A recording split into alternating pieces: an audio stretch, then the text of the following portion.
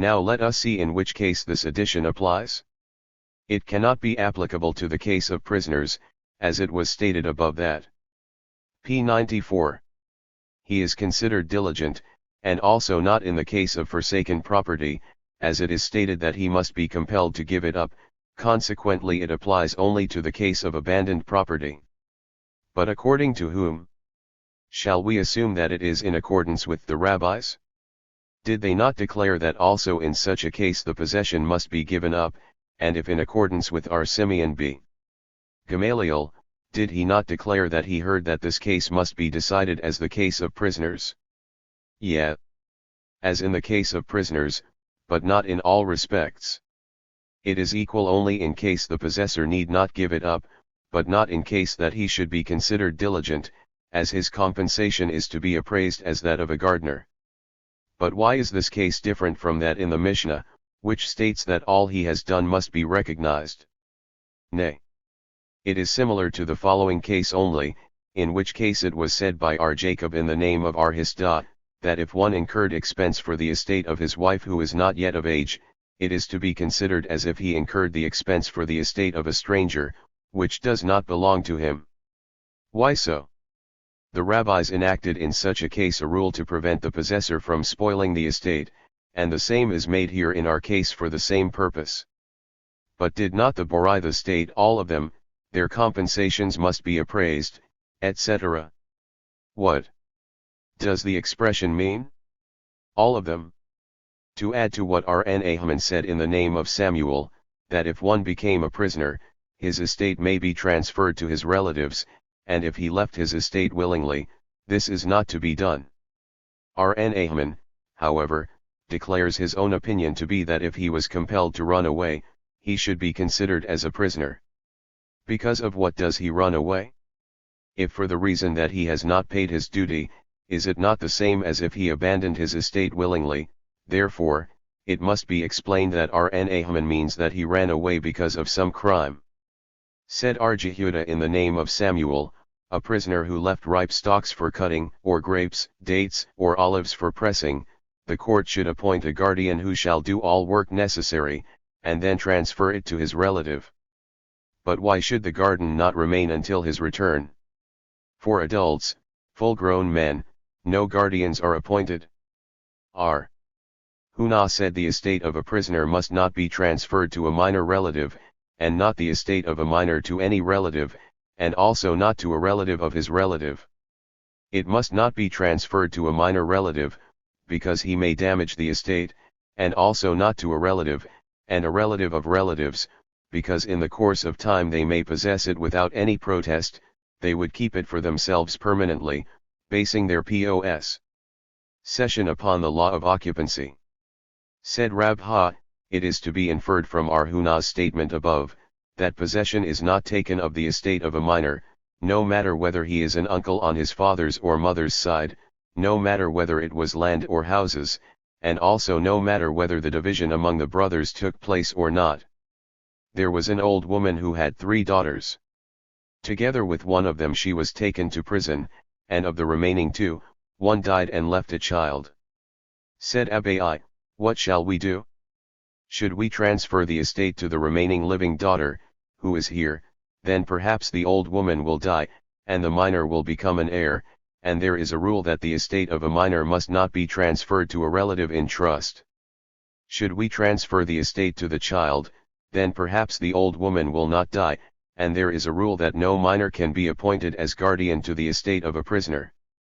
Therefore, the half of the estate should be given to the sister, who is here, and a guardian shall be appointed for the other half for the sake of the child.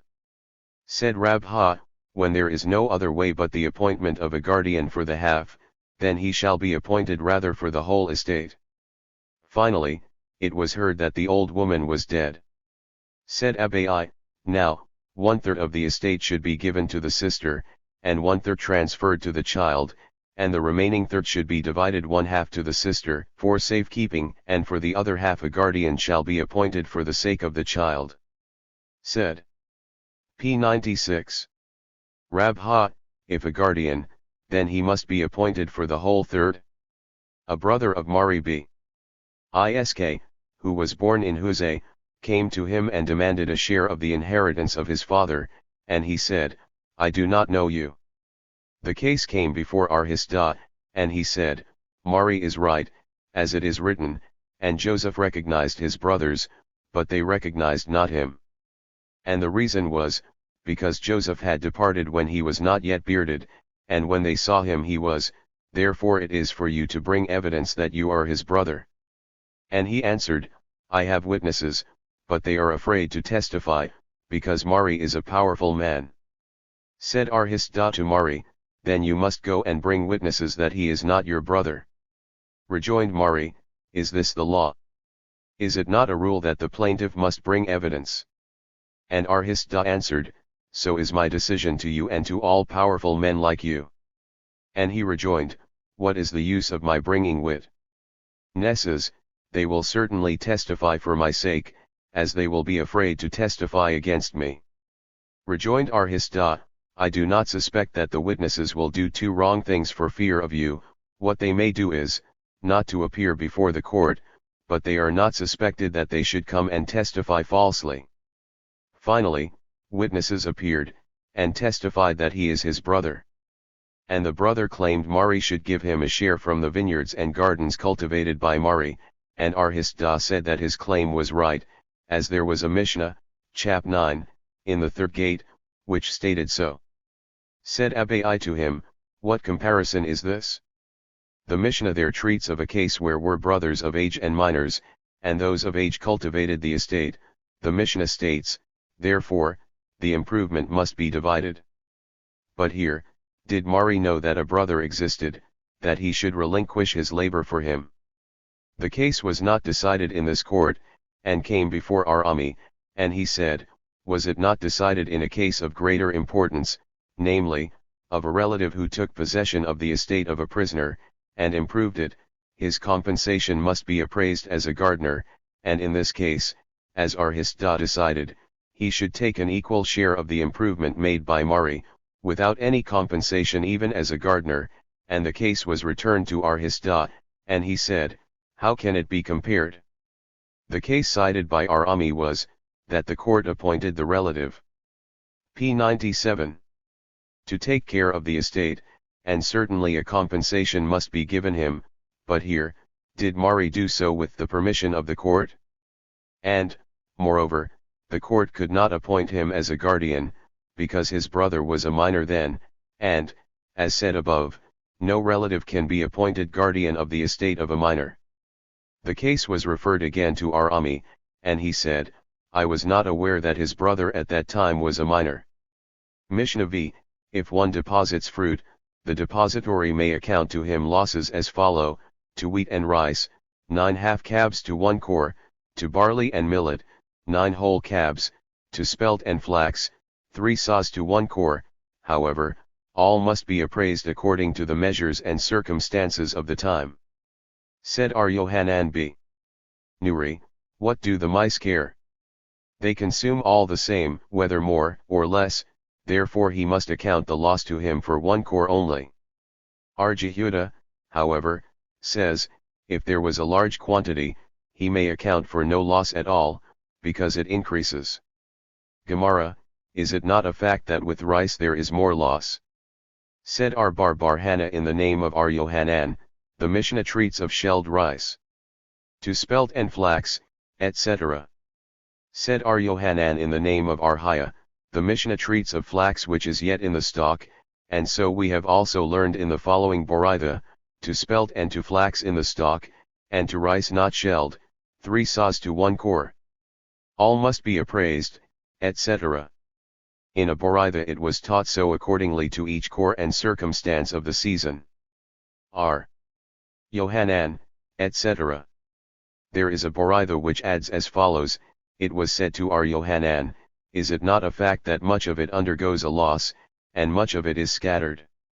Another Boraitha, concerning our Mishnah, states, all this is said in case he has mixed it with his own, but if he has assigned a corner, for him to put his grain, then he may say, yours is before you, take it as it is. But why should it not be the same, even if he has mixed it with his own? He may take his own, and for the remainder he shall say, yours is before you. The case was, when he used this grain. But even then let him take the remainder of his own. The case was when he did not know how much he had used of it. R. Jehudah said, etc. What is to be considered a large quantity? Said Rabbi Bar Hannah in the name of Ar Yohanan, 10 cores, and so we also learned in a Boraitha. A disciple taught before R.N. Haman that all this was said in p. 98. Case the depositor measured the grain of his barn, and the depository returned the grain also from his barn, but if he returned the grain from his house he needs not to account to him any loss at all, because it usually increases. Said R.N. Haman to him, does the Mishnah treat of fools who give a large measure and take in return a small one? Perhaps your Boraitha teaches as follows, all this is said when the depositor has given it to him at harvest time, and it was returned to him at the same season, but if he deposited it in the harvest, and it was returned to him in the rain season, he needs not to account any loss, as it increases. Said our Papa to Abai, if it is so, why should not the pitcher full of grain crack in the rain season? It happened that such a pitcher cracked. According to others, the grain which was in a closed pitcher does not increase, for lack of space. Mishnah 6, the loss of wine counts 1/6 R. Jehudah, however, says 1/5 of oil, 3 lugs of each 100, namely, 1½ for yeast, and 1½ for the absorption of the vessel. 1 If, however, the oil was already purified, there is no loss for yeast, and if the vessels were old ones, then nothing is to be accounted for the vessels.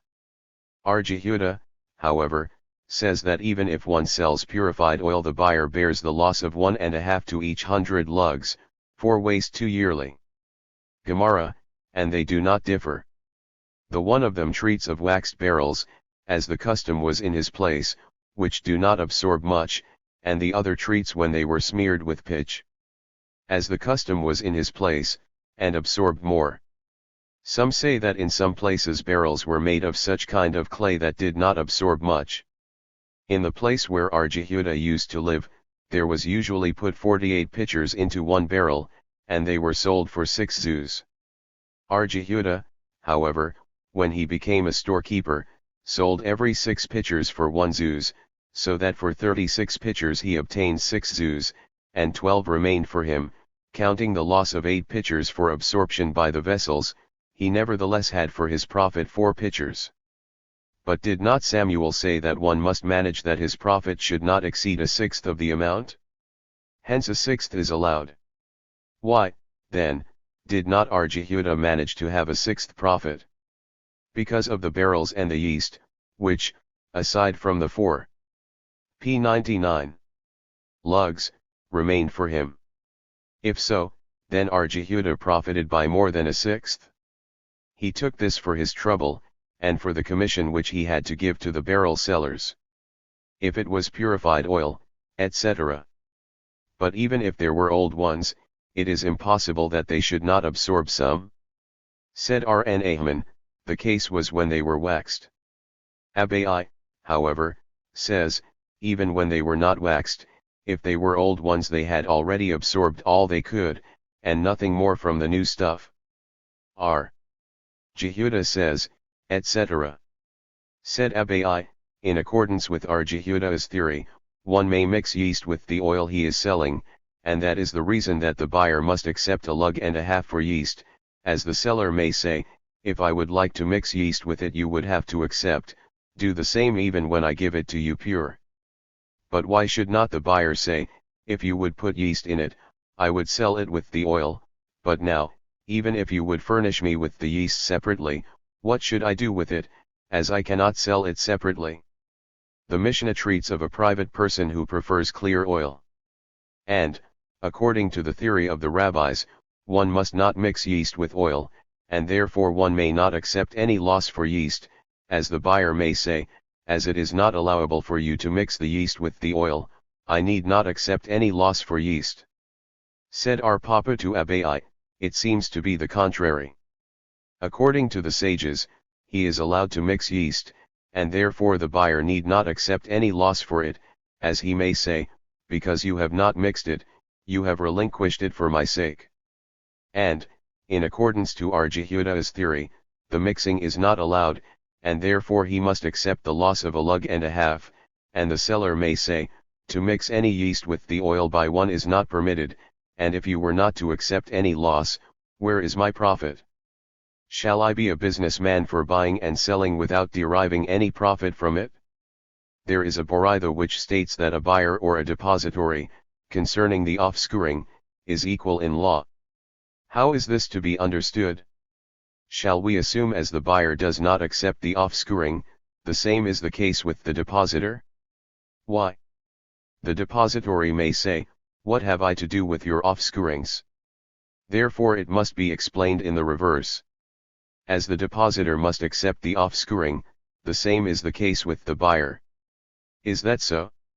Have we not learned in a Boraitha, our Yohanan said that the loss of unpurified oil is to be accounted to the seller only, but not to the P100 buyer, because he accepts a lug and a half for yeast, without offscouring? This presents no difficulty. It treats of a case when the money for the oil was paid in Tishri, and he delivered it in Nisan, with the same measure as at the time it was bought, and our Yohanan speaks of a case when it was paid and delivered in Nisan with the usual measure of the season. Mishnah 7, if a barrel is deposited for safekeeping with someone without the owner assigning a separate place for it, if the depository has handled it and it broke while yet under his hand, if his act was for his own advantage he is responsible. If for the sake of the article, he is not. If, however, it broke after it was replaced, there is no responsibility at any rate. If a separate place was assigned by the owner, and the depository handled it and it broke, he is responsible for it at any rate, provided he has replaced it for the sake of the article.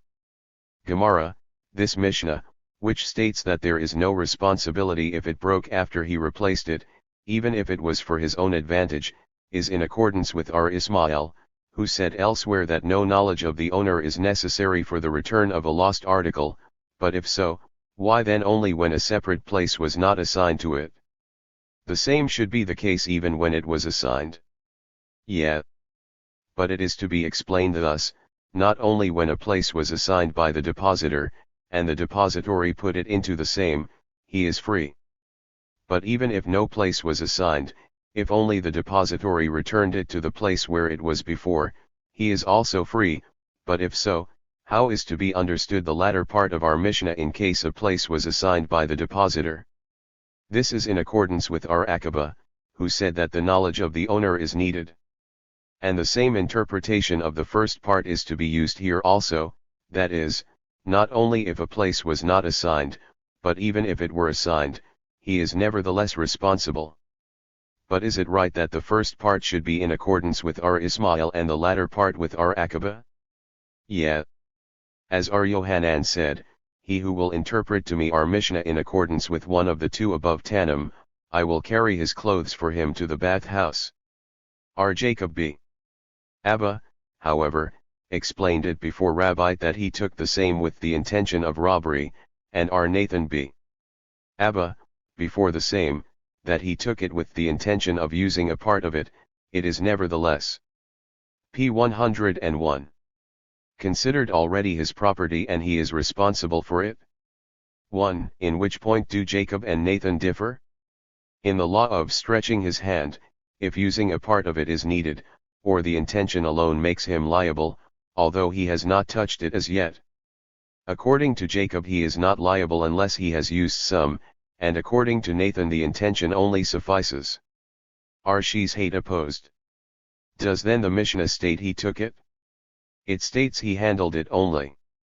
Therefore he explained it that the handling was for the purpose of reaching pigeons, which were on a higher place, by standing upon the barrel, and he holds that borrowing an article without permission of the owner is considered robbery, hence he acquired title to it. And by such an interpretation the whole Mishnah can be explained in accordance with our Ismail, and the latter part, in case the place was assigned by the depositor, treats when the depository has replaced it not in its assigned place. Our Yohanan, however, maintains that, from the expression of the Mishnah, replaced is to be understood that he put it at the very same place. It was taught, Rabbite and Levi, one of them holds that stretching his hands means that he used a part of it already, and the other one holds that the intention only suffices, and from the explanation of Rabbite in a Boraitha, further on, it may be understood that Rabbite is the one who holds that the intention only suffices. The Boraitha states as follows: a shepherd, who left his flock, and in the meantime a wolf or a lion damaged it, he is free. If, however, he placed his cane or his bag upon the animal, which was damaged by the above wild beast, he is responsible, and in the discussion, why such a law? It was explained in the name of Rabbite that he struck it with his cane and it ran away. Now, did he take anything away from the animal? Hence it is to be inferred that he holds that the liability of stretching his hands needs not any using or diminution of the article. But perhaps Rabbite means that he struck it so hard with his cane that it becomes lean, and it seems so from the expression, he struck it with his cane. Hence Rabbite holds that to the above liability using is needed, and Levi is the one who holds it needs not. Said R. Yohanan in the name. P. 102. Of R. Jose B. Nihare, peculiar is the stretching of hands, which reads in regard to a bailee for hire in connection from the same expression, which reads in regard to a gratuitous bailee. But I say that it is not peculiar. According to R. Jose, what is the peculiarity? He maintains this expression should not be written in the case of a bailee for hire, and it should be deduced from the case of a gratuitous bailee. Thus, a gratuitous bailee, who is not responsible for theft and loss, is responsible for stretching of hands. A bailee for hire who is responsible for the former also, so much the more should he be responsible for the latter act. Why then is it written separately? The peculiarity is that he is responsible, even for the intention. And R. Yohanan, who said, I say it is not peculiar, bases his theory on the ground that the above a fortiori conclusion is to be contract overt. Thus, a gratuitous bailee is in some respects more rigorously held in a case where he claims stolen, and must pay the double amount if thereafter it was found that it was not so, which is not the case with the bailee for hire. He, however, who does not use the objection, maintains that the principal amount without an oath is more rigorously held than the double amount with an oath. Rabha says, if the expression of stretching hands would not be written in the both above mentioned cases, it could be deduced from the case of a borrower. A borrower who has stretched his hands on the article with the permission of its owner is, nevertheless, responsible, even for an accident. Both the above mentioned cases, which treat of those who have stretched their hands without the permission of the owner, so much the more should they be responsible. Why, then, is it written, one of them, to teach that the intention of stretching hands without using suffices, and the other one, that one shall not say that the rule, it is sufficient for a deduction, to apply the law of the case from which it is deduced, in the very same manner, but not more rigorously. And as a borrower is not responsible when it happened in the presence of the owner, so also should be with both mentioned bailees, that if they have done so in the presence of the owner, they should be free. Mishnah 8, if one has deposited money for safekeeping, and the depository tied it and carried it on his shoulder, or he gave it to his son or daughter, who were not as yet of age, or he p. 103 did not lock it safely, he is responsible for carelessness. If, however, he was careful with it, as it is required of a bailee, he is free.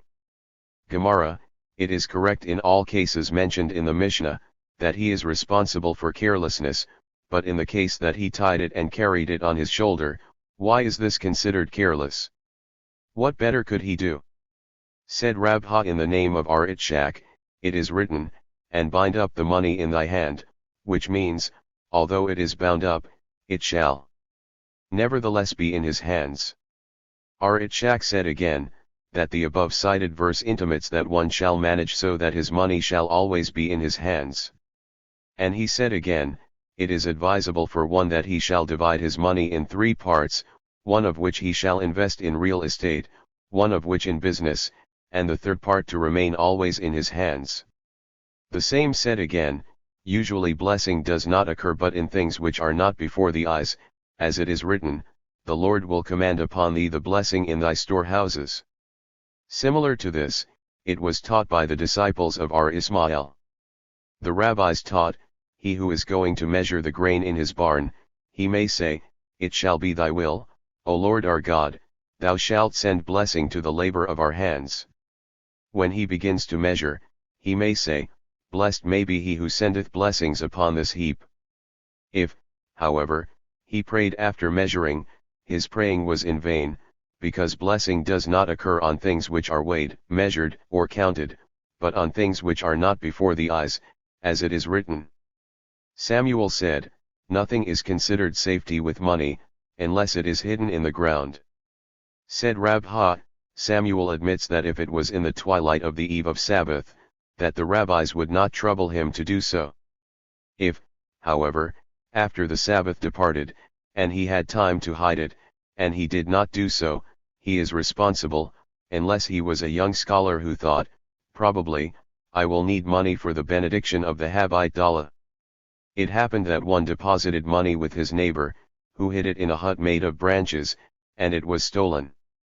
When the case came before our Joseph, he said, although concerning fire, it is a willful carelessness, concerning thieves, it is considered safe, and there is a rule that if, finally, it was an accident, although it was started in p. 104. Neglect, there is no responsibility. The halakha, however, prevails, that in such a case there is responsibility.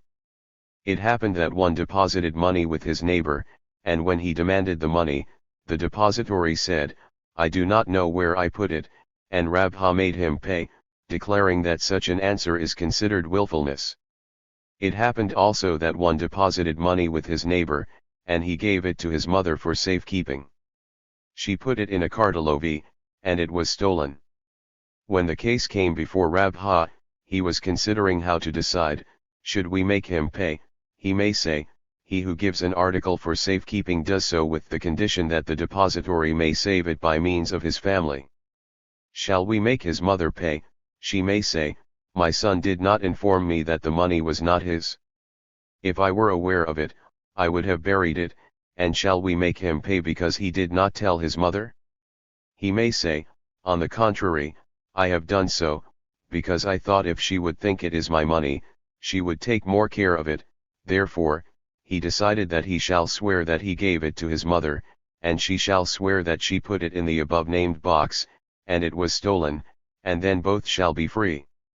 There was a guardian of orphans, who bought an ox for the orphans and transferred it to the shepherd. The ox had no teeth and could not eat, and finally it died. And Rami b. Hama considered how to decide, shall we make the guardian pay? He may say, I transferred it to the shepherd, what could I do more? And shall we say the shepherd shall pay? He may say, I did my duty. I have put it between the oxen, and food was given to it, how could I know that it could not eat? The decision of Rami b. Hama was, that the speculator should swear that he was not aware of it, and then the shepherd must pay the value of cheap meat. 1. p. 105. It happened one deposited a bundle of hops with his neighbor, who owned a similar bundle of the same, and told his employee to put the hops in the beer, from his own bundle, but the employee took them from the other one. When the case came before Aramrum, he was considering how to decide this case. Shall the depository be made to pay? He may claim, I told my employee to take from my own. Then should the employee be made to pay? He may claim, my employer did not tell me not to touch the other bundle, and I thought that he only showed me that he owned hops, and it was no difference from which bundle I would take. Mishnah 9, money deposited for safekeeping with a money changer, if it was tied up, he must not use it, and therefore, if lost, he is not responsible. If open, he may use it, and is responsible if lost. With a private person, however, he may not use it under any circumstances, and is therefore not responsible for loss. A storekeeper is considered in this respect a private person, according to our Meir. According to our Jihad, however, he is considered a money changer. P 106.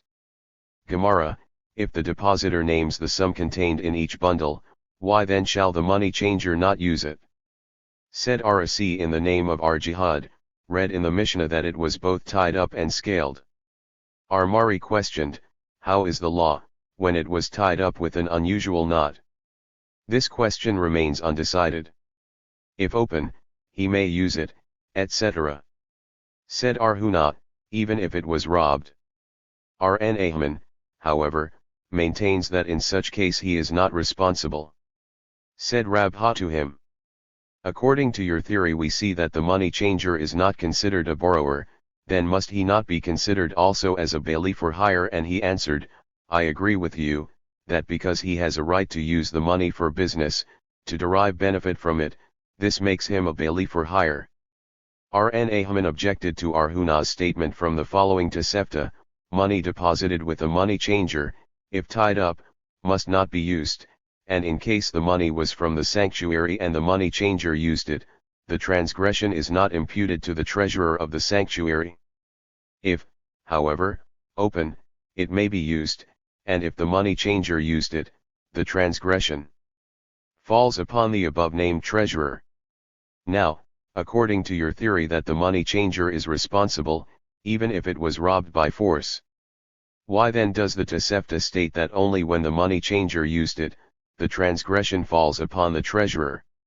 And Arhuna answered, indeed, the same is the case even when the money changer has not used it, and the expression used in the latter part is not to be taken in particularity, but it is mentioned because of the same expression in the first part.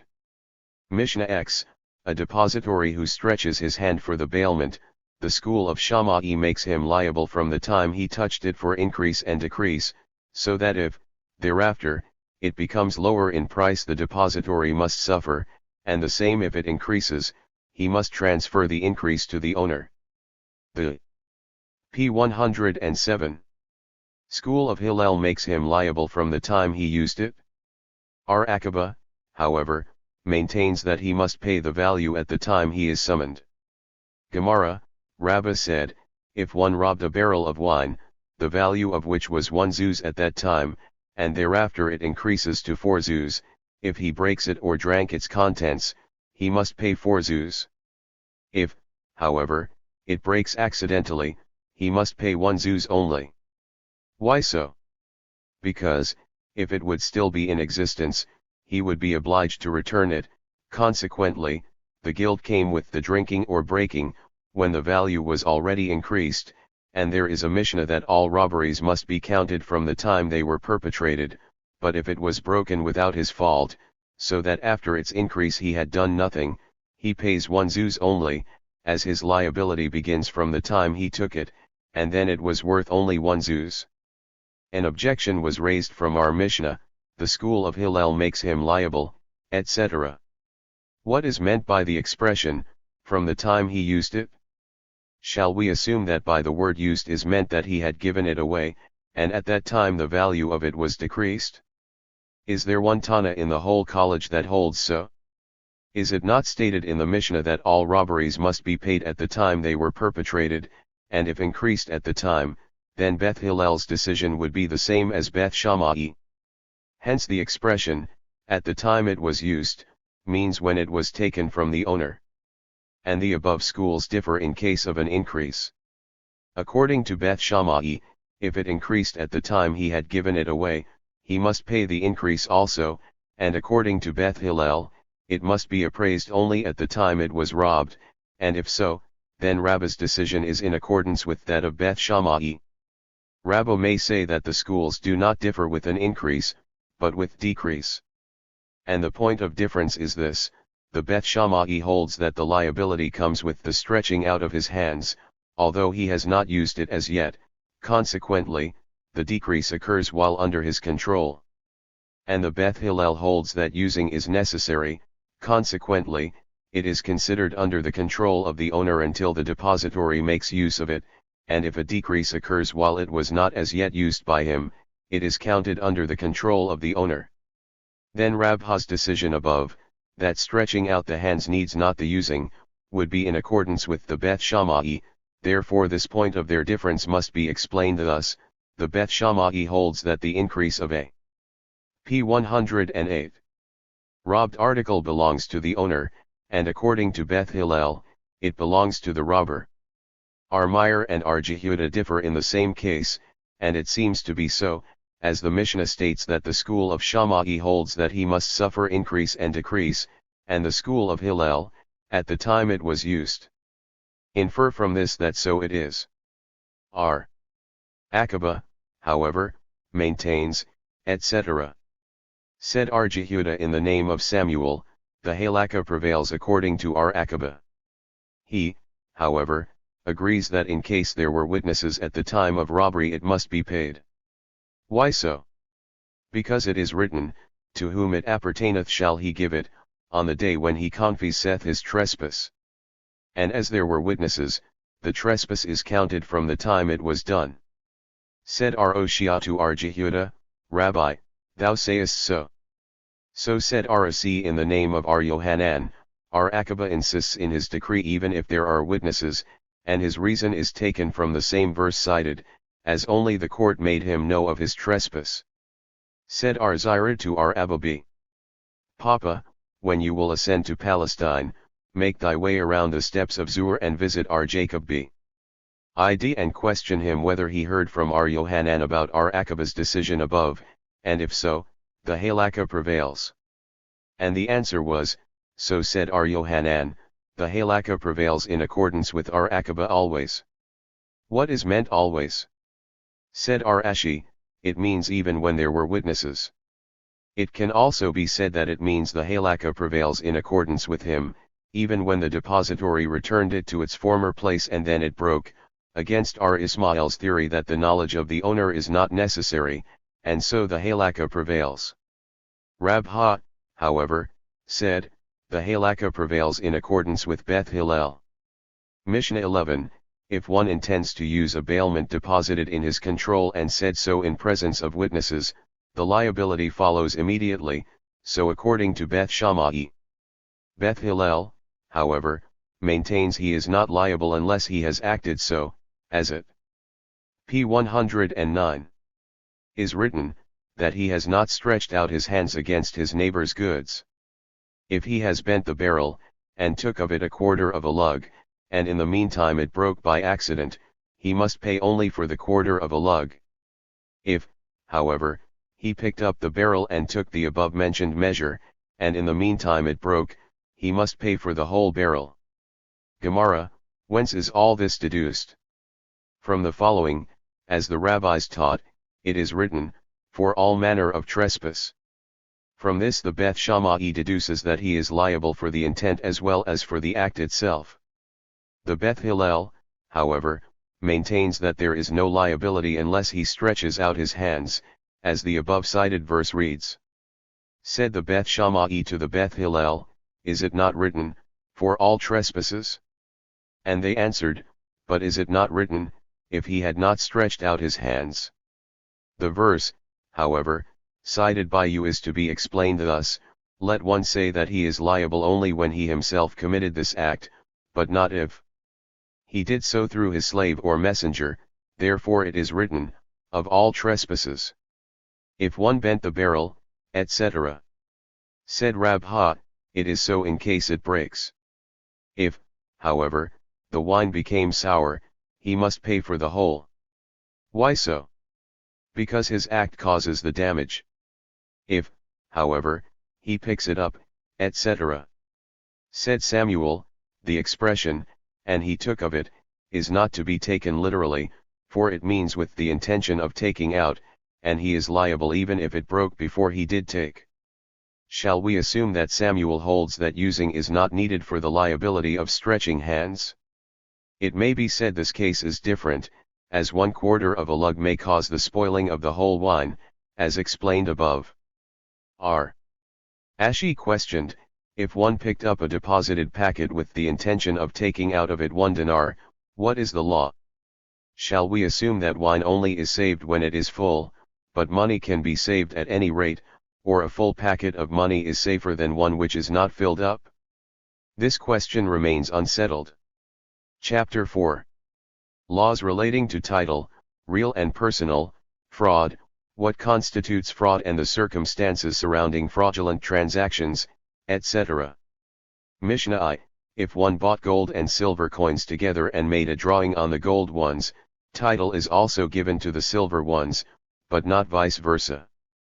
The same is the case with copper and silver coins, the drawing on copper ones gives title to the silver, but not vice versa. If one has drawn coins which are out of circulation, having bought them together with good money, the sale is valid for both. If, however, he took possession of the good money, which was bought together with those out of circulation, the latter are not considered his unless he takes possession of them also. The same is the case if one buy uncoined with coined money, to acquire title to both he must take possession of the uncoined. If, however, he did so with the coined money, the uncoined is not considered bought. Movable articles give title by drawing them, also for the coins bought with them, which is not the case with drawing the coins only. All movable articles give title by drawing one of them. How so? If one made a legal drawing of the article, although he has not paid the money as yet, he cannot rescind. If, however, he paid the money, and did not make a drawing of the article, he may rescind. But it was said that he who has punished the generation of the flood and the generation of the scattered, whose tongues were confused, he will punish him who does not keep his promise. R. Simeon, however, maintains that he who has the money in his hand has the preference. Gemara, Rabbi taught his son R. Simeon, gold coins give title to the silver. And the son rejoined, Rabbi, in your youth you taught us that the silver ones give title to the gold ones, and now in your old age you teach that only the gold ones give title, but not the silver ones. Said R. Ashi, it seems to me that his opinion while in his youth is more correct, as our Mishnah states that copper gives title to silver. Now if you are of the opinion that silver in comparison with gold is considered an article of trade, it is correct when it states that copper gives title to the silver, as it is considered an article of trade only in comparison with gold, but in comparison with copper it is considered a circulating coin. But if you say that silver is considered a circulating coin, even in comparison with gold, is it then necessary to teach that it be considered so in comparison with copper? Is this not self-evident? The Gemara, however, maintains that this statement cannot be considered an evidence, as the teaching that copper gives title to silver was needed in case where silver is considered a circulating coin, even in comparison with gold, because it may be said that in the places where copper coins are used they are more in circulation than silver, hence they cannot be considered articles of trade in comparison with silver. Therefore he comes to teach us that although in some places it is as stated above, in the majority, however, silver is more in circulation than copper, and is considered a circulating coin everywhere. And Arhaya is also of the opinion that silver is always considered a circulating coin, and this is to be understood from the following.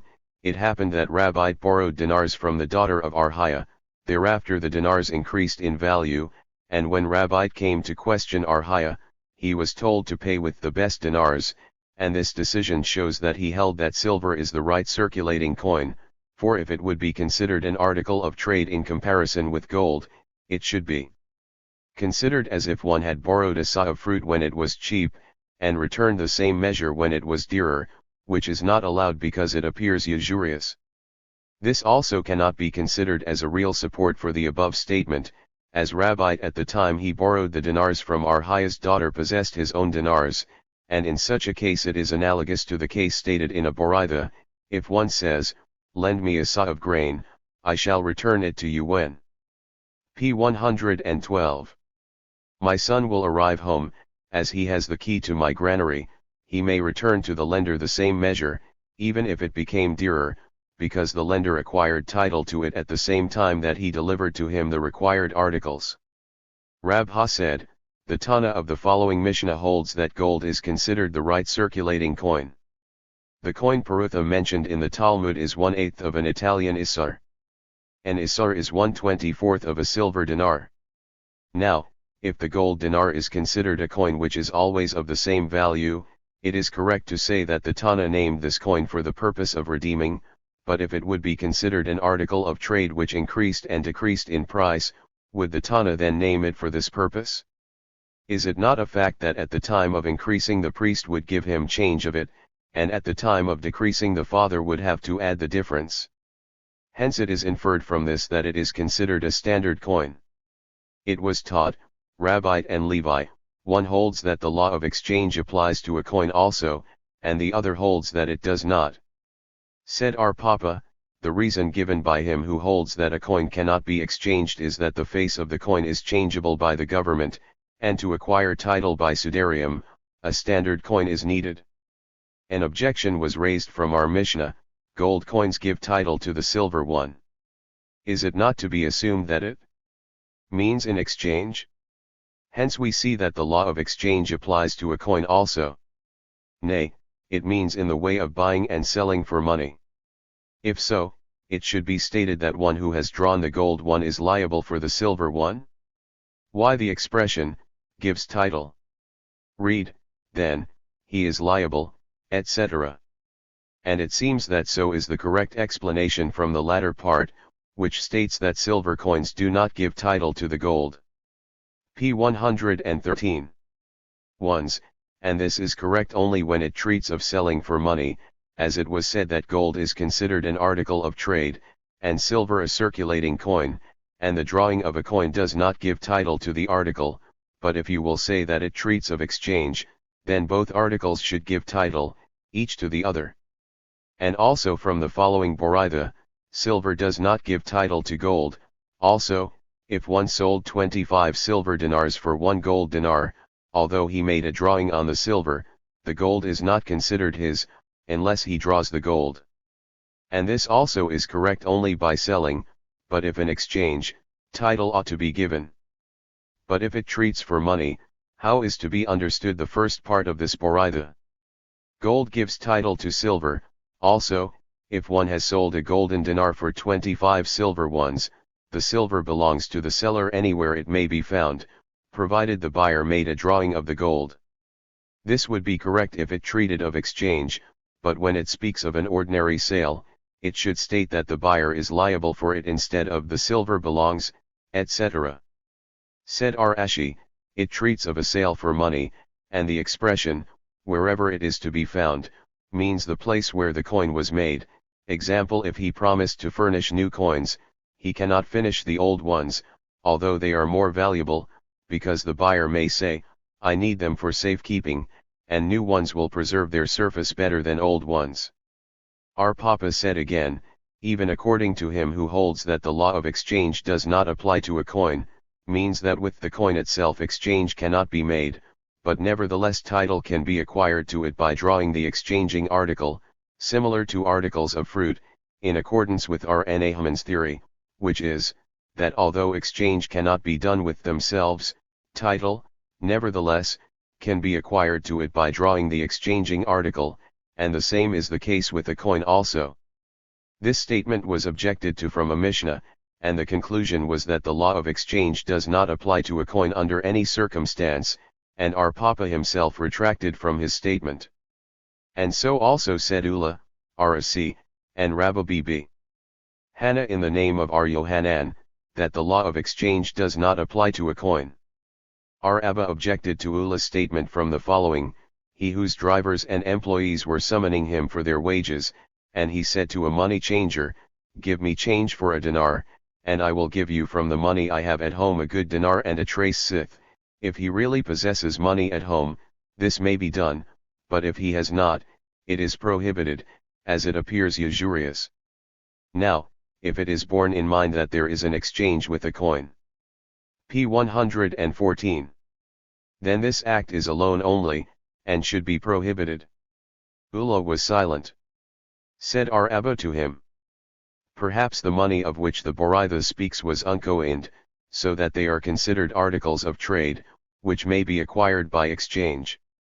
Said Ula to him, you are right, and this is to be inferred from the expression, a good dinar, and not a dinar and a trace sith, which means, From uncoined money I have at home I will give you the value of a dinar and a trace sith. Rashi, however, said, the Boraitha treats of coined money, and, nevertheless, it does not contradict the above statement, for as soon as he has the money home, it is to be like the case where one said, lend me until my son will come with the keys, stated above. All movable articles, etc. Said Resh Lakish, even a purse filled with money may be acquired with another one equal to it. And Araha explained his statement, that he speaks of dinars in one purse which were abolished by the ruler, and in the other purse, which were by the country, and both cases are needed, for if he would speak of those which were abolished by the ruler, one might say, because they are useless anywhere, they may be exchanged, but that of the country, which can be used in another country, they are still considered coins in circulation, and the law of exchange does not apply. And if he would speak of the latter, one might say, because they are useless at any rate in this country, they are not considered any more as circulating coins, but if prohibited by the ruler, but privately still circulated, they are yet considered coins, therefore both statements. Rabbah in the name of Arhuna said, if one were holding some coins in his hand and said, sell me your articles for the money I have in my hand, and the other agrees, and accepts the money, without asking the amount of it, the buyer acquires title to the article, and if, however, the article was in value a sixth less than the amount, the sale is null and void, because it is fraudulent. The title is acquired to the article because the seller was not particular as to the money, it is considered as an exchange, and the law of fraud applies here, because of the expression, sell me, which means it shall be the value of the amount I hold in my hand. Abba in the name of the same authority, however, said, if one said, sell to me for the money I have in my hand, no cheating can be claimed. It is certain that when the seller is not particular as to the amount, the buyer acquires title to the article, even before he drew it, as it is considered an exchange, in which the drawing of p. 115. One article suffices for the others also. But what is the law if it is an exchange, and they are particular as to the values? Is the drawing needed in both articles, or does one of them suffice? Said Rabi. Abba, come and hear, if one was holding his cow in the market, and his neighbor questioned him, why are you holding the cow here? He answered, I need an ass. Replied the other, I have an ass, and can furnish you with it, but would like to know the price of your cow. The price is so and so. And what is the price of your ass? So and so, and they agree. Then the owner of the ass made a legal drawing of the cow, but the ass died before the owner of the cow made the drawing. The title to the cow is not acquired by the owner of the ass, hence we see that, although in a case of exchange, as soon they are particular as to the value, title is not acquired unless the drawing of both articles occurs. Said Rabha, does then the law of barter apply to fools who are not particular as to the value? All exchanges are very particular, and nevertheless title is acquired by drawing of one of the exchanged articles, and the above Boraitha treats of a case where the exchange was made of an ass for a cow and a sheep, and the owner of the ass made a drawing on the cow only, but not of the sheep, which cannot be considered a legal drawing. The master said, if one said, sell me for this amount, title is acquired, and nevertheless the law of fraud applies. Shall we assume that Arhuna holds that coins may be exchanged? Nay. Arhuna holds with Yohanan, who says that, biblically, money gives title, but for what purpose was it so stated that drawing gives title? This was enacted for the purpose that one might say, your property was destroyed by fire in my attic. And the enactment was made only for a usual selling and buying, but for such a sale as Arhuna stated, which is unusual, this enactment does not apply. Said Marhuna, the son of Rnahman, to Rashi, you taught so. p. 116.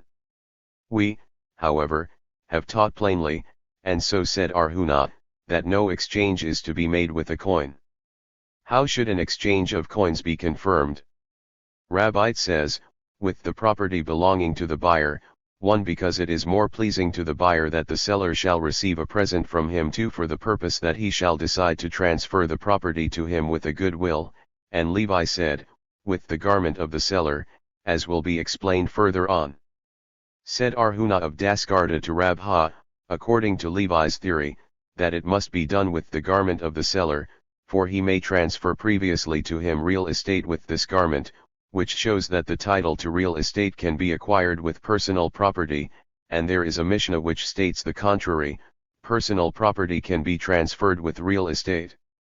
And he answered, if Levi would be here, he would strike your face with fiery lashes. Do you think that the garment gives title? For the pleasure he feels on being presented with the article, he concludes to transfer the goods to the other. The former Amoraim are in accordance with the Tanam of the following Boraitha. It is written, now this was formerly the custom in Israel at a redeeming and at an exchanging, to confirm anything, that a man pulled off his shoe and gave it to the other, and this was the manner of testimony in Israel. Redeeming means selling, and so it reads, it shall not be redeemed any more. And exchanging means taken literal, as it reads, he shall not alter it nor change it. To confirm. Pulled off his shoe and gave it to the other. Who has given to whom? Boaz gave to the Redeemer. Jehuda, however, says, on the contrary, the Redeemer gave to Boaz. There is a Boraitha. This ceremony can be done with any article, even if its value is less than a perutha. Said Ahman, it must be a utensil, but not fruit. Shethid, however, maintains that this may be done with fruit also. What is the reason for Ahman's statement? Because in the scripture one reads shoe, which is a utensil. Shethid, however, bases his opinion upon confirming anything. And p. 117. What would Ahman say to this? To confirm anything, which was done by the ceremony with the shoe. But according to Shethid, what does the word shoe signify? As the shoe is a complete article, so all other articles with which the ceremony is to be performed must be completed, to exclude fruit, which is not fit for a sidarium. Shethid Bred said, according to whom do we write in our legal papers, with an utensil which is fit to confirm with? In accordance with the opponents of Shethid, who said that the ceremony may be done with fruit also, and the opponents of Samuel, who said that a vessel made of Morocco may be used for this purpose, and also to deny Levi's theory, which is with the property of the seller, we say to confirm with, but not to give title with it. 1. Papa, however, said, the expression, with a vessel, means to exclude a coin, which is fit. Said Zebid, and according to others Ashi, to exclude such vessels of which no benefit must be derived, there is no necessity of excluding Morocco, which all agree it is not fit for that purpose. Unco and money, etc. How is this to be understood? Said Yohanan, i.e., a coin which is counterfeit.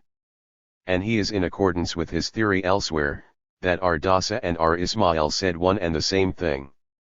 Dasa in a Mishnah, second tithe must not be exchanged for a counterfeit coin.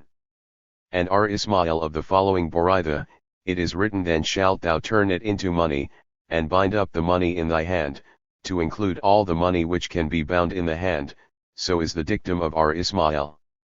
Akaba said that it includes all coins which have an imprint of the ruler's face on them. How so, if one made illegal, etc.? Said Yohanan, biblically, money paid gives title. Why, then, was it said that drawing is needed? For fear that a fire may occur in the house of the seller, where the bought article is placed, and if it is still considered under his control he will trouble himself to save it, but if it would be considered under the control of the buyer he will not care to save it. Resh Lakish, however, said that the drawing is prescribed by the scripture, viz., it is written, and if thou sell aught unto thy neighbor, or buy aught. p. 118. Of thy neighbor's hand, signifies a thing which goes from hand to hand. Yohanan, however, says that hand excludes real estate, that the law of fraud does not apply to it. Resh Lakish, however, maintains that if it would be as R. Yohanan said, the scriptures would read in the case of selling only. Why is then the case of selling repeated? To verify my statement, an objection was raised to Resh Lakish's statement from our Mishnah. R. Simeon, however, said that he who has the money in his hand has the preference, which means that the seller may retract, but not the buyer, and this is correct only when money paid gives title biblically. Therefore the preference is given to the seller that he may retract. In case the article will become dearer for his purpose, he should save it from an accident, thinking it is still considered mine, as I may retract and probably the price will be increased, but not the buyer, as the title is acquired with paying the money. But if the money does not give title biblically, why should not the buyer also have the right to retract? Resh Lakish may say, I have nothing to do with our Simeon's theory, and my explanation is in accord with the rabbi's theory. There is, however, an objection from the latter part. But it was said, he who punished, etc., which would be correct only when money gives title, but if it does not, why should he be punished? Because he retracts his words. Is that so?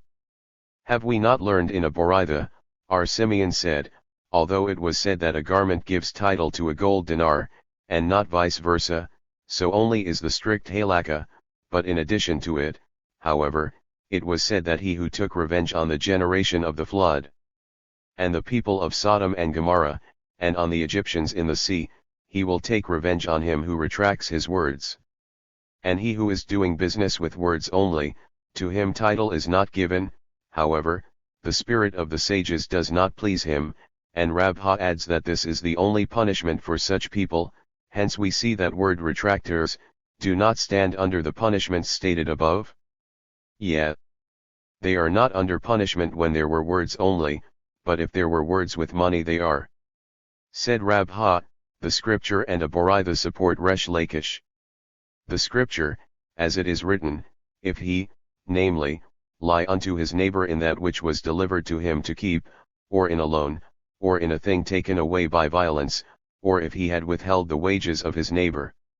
A loan said arhista, i.e., that the borrower has pledged an article for p. 119. His loan.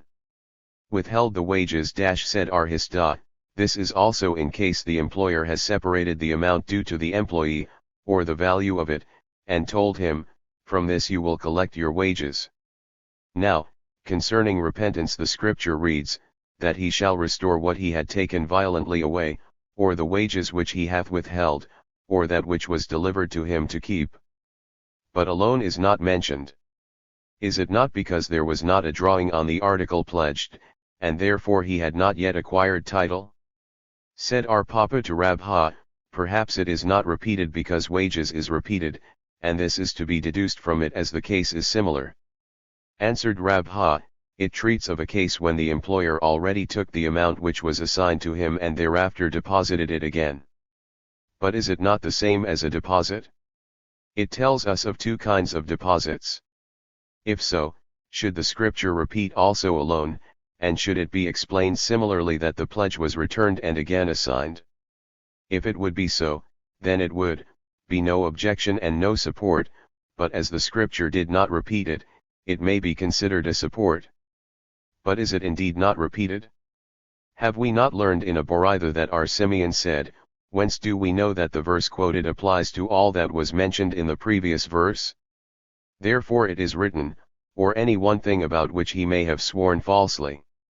And R.N. Ahman in the name of Rabbi Abohu, quoting Rabbite, said that it intends to add that a loan shall also be returned. It may be, but nevertheless the scripture did not repeat it plainly, and the Boraitha is as follows, if one has given a coin belonging to the sanctuary unintentionally to a bathhouse keeper, he has committed a transgression, although he did not use it as yet. And Rabbite explained the Boraitha, that the expression bathhouse keeper signifies that only in a similar case, where the giver of the coin has nothing to receive in exchange, but in case he has, he committed no transgression, unless a drawing was made on the receiving article. And so also is R. Nahman's opinion, that money gives title biblically. And Levi searched in the Boraithas which he compiled himself, and found one which stated that if one gave a coin belonging to the sanctuary to a wholesale dealer as a deposit for goods which he should take later, a transgression is committed. But then the Boraitha contradicts Resh Lakish above. P. 120. Statement. He may say that this Boraitha is in accordance with our Simeon of our Mishnah. But it was said that he who had punished, etc. It was taught, according to Abai, if he retracts, he ought to be notified that he will be punished by heaven, and according to Rabha the Mishnah means he shall be cursed. He who had punished, etc., shall punish you. Said Rabha, I base my statement upon the following act. Arhiabi. Joseph accepted money as a deposit for salt to be delivered afterwards. In the meantime the price of it went up, and he questioned Ar Yohanan what he had to do, and was told that he must deliver the salt, otherwise he must take the punishment stated in the Mishnah. Now, if the Mishnah means that he should be notified only, is then Arhiabi Joseph among those who must be notified? But even according as you say, that he was to be cursed, is it possible that Arhiabi Joseph would take for himself a curse from the rabbis? The case with him was thus, he thought that he had to deliver to him the salt according to the sum of the deposit, but not for the whole amount of the sale, and was told by Ar Yohanan that with the deposit they had acquired title for the whole amount bought. It was taught, a deposit, according to Rabbite, gives title only for the sum it contains, and according to Ar Yohanan, it gives title for the whole article or articles he had bought. An objection was raised, if one has given a deposit to his neighbor, with the condition that if he should retract, the deposit shall be relinquished, and the other said to him, in case I will retract, I shall double the amount of the deposit. These conditions are to be followed, so is the decree of Ar Hosea. Ar Jehuda, however, maintains that it is sufficient that he should deliver to him the value of his deposit. Said Ar Simeon b. Gamaliel, this is in case he gave him the money as a deposit, but if it was given to him as a part of the payment, as, example if one sold a house or a field for 1,000 zuz, and he paid 500 zuz as a part of it, title to the article sold is acquired, and he must pay him the balance even after a lapse of many years. Is it not to be assumed that the same is the case with movable property, that the deposit gives title to all the movable property he has bought? Nay. To movable articles title is acquired only for the sum the p. 121. Deposit contains, and the difference between them and real estate is, that with the latter title is acquired by money only, the deposit gives title to the whole of it, but to movable articles, with which drawing is required, and even if he would pay for the whole, without any drawing, the possessor of the money has the right to retract, but he must take the curse in question. Hence title is acquired with the condition that the curse will be borne by him. Then this curse can apply only to the article in value as much as the deposit contains, but not for the amount it was bought. R. Kahana had accepted money for flax which he was to deliver thereafter. In the meantime flax became dearer, and he questioned Rabbite what to do, and was told, deliver to them for the sum you have in your hand, as the balance was bought relying on words only, for which a loss of confidence is not to be considered, as it was taught, words, Rabbite said, if they are not kept, loss of confidence is not to be considered. And Ar Yohanan says it may. An objection was raised from the following, Ar Hosea b. Jehuda said, why is repeated just hin, is this not included in the word just ephah, ibid, to instruct you that your yea shall be just, and your nay shall be just? Said Abai, the cited verse signifies one shall not talk with his mouth differently from what he thinks in his heart. But did Ar Yohanan indeed say so? Did not Rabbi b. Hannah say in his name that if one said to his neighbor, I will make you a present, he may retract thereafter? Said our Papa, R. Yohanan agrees that if one promises to make a present of a small amount, no retraction can take place, as the other party relies upon it. It happened that one gave money for poppy, meanwhile the poppy increased in price, and the seller retracted, and told him, I have no poppy, take your money back, and he did not. Meanwhile the money was stolen, and the case came before Rabha. He said, because he was told to take his money back, the seller is not responsible, not only as a bailee for hire, but he cannot even be considered a gratuitous bailee. Said the rabbis to Rabha, must not the retractor at least take upon p. 122 himself the above curse as his punishment? And he said, yeah, if he will not give the poppy, he must bear this punishment. Said our poppy, I was told by Rabbina that the case was not so, as he was told by one of the rabbis, who was named Artabuth, and according to others Samuel b. Zutra was his name, and he was such kind of a man that he would not change his word, even if all goods of the world were to be delivered to him, and he told me, the above case of poppy happened to me. On one Friday I was sitting in my house, when a man came and questioned me whether I have poppy to sell, and I said no. Said the man to me, let then this money I have be deposited with you, as it is nearly twilight, and I said my house is yours, put it wherever you like. He did so, and finally the money was stolen, and when he came to complain before Rabha, he was told that by my words, my house is yours, I did not take any responsibility even as a gratuitous bailee. And when he was asked, did not the rabbis say to Rabha that this man should take the curse of punishment, etc.? He rejoined, this never occurred. R. Simeon said, etc. We have learned in a Boraitha, R. Simeon said, this is in case both the article and the money were in the hands of the seller, but when the money was in the hands of the seller and the article in possession of the buyer, he cannot retract, because he already received the value for the money. Is that not self-evident? Said Rabha, the case was that the attic of the buyer was hired by the seller, and the article was placed there. In such a case no drawing is needed, as the enactment of drawing was for the purpose that the seller shall trouble himself in case of a fire to save it, which does not apply in this case, as the article was under the control of the buyer, and if a sudden fire would happen the buyer would do all things possible to save it. It happened that one paid for an ass, and before he got hold of it he learned that this ass would be taken away by Parsec the Rufuli.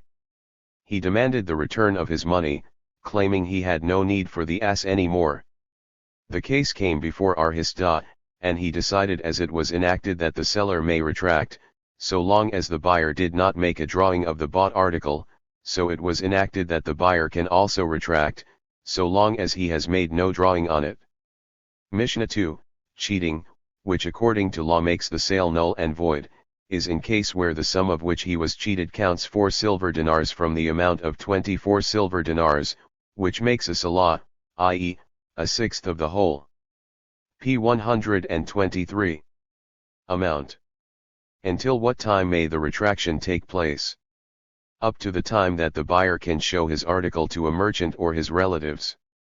Tarfon decided in the city of Luda that to avoid a fraudulent sale of 8 silver dinars from 24, i.e., a third of the whole amount, and the merchants of Luda were pleased with this decision. When, however, they heard his further decision, that the retraction may take place during the whole day, they requested Tarfon that he should leave them with the old decision of the sages, and so they returned to the decision of the sages. Gemara, it was taught, Rabbite said, the Mishnah means the sixth of the correct price of the article.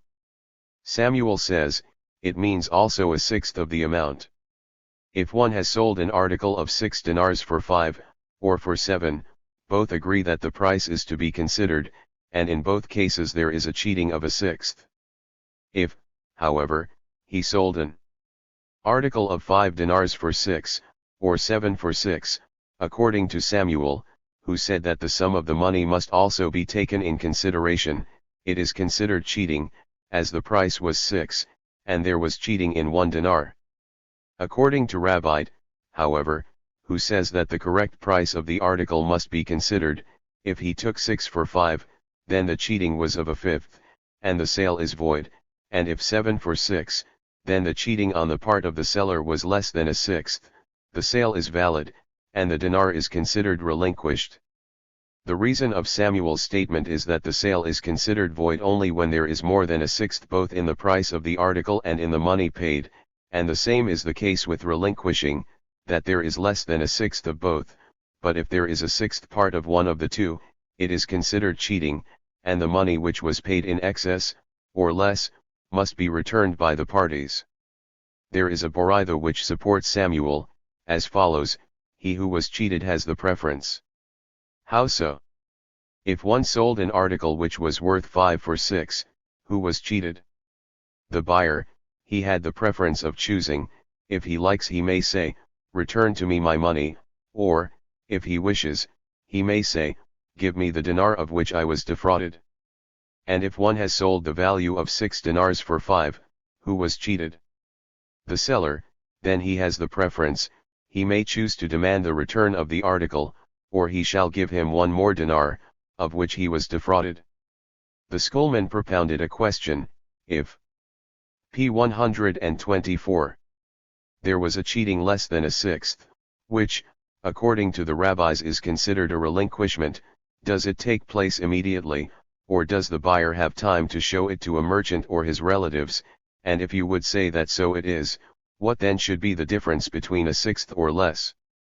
Shall we assume that if a sixth he has the preference, if he likes to make void the sale, or to demand the money he was defrauded of, and if it was less than a sixth the sale is valid, but the sum obtained by cheating must be returned?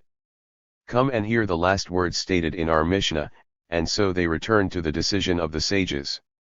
Said Rab Ha, the halakha prevails as follows: if cheating was less than for a sixth of its value, the sale is valid; more than a sixth, the sale is void; and if, however, an exact sixth, the sale is valid, but the amount must be returned to him who was cheated, and in all such cases the time for showing to merchants, etc., is granted. There is a Boraitha supporting Rab Ha, viz. Cheating in less than a sixth, the sale is valid; more than a sixth, the sale is void; an exact sixth, the sale is valid, but the cheating must be returned. So is the decree of our Nathan. Our Jehuda the prince, however, maintains, the seller always has the preference; if he likes he may require the price which was agreed, or that the amount of which he was cheated should be returned. In both cases, however, time for showing it to a merchant must be granted to the buyer. Until what time the retraction may take place, etc. Said R.N. Ahman, this decision applies to the buyer only, but the seller may retract at any time. Shall we assume that the last words of our Mishnah support R.N. Ahman, as they are correct only when the seller has the right to retract at any rate, and, therefore, they were not benefited by our Tarfon's decision? But if you would say that the seller has no more right than the buyer, then they could be benefited by our Tarfon's decision, in case they have erred in the price of sale. Why, then, have they returned to the decision of the sages?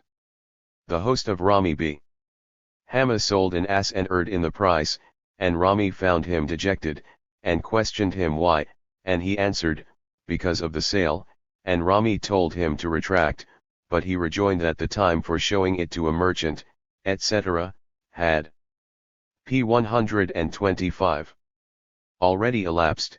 Then Rami advised him to go into the court of R.N. Ahman, and he decided according to his theory stated above.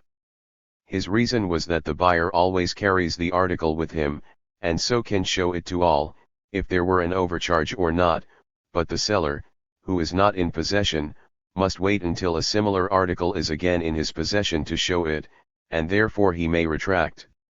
There was a man who had to sell pearls, which were worth 5 dinars each, and he demanded 6.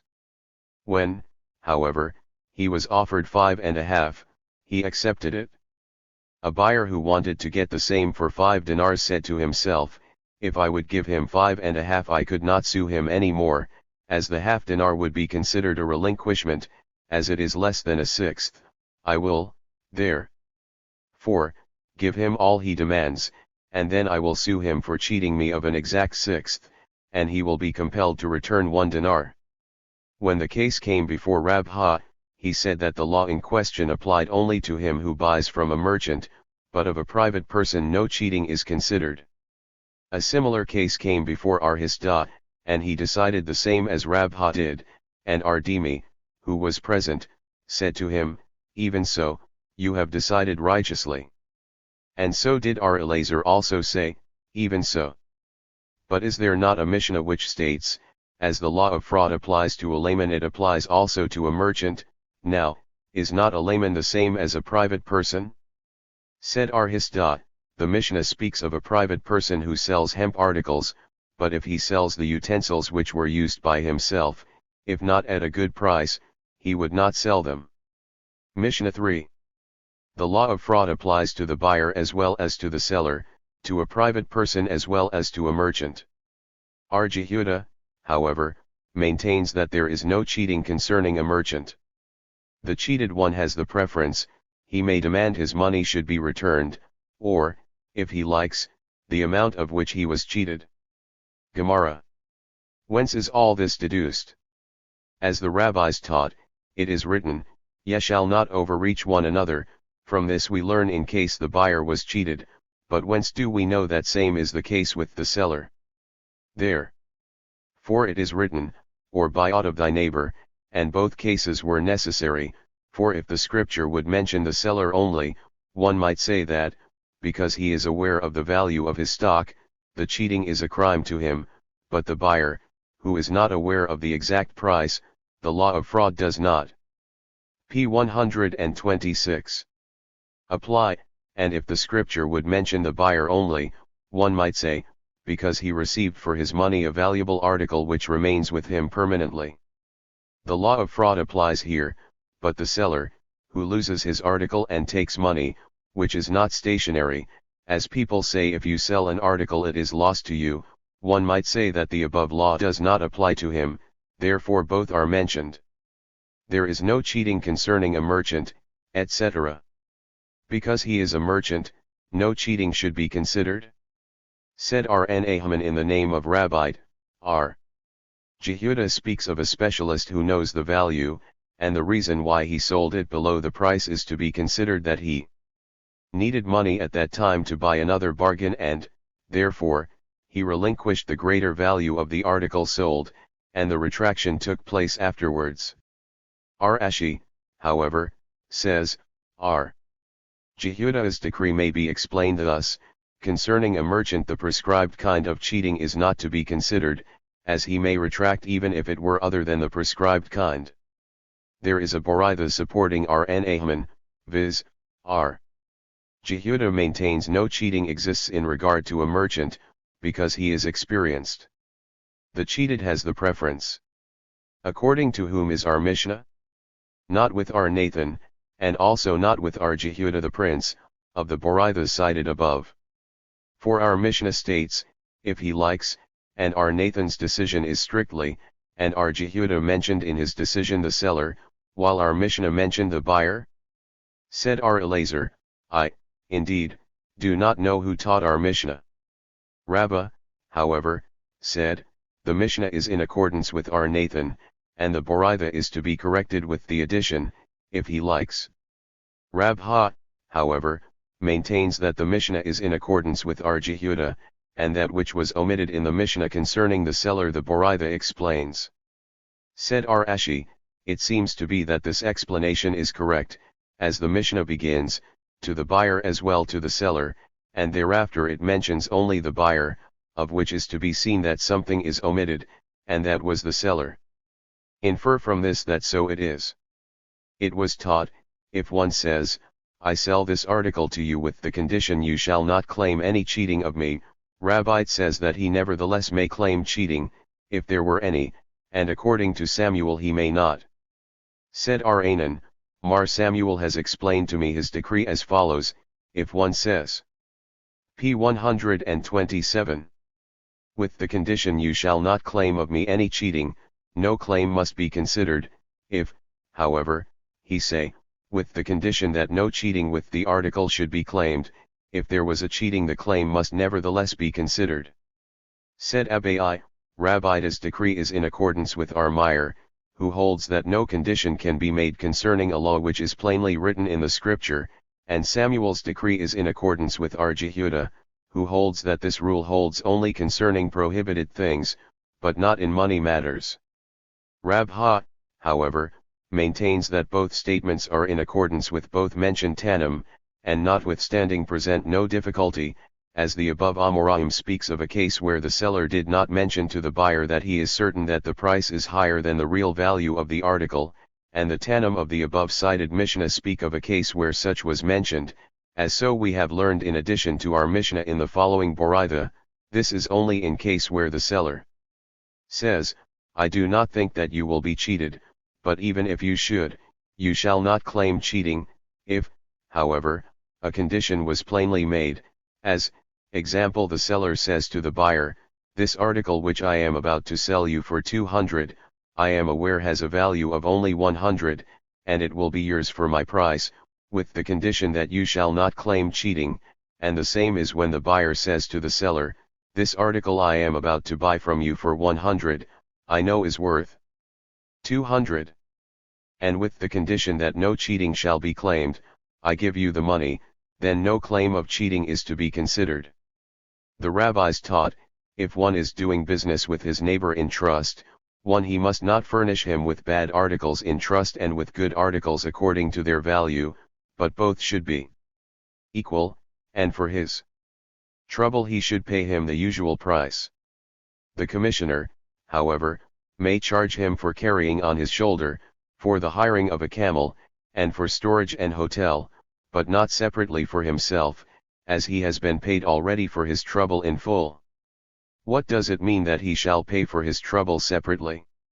Said our Papa, as, example, the sellers of hemp articles get 4% as their commission. Mishnah 4, how much less of the quantity of the Salah should be effaced, that the law of fraud could not be claimed. According to our Meir, 4 Isars, which is 1 Isar to each Damar, and according to our Jehudah, 4 pundions, 1 pundiun to each dinar. According to our Simeon, however, 8 pundions, 2 pundions to 1 dinar. What time is to be given for retracting? In the large cities, time for showing it to a money changer must be granted, and in villages, until the eve of Sabbath. If, however, there was a sale, even after an elapse of 12 months, he must accept its return without any claim, but he may be angry with him. Such a salah may be expended for second tithe without any fear, as he who does not accept circulating money is considered a bad man. Gemara, there is a contradiction to our Mishnah from the following Boraitha, which states, how much should the salah be effaced that the law of fraud should apply? Said our Papa, this presents no difficulty.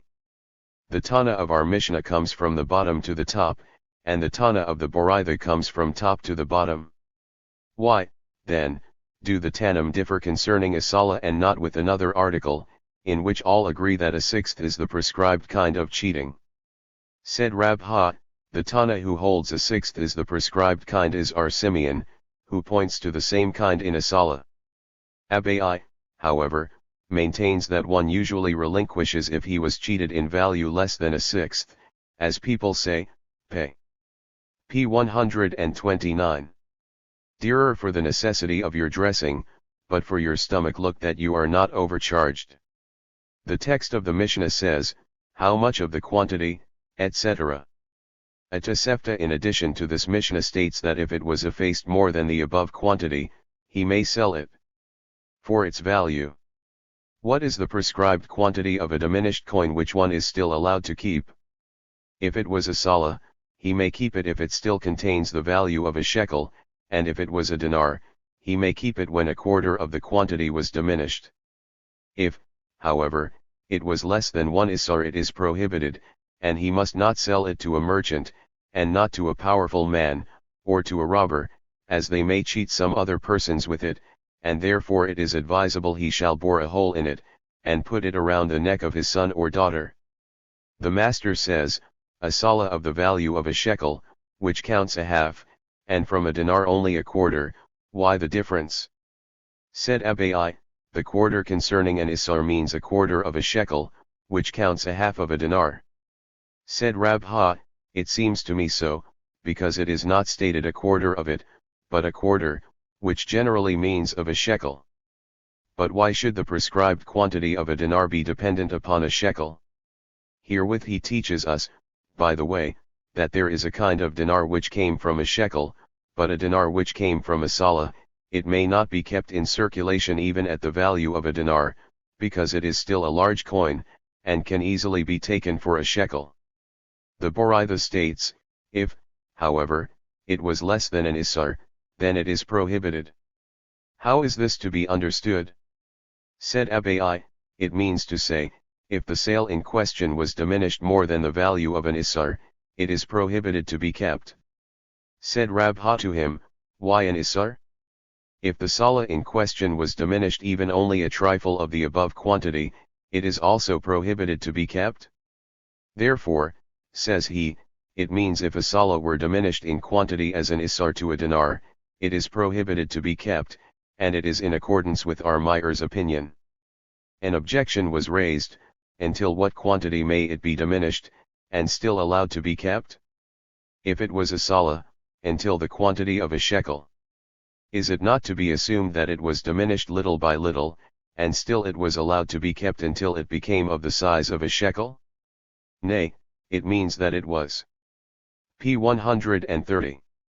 Dropped into the fire and diminished all at once. The master says, he may bore a hole in it and put it around the neck, etc.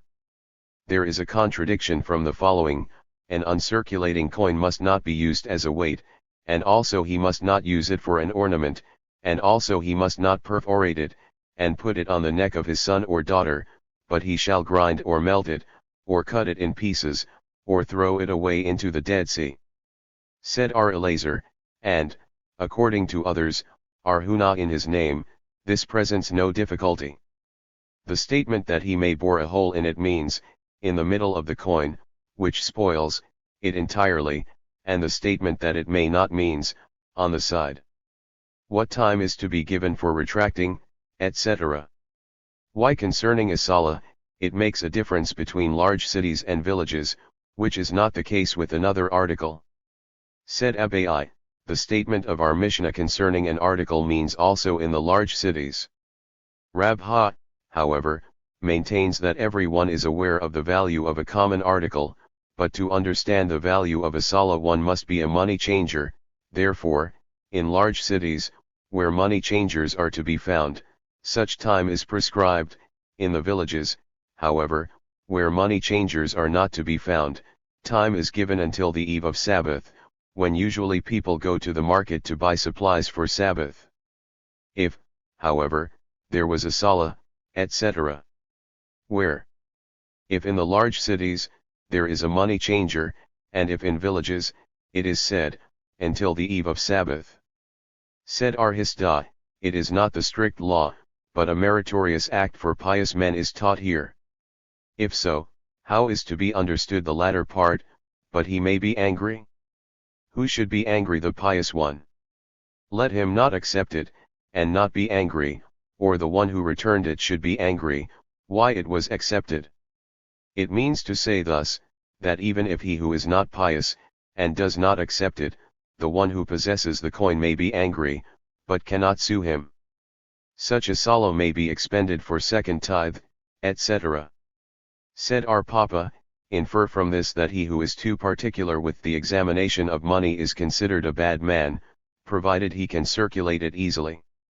Our Mishnah may be a support to Hiskia, who said that if one came to change a coin of a second tithe for small money, he may take change only for its value, but if he would exchange the second tithe for it, he may take as much of the second tithe as if it would be a good one.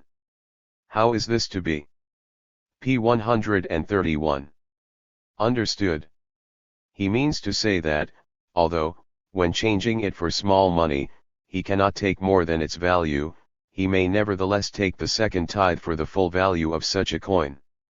Mishnah V, the prescribed quantity for cheating is 4 silver dinars to each salah, for a claim of which one of the parties must take an oath, no less than the value of 2 silver dinars. For admitting a debt, which makes him liable for a biblical oath of denying the claim of the plaintiff, a parutha is sufficient. In 5 cases the value of a parutha is prescribed: one just mentioned; second, a case of betrothal, for which the value of a parutha suffices; third, the one who benefits himself from the goods belonging to the sanctuary, with the value of 1 parutha, he has committed a transgression; fourth, who finds an article worth only a parutha, he is obliged to proclaim; and fifth, he who has robbed his neighbor for the value of 1 parutha, and has sworn falsely, and after repented, he must return it to him personally, even should the robbed one be at that time in Mattay. Gemara, was this not stated already in Mishnah 2? It is repeated because of the parutha of admission, but even this is already stated in a Mishnah. It is repeated here also because of the new statement about the 5 paruthats.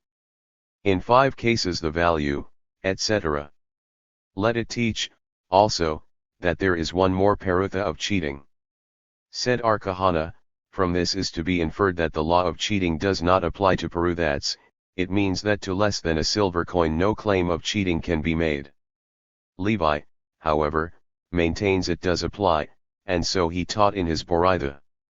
There are 5 paruthas: cheating, admitting, betrothal, robbing, and the warrant of the judges. Why does not the Tana of our Mishnah mention that a warrant can be issued for a parutha? Is not robbery the same case, and it is mentioned? But notwithstanding that it mentioned robbery, it does mention a loss worth a parutha? This was necessary to state, owing to the peculiarity of both. The robbed article must be returned, even if the owner is in Mattay, and one must proclaim a lost article even if it was worth only 1 parutha, and after finding it is decreased in value. Why, then, does not Levi mention a lost article in his Boraitha? Because he mentioned robbery. But why does he mention the warrant for a parutha? Is it not the same as robbery? This was necessary to deny Arkdinas. P 132. Statement, who maintains that a warrant can be issued even for less than a parutha. Rabha objected to Arkdina's statement from the following: it is written, and that in which he hath sinned against the holy thing, he shall pay. That means to include, that even when the value was less than a parutha, it must be returned, hence it is only of the sanctuary, but not of common property. Therefore if it was taught in the name of Arkdina, it was as follows: if the court found it necessary to take up the claim of the value of a parutha, it may issue a warrant even for less than a parutha, as the court does not start a case less than a parutha, but if it was started, the decision may be even for less. Mishnah 6, there are 5/5 parts, and they are, who eats heave offering, the heave offering of tithe, the same which was separated when the grain was bought from a suspicious man, the first dough, and the first fruits. The same is also the case if one redeems his plants in the 4th year, he must add a 5th part, or he exchanges his second tithe. The same is also the case if one redeems from the sanctuary the article he has sanctified, and also who had any benefit of the things belonging to the sanctuary, the value of a parutha, and also if one robbed his neighbor of the value of a parutha and swore falsely, all of them must add a 5th part to the principal amount. Gemara, said Rabha, it was a difficulty to our Elazar, the statement of our Mishnah that a 5th must be added to the heave offering which was separated when bought from a suspicious man. Thus, is it possible that the sages have given weight to their decision equal to the scriptures? Said Rna Haman in the name of Samuel, this Mishnah is in accordance with our Meir, who says elsewhere that the sages usually do so. Mishnah 7, to the following things the law of cheating does not apply: bondmen, documents, real estate, and property belonging to the sanctuary, and also the law of paying the double amount and of 4 and 5-fold does not apply to them. A gratuitous bailee does not swear, and a bailee for hire. P 133. Does not pay. R. Simeon, however, says, if one is responsible for the property belonging to the sanctuary, the law of cheating does apply, but not when he is not responsible. R. Jehuda said that there is no cheating to him who sells holy scrolls, animals, or pearls, but he was told that there is nothing to add to the things enumerated above. Gemara, Whence is this deduced? From what the rabbis taught, it is written. And if thou sell aught unto thy neighbor or buy aught of thy neighbor's hand, which means things going from hand to hand, excludes real estate, which is not movable, and also bondsmen, who are equal to real estate, excludes also documents, because it reads, and if thou sell aught, which means that their body can be sold and bought, excludes documents, which are made only for the eye and of which the contents are for sale, but not their bodies, and things belonging to the sanctuary, because the verse reads, from thy brother, to exclude the sanctuary. Rabbi Mammal opposed, is, then, the word hand everywhere mentioned in the scripture literally? Is it not written, from his hand, which is certainly not literally, but from his control? On the other hand, can we then explain the word hand everywhere it is written not literally? Have we not learned in the following Boraitha, it is written, if the thing stolen be actually found in his hand, etc. From this we know when it was found in his hand only. Whence we deduce that the same is the case when it was found upon his roof, yard, or his veranda. Therefore it is written himatza timatza, to include the above. We see then, that if it were not for the superfluous word timatza the word hand would be taken literally, provided that in such places where it is impossible to take it literally it is explained control. R. Zara questioned, does the law of cheating apply to a hire? Shall we assume that the scripture reads sale but not hire, or p. 134? There is no difference. Said Abai to him, is it mentioned in the scripture as sale forever? Sale is mentioned anonymously, and a hire can also be called a sale for the time hired. Rabha questioned, if one bought wheat and sowed it in his field, how is the law? Is it to be compared to putting it in a vessel, and the law of fraud does apply, or, as it is in the earth, is it compared to real estate, to which the law of fraud does not apply? This statement applies to usury only. But then it should state, regarding cheating, however, the reverse is the case. What question is it? It is correct to say that this is more rigorous in case of a commoner, etc., as this is the only case, but regarding the sanctuary, is, then, this the only case in which it is rigorous? All cases of the sanctuary are rigorous. Double amount, etc. Whence is this deduced? As the rabbis taught, it is written, for all manner of trespass that is, generally, for an ox, for an ass, for a lamb, for raiment that is, partes, or for any manner of lost thing it is again general. And there is a rule that when there is in the scripture a general, a partes, and again a general, it must be judged similar to the partes, as the partes mentioned is a movable thing, and its body is of value. So also all movable things the bodies of which have a value, excluded being real estate, which is not movable, and also bondmen, who are equal to real estate, and also documents, of which, although they are movable, the bodies are of no value. And concerning the sanctuary there is another verse, which reads, his neighbor, and the sanctuary cannot be considered a neighbor. P. 136. And of 4 and 5-fold, etc. Why so? Because the merciful one says payment of 4 and 5-fold, but not the payment of 3 and 4. There is also a Boraitha, R. Jehuda b. Bathura says, that also with him who sells a horse, a sword, and a shield in wartime, no cheating is considered, as there is a question of life. Mishnah 8, as cheating is prohibited in buying or selling, so it is in words. One must not ask the price of a thing when he does not intend to buy it.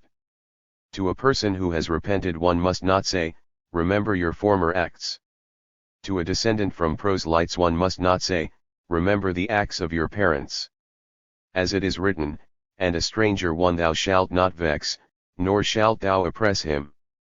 Gemara, the rabbis taught, it is written, and ye shall not overreach one the other. This means, in words. But perhaps it means in business. It is already written concerning business. Hence this verse must apply to words only. How so? To a person who has repented one must not say, remember your former acts. To a descendant of proselytes one must not say, remember the acts of your parents. If a proselyte comes to learn the Torah, one shall not say, the mouth that hath eaten carcasses, etc., should utter the words Torah, which was pronounced by the mouth of the Almighty. To a person who suffers from chastisements, sickness, or burying his children, one must not say, as Job's colleagues said to him, is not, then, thy fear of God still thy confidence, thy hope equal to the integrity of thy ways? Remember, I pray thee, whoever perished, being innocent? Or where were the righteous destroyed? Also, one must not send people to anyone, telling them that he is a grain seller, who never was so. R. Jehuda says, one must also not inquire the price of an article, having no money to pay, as all that refers to his heart, and in such a thing it is said, thou shalt fear thy God. Said R. Yohanan in the name of R. Simeon b. Yohei, cheating in words is more rigorous than cheating in money. As to the former, it is written, thou shalt fear thy God, and as to the latter it is not written so. And R. Elazar says, the former is to his body and the latter to his money. R. Samuel b. Nahmini, p. 138.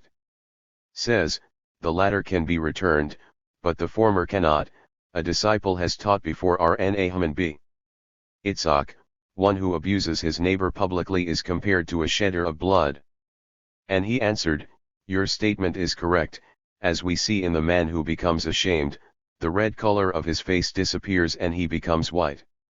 Said Abai to Ardimi, to what thing do the Western people pay more attention? And he answered, to make pale the face. As R. Hananiah said, all descend to Gehenna, except 3. All. Is it possible?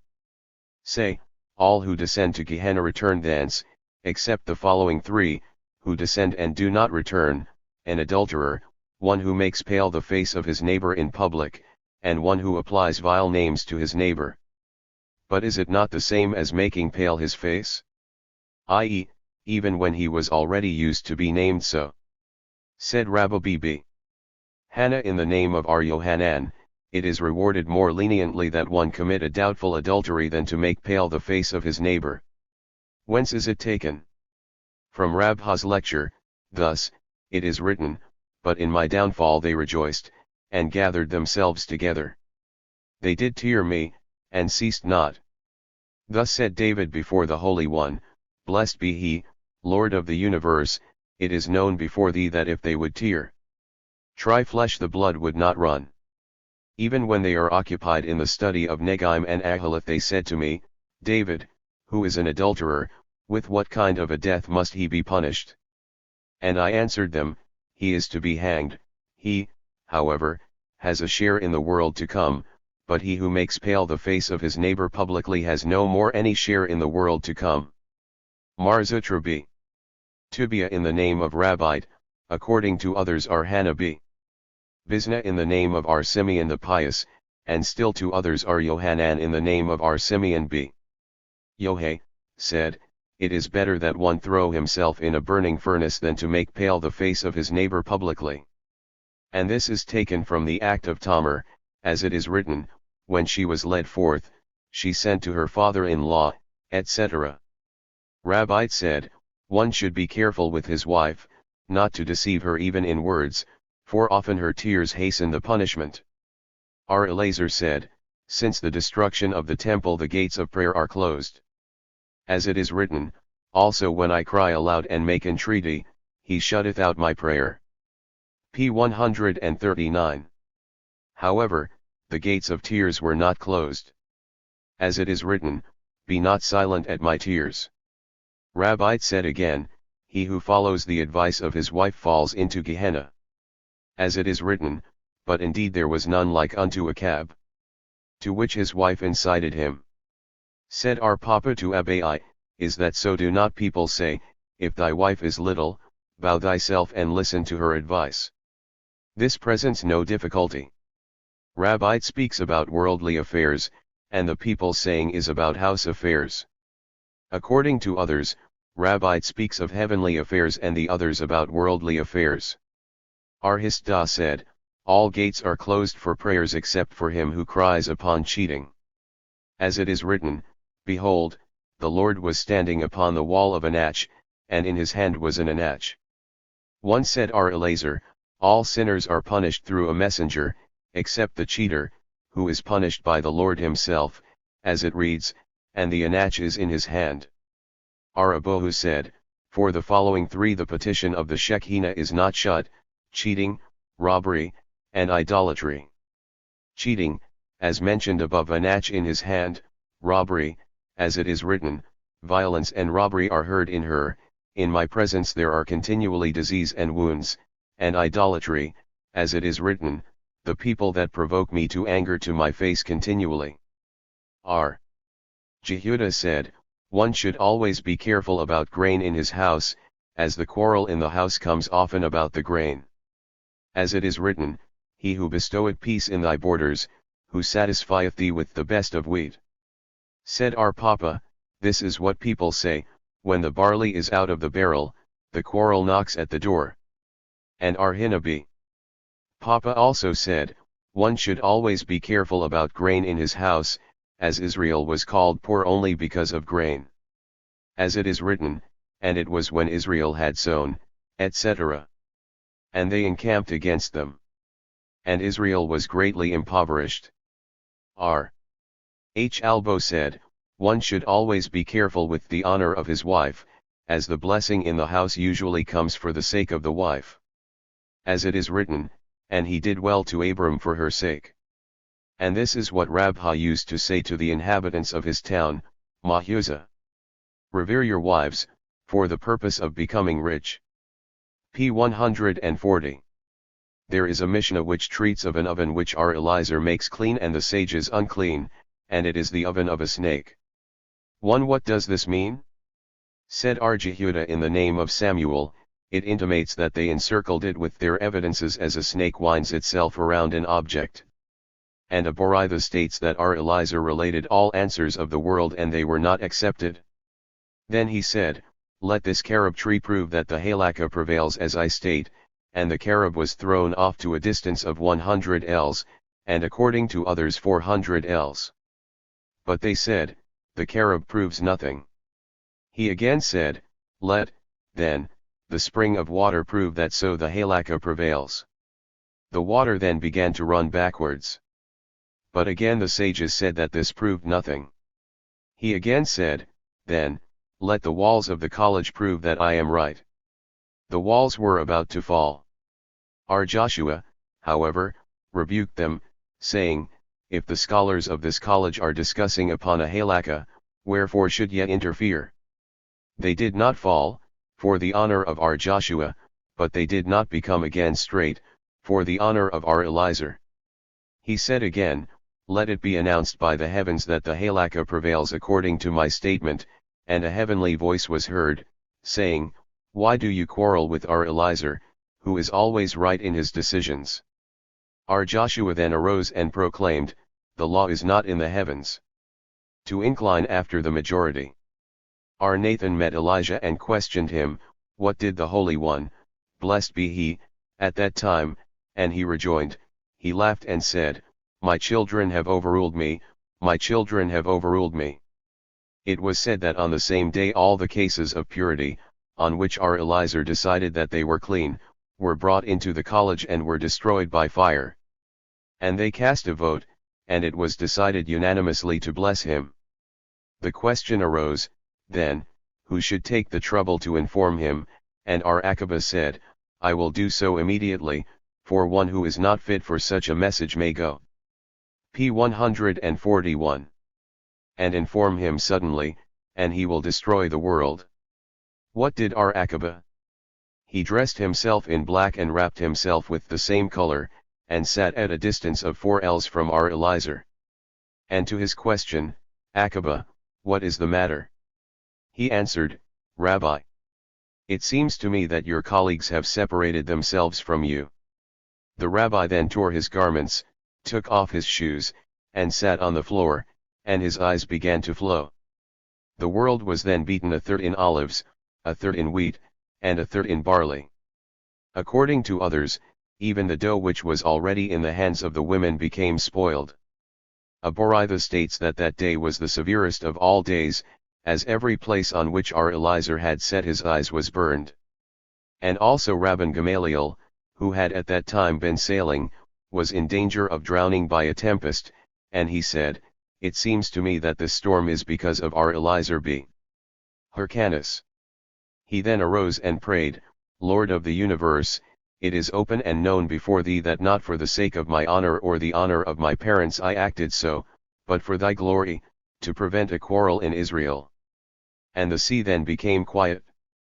Imishalem, the wife of our Eliezer, was a sister of Rabban Gamaliel, and since that time she prevented her husband from falling upon his face.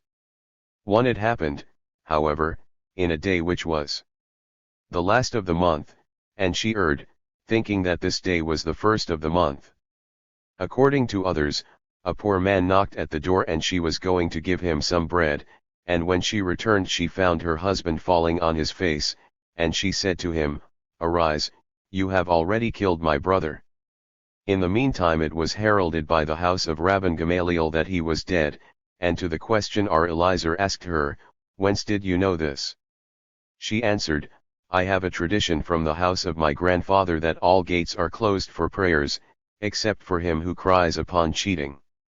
The rabbis taught, "He who cheats a stranger transgresses 3 negative commandments, and he who oppresses him transgresses 2. Let us see. Regarding cheating there are 3 negative commandments, as the expression the other includes a stranger also. Then there are 3 negative commandments concerning oppression. P 142. Also namely, Exodus XXII 20, XXII 9, and Ibid XXII 24, which include also the stranger. Hence there are 3 negative commandments in oppression also. Read, then, in both cases, he transgresses 3 negative commandments. We have learned in Aboritha, our Eliezer the Great said, "Why does the scripture in 36, according to others in 46 places, warn concerning strangers? Because they are of a mischievous nature." Why is there added, "For strangers ye were in the land of Egypt"? There is Aboritha, our Nathan says, "Do not rebuke your neighbor for a similar blemish to that you have on your body," and this is what people say, to him who has had a hanged one in his family, do not even mention hang up a fish. Mishnah 9, one must not mix together fruits from 2 separate fields, if the seller has named the field of which the fruits were to be issued, and even when the fruits of both are new, much less old with new. In reality, it was said of wine that it is allowed to mix old with new, when the new was sold, because the old improves the new. However, one must not mix the yeast of one wine with another wine, but he may give him the yeast of the same. If the wine was mixed with water, he must not sell in his store, provided he informed the buyers, not to a merchant, however, even if he informed him, for he buys only for the purpose of cheating. In the places where it is customary to mix water with wine, he may do so. A merchant may buy grain from 5 barns and place it in one storeroom, he may also buy wine from 5 presses and put it in one cask, but not with the intention of mixing it. Gemara, the rabbis taught, it is not necessary to state, if the new was sold 4 measures for 1 sala and the old 3 measures only, that they must not be mixed, as this would be plain cheating, but even when the reverse is the case, he must also not do so, as usually one buys it to keep for a long time. In reality, it was said, etc. Our Eliezer said, Ada was the one who said that wherever the expression in reality is stated, it means that so the halakha prevails. Said R.N. Ahman, the Mishnah treats of a case in which it was done in the time of wine pressing, as in that time the wine is fermenting, and therefore it is improving, but after the time is over, it spoils. But now it is customary to mix it, even not at that time. Said our Papa, it is. P 143. Because people are aware of it, and relinquish their right. Our Aha Brika said, they do in accordance with our Aha of the following Boritha, who permits to mix beverages which are to be tasted, as the buyer recognizes if mixed. But he may give him the yeast of the same, etc. But is it not stated in the first part that it must not be mixed at all? And lest one say that the Mishnah means he shall inform him, this would not hold good, as is stated in the latter part, he shall not sell it in his store provided he informed the buyer, from which it is to be inferred that the first part treats even when not informed. Said R. Jehuda, it means to say thus, one must not mix the yeast of yesterday with the wine of today, and vice versa, he may, however, give him the yeast of the same. We have also learnt this in the following Boraitha. R. Jehuda said, he who pours wine for his neighbor must not mix wine from yesterday with that of today, and vice versa, but he may do so with the wines of the same day. If water was mixed, etc. It happened that wine was brought to Rabha from a store, he mixed it, tasted, and it was not sweet, and he returned it to the store. Said Abai to him, did not our Mishnah state that he must not furnish it to a merchant, even if he was informed? And he answered, the wine which I mixed is easily distinguished, and lest one say that the storekeeper would add wine to it so that the water will not be recognized, then it would be prohibited to sell even plain water to a wine merchant, lest he mix it with wine. In the places where it is customary, etc. A Boraitha in addition to our Mishnah states that he may mix a half, a third, or a quarter, as is customary in that city. Said Rabbi, the Mishnah, however, treats of the time of wine pressing. Mishnah X, R. Jehuda said, a storekeeper must not furnish little children with presents of nuts, etc., because he accustoms them to buy all their needs at his place. The sages, however, permit this.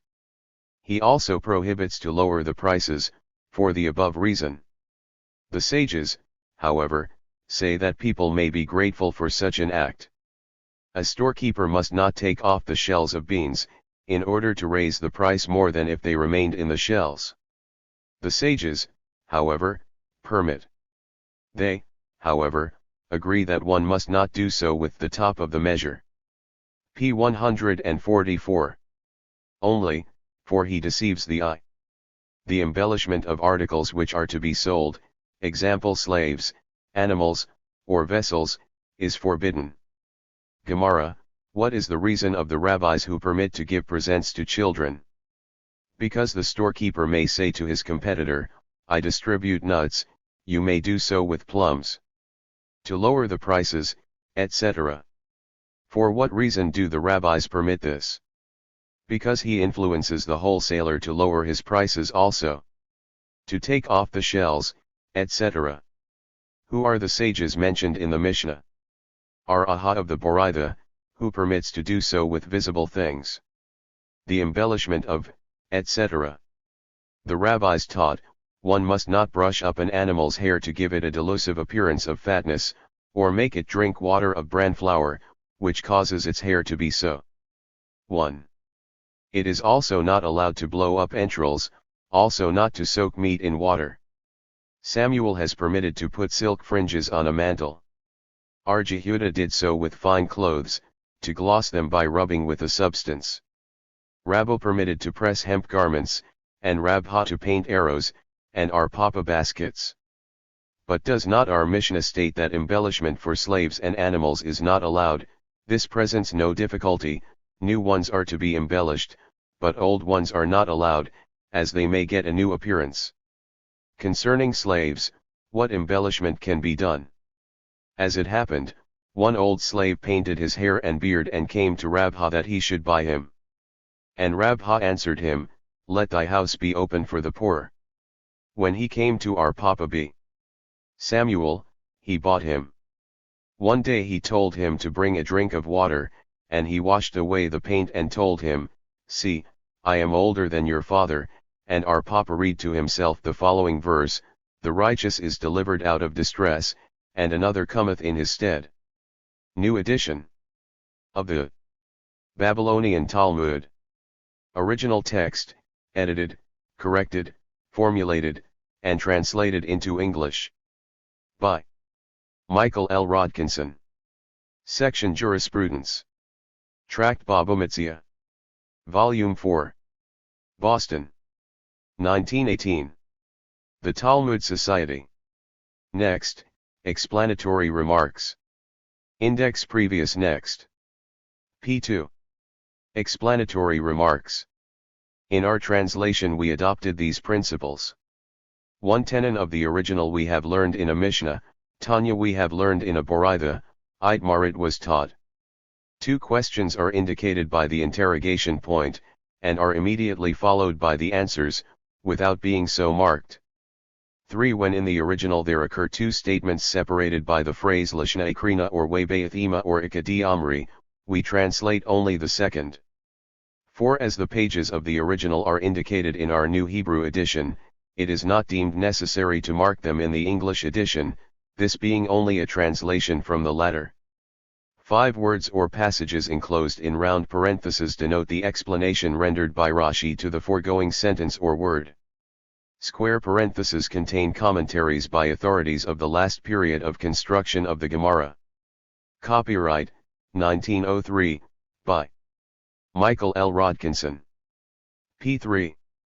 To him who has ever been among the first to give his free will offerings in behalf of the downtrodden, a liberal donor to all philanthropic institutions, a staunch friend and advocate of Israel's purest ideals, traditions, literature, and religion, an illustrious exemplar. Leonard Louison, Esq. This tract Babomitzia, which treats of Tzedakah and Mishpat, is most respectfully dedicated. By the editor and translator, Michael L. Rodkinson. New York, in the month Ziv 5661, April 25, 1901. Next, Contents. Index previous next. PV. Contents. 1. Page. Synopsis of subjects of Tract Babomitzia 9. Chapter V. Rules and regulations concerning usury, imprisonment, renting houses, installments, loans for half profit, appraising, etc. 145. Chapter 6. Regulations concerning hiring laborers, cattle, or transferring goods, the responsibilities of the drivers, etc. 183. Chapter 7. Regulations concerning the time a laborer has to work, what he may or may not consume of the article he is working, and about muzzling an ox while laboring. 210. Chapter 8. Rules and regulations concerning the sale and hiring of animals, the exchange of them, the sale and leasing of real estate. 249. P6. Chapter 9. Page. Rules and regulations concerning the hiring of fields, payment out of their products or in money, the neglect of the hirer, what he may or may not sow in them. 273. Chapter X. Rules concerning houses, gardens, and other real estate owned in partnership, and what may or may not be done in public thoroughfares. 308. Synopsis of subjects of Tract Babomitzia. Chapter V. Mishnahs I-4. What is considered usury, and what increase? Why does the scripture mention separately a negative commandment regarding usury, robbery, and cheating? A small liquid measure one shall not fill up in a manner to make foam. Why is the redemption from Egypt mentioned in the scripture in conjunction with usury, tzitzis, and weight? Usurers are equal to shedders of blood. That thy brother may live with thee. One must not fix a price on fruit before the market prices are announced. The many things which may be done in a sale, but not in a loan, as they may appear usurious. The rule of usury in transactions is, if one sells the article cheaper because it is not yet in his possession, etc. If one has returned robbed money with an account of other money he had to give, he has done his duty. A lender must not dwell in his debtor's house for nothing, or even for decreased rent. Hiring may be increased, but not sale. How so? One is allowed to increase the price of an article when the money is to be paid at a certain time after delivery. There are cases in which the use of the fruit is permitted to both, prohibited to both, permitted to the seller only. Stipulations which may or may not be made in selling real estate. What is to be considered gossip? Does an asmakta give title or not? There was a man who sold an estate with the security of his very best estates, finally they were overflooded. Is usufruct considered direct or indirect usury? In places where it is the usage for the lender to use the fruit from a pledged estate without any deduction of the debt, and the borrower has a right to return the money at any time, then is the law, etc. A scholar, however, must not do even this. From pledged estates a creditor of the lender has no right to collect in case he dies. Also a firstborn of the lender cannot claim the double amount prescribed to him biblically. If the borrower say to the lender, "Stop using the fruit," etc. The different customs in pledging real estate at Papana, Mehusa, Narsha. Why a pledge is called Mishkantha 145 to 166. Px. Mishnahs v. 11. The law about giving money or articles for half profit. The proper payment for raising cattle. Why our Papa decided differently in the cases of the Samaritans who appeared before him. Our Hama used to rent zuzas daily for the smallest coin for each zuz and he lost his money. All animals which are laboring for their food may be appraised, that the increase shall be divided equally. One may say to a farmer, "I shall give you 12 kur of grain instead of the 10 you demand, if you will lend me some money to manure your field." One may rent a boat on the condition that should it break he shall be responsible. One may say, "I take your cow for the price of 30 dinars in case it should die," etc. May money belonging to orphans be lent for usury or not? One who lends money for a business which is very likely to bring profit with little chance of loss is wicked, for one which is likely to bring loss and far from profit, is pious, etc. An iron sheep must not be accepted from an Israelite, etc. An Israelite may lend to his race money belonging to non-Israelites for usury, etc. The interpretation of verse 8, Provxxvii. The meaning of verse 24, Exxxii. He who takes usury will lose all his possessions. What is to be done with the usury promised by or to a heathen, after he has been proselythed? A quote in which usury is mentioned, the lender must not be allowed to collect even the principal, which he must forfeit as a fine. Articles for delivery during the year must not be bought for a certain price before the market price is fixed.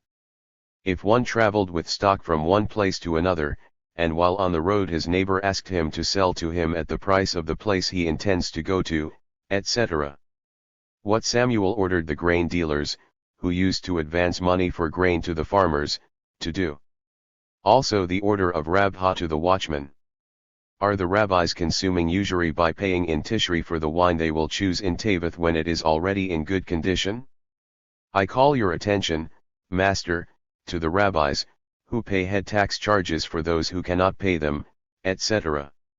Suram used to compel doubtful characters to carry the palanquin of Rabha. If one of a company of 3 partners has given money to a messenger to buy some thing, it is to be considered as for the company, and not as for himself. If the grain was to be finished with 2 kinds of labor only, one may fix the price, but not if he require 3 kinds of labor. There was a man who paid a stipulated amount for an outfit to be delivered at the house of his daughter's father-in-law, in the meantime the value of the equipment was reduced, etc. One may lend his gardener's wheat to be returned in the harvest time the same measure, etc. Hillel says, a woman must not lend a loaf of bread to her neighbor unless a price is stipulated for it, for fear wheat may become dearer, and then the return of the loaf will appear usurious. The halakha, however, does not so prevail. One may say to his neighbor, "Help me in weeding or digging today and I will help you on some other day," etc. There is a kind of usury which may be called preceding usury, and another kind which may be named succeeding usury. How so? If one owes his neighbor money and it was not customary for him to greet him first, before the loan, he must not do so after the loan took place. If one is aware that his debtor has nothing with which to pay, he must not pass him by. There are 3 who cry for help and are not heard. 166 to 187. P. 11. Chapter 6. Mishnahs I to 4. He who hired day laborers and they deceived one another, there is nothing but resentment, etc. Whoever changes his words or retracts them has to suffer for the injury caused. The rabbis hold that the laborers have always the preference. Ardasa, however, holds that the employer has the preference. Said Rabbite, the halakha prevails in accordance with Ardasa. Did Rabbite indeed say so? If one sold a field for 1,000 zuz, and the buyer gave him a deposit of 200, and the seller retracts, etc. As to whether a deposit gives title or not, Tannim differ in their opinions in pages 193 to 4. How a bill of sale must be written according to our Simeon BG payment in installments is valid, though it was not so stipulated. If one hired an ass for use on a mountain, and he used it in a valley, or vice versa, although the distance for which it was hired was equal, the hirer is responsible for an accident. Who is responsible for an angaria? If one has hired an ass for the purpose of riding, and it dies while in the middle of the way, etc. If one hires a boat and it sinks in the middle of the way. If one hires a boat for a certain place, and has unloaded it while in the middle of the way. What may or may not be placed upon the ass which was hired for riding only? If one hires an ass to be ridden by a male, the same must not be ridden by a female.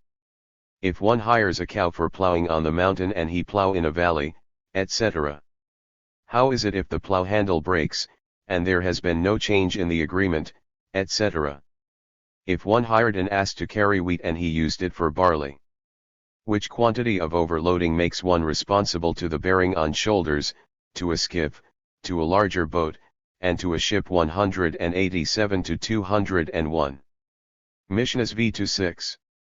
All specialists are considered bailees for hire. One may let out a pledge of a poor man and deduct the amount earned from his indebtedness. If one hires a cow, how shall he pay in case it is lost? If one bought utensils from a specialist to send to the house of one's father-in-law, etc. There was a man who sold wine to his neighbor, and the buyer said, I shall carry it to such a place, etc. Guard for me this article and I will guard yours tomorrow, or, I will lend you, or vice versa. All are considered bailees for hire, one to the other. The 2 cases in which our Papa and Rabha were embarrassed for their decisions, and finally it was found that their decisions were correct. If a depositary said, leave it here for you, he has no responsibility whatever, but how is the law if he said, leave it anonymously? On a pledge he is considered a bailee for hire. If one carries a barrel from one place to another and breaks it, he must swear that there was no neglect, etc. Our Eliezer was wondering how such a decision could hold good. What shall he swear? I swear that I broke it unintentionally. There were carriers who broke a barrel of wine belonging to Rabbi Bb. Hannah, while in his service, and Rabbite commanded Rabbah to return their garments and pay them for their labor, for this is the meaning of the verse, Prov 2. 2201 to 208. Chapter 7. Mishnah I. One cannot compel his employees to come earlier or depart later than is customary at that place, although it was agreed upon. It happened. P. 12. With Ar Yohanan b. Mathia, who said to his son, go and hire laborers for us, etc. Resh Lakish's advice to laborers in general. The legend, how Ar Eliezer Br Simeon was appointed by the government to capture thieves. He who would like to see a beauty similar to that of Ar Yohanan shall take a silver goblet just out of the workers, etc. The legend of Ar Yohanan with Resh Lakish, and how the latter married the sister of the former, and how the death of both Yohanan and Resh Lakish occurred. The continuation of the legend about Ar Eliezer, how he accepted chastisements upon himself, how he was kept unburied, in his attic, many years, how finally he was buried, what his wife answered Rabbi when he asked her to marry him, how Rabbi has also accepted chastisements, etc., etc. He who is a scholar himself and his son and grandson are also, the Torah does not depart from their children for everlasting, etc. Arzera, when he ascended to Palestine, fasted 100 days in order to forget the Gemara of the Babylonians, etc. Resh Lakish used to mark the caves of the rabbis. Arzera's dream.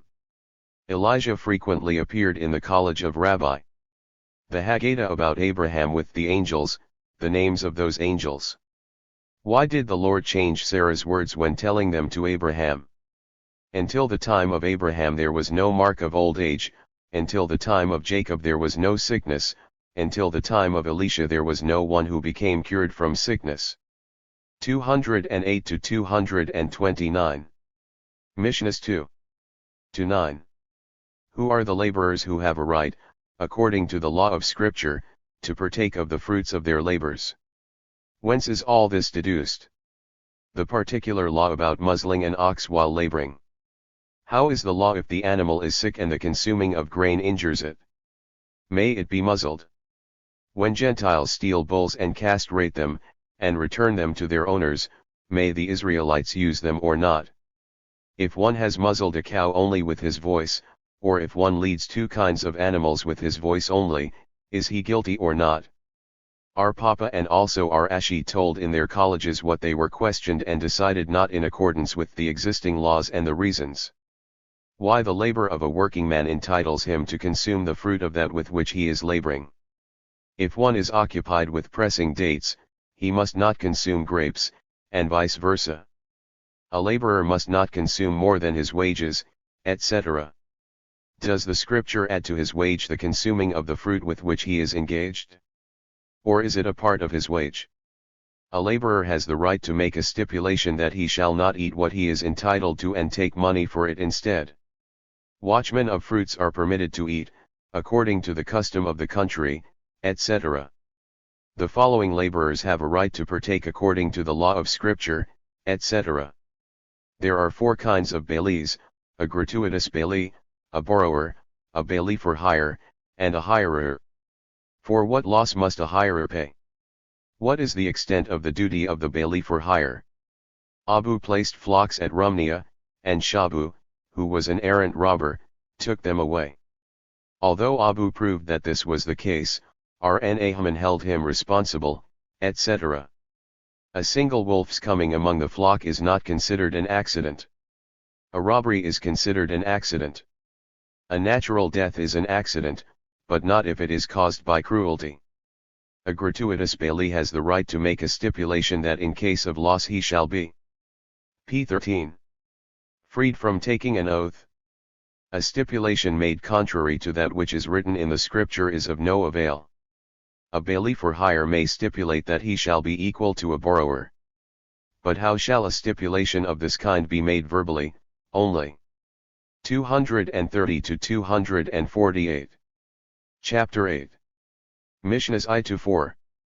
If one borrows a cow, and at the same time hires or borrows its owner, etc. There are 4 kinds of bailees, etc. Whence do we deduce all this? How do we know that he is responsible in case of confiscation also? There is no responsibility when the owner works together with the borrowed article.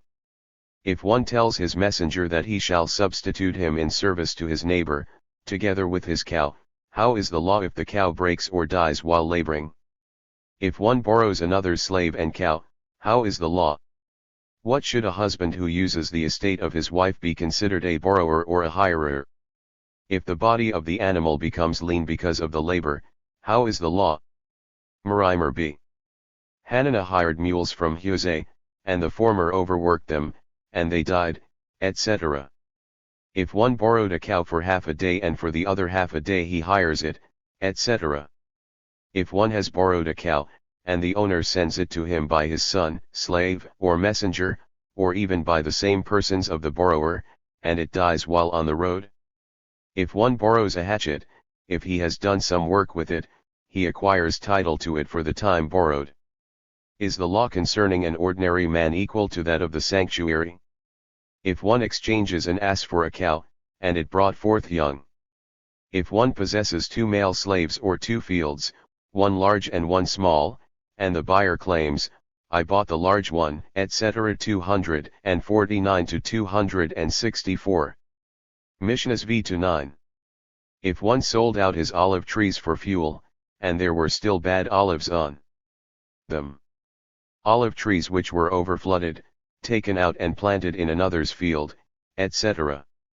If one has planted trees in a field belonging to another without the consent of the owner. If one has rebuilt a ruin of one's neighbor without his consent. If one rents a house in the rain season, etc. All the terms are fixed only for giving notice. This notice is to be given by the owner of the house as well as by the tenant. The owner of the house is obliged to give to the tenant a door bolt, a lock, etc. However, things which can be done by anyone the tenant has to furnish himself. Whose duty is it to furnish a mezuzah? The manure belongs to the owner, etc. If the year was made a leap year, the tenant reaps the benefit of the intercalation. However, if he rented him the house monthly, the intercalation belongs to the owner. In an agreement, which is to be considered, the first expression, or the last. If the renter says, I have paid, and the owner claims, I have not received it, who of them must bring evidence? If one has rented out a house for 10 years, and has signed the lease without a date, etc. If a man rents out a house and it falls, etc. 264 to 272. Chapter 9. Mishnahs I-2 for one who hires a field must do as it is customary in that country, etc. If the stipulation was made on wine, etc. They must also prepare together the sticks needed for the vineyard for the next year. In Babylon there is a custom that the gardener is not given any straw. If p14. One hires a field and it was a dry place, or a group of trees, and thereafter the spring ceases to flow, etc. If the hirer told him, rent to me this dry field, etc. If one has undertaken to work up a field and he has neglected to do so. Meir, Jehuda, Hillel, Jehoshua, and Hosea, these considered the language of the common people legal. If one lends money to someone, he has no right to pledge him through the court for more than he owes him. Rabbana used to double the amount in the marriage contract, etc. There was one who undertook to work up a field, and he said, should I neglect, I will give you 1,000 zuz, etc. There was a man who undertook a field for poppy, sowing with wheat, and finally the wheat was worth more than poppy. If one has given articles for business without any stipulation, and took from him 2 notes, etc. If the gardener did not want to weed the field, saying, I will give you your due, he must not be listened to. 273 to 279. Mishnahs v-9. If one took a field in partnership and it was not productive. If one hires a field and the locusts destroyed it, or it was burned. If that year was a year of destruction or a year without rain, etc. If this happened once, he has to sow it the second time, etc. If one hires a field for 10 kur wheat per annum, and the products are poor. There was a man who hired a vineyard for 10 barrels of wine, and thereafter the wine became sour. If one takes a field for sowing barley, he must not sow wheat in it, etc. The explanation of Deuteronomy XXVII. 3 to 6. 13 advantages can be gained by taking the early morning meal, viz., etc. Get up early in the morning and eat, in the summer, because of the heat, and in the winter, because of the cold. The advices given by Jehuda to the land surveyor about measuring land, trenches, and the space for anchoring. Correct thyself first, and then others. All the inhabitants of the city must contribute to the repairing of the wall of the city if it is destroyed. If one takes possession of a dock, he is a rascal. If one takes possession of a field which was placed between 2 brothers or partners, it is considered a piece of assurance. To a presented estate the right of preemption does not apply, etc. To a pledged estate, and if it is sold for taxes, or for the support of a widow, or for burial, this law does not apply. If one hires a field for a few years, he must not sow flax in it. Our papa hired fields for pasture, and some trees sprouted in them, etc. Because you are descendants of frail people, you speak frail words.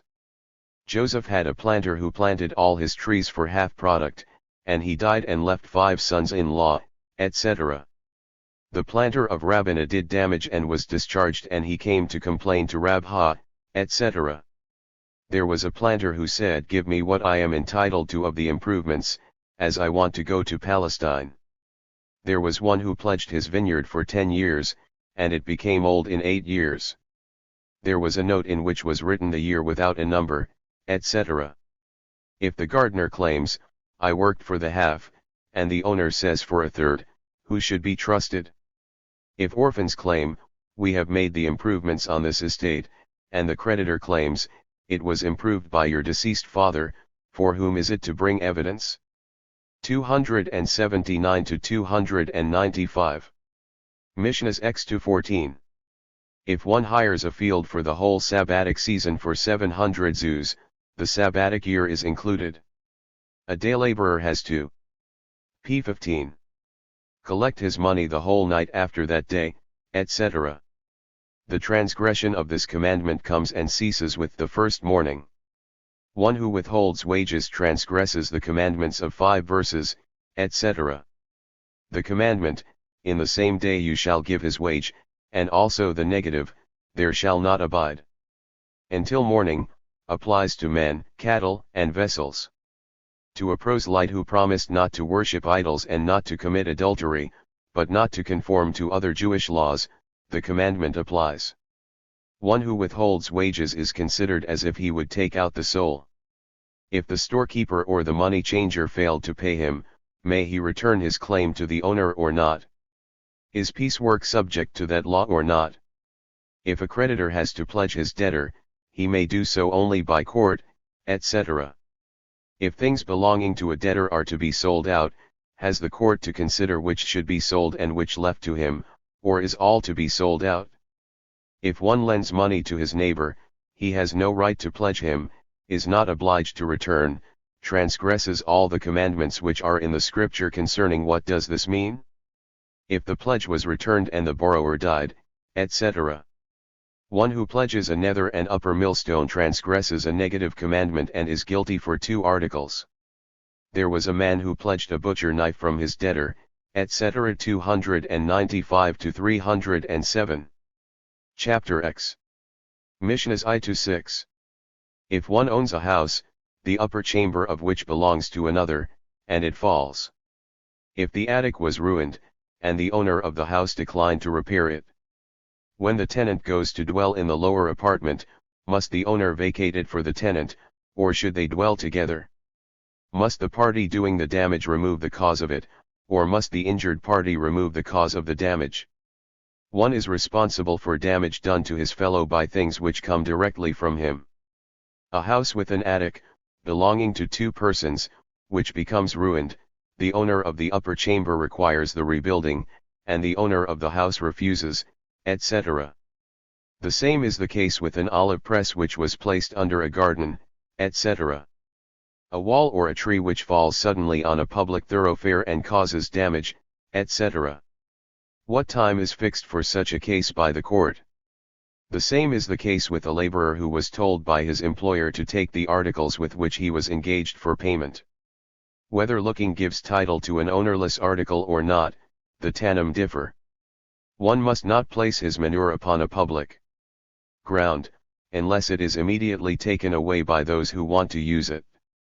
If a hewer of stones has transferred them to the polisher, and they cause damage while under his control, the latter is responsible. When 2 gardens were placed one above the other, and some herbs were grown between them, the upper one may use that which he can reach with his hand, provided he does not exert himself to reach them. This was reported to the king Sabura. 307 to 316. Next, Chapter V. Index Previous Next. p. 145. Tract Babomitzia. Chapter V. Rules and Regulations concerning usury imprisonment, renting houses, installments, loans for half profit, appraising, etc. Mishnah I. What is considered usury, and what is considered increase? If one lends a seller to get 5, or 2 saws wheat for 3, this is prohibited, because it is biting. And what is considered increase? One buys wheat, a kur for a golden dinar, which is the market price, and the price of wheat advances to 30 silver dinars, the buyer then requires his wheat, which he desires to sell, and buy wine for it. The seller said, I accept the wheat for 30 dinars, and you shall have to get wine from me according to the present market price, but he has not wine ready for delivery, this is an unlawful increase.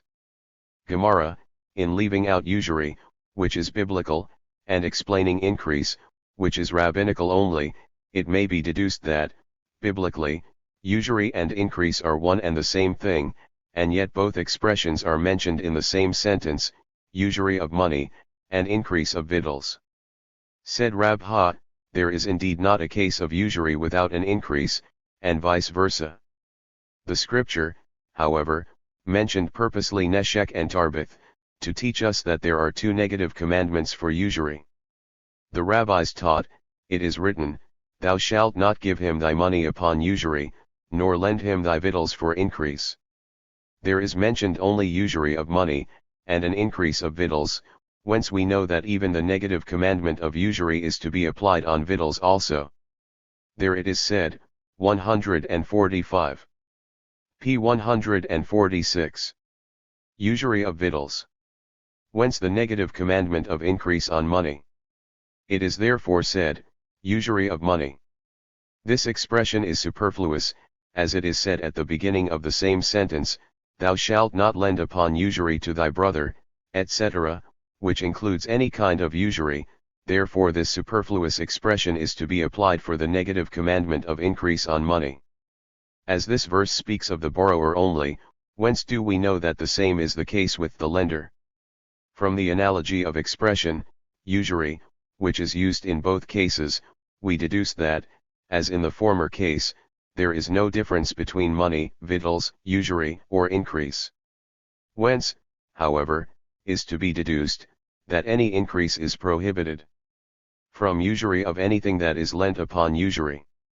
Rabbina, however, said, the analogy of expressions would be needed if the scripture would read, Thou shalt not give him thy money upon usury, and thy victuals, etc., but as it is written, Thou shalt not give him thy money, and upon increase, etc., it is not necessary, because we read, Thou shalt not give him thy money upon usury and increase, and we also read, with usury and increase thou shalt not give thy victuals.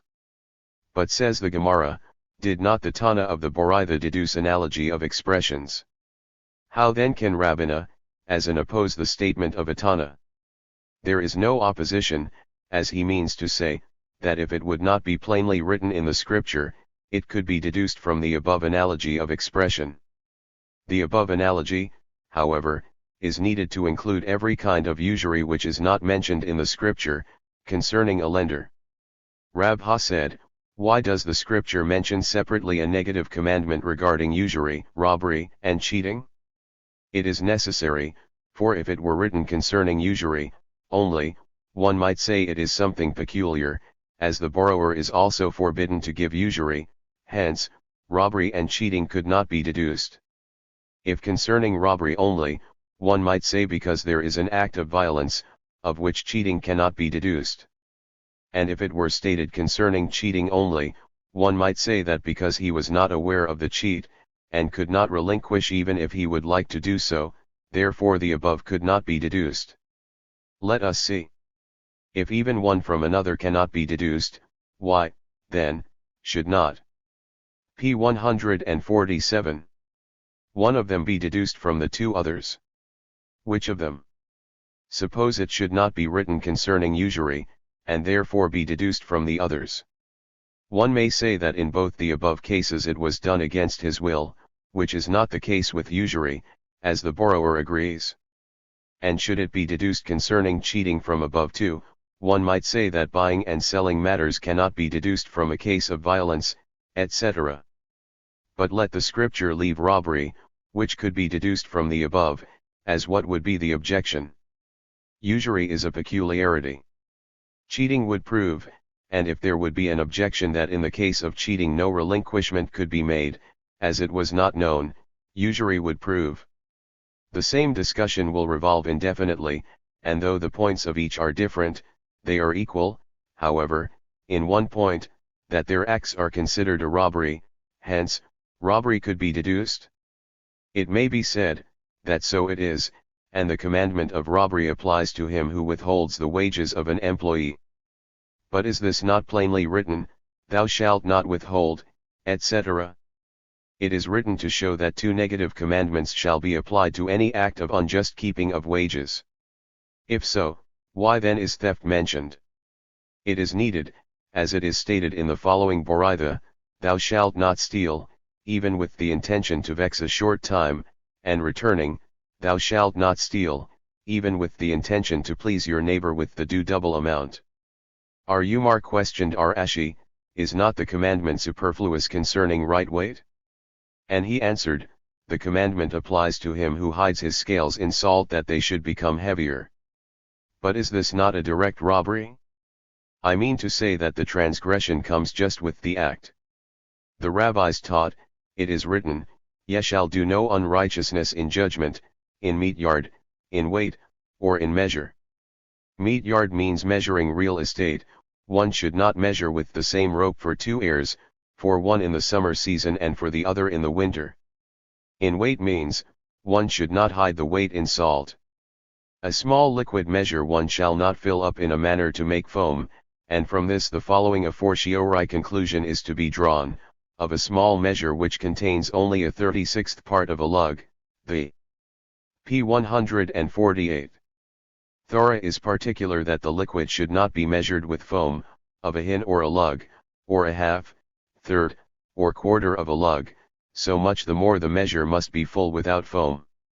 Rab Ha said, "Why is the redemption from Egypt mentioned in the scripture in conjunction with usury, tzitzis, and weight?" The Holy One, blessed be He, said, "It was I who distinguished in Egypt between a firstborn and another one, and it is also I who will punish one who lends money upon usury to an Israelite with the pretext that the money belongs to a heathen, and also him who hides his weights in salt, and finally him who puts thread of caligovie in his garment and saying, it is purple blue prescribed in scripture for tzitzits, as in these 3 things human beings can easily be deceived." R. Huna happened to come to Surah of Euphrates. On that occasion Hananiah of the same place questioned him, "Why did the scripture mention the redemption from Egypt in conjunction with the eating of reptiles?"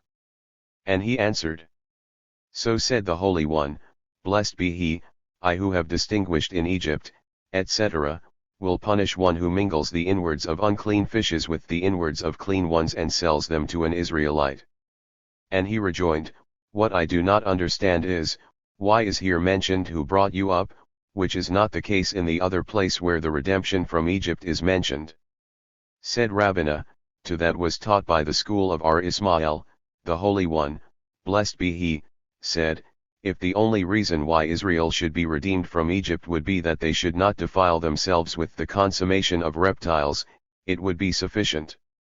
To the question, however, is then the reward for not eating reptiles greater than that of the 3 things mentioned above? He rejoined, the question here is not about reward, as the scripture means they were brought up in such a manner that they felt disgust to defile themselves with reptiles. What is considered increase, etc.? Is then all that mentioned before in the Mishnah not increase? Said Arabohu, the cases of the first part are biblically prohibited, and those of the latter rabbinically only. And so also said Rab Ha, with the addition that to the first part the verse, he may prepare it, but the just shall put it on, applies. But why not so much the more in the second part, which is rabbinical? Say then, the above cited verse applies to the first part also, although the first part treats of direct usury and the second of indirect. R. Elazar said, direct usury is to be replaced by the court, which is not the case with indirect usury. R. Yohanan, however, maintains that even the former is not to be replaced. Said Aritzach, the reason of our Yohanan's decision is the following verse, hath given forth upon usury, and hath taken increase, shall he then live? He shall not live, he has done all these abominations. Hence such a man is charged with a crime of capital punishment, from whom damages are not collected. R. Adda bar Ahaba says of the following, take thou no usury of him or increase, but fear thy God. Hence nothing is mentioned here about the restoration.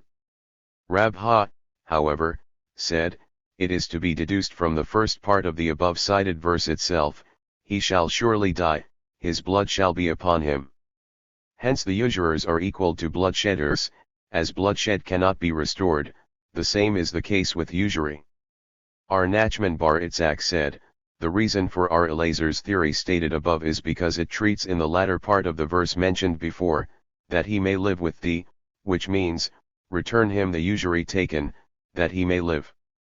R. Yohanan, however, applies this verse to the case mentioned in the following Boraitha, if two were on the road, and one of them has a pitcher of water which is sufficient for one only until he may reach an inhabited place, but if both would use it both would die before reaching a village, and Ben Patero lectured that in such a case it is better that both should drink and die than one should witness the death of his comrade.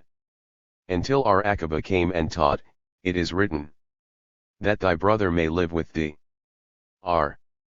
Safra said, promised usury, which, according to the Persian law, is collected from the borrower for the lender, according to our law must be collected from the lender for the borrower, and that which, in accordance with the Persian law, is not to be collected, is also not to be collected from the lender, according to our law.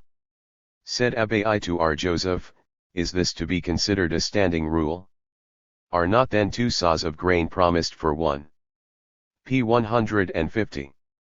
Sah, that the Persian court collects from the borrower for the lender, and we do not return such to the borrower? And he answered, they do not collect it because of usury, but because they consider it as a deposit in the hand of the borrower when the grain was dear, and now, as it is cheaper, they collect the value of the deposited grain, which may amount to the extent of 2 sahs. Said Rabbina to R. Ashi, let us see. A pledge without account, if the borrower used the fruit for himself, the Persian court collects from the borrower for the lender, and according to our law in such a case we do not collect from the lender for the fruit he has used. And he answered, that this also is not because of usury, but because they consider it a regular sale. Then how is our Safra's statement to be understood? His statement is concerning money matters only, direct usury, which is allowed by the Persians, and such a promise is collected by their court, in accordance with our law. If the lender has already taken charge, it is to be collected from him by a court, and this is in accordance with our Elazar's theory stated above, and also his further statement that what the Persians do not collect from the borrower speaks of usury which was not fixed with the loan, but taken previously or after it. If one buys wheat, etc. And if he has no wine, is this to be considered increase? Have we not learned in the following Boraitha, a price must not be fixed on fruit before the market prices are announced, but when already announced, one may sell it for this price even if it is not in his possession as yet. Said Rabbah, our Mishnah treats when he came to take it for his debt, as is illustrated in the following Boraitha, if one claims 100 zuz, and goes to the barn of his debtor, saying, give me my money, as I intend to buy wheat for it, and he says, you can buy it from myself at the existing market price, and I will deliver it to you in monthly installments during this year, it is prohibited, as the old debt is not considered for cash at the time. P. 151. Of this agreement. Said Abai to him, if so, then even when he possesses the wine it should be considered an unlawful increase. Therefore, said Abai, the Mishnah is to be explained as our Safra illustrated the law of usury taught in the school of Arhaya. There are things which in reality ought not to be considered usury, and nevertheless they are prohibited because they appear usurious. How so? If one said, borrow me a mana, and he answered, I have no money in cash, but I can furnish wheat for a mana, and he accepted, and thereafter the lender buys it from him for 24 selas, this is lawful, but nevertheless it is prohibited to be practiced, as it appears usurious. And similar to this case may be the case in our Mishnah illustrated, namely, if one said, borrow me 30 dinars, and he said, I have no cash, but I can furnish you wheat for this amount, and he accepted, and thereafter the lender bought from him for a golden dinar as the market price at that time, but before delivering it to him the price increased to 30, and when the lender came to require his wheat the borrower said, I have no wheat, but wine for 30 dinars, then, if he possesses it he may do so, as he took from him a trade article and repays him with a trade article, but if not he will be compelled to give him the value of the wheat at the increased price, and this appears usurious. Said Rabha to him, if so, why does the Mishnah state, give me my wheat, one then let the Mishnah state, give me the value of my wheat? Read, then, the value of my wheat. But does not the Mishnah state, which he desired to sell, and according to your theory it should state, which he sold? Read, which I sold. But the further expressions, I accepted for 30, so is the p. 152. Market price, could not be explained in accordance with your theory. Therefore said Rabha, when I will die, our Oshia will come to meet me, as I try always to explain his Boraithas in accordance with the Mishnayot. And there is a Boraitha taught by the same, as follows, if one claims a mana and stands at the barn of his debtor, saying, give me money, as I desire to buy wheat for it, and he answers, I possess wheat and can furnish it to you at the market price, then, when the time to sell the wheat arrived, and he required his wheat for sale, as he wants to buy wine to sell it in season, and he says, I possess wine, buy it from me at the market price, and when he came, in season, requiring the wine for the purpose of selling it to buy oil for the season, and he says, I have also oil and you can buy it from me at the existing market price. In all these cases, if he possesses the articles, it is allowed. If not, it is prohibited, because it appears usurious. And the expression in our Mishnah, if one buys wheat, means that he bought it for his previous loan. Rabha said, from the above cited Boraitha three things may be inferred, that with the loan articles may be bought at the existing price to deliver in installments although the price may be increased, and it is considered as though he would give him cash not in accordance with our highest statement above, that it is not so considered, provided the article is ready by the debtor for delivery, and our Janus statement 1 that there is no difference between the article and the money, as it is allowed to accept an article bought at the existing price even if afterwards the price increased, so is it also allowed to accept the difference in money.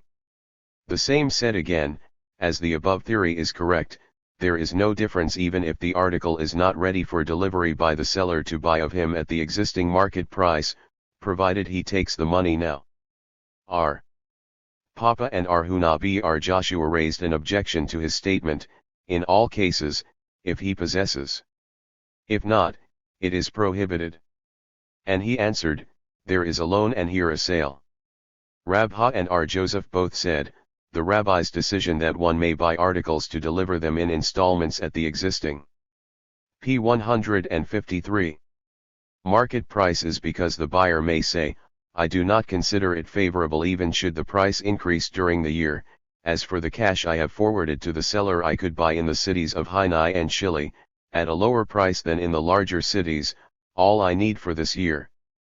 Said Abai to R. Joseph, according to thy theory, it should be allowed to lend a sa of grain in the time when it is cheap, to return the same measure to him when it is dear, as the lender can say, I do not see any favor in this, as I could keep the wheat in my store until that time.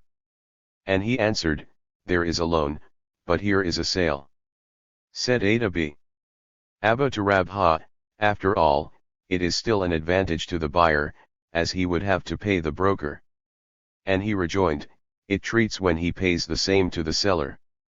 R. Ashi, however, said, a man's money does the brokerage for him. Rabba and R. Joseph both said, one who buys grain in the time when it is ripe, but before it was harvested, he must convince himself by seeing the grain at the barn of the seller. To what purpose? If to acquire title, the seeing would not do? And if in case of retracting by the seller he should be classified with those who have to accept the curse, is the same not the case if he has not seen?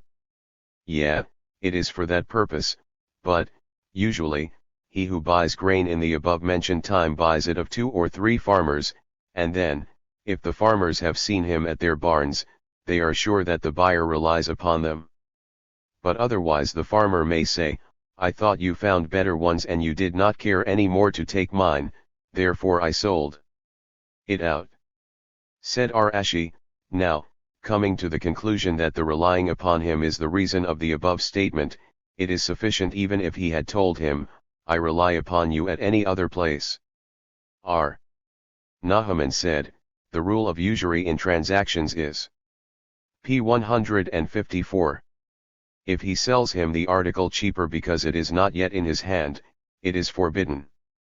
He said again, if a wax dealer says to the buyer, I need money and you can get now 5 wax cakes for a zuz instead of the fixed price, which is 4, if these cakes are ready for delivery he may do so, but not otherwise. Is this not self-evident?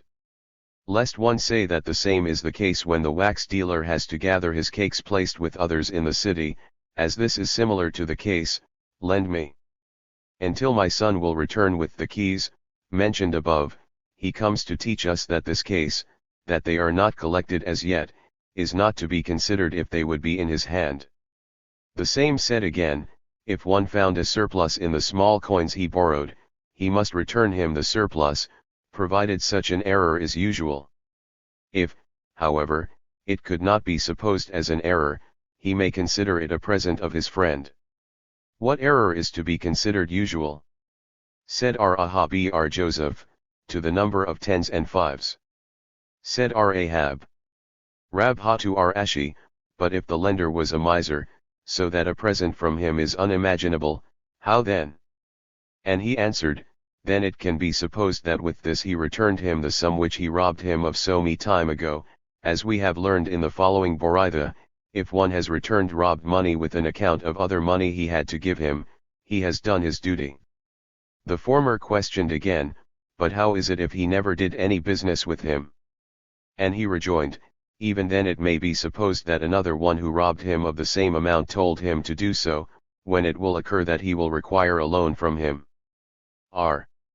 Kahana said, I happened to be at the college when Rabbi I had finished his lecture and I heard him saying, melons, melons, and did not know what he said about them.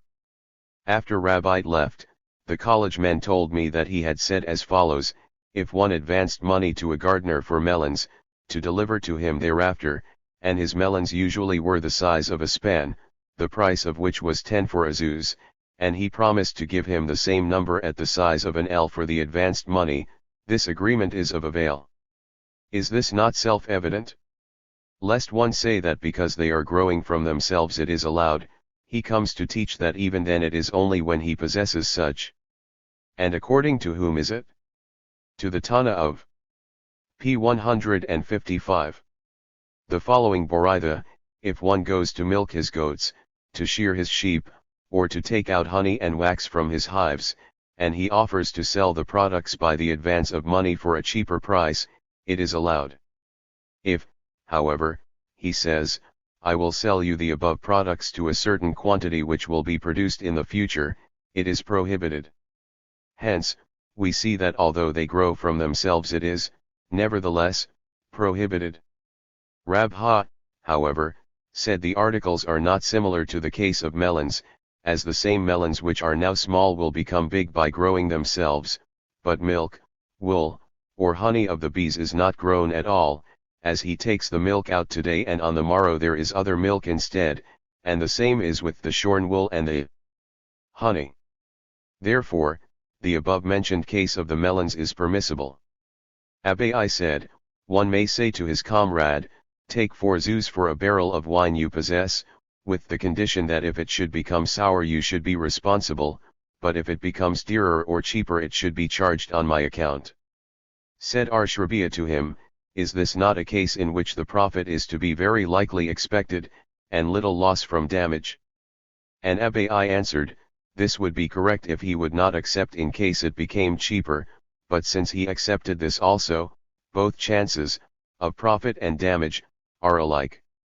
Mishnah 2, a lender must not dwell in his debtor's house for nothing, or even for decreased rent, as it is usury. Gemara, said R. Joseph B. Menjamai in the name of R. Nahaman, although it was decided that one who occupies the court of his neighbor without his knowledge need not pay any rent. And Rami, according to others Uqba b. Hama, objected to him from the last part of our Mishnah, and he answered, there he said plainly, if you advance me. P 157. The money you will have it cheaper. Said our Papa, I do so with my customers. I sell them on Tishri at the price of Nisan, thinking that to me it is undoubtedly allowed, as my beer would not get spoiled until Nisan and I am never in need of money, and I do only a favor to my customers by crediting them. Said our Shizhate Br 80 to him, why should the master take the example of yourself and not of your customers? You should consider these circumstances, that if they would have money they would pay you at the price existing in Tishri? Said our Hama, I do so in my business, and to me it is allowed beyond any question, as they are pleased that I take all the responsibility of the goods until sold, and also that they are free of duty because the goods bear my name, and furthermore that my goods have the preference for sale, as it is announced in the market that no one can sell the same goods until mine are sold, because they bear my name. 1. The halakha prevails in accordance with our Hama, with our Elazar, and also with our Yanai, who said above that there is no difference between the articles and the money. Mishnah 4, if one sold his field, taking a deposit and saying, you may take possession of the field belonging to you from today, when you will bring the balance, such an act is not allowed. If, however, one has borrowed money on his estate with condition that if he will not repay within 3 years it shall belong to the lender, it belongs to the lender if not paid, and so did Betus B. Zunan under the supervision of the sages. Gemara, but who uses the fruit in case he sold his field by a deposit? According to Arhuna, the seller, and according to Aranan, the fruit must be deposited until the remainder is paid. And they do not differ. Arhuna speaks in case the seller told him he shall acquire title when he will bring the balance, and P 158.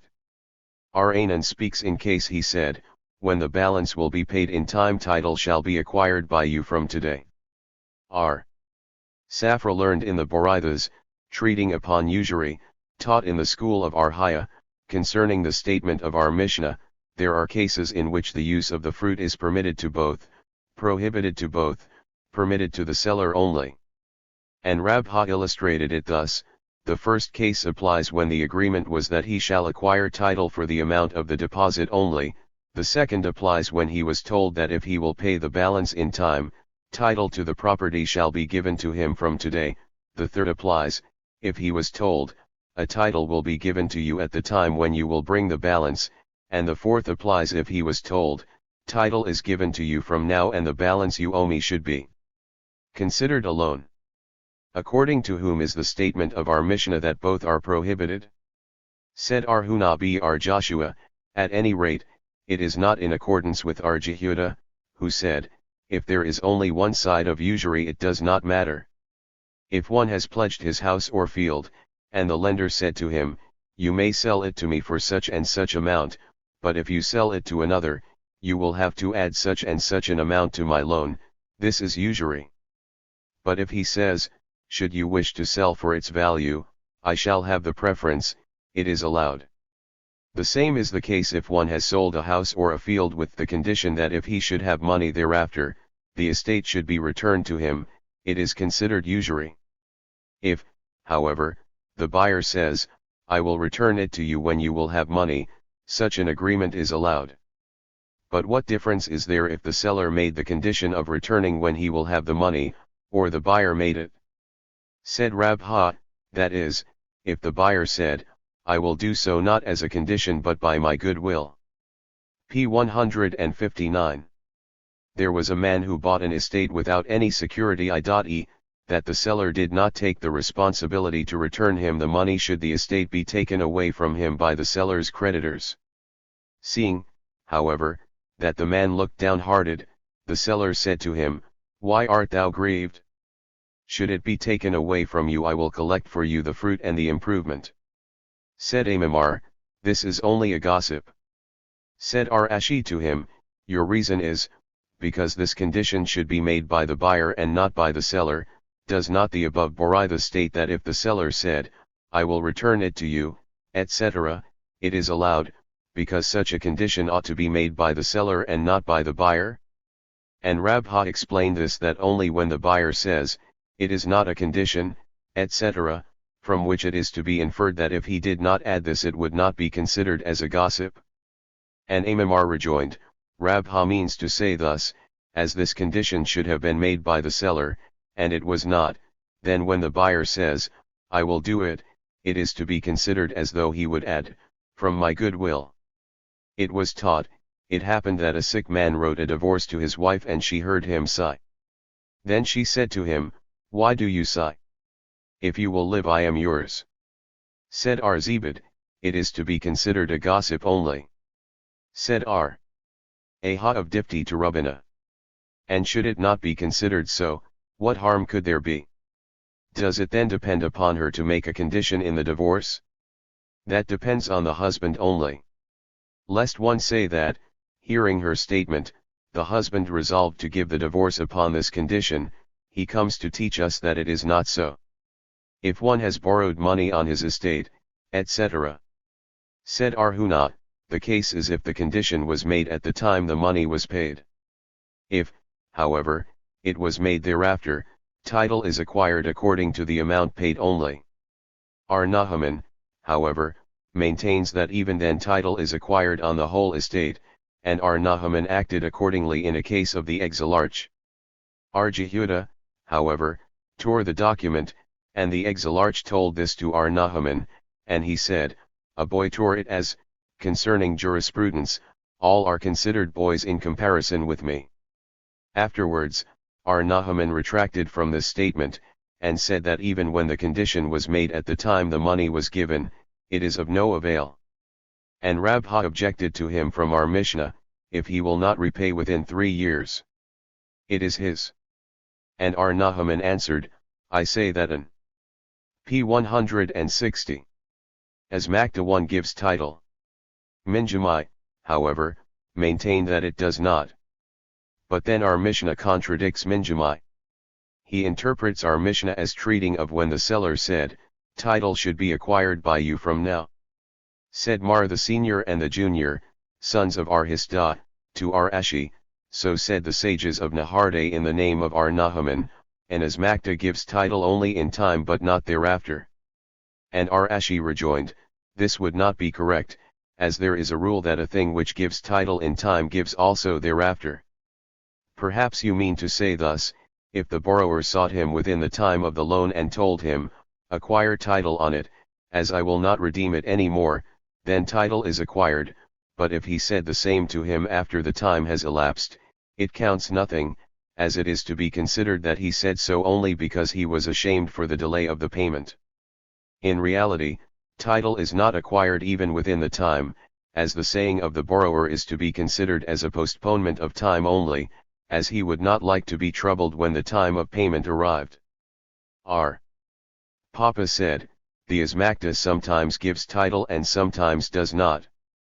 If, example, he finds his debtor on the day of payment drinking beer, and not caring about the payment of his debt, it is to be considered that the debtor does not intend any more to redeem his pledge, and then title is acquired by the lender, but if he found him on that day searching for money, title is not acquired." Said R. Aha of Dipti to Rubina, "Even in the first case title should not be acquired, as it may be the debtor drinks only to drown his grief, or he relies upon someone who assured him that he would furnish him money.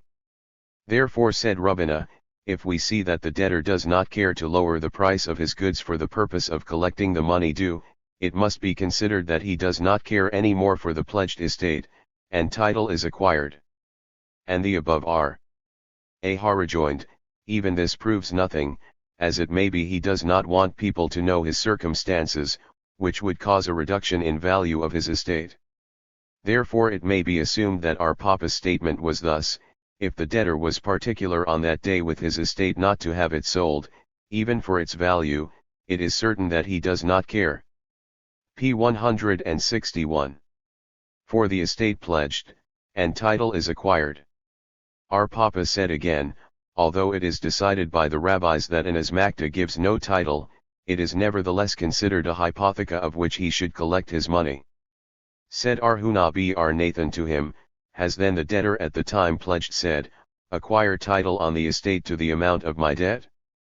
Said Marzutro Bar Mari to Rabbina, and even if he said so, would the title be acquired? The stipulation of the pledge was that if he does not repay him within 3 years then he may collect from this estate, and this is again only an asmakta, which gives no title. Therefore the hypotheca mentioned by our Papa is to be explained, that the stipulation was thus: from this estate you shall collect your money within 3 years. However, should the money not be collected within that time, all the estate shall belong to you after the elapse of above stated time. There was a man who sold an estate with security, and the buyer questioned, should this estate be taken away by your creditors, will you then repay me from the very best of your estates?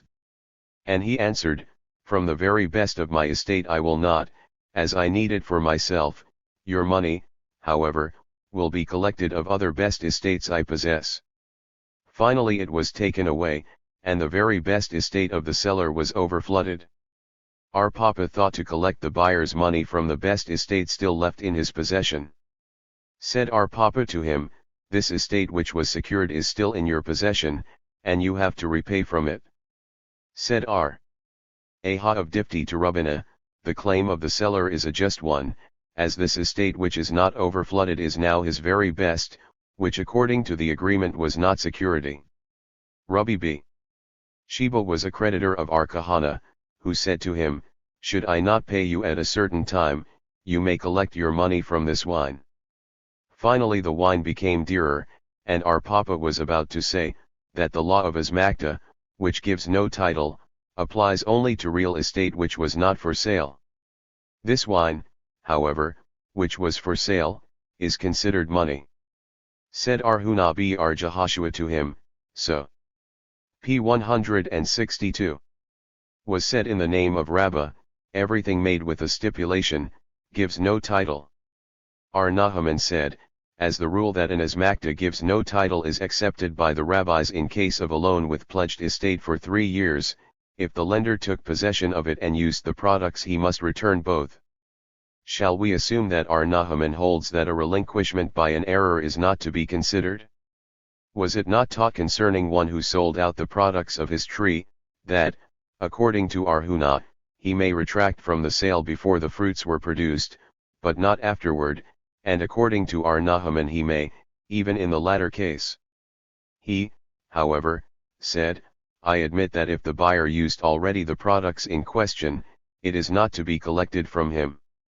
There was a sale, but our case is a loan, and the lender used the products for the interest of his loan, which is considered direct usury, which is to be collected by the court. One Rabha said, I was sitting before Ar Nahaman at the time he said, I admit, however, etc., and was about to object to his statement from the law of cheating mentioned above, that the amount cheated must be returned, although it was done willingly.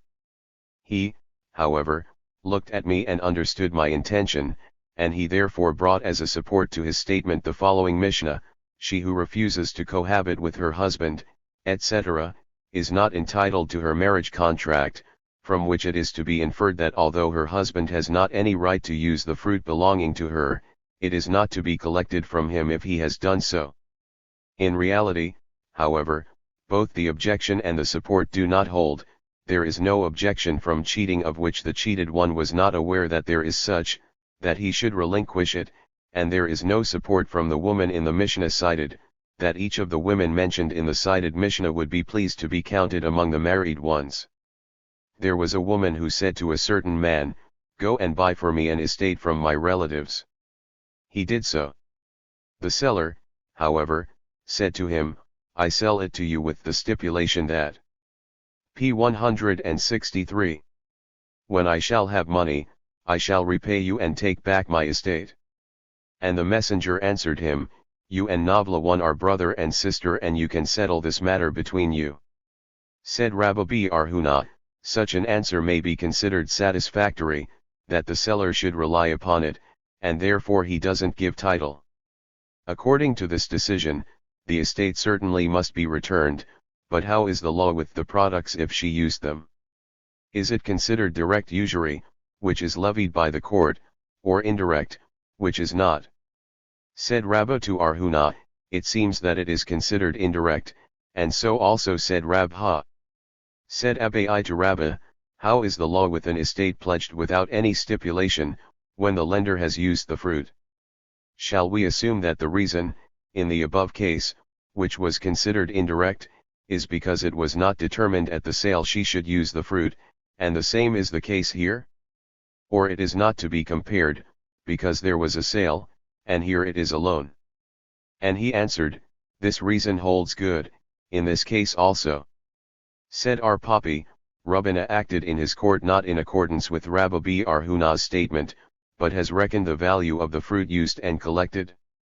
Mar Br Joseph, in the name of Rabha, said, in places where it is the usage for the lender to use the fruit from a pledged estate without any deduction of the debt, and the borrower has a right to return the money at any time, then is the law as follows: if the lender has used the products to the extent of the amount of his loan, he may be ejected from the estate.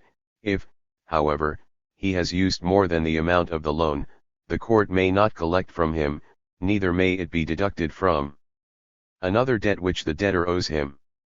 If, however, the estate belongs to orphans, then if he has used more than the amount due, it is to be collected, or deducted from another debt they owe him.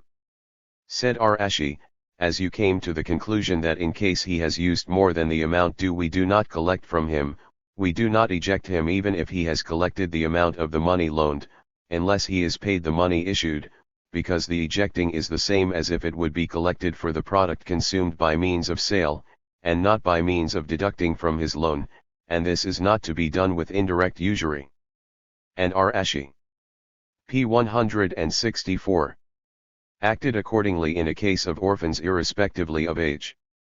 Rabha Joseph, in the name of Rabha, said, in the places where it is the usage to pledge estates without stipulations, it is advisable that one shall not use the fruit unless by way of deducting something of the debt, as then it is considered as if he would sell him the products for the amount deducted, and it appears not usurious. A scholar, however, must not do even this, but he must determine at the time of the loan how much he may use. But this would be correct only to him who holds that a determined quantity is allowed, but to him who holds that even this is not allowed, what can be said? Let us then see what kind of a determination is meant. If, example, the lender stipulated, I will use the fruit during 5 years without any deduction, at the elapse of that time, however, I will credit you with all products. Such a determination, however, is opposed by some sages, who maintain that as soon he uses the products without any deduction it is direct usury. We must therefore say that the determination mentioned by Rabha means, if he said, during the first 5 years I will deduct from the amount due so and so, at the elapse of this time, however, I will credit you with all products. Our Papa and our Hunabi Yahasha both said, the pledged estates in question, a creditor of the lender has no right to collect from in case he dies. And also a firstborn of the lender cannot claim the double amount prescribed to him biblically, for the above reason, and the sabbatical year makes the debtor free, as it is not considered a pledge, since the borrower has a right to eject the lender from the estate after the product was used to the extent of the amount due. In places, however, where it is not customary to eject the lender from the estate in question, a creditor and a firstborn may claim their right on it, and the sabbatical year does not make it free. And Mar Sutra, in the name of our Papa, said that, as to the estate in question, p. 165, where it is the usage to eject the lender, he may be ejected even from using dates that were blown down by wind on the rush mats.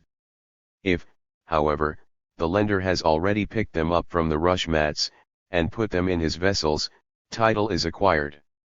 And according to him who says that when the vessels of a buyer are placed in the care of the seller for the purpose of putting in them the things bought, it gives title to the buyer even in his absence. If the dates in question were put in the vessels of the lender by someone, they give title to him even if he himself has not picked them up. It is certain that in countries where ejection is the usage, and the lender stipulates that he shall not be ejected, it is of avail. But how is it when the lender made the stipulation that he may be ejected? In places where ejection is not the usage, is it then necessary to enforce this by the ceremony of a sudarium or not? According to our Papa it is not necessary, and according to our Shees Hate Br80 it is, and the halakha so prevails. If the borrower says to the lender, "Stop using the fruit, as I am about to furnish the money due," he must do so immediately. If, however, he says, "Stop using the fruit, as I am making efforts to get the money " according to Rabbana, the lender may not listen to him, and according to Mar Sutra, the son of Armari, he has to, and so the halakha prevails. Our Kahana, our Papa, and our Ashi did not use the fruit even by deduction. Rabbana, however, used to do so. Said Mar Sutra, the reason of him who does so is, because he compares this to the biblical case, that although the fruits of the field mentioned there are of great value, he may redeem it for the sum of 4 zuz a year. One and the same is the case here. However, he who does not allow this to be done holds that this case is not similar to the biblical case mentioned above. There is a sanctification for which the merciful one allows it to be redeemed for such a trifle, but here it is alone, and it appears usurious. Our Ashi said, I was told by the elders of Mtha Mekhasia that an anonymous pledge holds good 1 year only, i.e., that the borrower can eject the lender only after the elapse of a year, but not earlier. He said again, I was told by the same. P 166. Authorities that a pledge is called mishkantha, as the lender is considered from that time a neighbor to the borrower, so that if the borrower has to sell his estate, and the lender is willing to give the same price as offered by others, he has the same privilege as the preemptor of an estate attached to that seller, to whom the laws give privileges to obtain it for himself in case he offers the same price as others. Rabha said, the halakha does not prevail, as the inhabitants of Papuna, who sell their goods on installments for the same reason as our Papa mentioned above, and not as the inhabitants of Mahuza, who used to write in their notes the profit which they supposed the borrower would derive from the money taken on half profit, as who can assure that such a profit would be derived? Said Marbi. A Maimer to our Ashi, my father used to do so, and nevertheless when they claim that such a profit was not derived, he trusted them, and he answered, this holds good only when they came to him with that claim, but how would it be in case he should die and the note falls into the hands of his heirs? And also not as the farmers of the city of Narsha, who used to lend money to poor farmers on their land, and thereafter rented it to them for so and so many kurs yearly, and so they wrote in their contracts, so and so has pledged his field to so, and afterwards he rented it for so and so many kurs. Had, then, the lenders acquired title on the field to be justified to rent it out? It is then direct usury. However, now that they write in their agreements, I have bought from so and so such a field for so, and it was under my control such length of time, in which I have used the fruit and have deducted from the money paid, and thereafter I rented it to the former possessor for so many kurs yearly. This is allowed, for the purpose not to shut the door for borrowers. After all, it is direct usury, as it can happen that the field should not yield so much product as agreed, and the lender takes the kurs of grain as interest for his money. Mishnah V, one who possesses articles for sale must not give them to a retail dealer to sell, with the stipulation to receive half profit from the sale, charging him the articles at wholesale market price.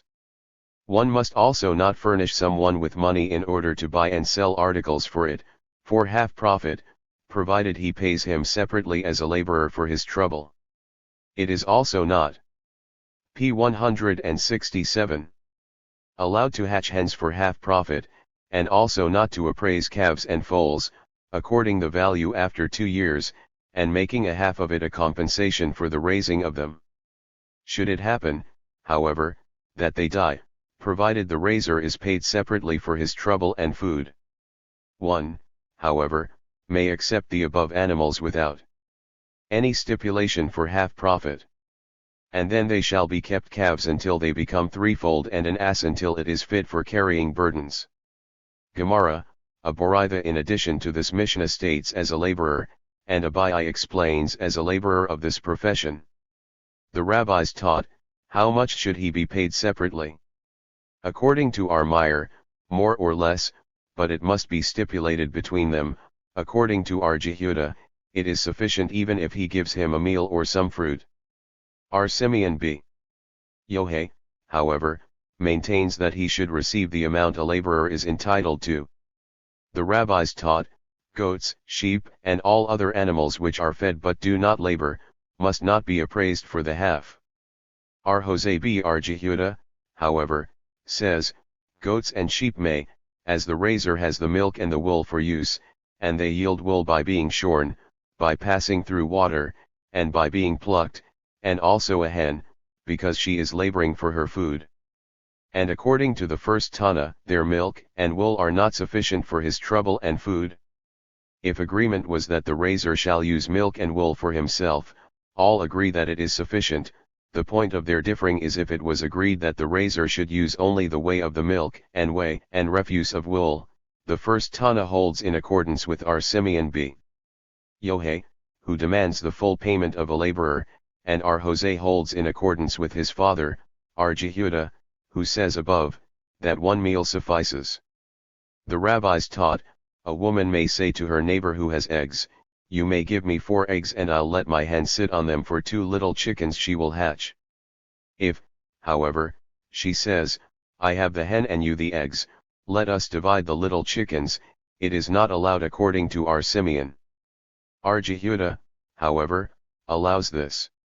The rabbis taught, in the places where it is the usage to pay the raiser for carrying the calves on his shoulder, it may be appraised, and it is not necessary to act differently to the custom of the country.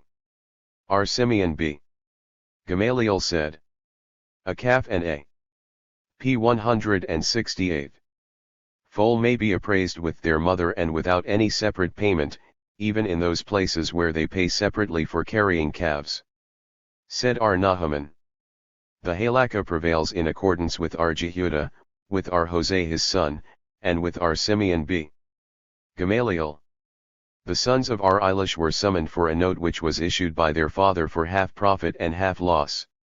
Said Rab Ha, R. Eilish was a great man, and he would not have issued a prohibited document.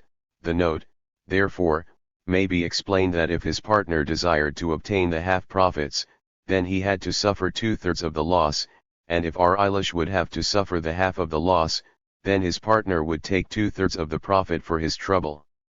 Said our Kahana.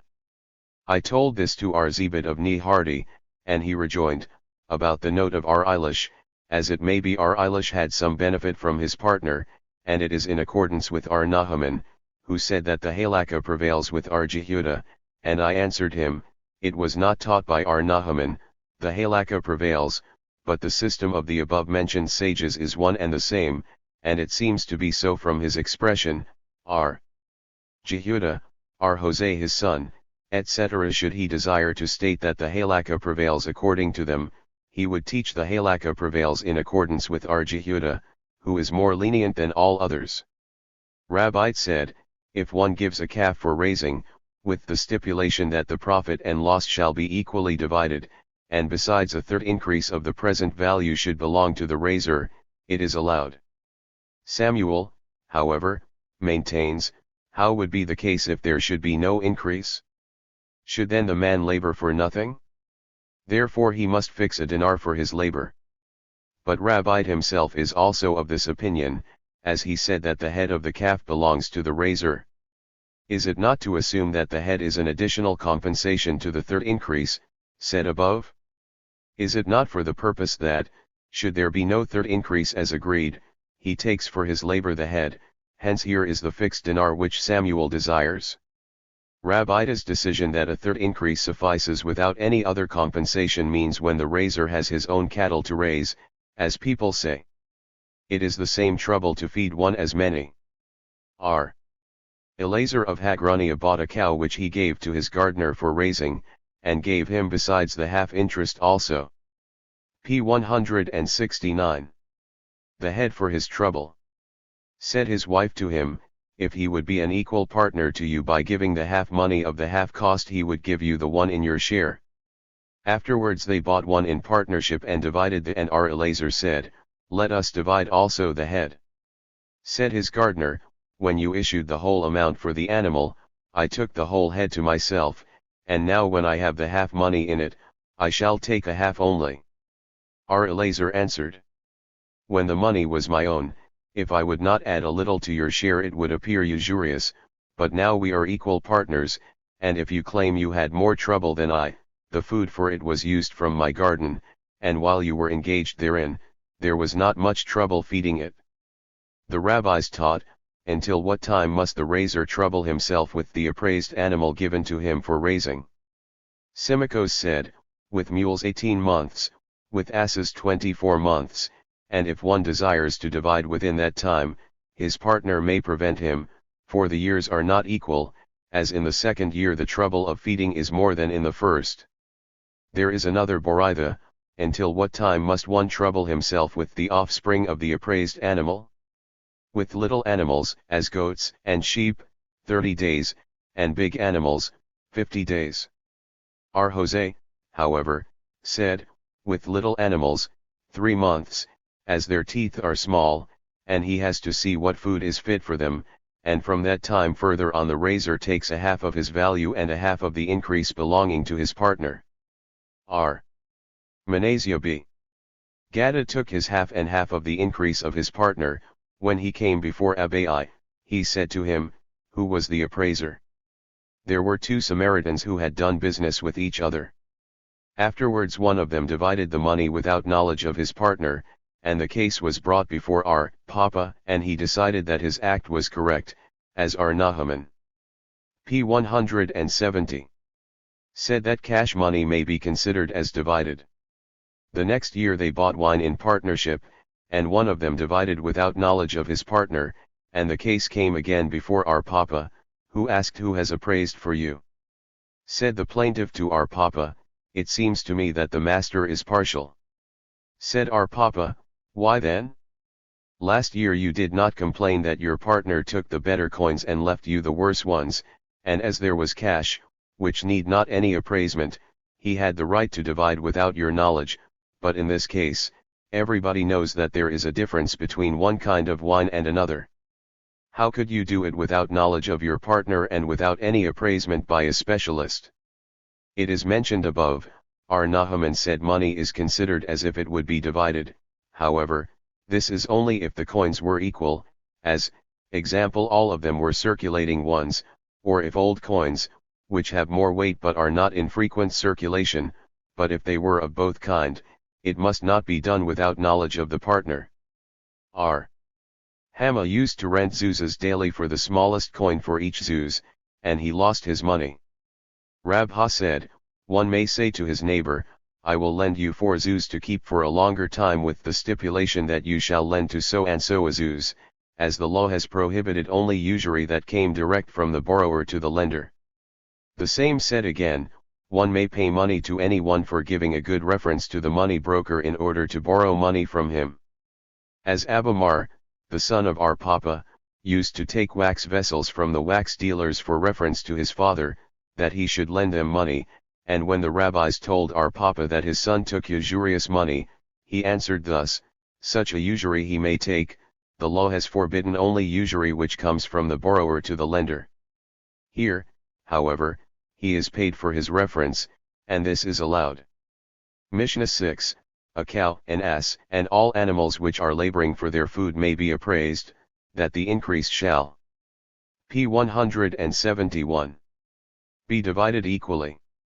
In the places where it is customary to divide the offspring while they are yet small, it should be so done, and where it is customary to raise the offspring until they are grown up, it should be so done.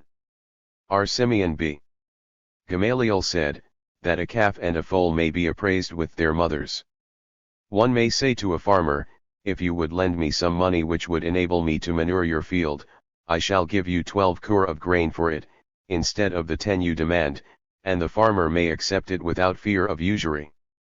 Gemara, the rabbis taught, this which is said above is allowed only with a field, but not with a store, and not with a boat, i.e., the hirer must not increase the price for rent, in case the owner lends him money to buy stock for sale, or to buy a cargo for his boat. Said R. Nahaman, in the name of Rabbi B.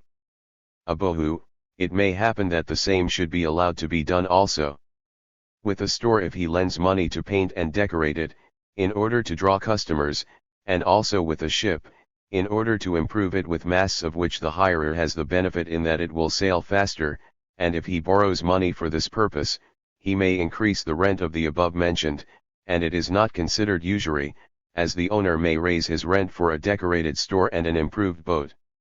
Rabbi said, one may rent a boat with the condition that, should it break, the hirer is made responsible. Said R. Kahana and Raci to him, if he takes rent, he, the owner, must be responsible for damage, and when the hirer is responsible for it, then he must not pay rent. Rabbi was silent. Said R. Shizhate, why was Rabbi silent? Was he not aware of the following Boraitha, although it was said that an iron sheep must not be accepted from an Israelite, i.e., one must not both be responsible for the article hired, in case it becomes injured while laboring, and at the same time pay rent for it, but he may do so with a non-Israelite. It was said, however, one may say, I take your cow for the price of 30 dinars in case it will die, but all the time it will be alive in my hands I will pay you monthly a salah for her labor. This is allowed, because the appraisement of the cow was in case she is dead, but not when alive. Said our Papa, the halakha prevails that a ship may be hired for rent and at the same time the hirer should be responsible, and the custom of the sailors was that they pay rent when they take possession of the boat, and pay the value of the damage in case such occurs. Is p. 172. This then depending upon custom. Because it was said in the above Boraitha that it may be done with a cow, as the appraisement was after death, the same is the case here. And as this law was accepted, it became customary. R. Anan, in the name of Samuel, said, money belonging to orphans may be lent for usury. Said R. Nahaman to him, because they are orphans should we permit prohibited things for them? Orphans who are consuming that not belonging to them may go to their bequeather, but as you said the halakha in the name of Samuel tells me the fact, you have seen that Samuel did so. And he answered, there was a copper kettle belonging to the orphans of Mar Ukba, which was under the control of Mar Samuel, who used to weigh it at the time of giving it to the hirer, and did the same at its return, and in case of the weight diminishing, got paid for it besides the payment for using it. Hence if it would not be allowed to lend the money of orphans for usury, how could he demand both to be paid for the diminished weight and at the same time to take rent for using it? Said R. Nahaman, such a thing may be done even with bearded orphans, as the copper of the kettle decreased in value by using it, for which the orphans get no separate payment, as they take the value for the diminished copper only. Rabbi B. Chilla, in the name of R. Hurdah, according to others, R. Joseph B. Hama, in the name of R. Shizhate, said, money belonging to orphans may be used for a business that is very likely to bring profit, and with small chance of loss.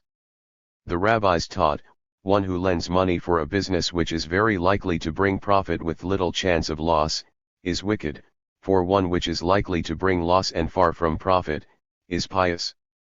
Equal to both, this is the custom of every just businessman. Said Rabbi to R. Joseph, how, then, should be done with money belonging to orphans? And he answered, it shall be deposited in court, and the court shall furnish them with means for livelihood from time to time, according to their need. But if so, then the whole amount will be consumed. Said R. Ashi, we look for a Man who is rich, trusted, listens to the law, and never accepts a rebuke from the rabbis, and we give the money to him by the court for use in a business which is likely to bring profit with small chance of loss. P 173. Mishnah 7, an iron sheep must not be accepted from an Israelite, as it is direct usury. This, however, may be done with non-Israelites, as it is allowed to lend them, and borrow from them, for usury. This is also allowed to be done with a proselyte who obligated himself not to worship idols, but did not obligate himself to observe the Hebrew laws. An Israelite may lend to his race money belonging to non-Israelites for usury, provided the latter are aware of it, but not otherwise. Gemara, is it to be assumed that the iron sheep in question is considered under the control of the acceptor? Then it would be a contradiction to the following Boraitha: if one accepted iron sheep from a heathen, the offspring are free from the law of firstborn, i.e., that if for the money in question was bought cattle, which brought young ones, the firstborn must not be given to the priest, although it was in the hand of an Israelite. Said Rabha, the reason is, because, should he not repay the money, the heathen would take possession of the cattle, and if even this would not be sufficient he would also take the young ones, and so it is considered that the hand of a heathen rests in this case, and under such circumstances the law of the firstborn does not exist. It is written, he that increaseth his wealth by interest and usury, will gather it for him, that will be kind to the poor. What is meant by the expression, that he will be kind to the poor? Said Rabbi, for example, as the king Sabura, who collects money from the Israelites for the purpose of distributing it among the poor of the Persians. Said Ar-Nahaman, Huna told me that not only usury taking from an Israelite is meant, but also from a heathen, and Rabha objected the statement from an alien thou mayest take interest, and he answered, the expression in Hebrew is tashik, which means you may give him interest if you need money and you cannot get it without, but to your brother you must not do so under any circumstances. But is it not written plainly further on, but from thy brother thou shalt not take interest? It is written to show that he who does so transgresses both a positive and a negative commandment. P 174. He objected again from our Mishnah, which states that with a non-Israelite it is allowed. Said Ar-Hayabi Ar-Huna, the Mishnah allows to do so only for the need of his livelihood, but not more than he needs, as the rabbis had prohibited the taking of usury from all mankind. There are some who applied the above statement of Ar-Huna to the following. Ar-Joseph taught, it is written, if thou lend money to my people to the poor by thee, which signifies, if there is one of thy people, and an alien, the former is to be preferred. If there were a poor and a rich man, the poor is to be preferred, poor of thy city and poor of another one, the former has the preference. And to the question, is it not self-evident that an Israelite is to be preferred? Said Ar-Nahaman, Huna told me that it means that an Israelite should be preferred even if he can take usury from a heathen, and to the Israelite he must give it for nothing. There is a Boraitha, Ar-Jose said, come and see how the usurers are blind. If one calls his neighbor wicked, his neighbor tries to take revenge on him as soon as he is able to do so, and the usurers bring witnesses, a scribe, a pen and ink, and write and sign that so and so reasons away the God of Israel. There is another Boraitha, Ar-Simeon b. Eleazar said, one who has money and lends it without usury, to him applies the verse, that putteth not out his money for interest and taketh no bribe against the innocent. He that doth these things shall not be moved to eternity. Which signifies that he who takes usury will lose all his possessions. But is it not a fact that they who do not take usury are also stricken with poverty? Said Ar-Eleazar, the latter are to be raised again, but those who take money, if they fall will never rise again. The rabbis taught, it is written, thou shalt not take of him usury or increase, but thou mayest be a surety for him. A surety for whom? For the lender, one who is an Israelite. Is there not the following Mishnah, the following transgress a negative commandment, the lender, the borrower, the surety, and the witnesses, -i.e., to an alien. But is it not a fact that the aliens summon the surety first? Hence it should be considered that the surety takes usury from him. Said R. P. 175. She's hate, it speaks of when the alien has promised that in case of a suit he shall obey the decision of the Jewish court. But if so, then usury should not be taken from him at all. Said R. She's hate, he promised only to obey the decision of the Jewish court in case of a suit, but not to observe the law of usury. An Israelite may lend money belonging, etc. The rabbis taught, one may lend money belonging to an alien with his knowledge, but not otherwise. How so? If an Israelite borrowed money from an alien for usury, and when he was about to return it another Israelite said to him, "Give the money to me and I will pay you the usury you have to pay to the lender," this is prohibited.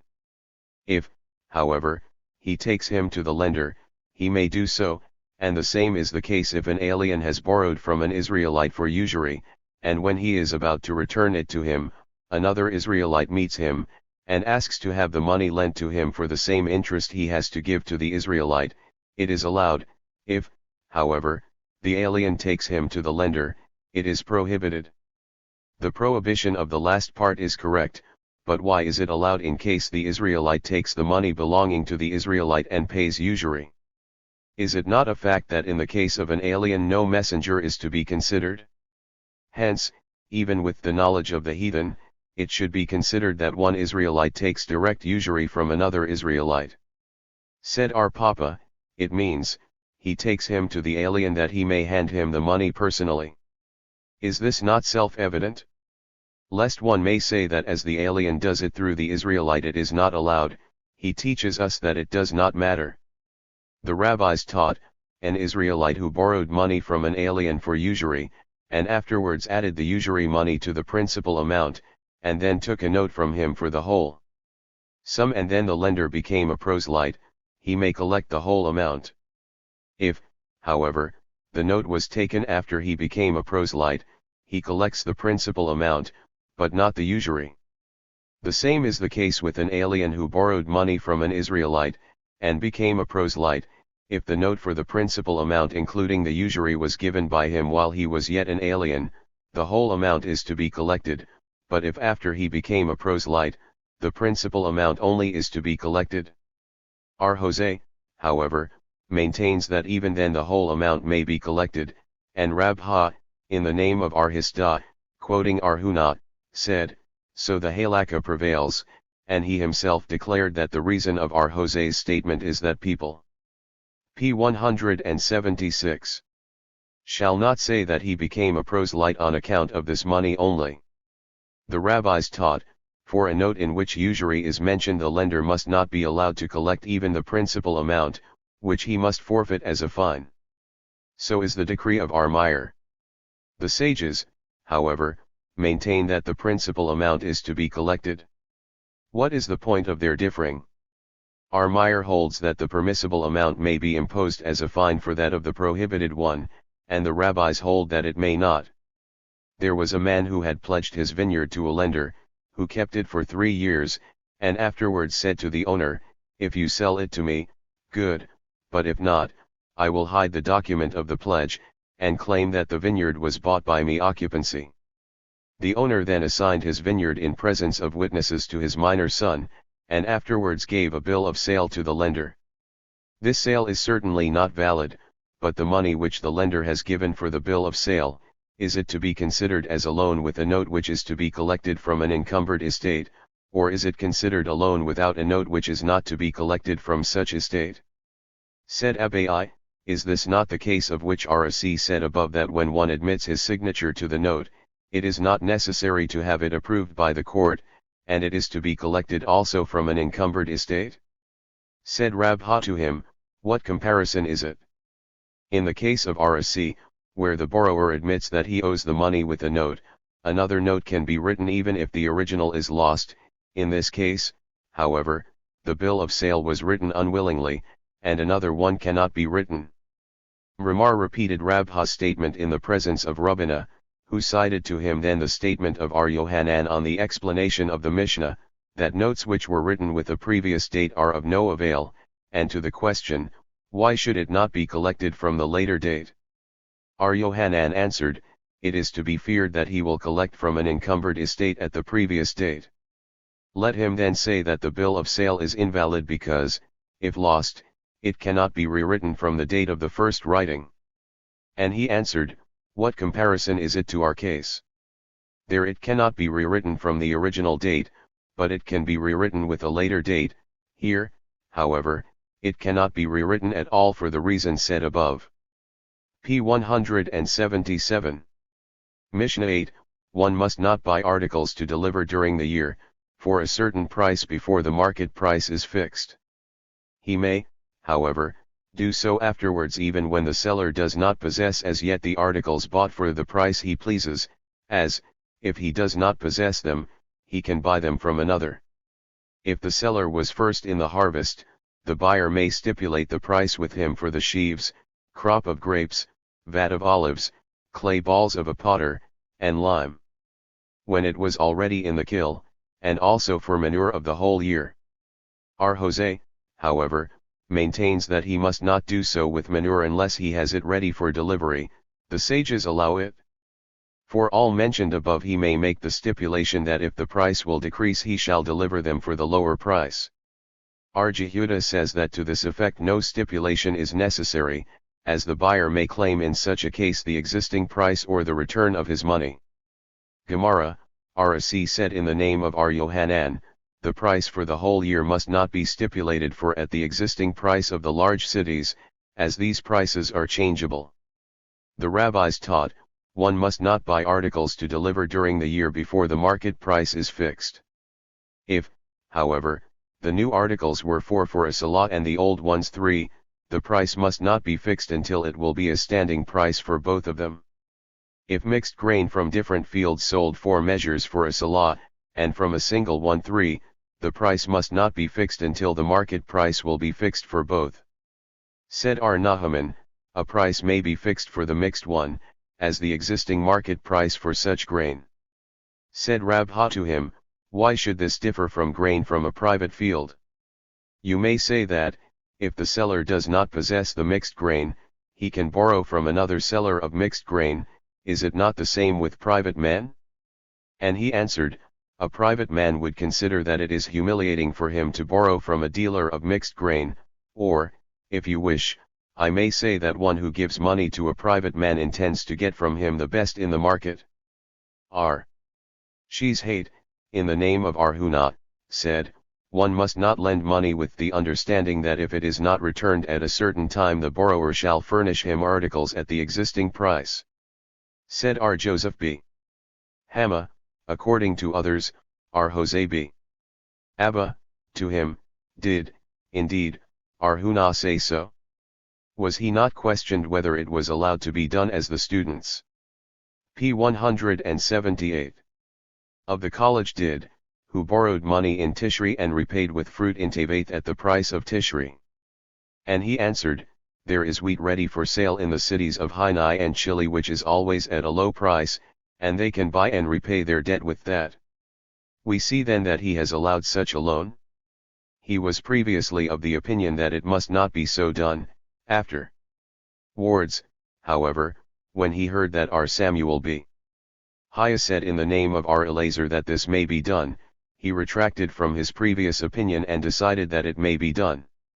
The rabbis taught, if one traveled with stock from one place to another, and while on the road his neighbor asked him to sell it to him at the price of the place he intends to go to, if the seller takes the responsibility of the stock while on the road it is allowed, but otherwise it is not. If one was about to deliver his fruit to a certain city in which the price of it was higher, and someone told him that he has the same fruit in the above-mentioned city and he will deliver it to him there in exchange for the fruit in his possession here, then, if he really possesses the same in the above-mentioned city at the time he takes the exchange, it is allowed. But if the one who offers the exchange has it not ready for delivery as yet, it is not allowed. For the grain dealers, however, it is allowed to borrow money with the understanding to repay it with grain for a lower price than the existing one in that city, without fear that this appears usurious. Why so? Our Papa says, because with his money he opens the door for them to buy grain at the lowest price at every place it is to be found, so he enables them to repay him with the grain at a lower price, even immediately after the loan, and therefore it is not to be considered usury for the prolongation of time for repayment. Rahabi Ika, however, says, it is favorable to them for the wholesale grain dealers to know that they sold their grain at a low price, so that the dealers will make the price of their grain still lower, so as not to lose their custom. What is the difference between these two reasons? If the grain seller was a new one who was unknown as yet to the country grain sellers, then, according to Rahabi Ika's theory, it is not allowed for him to do so. In Surah 4 measures of grain could be bought for 1 zuz, in Kafri there were sold 6 for 1 zuz, and Rabbi had given money to the grain dealers in Surah p. 179. To buy grain for him in Kafri at the rate of 5 measures for a zuz, taking the responsibility of the grain while on the road. But if he was responsible for them while on the road, why didn't he take 6, as was the existing price in Kafri? With such a prominent man as Rabbi it is different. Rac questioned Yohanan, may this be done with other articles besides grain? And he answered, Rabbi was about to do so with frippery, and Ismail br Jose restrained him from this. With regard to a vineyard, Rabbi did not allow this, because the price of the ripe fruit will be higher, and it appears as if he were taking usury for his money.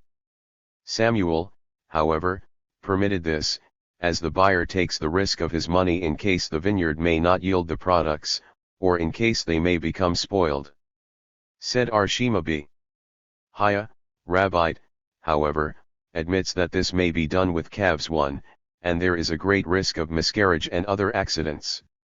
Samuel said to the grain dealers who used to give money to the farmers for the products of the next year, I order you to help the farmer in his labor on the field, in order that you may acquire title to the body of the field, as, if you will not do so, your money will be considered as a loan, which is not allowed.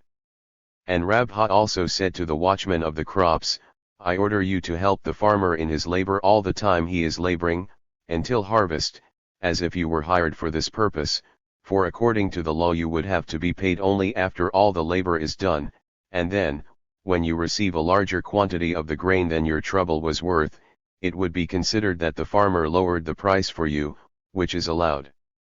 The rabbi said to Rabha, you, master, consume usury, as usually the farmers hire their fields for the quantity of 4 kurs for each field, with the understanding they shall harvest it in Nisan, and you wait until Iyar and take 6 kurs. And he answered, your acts are unlawful, as the field is hired to the gardener, and if you compel p. 180. him to harvest in Nisan you are injuring him in many kurs, as the grain is not ripe as yet, but I am awaiting until Iyar and benefit him, and the 2 kurs more I take is for hiring the field and not for awaiting the payment of the money. There was a certain alien who pledged his house to Mari b. Rachel, 1 and afterwards he sold the same to Rabha. At the elapse of 1 year after the pledging took place Mari submitted the rent for the next year to Rabha, saying, the reason why I did not submit the rent to you for the first year is because a pledge without a fixed time is a year, and if the alien would like to repay me within the year, he could not do so without my consent, but now, when the time is over, I have to submit to you the rent for your house. And Rabha rejoined, I did not know that the house was pledged to you, and if I were aware of it, I would not buy it, but now we have to act according to the Persian law, which dictates that the buyer has not to collect the rent until he pays the whole amount, and I will also act so. I will not take the rent from the house until the debt on the house will be paid to you by the seller. Said Rabha of Barnish to Ashi, I call the attention of you, master, that the rabbis are consuming usury, as they pay for wine in Tishri and choose it in Tavith when it is already in good condition, and this appears usurious, as, if they would take it in Tishri, they would suffer the damage if spoiled, but by advancing the money, the responsibility rests on the seller. And he answered, they advance the money for wine and not for vinegar, and the wine which becomes sour during that time was so already in the beginning of the season, but it could not be so recognized. It is, therefore, lawful for them to take the wine for which they have advanced their money. Rabbinah used to give money to the inhabitants by the shore of Shenwatha before the time of wine pressing, that they should deliver him the wine thereafter, and they delivered him a barrel or two more than he bought. He came to question Rashi whether he could accept it or not, as it appeared usurious. And he answered, "You may, as it is only a gift." Said Rabbinah, "But I am afraid this should be considered robbery, as the estates they possess were occupied by p. 181. Them after the owners of them escaped for not paying taxes, and the possessors paid the taxes to the government." And Rashi rejoined, "The estate is pledged for the taxes, and the government says that the estate on which taxes were not paid is to be pledged to him who pays, consequently their occupation is lawful." Papa said to Rabha, "I call the attention of you, Master, to the rabbis, who pay head tax charge for those who cannot pay them, and they are laboring with them more than ought to be." And he rejoined, "If I were to die a day previous you would not be aware of what Arthash said, namely, the surety for these people lies in the archives of the king, and the king has ordained that he who pays no charge shall be made the servant of him who pays." Suram, the brother of Rabha, used to compel doubtful characters to carry the Palanin of Rabha, and Rabha approved his act from the following Boritha, whence do we deduce that one, whose habit is not in accordance with the law, may be made to labor. From the verse, "You may hold them to service forever, and one over your brethren, the children of Israel." Lest one say, however, that the same may be done with one who is acting rightly, therefore it is written, "But over your brethren ye shall not rule with rigor." Hama said, "If one gave money to his comrade to buy wine for him, and he neglected to do it, the latter must deliver to him wine at the price current at the dock of Zulshaphat." Said Amamar, "I repeated this halakha to Arzebit of Nahardia, and he said, Hama's decision holds good only when he ordered him to buy any wine for him, but when the order was to buy a certain kind of wine, the messenger has no responsibility, as who can be sure that the wine ordered could be gotten easily." Rashi, however, maintains that even if the order was for any wine, he is not to be made responsible, as it is only an asmachta, which gives no title. But why should this case be different from the Mishnah in chapter 9 of this tract, that if one hired a field for sowing purposes, and did nothing, he must pay according to p. 182. The appraisement of the products it would yield when cultivated? Then it was in his power to cultivate the field, and therefore he is responsible, but here it may be that he could not find the wine required. Rabha said, "If one of a company of 3 partners has given money to a messenger to buy something, it is to be considered for the company, and not for himself. However, this is only in case their money is kept in one sum, but if the money of each partner is tied and sealed separately, the things bought are only for him who gave the money." Papi, in the name of Rabha, said, "The mark which is usually placed on each barrel of wine when sold gives title to the buyer." To what purpose was this decision made? According to Hababa, to give title so that the seller should have no right to retract, and according to the rabbis, if the seller has retracted, the sale is invalid, but he has to accept the curse of who has punished the generation of the flood, etc., mentioned in the above Mishnah. And so the halakha prevails in places where it is customary to make such a mark a final act of the sale.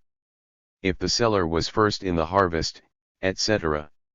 Said Rabbite, if the grain was to be finished with 2 kinds of labor only, he may fix the price, but if he requires 3 kinds, he must not.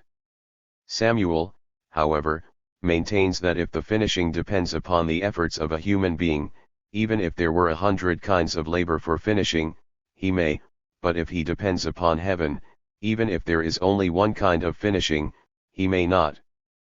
But did not the Mishnah state that one may fix the price on sheaves, although he must dry, thresh, and winnow them? It may treat of when the sheaves were already spread in the sun for drying. But according to Samuel, that the price must not be fixed even if one depends upon heaven, and there is the winnowing which cannot be done without an extraordinary wind. This, also can be done with sieves, clay balls of a potter, etc.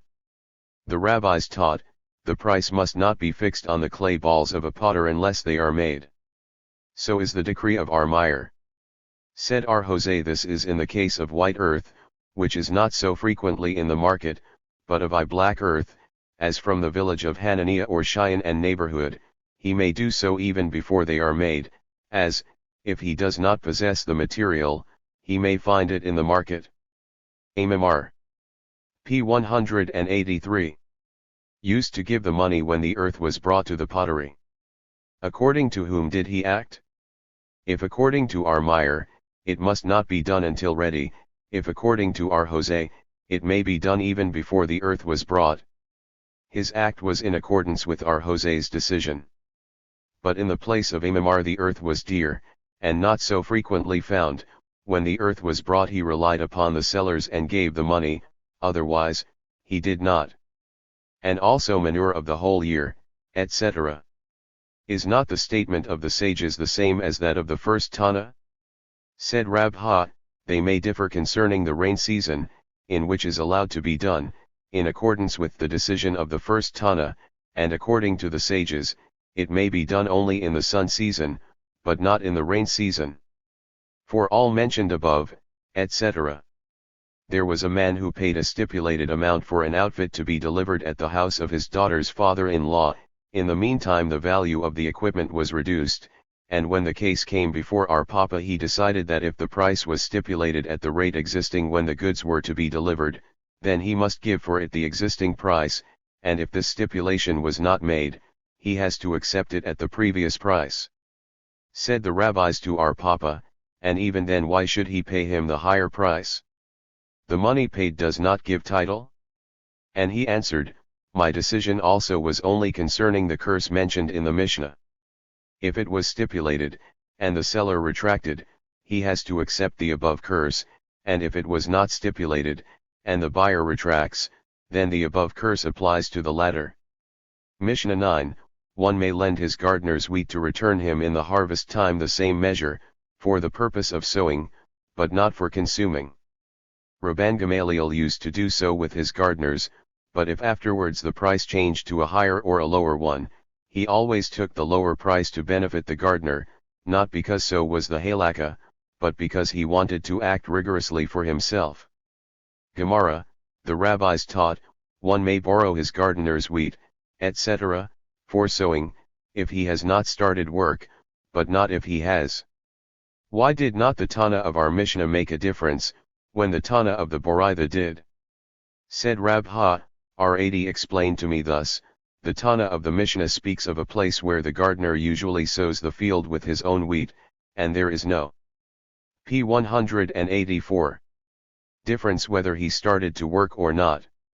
As long as he did not furnish the seed the owner may eject him, consequently, if he lends him his wheat, it is not considered a loan, but as a stipulation that he shall work for the owner of the field, and the owner shall receive from the share of the gardener that measure of grain which was advanced to him. And the Tana of the Boraitha speaks of a place where usually the owner of the estate furnished the seed, and he has changed the custom of his place, because his field was in good condition he made the gardener furnish the seed. Then, if the gardener has not started his work as yet, so that the owner may eject him, the above stipulation may be made, as it is considered a business matter, not a loan. But if his work is already begun, for which reason he cannot be ejected by the owner, and then the gardener is compelled to borrow the seed from the owner, it is considered a loan, and if the grain becomes higher, if he returns him the same measure it appears usurious. The rabbis taught, one may be asked by his neighbor for a loan of grain, to return the same at a certain time if the price will not be lower, but if it will, then he shall be paid in money at the price now existing. If, however, such stipulation was not made, if it became lower, he may return him with grain, if higher, he has to pay him in money at the price existing at the time borrowed, according to the explanation of Arshi's Hate. Mishnah X, one must not lend a kur of wheat that it shall be returned to him from the barn. He may, however, lend him until his son came with the key. Hillel, however, forbids even this, as he used to say, a woman must not lend a loaf of bread to her neighbor, unless a price is stipulated for it, for fear wheat may become dearer, and then the return of the loaf will appear usurious. Gemara, said Arhuna, the statement of the Mishnah that one may borrow wheat until he found the key, it is allowed only to borrow as much as he possesses. If he possesses a sa, he may borrow one, if two. Aritzak, however, said that even if he possesses only one sa, he may borrow many kurs. Taught Arhaya to support Aritzak. P 185. A drop of wine, a drop of oil. From which it is to be inferred that if he possesses one drop he may borrow upon it many drops. Hillel forbids, etc. Said Ar Nahaman in the name of Samuel, the halakha prevails in accordance with Hillel. The halakha does not prevail in accordance with Ar Nahaman's statement. As he used to say, etc. Said Ar Jehuda in the name of Samuel, Hillel stands alone with his statement, as the majority of the sages hold that it may be borrowed and repaid anonymously. The same said again in the name of the said authority, society men transgress who are not very particular with each other regarding the size, weight, and number of things borrowed and returned. And also as regards violence, Sabbaths, and festivals, if they lend to each other on these days, according to Hillel, they are also accused of usury. The same said again in the name of the said authority, scholars who know the law of usury may lend each other for interest. Samuel said to Abohubi, Ihi, lend me 100 pepis, I will return you 120, and it will be right. Ar Jehuda, in the name of Rabbite, said, one may lend to his sons or family for usury, to give them an idea how hard it is to pay usury and to understand the great punishment of it. This, however, must not be practiced, as they may get accustomed to it, and afterwards lend money for usury. Mishnah 11, one may say to his neighbor, help me in weeding or in digging around my vineyard today, and in return I will help you on some other day, but he must not say, help me in weeding and I will help you in digging, or vice versa. All the days of the rainy season are considered alike, and the same is the case with the days of the sunny season, but one must not say, help me in the sunny season and I will help you in the rainy season, or vice versa. Rabban Gamaliel says, there is a kind of usury which may be named preceding usury, and also another kind which may be named succeeding usury. How so? If one is to borrow money from another, and he sends him a present previously for this. P 186. Purpose, it is a preceding usury, if one has kept the money of his neighbor for a certain time, and on repaying he sends a present, saying, this is for the favor you did in leaving the money in my hand for such a time. This is succeeding usury. R. Simeon says, there is also usury of talk. One must not say, I inform you that such and such a man, whom you are anxious to see, has arrived. The following transgress the negative commandment of usury, the lender, the borrower, the surety, and the witnesses. The sages add also the scribe. They transgress the following commandment, ye shall not put a stumbling block before the blind, but thou shalt be afraid of thy God. I am the Lord. Gemara, there is a Boraitha, R. Simeon b. Joeling said, whence do we deduce that, if one owes his neighbor 100 zuz, and it was not customary for him before the loan to greet him first, he must not do so after the loan took place? From interest of anything, etc., i.e., that even a word must not be given as interest. And the following transgress, etc. Said Abai, the lender transgresses all the commandments mentioned, the borrower transgresses the commandments of Deuteronomy mentioned above and of Leviticus, 19:14. The witnesses, however, transgress the commandment of Exodus, XXII. 24. We have learned in another Boraitha, the usurers lose more than they profit, furthermore, they make Moses our master a fool, and his law untrue, saying, if he knew that usury brought great profit, he would not have written that it is prohibited. When Ardimi came from Palestine, he said, whence do we deduce that if one is aware that his debtor has nothing with which to pay, he must not pass him by? From the verse cited above. Ar-Ami and Ar-Asi both said, one who does so is as if he caused his debtor to suffer from fire and water, as it is written, thou hast caused men to ride on our head, we entered into fire and into water.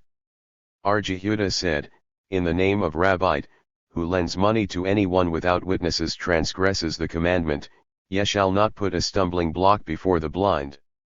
Reish Lakish adds that he who does so draws a curse upon himself, as it is written. P 187. Let the lying lips be made dumb which speak hard things against the righteous. The rabbis said to Ar-Ashi, Rabbina adheres strictly to all that the rabbis ordained. Ar-Ashi sent to him on one eve of Sabbath, let the master send me 10 zuz, as I have a chance to get a bargain. And he answered, let the master appoint witnesses or write a note. And Ar-Ashi sent to him, do you demand this also from me? And he answered, in much. The more from you, master, who are always engaged in your study. It can easily escape your mind, and I would draw a curse on myself. The rabbis taught, the following 3 cry for help without being heard, who lends money without witnesses, who buys a lord to himself, and he over whom his wife rules. What is meant by who buys a lord to himself? Who assigns his possessions to his children while he is still alive.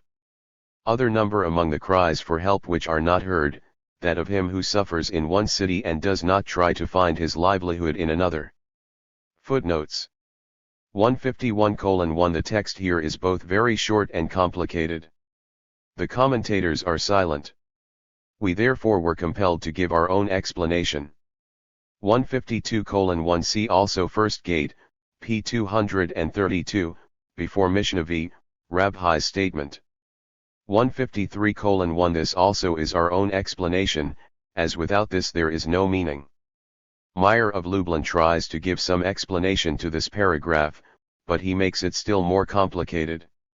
157:1 This was usually done by the Jewish courts when a scholar came to their city with his trade, and with references from other courts. 160:1 The term asmakta is very difficult to translate into English with a term of the same meaning. The literal translation of asmakta is relying upon, which is to be understood, he acquires title because he relies upon it, and therefore we use the term asmakta in the text without explanation. Jastrow tries to explain this term at length in his dictionary. See there, Part I. 162:1 This is the explanation of Rashi. Tosafot, however, objects, saying that using fruit is not considered direct usury, but indirect, which is not to be collected, and therefore they give another explanation to this paragraph. See there.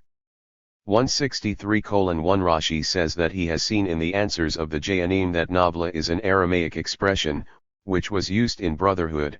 He, however, maintained that so was the name of the woman who sends the messenger to buy the estate. 165:1 It is according to the estimation prescribed in the scripture in this paragraph. The Talmud counts it according to the money used at that time. 169:1 The term in text is Elitha. Rashi explains Alia, which means the fat of the tail.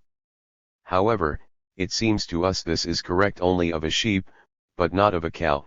It may be, however, that they bought a sheep in partnership. 174:1 i.e., the lender shall not collect more than is due to him in case the debt is paid his time. 179:1 This is in accordance with the explanation of Hananel in Tosafot. Rashi, however, explains otherwise, which is not understood easily. 180:1 Rachel was the daughter of Mar Samuel, who was captured by heathens, married a heathen who afterwards became a proselyte, and his name was Isser the proselyte. Her pregnancy began while B was yet a heathen, and therefore Ar-Mari was named after his mother, Rashi. 181:1 The scripture reads Yubachichem, literally, and with your brothers. Leeser translates according to the sense, but The Talmud takes it literally, and makes this word correspond both to the former and the latter sense, as explained in the text. Next, Chapter 6. Index previous next. p. 188. Chapter 6. Regulations concerning hiring laborers, cattle, or transferring goods, the responsibilities of the drivers, etc. Mishnah I. He who hired servants, and they deceived one another, there is nothing but resentment. If one hired a driver or a carrier to bring trumpets, flutes for a wedding or funeral, or day laborers to take out flax from its steeping, or to do things which, if not done on the day of hiring, would cause damage, and they retracted, if there were no others to be hired for the same price, the employer may increase the amount of their hire, or deceive them. If one hired servants, and they retracted, they have to suffer. If, however, the employer retracted, he has to suffer. Whoever changes or retracts his words, has to suffer for the injury caused.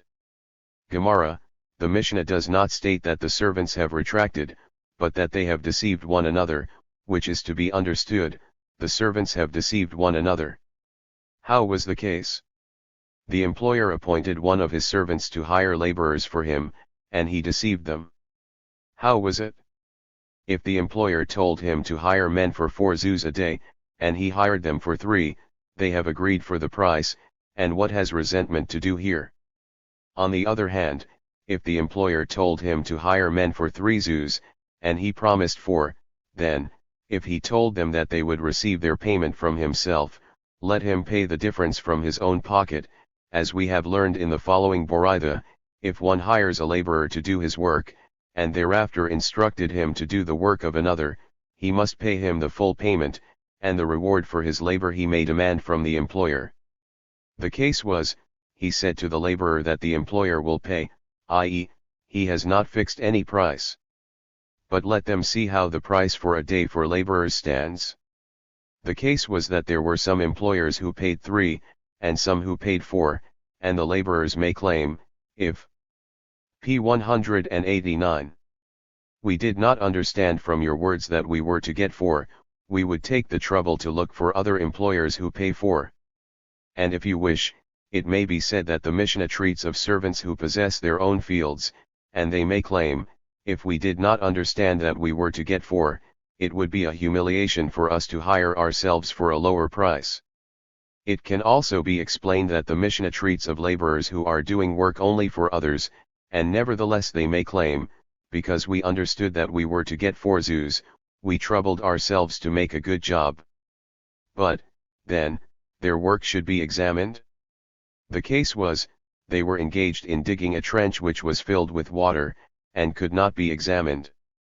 And if you wish, it may be said that the employer told the servant to hire laborers for 4 zuz a day, and he hired them for 3, and although they agreed to work for the price, they may be angry with the hirer, saying, do you not hold to the verse, withhold not a benefit, when it is in the power of thy hand to do it? After all, it may be said that the Tana of our Mishnah by the expression deceived means also retracted, as we have learned in the following Boraitha. If one has hired laborers, and they have deceived the employer, or vice versa, they have nothing but resentment, provided they did not go to work at all. But if the drivers went for grain and did not find any, or field laborers went to work and found that the field was as yet wet, they get the full payment. However, the hire of a driver who loads his wagon and delivers it to the proper place is not to be the same as the hire of one who did not find any load, and the same is the case with laborers who are engaged in work all day compared with those who are idle the whole day. All this, however, relates to when they had not yet begun the labor, but if they began, their labor must be valued for what they have done. How so? If they agreed to cut stalks or to weave a garment for the price of 2 salas, and they left their work, having done the half of it, the work done must be appraised. If, example, their work was worth 6 dinars, they may be given 1 sala, or they may be let finish their work, and take 2 less. And if it was worth only 1 sala, they get a sala. Ardasa, however, says the remaining work must be appraised, and they get the difference, Example, if the remaining work can be done for less than 6, they get only 1/2 a sala, or they may be let finish their work, and take 2, but if the remaining work could be done for a sala, the laborer who has done the half gets a full sala. However, all this is said of such things as do not become spoiled if the work is done later, but in cases in which the work may become spoiled, he may hire other laborers on their account, or he may deceive them. How so? He may say to them, I made the agreement with you to work for 1 sala, now, however, I raise it to the amount of 2. To what amount may he increase the hire? To the amount of 40 to 50 zuz, provided there are no other laborers to hire for a lower price, but if there are, and the retracting laborers tell him to get his work done by them, he has nothing but resentment. A disciple taught before Rabbi that the full amount must be paid, but Rabbi said, my uncle said, if I were the hirer, I would pay only for the loss of time, and thou sayest that, he must pay the full amount. The Gemara questioned, does the above Boraitha not add? The hire of a driver who loads his wagon, etc., is not to be the same as the hire of one who did not find any load? Rabbi was not aware of the above addition. According to others, he was aware of it, and concerning this Boraitha he says, my uncle said, if I were the hirer, I would pay nothing, and thou sayest that loss of time must be paid. But, if so, there is a difficulty. It might be said that Arhigas speaks of laborers that he appointed yesterday to come to work early in the morning, and rain made the field wet at night, so that it was unfit for work, and in such a case the laborers ought to know it, and not come to work at all.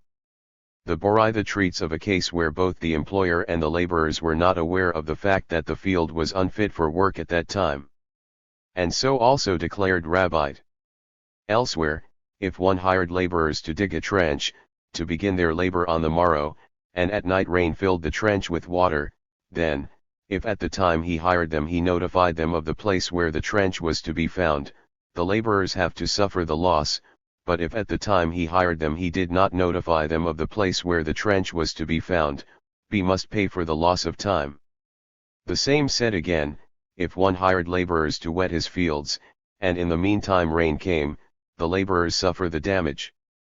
If, however, they become p. 191 wet by the overflow of a river, the employer must pay them for the loss of time.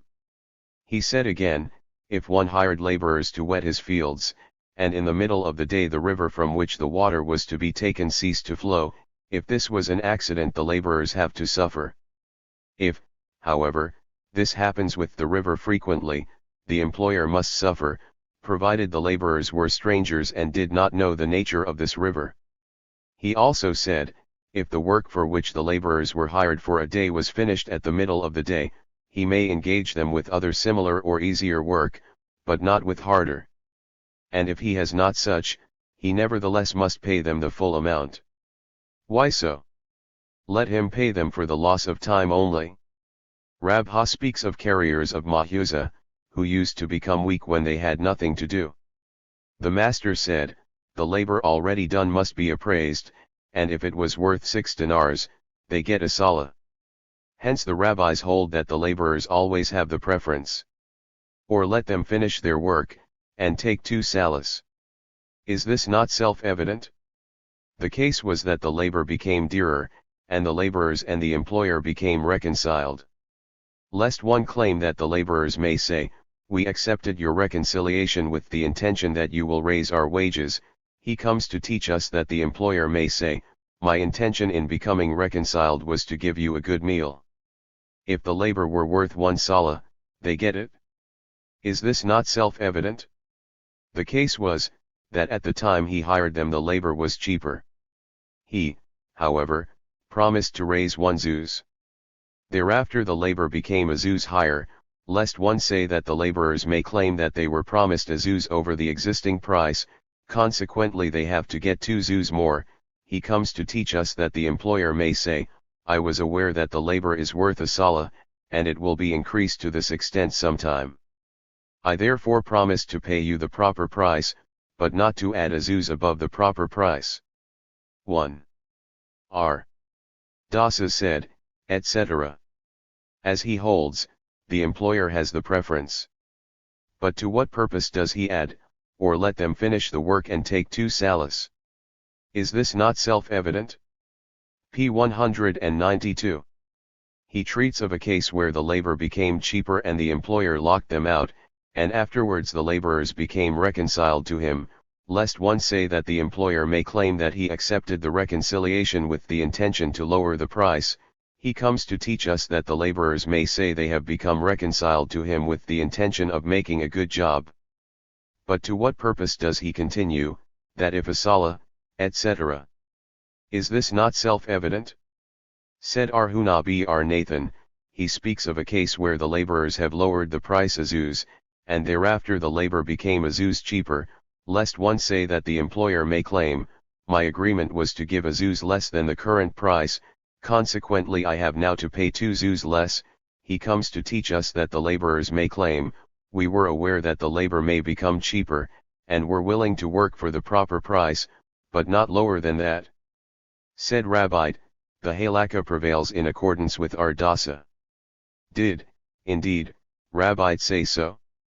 Has he not said that a day laborer may retract even in the middle of the day? And lest one say that our dasa makes a difference between a day laborer and a piece worker, the following Boraitha shows that he makes no difference, namely, if one hired a laborer, and in the middle of the day the latter heard that one of his relatives died, or he became ill from sunstroke, whether B was a day laborer or a piece worker, B gets the full payment. Now, according to whom is it? Shall we assume it is according to the rabbis? Why, then, need it to be said that it was accident? Even without this the rabbis hold that the laborer always has the preference.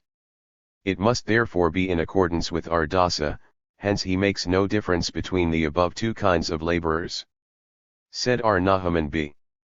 Itzhak, the Boraitha treats of a case where the work would be lost if not finished in the same day, and therefore only in case of an accident does he get the full payment in accordance with all of them, but in other cases there is a difference between the 2 kinds of laborers mentioned above.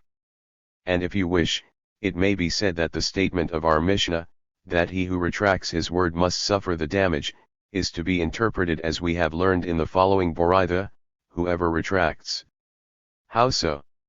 If one sold a field for 1,000 zuz, and the buyer gave him a deposit of 200, if the seller retracts, the buyer has the preference, he may insist upon the return of his money, or he shall furnish him with the best estate for the value of his deposited money. If P 193. However, the buyer retracts, the seller has the preference, he may return him the money, or give him the worst estate he has for the value of his money. R. Simeon B. Gamaliel, however, says, an agreement must be written to prevent any retraction. How so? The seller writes, I, so and so, sold such and such a field to so and so for 1,000 zuz, of which 200 were paid, and the balance of 800 is to be paid afterwards, then the agreement is in full force even for many years. The master said, or best estates for his money. At the first sight it is to be understood the best estate the seller possesses. Why so? Let him be considered a creditor, of whom a Mishnah states that he has to collect from the middle one, and, secondly, he has given the money for a certain estate which is still in existence.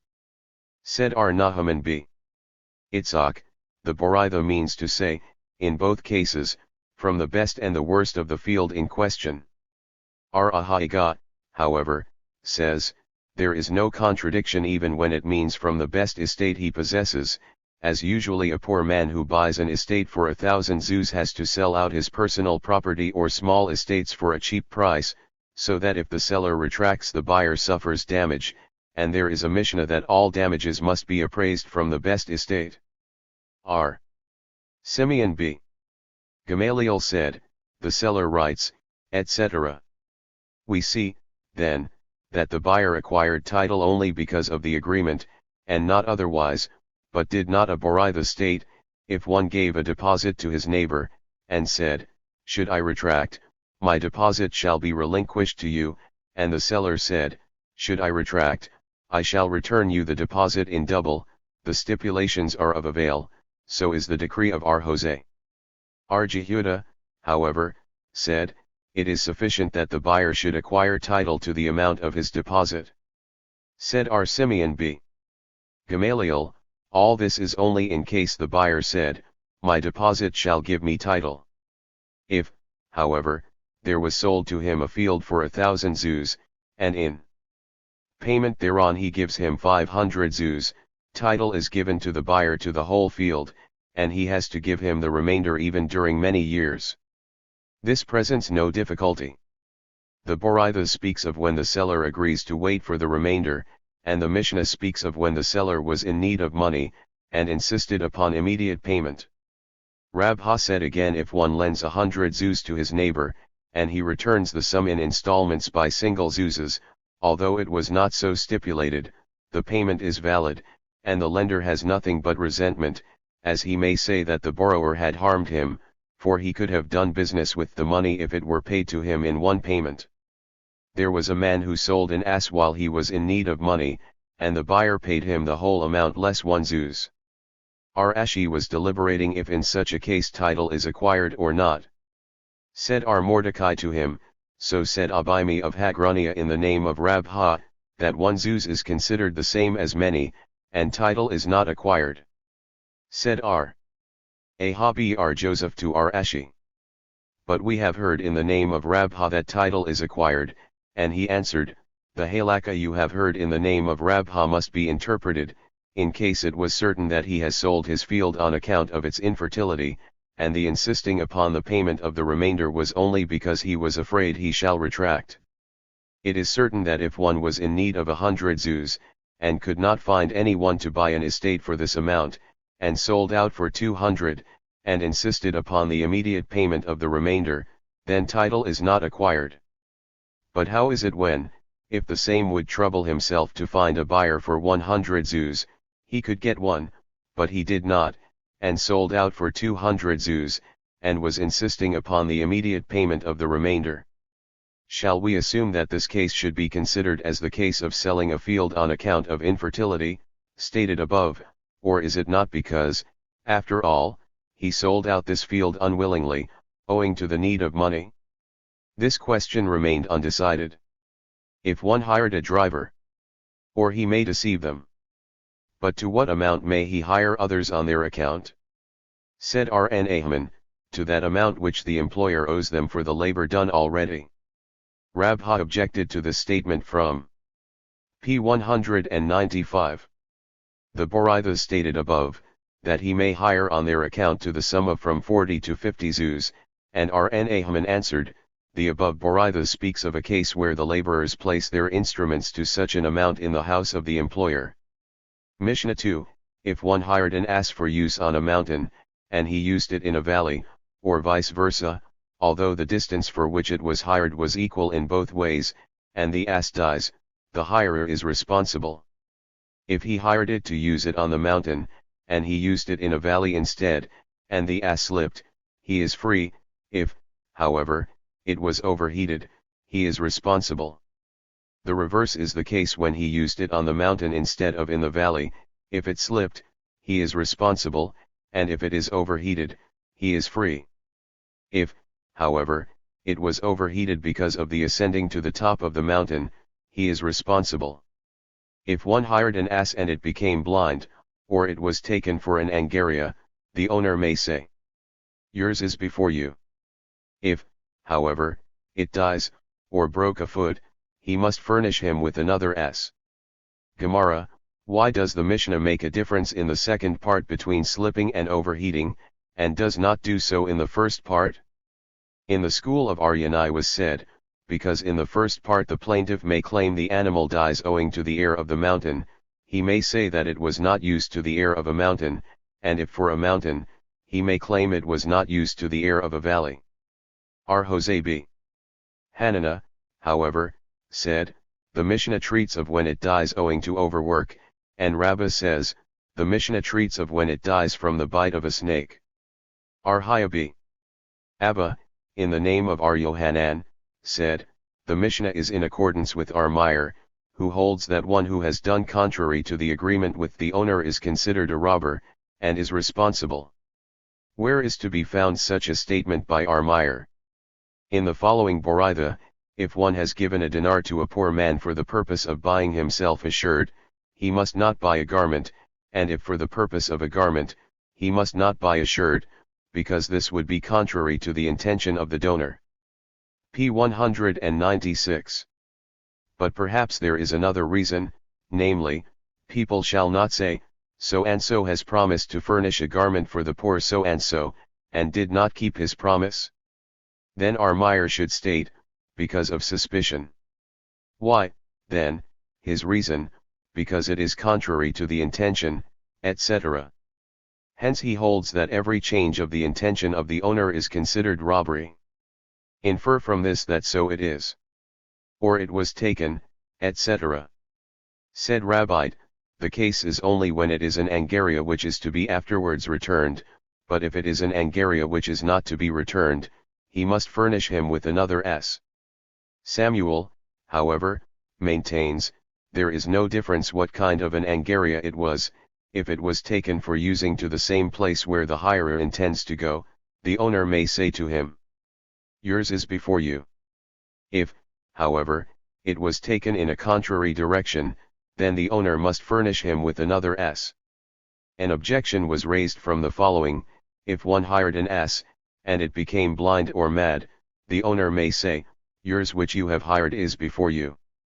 If, however, it dies, or it was subject to an angaria, he must furnish him with another s. This would be correct in accordance with Rabbita's theory, as the Boraitha may treat of an angaria which is not to be returned, but Samuel's statement it contradicts. And lest one say that the Boraitha speaks of when it was taken away in a contrary direction, so that it could agree with Samuel's statement also, it cannot hold good, because of the latter part of the same Boraitha, which states, R. Simeon b. Eleazar said that if it was taken away for use in the same direction, the owner may say, yours is before you, and if in a contrary direction, he must furnish him with another s. Now, from the statement of the latter it is to be inferred that it makes no difference to the first Tana in what direction it was taken. Samuel may say, is there not a Tana who is in accordance with my theory? I hold with R. Simeon b. Eleazar, and if you wish, it may be said that the whole Boraitha is in accordance with R. Simeon b. Eleazar, but it is not complete, and should read thus: if one hires an ass, which becomes blind or mad, the owner may say, yours which you hired is before you. If, however, it dies or becomes subject to an angaria, he must furnish him with another s. This, however, was said if it was taken away in another direction, but if it was taken away in the same direction be intended to go, the owner may say, yours is before you. So is the decree of R. Simeon b. Eleazar, as he used to say that only if it was taken in another direction must he furnish him with another s, and not otherwise. But how can you interpret the Boraitha in accordance with him? Have we not heard him stating that if one has hired an ass for the purpose of riding upon it, and it becomes blind or mad, the owner must furnish him with another one, which contradicts the statement of the Boraitha in question? Said Rabbi B. Arhuna, for the purpose of riding, it is different. Said our Papa, if he had hired the ass for the purpose of carrying glassware, the case is the same as if he hired it for riding. Rabbi B. Huna, in the name of Rabbite, said, if one has hired an ass for the purpose of riding, and it dies while in the middle of the way, he has to pay the half of the agreed price, and he has nothing but resentment. Let us see. How was the case? If the carcass of this ass would pay for delivering the burden to the place to which it was hired, what had resentment to do here? Let him sell the carcass, and deliver the goods, and if this is not the case, why should not the owner deliver the goods to the place? The case was such that one could not be found, to be hired for delivery, and the owner may claim payment from the place from which it was taken, to the place directed. But let us see. How was the agreement? If it was for any ass to carry the goods, then certainly he must furnish him with another one, and if for this ass, then let him sell the carcass for the purpose of carrying his goods. This was when the sale of the carcass would not yield the amount needed. But even if the carcass would pay, may he do so? Rabbi is in accordance with his theory, who said elsewhere that the principal amount must not be totally consumed, as it was taught, if one has hired an ass, and it dies while in the middle of the way. Rabbi said, that if the carcass would pay to buy another one instead, he may do so, but if it would pay only to hire another one, he must not. Samuel, however, maintains he may, and the point of their differing is the total consumption of the principal amount of the thing hired. According to Rabbi, it must not be consumed. P 198. And according to Samuel, even the total consuming of the principal amount is allowed. The rabbis taught, if one hires a boat, and it sinks in the middle of the way, our Nathan said, if he has paid, the money remains with the same owner, but if he has not paid, he has nothing to pay. Let us see. How is the case? If the agreement was for this boat in which I shall carry wine to a certain place, why, then, should he not collect what he paid for? He should claim for another boat for delivering wine, and if it was for any boat, for delivering this wine, why should he not pay, even if he has not done so until now? Let the owner claim for the wine he has agreed to deliver, and he will furnish another boat, and if the wine is lost, and the hirer cannot keep his agreement, let him pay. Said our Papa, our Nathan's decision can be explained only in case the agreement was for this boat and this wine, but if the agreement was or any boat and any wine, the loss must be divided. The rabbis taught, if one hires a boat for a certain place, and has unloaded it while in the middle of the way, he has to pay for the halfway, and the owner has nothing but resentment. How is the case? If the owner has the opportunity to let it, why then resentment? And if not, why should he not get pay for the whole way? The case was, the owner had an opportunity to let it. He claims, however, that the loading and unloading, which must be done twice, damages the boat. But if so, the claim is a just one, and he has to be paid. Read in the Boritha thus, in the middle of the way he loads more, and the agreement was that he may load as much as he likes, and shall be paid according to the weight of the load, and if he adds more in the middle of the way, he has to pay him for this loading for the halfway only. But, then, what is the resentment for? For the losing of time. The rabbis taught if one hires an ass for the purpose of riding, the hirer may place on it his garment, his bottles with beverages, and food for himself for that day. More than this, however, the driver may prevent. The driver may also place hay and barley and food for himself for this day only. P 199. More than this, the hirer may prevent. How is it? If on the way, food can be bought, why should not the driver prevent the hirer from placing more food than for one day? And if it could not be bought, why should the driver be prevented from taking food for more than one day? Said our Papa, the case was, that food could be obtained at the inn only, and for a driver it is customary to trouble himself, in the city, to find out who is selling food for the ass and himself, which is not the case with the hirer. The rabbis taught, if one hires an ass for the riding of a male, the same must not be used for a female, if for a female, a male may ride on it. There is, however, no difference whether the female was tall or short, pregnant or nursing. If you say that a woman nursing a child, which are two bodies, may, is it not self-evident that a pregnant woman, which is only one body, may? Said our Papa, it means even when she was both pregnant and nursing. Mishnah 3. If one hires a cow for the purpose of plowing on the mountain, with all the implements belonging to it, and he plow in a valley, if the plow handle breaks he is free, if vice versa, and it breaks, he is responsible. If to thresh pulse, and he threshes grain, he is free, but if to thresh grain, and he threshes pulse, he is responsible, because pulse becomes slippery. Gemara, but how is it if the plow handle breaks without any change of the agreement, who has to pay for it? Said our Papa, he who holds the handle of the plough, and our Shesha Bred says, he who manages the handle in such a manner that the plough digs deeper in the ground than it ought to, and so the halakha prevails. In a place, however, which was known to them as strong ground, etc., both the holder of the plough handle and the manager are responsible. R. Yohanan said, if one sells a cow to his neighbor, saying, this cow is a gorer, a biter, a kicker, lying down while laboring, and in reality it was afflicted with only one of these defects, the sale is invalid. If, however, he says, it is afflicted with one of the defects mentioned above, and it has also some other defects, although it was afflicted with only this one, the sale is valid.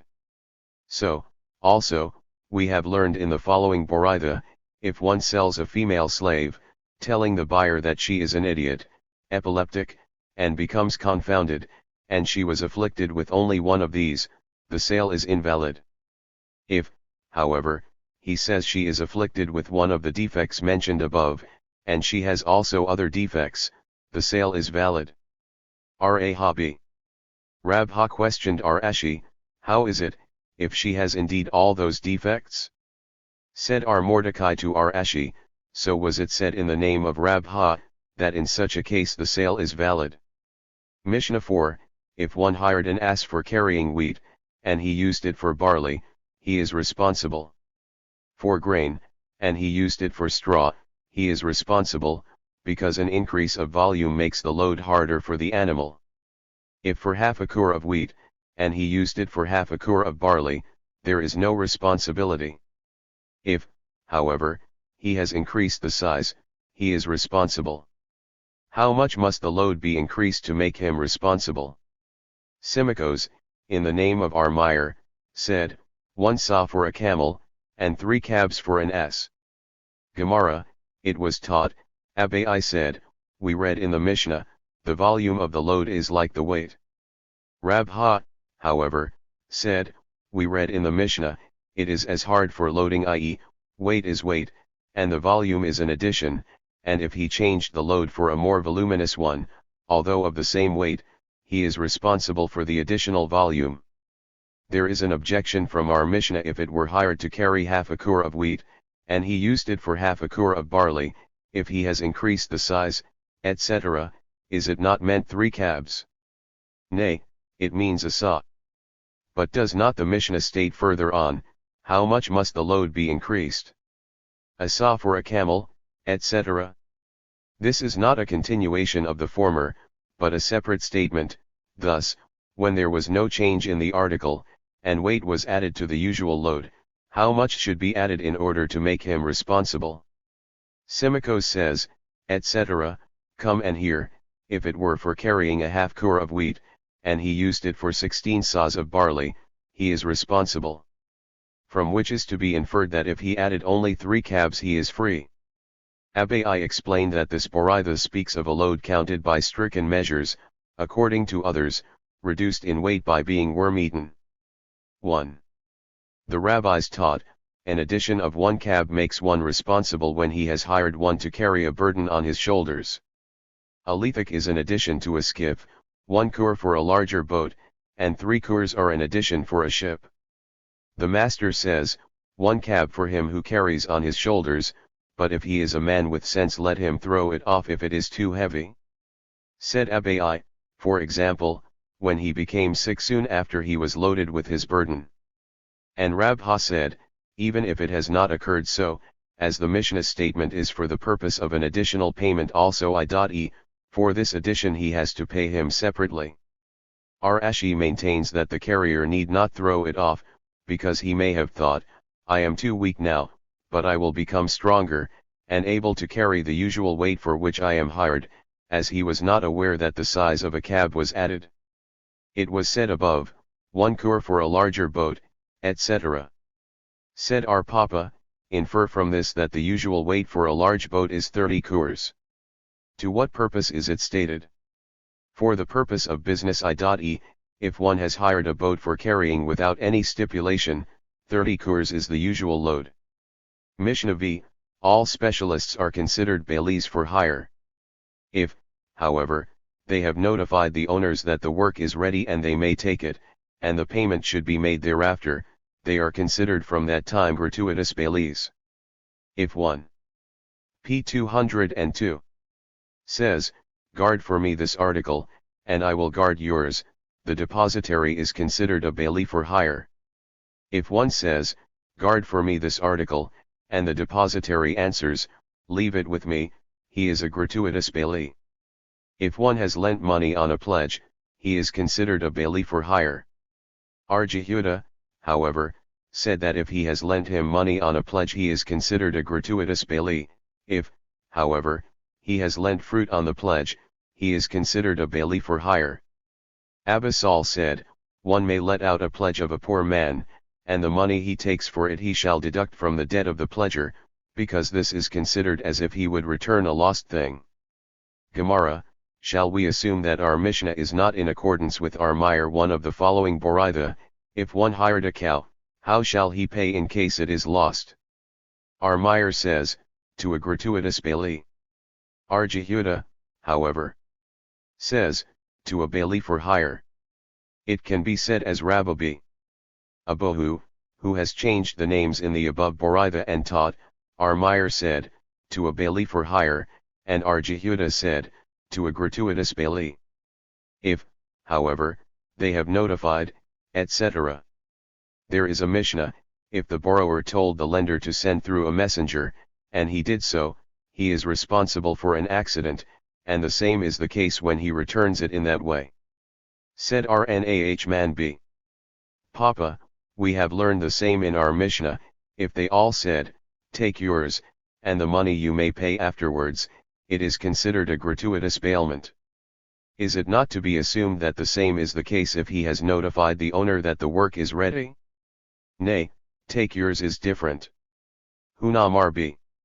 Ramar, in the presence of Rabbina, raised a contradiction between the two Mishnayot mentioned above. P 203.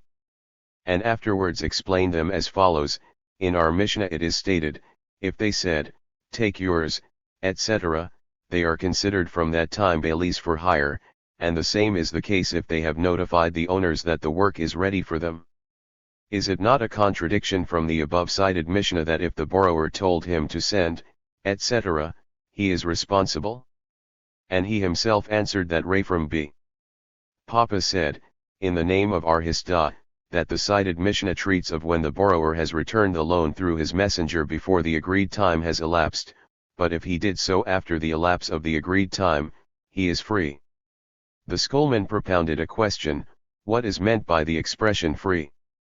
Is it meant free of the responsibility of a borrower, but that he is still responsible as a bailee for hire, or does it mean entirely free from any charge? Said Amamar, it seems that he is free only from the responsibility of a borrower, but not from the responsibility of a bailee for hire, as he has derived benefit from it, he is considered such.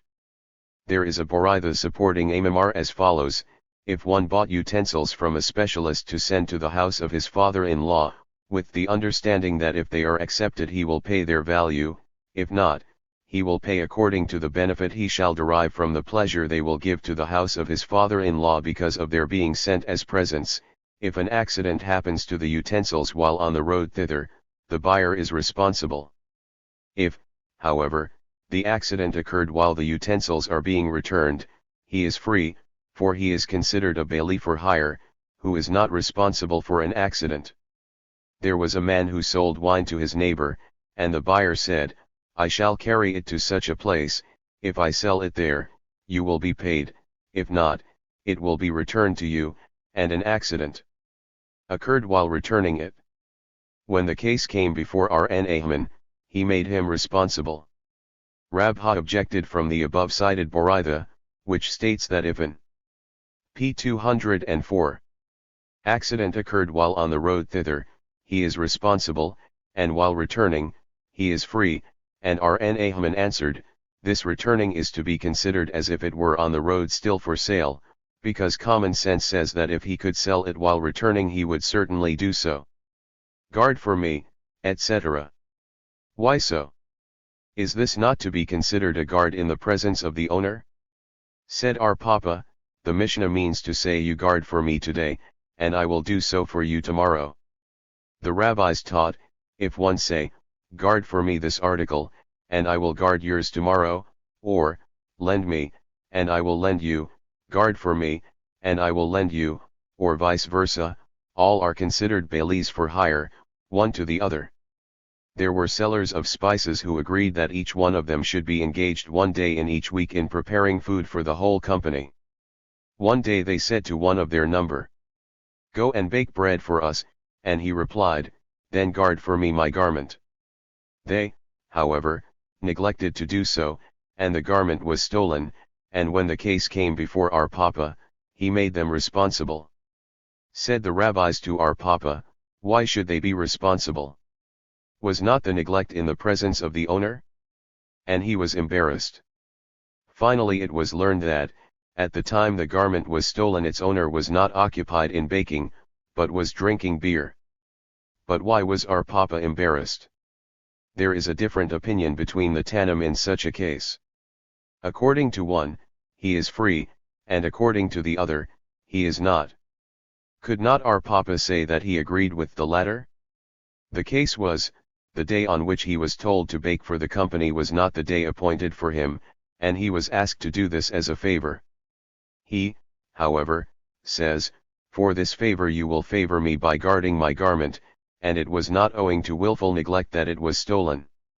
And our Papa made them responsible according to the law of a bailee for hire, and the rabbis told him that the company ought not to be held responsible, because of the law concerning a guard in the presence of the owner, to which all agree that there p. 205 is no responsibility, and therefore he was embarrassed, but finally it was learned that his decision was correct as stated above. There were two men on the road, one was tall and the other was short. The tall man was riding an ass, and had with him an iron sheet for a covering, and the short one was covered with a cloak. When they came to cross a stream, the short man placed his cloak upon the ass, and instead of it took the sheet of the tall man and wrapped himself up in it, and the water carried it away. When the case came before Rabha he made him responsible. Said the rabbis to Rabha, why should he be responsible? Was it not in the presence of his owner? And Rabha was embarrassed.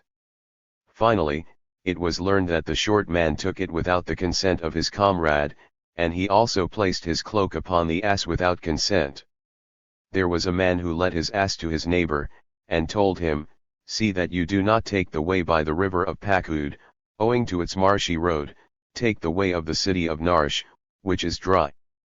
The man, however, took the way by the river of Pakud, and the ass died. When he returned he said, it is true I took the way by the river mentioned, but there was no marsh. And when the case came before Rabbah he said, this man may be trusted, as, if he were to tell a lie, he would say, I took the way of Narsh. Said Abai to him, such a supposition cannot hold good when there are witnesses. Guard this, etc. Said Arhuna, if the depositary said, leave it here for you, he is not a gratuitous bailee and not a bailee for hire. The schoolman propounded a question, if he said, leave it anonymously, how is the law? Come and hear, guard it for me, and he answered, leave it here for me, he is considered a gratuitous bailee, from which is to be inferred that, if an anonym, he is not considered a bailee at all. On the other hand, from the above decision of Arhuna, that p. 206. The one who said leave it for you is not considered as any bailee, it is to be inferred that if he said leave it only, he is considered a gratuitous bailee. Therefore, nothing is to be inferred from the cited Boraitha. But shall we assume that on this point the Tannim of the following Mishnah differ? If he has brought him his things with the permission of the owner of this court, the owner is responsible. Rabbi, however, maintains that in all mentioned cases the owner is not responsible unless he accepted it for the purpose of guarding. Nay, perhaps the reason for the decision of the rabbis is because a court is usually a place where things are safe, and when the owner gave the permission to bring in the things, he did so with the intention of guarding them, but in our case, which concerns a public place, the expression leave it may be understood to mean, leave it and guard it yourself. On the other hand, the reason for the rabbi's decision may be because usually one must have permission to enter a court belonging to a private person, and when he asked leave to place his things in the court, he answered, enter-i.e., enter and guard your things yourself, but in a public place the expression leave it may be understood to mean, leave it and I will take care of it, as, otherwise, does the man have to ask permission from him to leave it there? On a pledge, he is a bailee for hire, etc. Our Mishnah is not in accordance with our Eliezer of the following Boraitha: if one lends money on a pledge, and the pledge was lost, he may take an oath that there was no willful neglect in guarding it, and collect his money from the borrower, so is the decree of our Eliezer. Our Akiba, however, maintains the defendant may claim, you have lent me the money only on this pledge, and as the pledge is lost, so is your money. But if he lends 1,000 zuz on a note, and also added a pledge, then all agree that he loses his money in case the pledge is lost. Shall we assume that the above-mentioned Tannim speak of a case in which the pledge was not worth the amount lent upon it, and their point of differing is in a case which is similar to Samuel's following theory: if one lends to his neighbor a p. 207,000 zuz, and pledges for them the handle of a scythe only, if the handle is lost, the 1,000 zuz are lost? Nay, when the pledge was not worth the amount lent, none of them agrees with Samuel, as they speak of a pledge worth the amount lent, and the point of their differing is our Itzhak's following decision: whence do we deduce that a creditor acquires title to the pledge? From, and unto thee shall it be as righteousness before the Lord thy God. Now, if the lender does not acquire title to the pledge, what righteousness is there? But how can you understand it in this way? Was, then, our Itzhak's decision in a case where the article was pledged at the time the money was lent? The above verse cited by him treats of a pledge taken by the court. Have you ever heard that he said the same when it was pledged at the receipt of the money? Therefore, we must say, that all agree with our Itzhak, and they speak of a case where it was pledged at the time of receiving the money, and the point of their differing is in regard to a guardian of a lost thing, of which our Joseph's decision was that he is a bailee for hire. But is it to be assumed that as to the above decision of our Joseph the Tannim differ? Nay, all agree with his decision. Here, however, they differ in case the lender uses this pledge for the purpose of deducting from the debt. According to one, a meritorious deed was done by him by lending the money, and he is therefore considered a bailee for hire, and according to the other, the using of the pledge is for his own sake, and there is no meritorious deed, and therefore he is considered a gratuitous bailee. Abba Saul said, etc. Said Arhanan b. Ami in the name of Samuel, the halakha prevails in accordance with Abba Saul, and he also decided so only for a hoe, a stonecutter's chisel and a hatchet, which are frequently used, pay, the wearing off of them being very little. Mishnah 6, if one carries a barrel from one place to another, and breaks it, whether he was a gratuitous bailee or for hire, he must swear, and is free. Said our Eliezer, I have also heard that in both cases he has to take an oath, but was wondering how such a decision could hold good. Gemara, the rabbis taught, if one carries a barrel from p. 208 one place to another for his neighbor and breaks it, whether he was a gratuitous bailee or for hire, he must swear, so is the decree of our Meir. Our Jehuda, however, says, if he was a hired man, he must pay. Our Eliezer said, etc. Shall we assume that our Meir holds that stumbling is not considered willful neglect? Have we not learned that if one has not removed his broken pitcher or his fallen camel from a public thoroughfare, and upon it someone is injured, our Meir makes him responsible? And the sages, however, maintain that he is free in civil court, but responsible in heavenly court, and we are aware that the point of their differing is whether stumbling is considered a willful neglect? Said our Hyabi. Abba in the name of our Yohanan, this oath is an enactment of the sages, as, if it would not be made, no one could find a man to carry a barrel for him. What shall he swear? Said Rabha, I swear that I broke it unintentionally, and our Jehuda comes to teach us that the oath is only for a gratuitous bailee, but that a bailee for hire must pay, each according to the law applicable to them, and our Eliezer comes to teach that he has a tradition that our Meir is right in his decision, but I do not understand how an oath could be given to both kind of bailees, as an oath is correct only concerning a gratuitous bailee, who has to swear that he has not neglected. But what should a bailee for hire swear? That he has not neglected? He must pay even then. And also concerning a gratuitous bailee, an oath would do if in the place where he had to pass was a declivity in the middle of the alley, but if not, how can he swear that he has not neglected, when he was stumbling on an even way? And finally, in case of a declivity also, an oath should be given only when there are no witnesses that such was in the way, but if there are witnesses, why an oath? Have we not learned in the following Boraitha, ICB? Jehuda said, the scripture reads, no man seeing it, then shall an oath of the Lord be between them both. But if there was a man who had seen it, then he must testify, and the defendant is acquitted. P. 209. There was a man who carried a barrel of wine on the main street of the city of Mahuza, and broke it on a beam projecting from a wall. When he came before Rabha he said, in the main street many people are passing, go and bring witness that there was no neglect on your part and you will be acquitted. Said R. Joseph, his son, to him, is your decision in accordance with IC? And he answered, yeah, as I hold with him. There was a man who sent a messenger to buy for him 400 barrels of wine, and he did so, but thereafter he informed the sender that the contents of all of them became sour. When the case came before Rabha, he said, if such a considerable quantity of wine became sour, people would talk about it, and become aware of where the barrels were placed, and what was the reason the wine became sour. You are therefore responsible, unless you bring witnesses to show that at the time you bought it the wine was good, and was spoiled by an accident.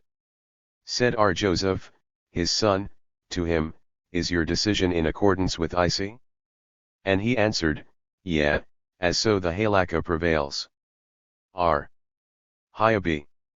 Joseph enacted in the city of Sikra that the carrier who carries his burden by means of carrying poles, if he carries barrels of wine, and they break, he has to pay half damages only. Why so? Because with a burden which is too heavy for one and too light for two, it is to be considered between neglect and accident.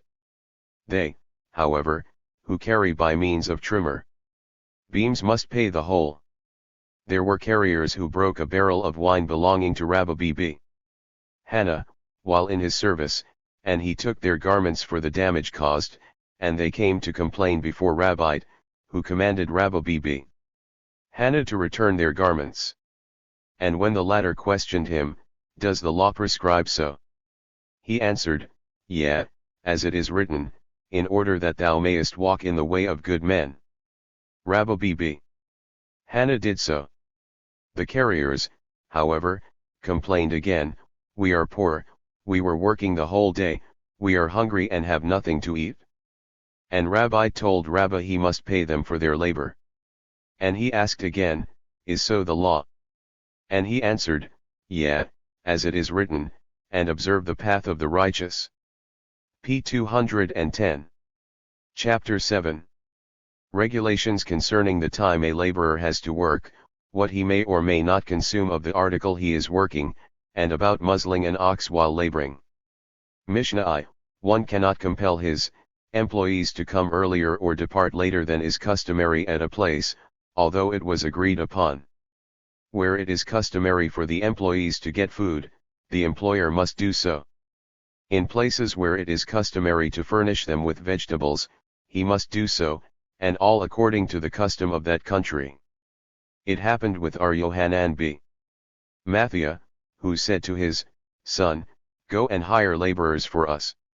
He did so, with the understanding that they should be fed, and when he came to his father, he said to him, my son, if you should provide them with meals like the banquets of King Solomon at his time, you are not sure that you have done your duty, as they are children of Abraham, Isaac, and Jacob. Therefore, Go and tell them, before they begin their labor, that they are to be fed with bread and pulse only. Said Rabban Simeon b. Gamaliel, it was not necessary at all, as all must be done according to the custom of the country. Gemara, is this not self-evident? The Mishnah means to say, that even when he has increased their wages he cannot say that he did so that they should begin earlier and depart later than customary, as the employees may claim that the increase of wages was for the purpose of making a good job. Resh Lakish said it is advisable for a laborer that when he departs from his labor he should relinquish a little of his time for the employer. In the morning, however, he has not to leave his home before sunrise. p. 211. But to what purpose was this statement? Let them observe the custom of that city. He alludes to a new city.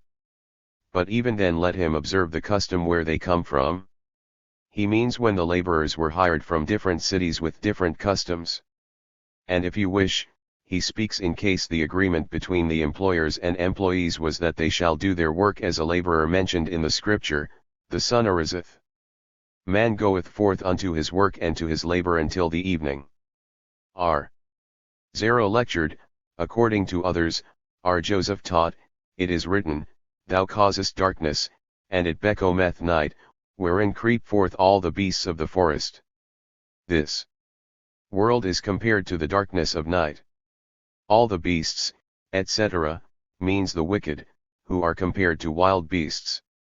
The sun ariseth in the world to come, means to the upright. They withdraw to their lairs, means the wicked to Gehenna. And lie down in their den, means the upright, as each upright one has a dwelling in the world to come, according to his honor. Man goeth forth unto his work, means the upright are going to receive their reward. And to his labor until the evening, means he who has completed his work, while alive, until the day of death. R. Eliezer B.R. Simeon met the chief of police who was engaged in capturing thieves, and said to him, How can you capture them? Are they not compared to wild beasts, and perhaps you capture respectable men, and the wicked remain at large? And he answered, What can I do? I am so ordered by the king. Then he rejoined, I will instruct you how to do.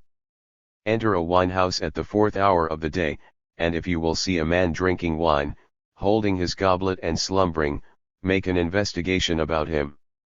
If he is a scholar, he was certainly engaged in his studies at night. If he is a laborer, it may be he was engaged in his labor at night, and if he was a night laborer, and it was not heard that he was working at night, still it must be investigated, perhaps he has done such labor that causes no noise, but if this man is nothing of this kind, he is surely a thief, being engaged the whole night in his miserable work, and you may capture him. This advice was heard in the ruler's house, and it was decided that the reader of the letter himself should be the messenger. R. Eliezer was brought and appointed to capture the thieves, and so he did. Sent to him R. Jehoshua b. Karha, vinegar descending of wine, how long will you deliver people of the Lord for slaying? And he answered, I weed the thorns of the vineyard. And the above R. Jehoshua sent to him again, leave it for the owner of the vineyard, he himself will weed the thorns. One day he was met by a washman, who called him vinegar descending of wine, and he thought, because the man was so brazen he must be wicked, and gave orders to capture him, which was done. When his wrath abated he tried to release him, but he could not, and he applied to himself the verse, Whoso guardeth his mouth and his tongue, guardeth his soul against distresses. Finally the prisoner was to be hanged, and R. Eliezer stood under the gallows and wept. Said the prisoner to him, Rabbi, do not be sorry, I and my son have committed adultery on the Day of Atonement. The rabbi, placing his hand on his abdomen, said, Rejoice mine entrails, if your doubts are so, how is your certainty? I am sure that no worms shall consume you after death. The same case happened with R. Ismail B.R. Jose, that he was ordered by the government to capture thieves. Elijah met him and said, How long will you deliver the people of the Lord for slaying? And he answered, What can I do? So is the order of the king. And Elijah rejoined, Your father escaped to Isha, you can do the same to Ludkia. Ar Yohanan said, I am a remainder of the beauties of Jerusalem.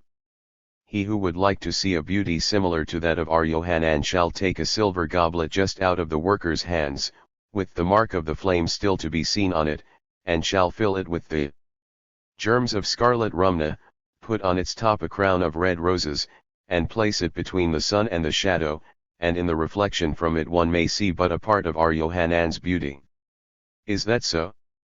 Did not the Master say that the beauty of Ar Kahana is similar to Ar Abohu?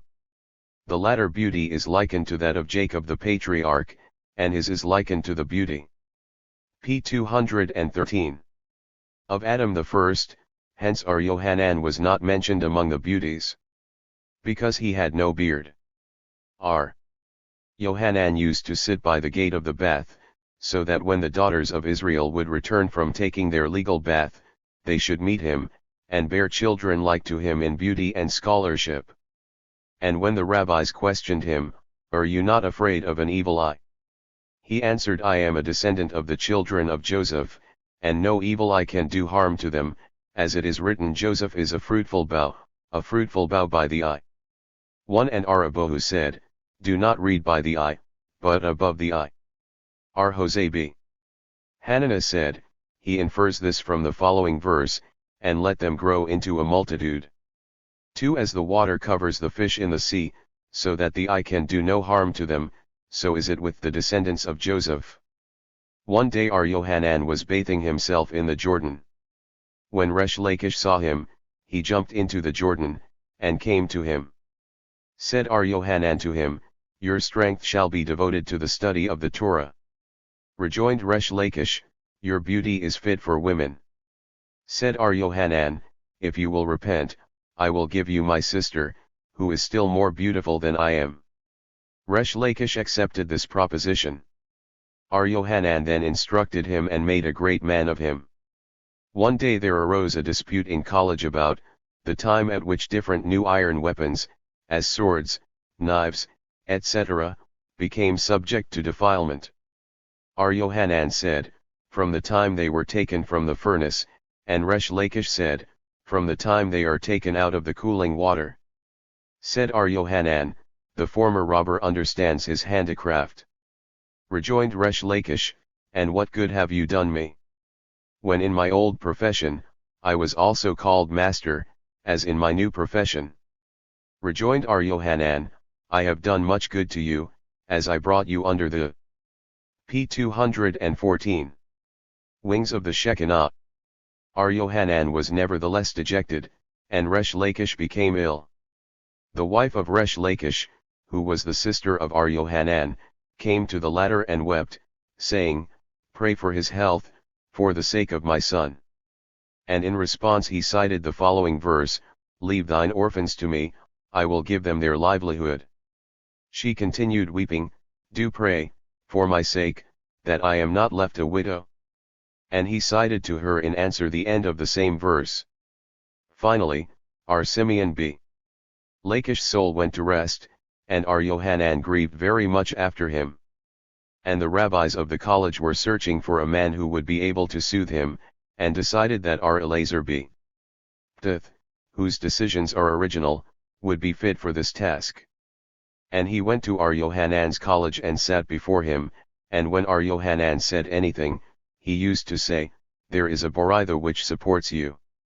Then Ar Yohanan exclaimed, Is it you who desires to replace Bar Lakish? In his time, when I said anything, he raised 24 objections, and I had to make them good with 24 answers, so that the discussion became very animated. You, however, say to everything, There is a Boritha which supports you. Am I not aware that my saying has a good basis? Finally, Ar Yohanan tore his garments, wept, and cried, Where art thou, Bar Lakish? Where art thou, Bar Lakish? He continued crying until he became demented, and the rabbis prayed for his death, and his soul went to rest everlasting. Notwithstanding that Ar Simeon b. Elazar said above that he is sure all his deeds were just, he was not satisfied, and prayed for mercy from heaven, and invoked upon himself chastisements, and became so afflicted that in the night they had to spread under him 60 felt spreadings, and in the morning they removed from him 60 basinfuls of blood. In the morning his wife used to make for him 60 kinds of pap, which he ate, and became well. His wife, however, would not allow him to go to the college, in order that he might not be troubled by the rabbis, and so he used to say every evening to his afflictions, "Come, my brothers, and in the morning, go away, for I do not want to be prevented from studying." One day his wife heard him call the afflictions, and she exclaimed, "You yourself bring these afflictions upon you. You have exhausted the money of my father." She left him and went to the house of her father. In the meantime it happened. p. 215. That sailors made him a present one of 60 slaves, each of them holding a purse with money, and the slaves prepared for him daily the 60 kinds of pap he used to eat. One day his wife told her daughter, "Go and see what your father is doing." And she went.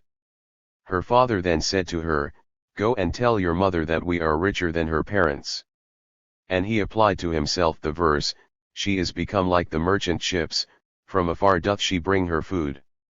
Finally he ate, drank, became well, and went to the college, and there he was questioned about 60 kinds of blood of women, and he purified all of them.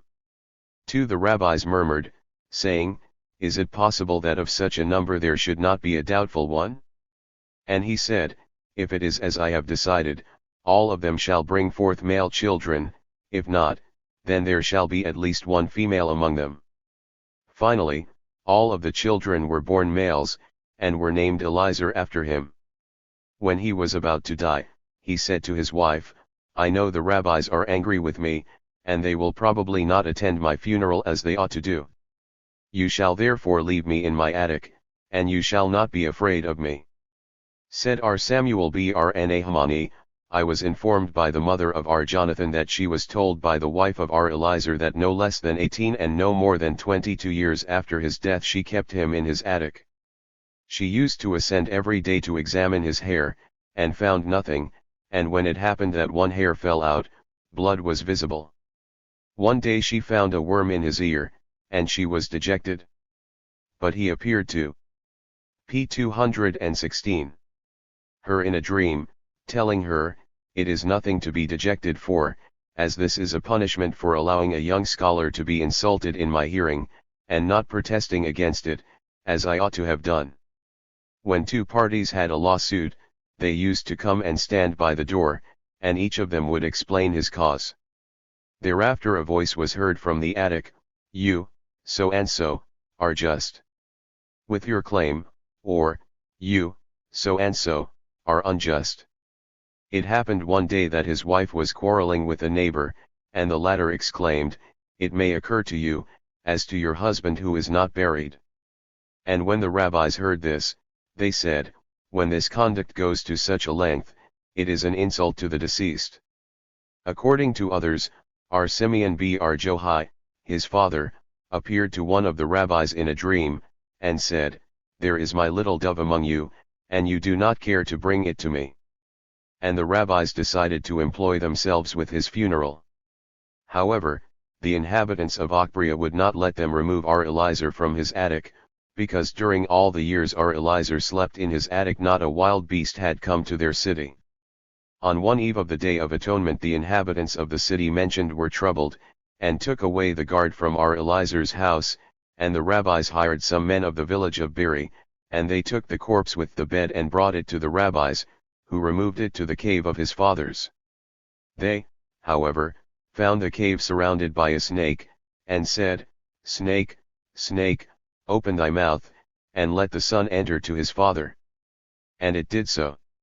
Rabbi then sent a message to the widow that he would like to marry her, and she answered, "An object which was used by a holy man should not be used by an ordinary man."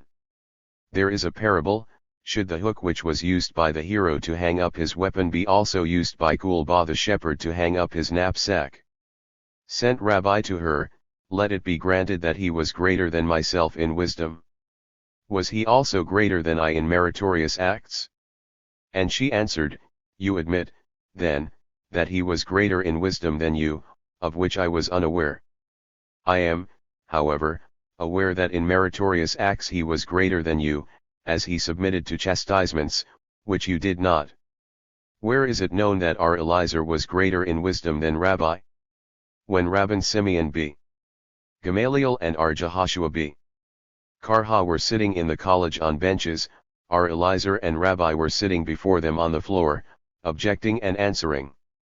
And once the p. 217 sages said, we are drinking the water of the two young men, and we let them sit on the floor.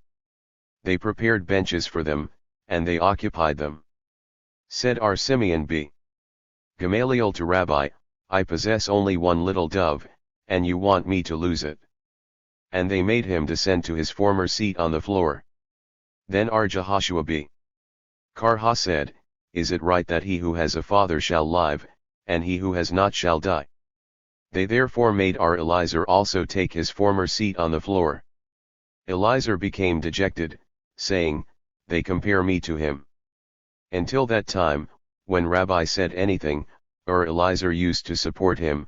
From that time, however, when Rabbi used to say, I have to object, our Eliezer would say to him, you mean to object from this and this, here is the answer to your objection, and also to an objection you intend to raise from this and this, and so you are surrounding us with lots of objections which are of no value.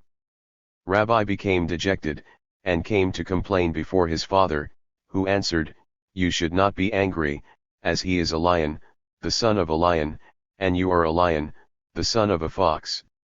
And this is what Rabbi said elsewhere, there were 3 modest men, my father, the children of Bethuel, and Jonathan the son of Saul. My father, as said above, that he compared himself to a fox, the Beni Bethuel, as it is said, that they who were princes themselves have left their places to Hillel, as he was greater in wisdom than they, and Jonathan b.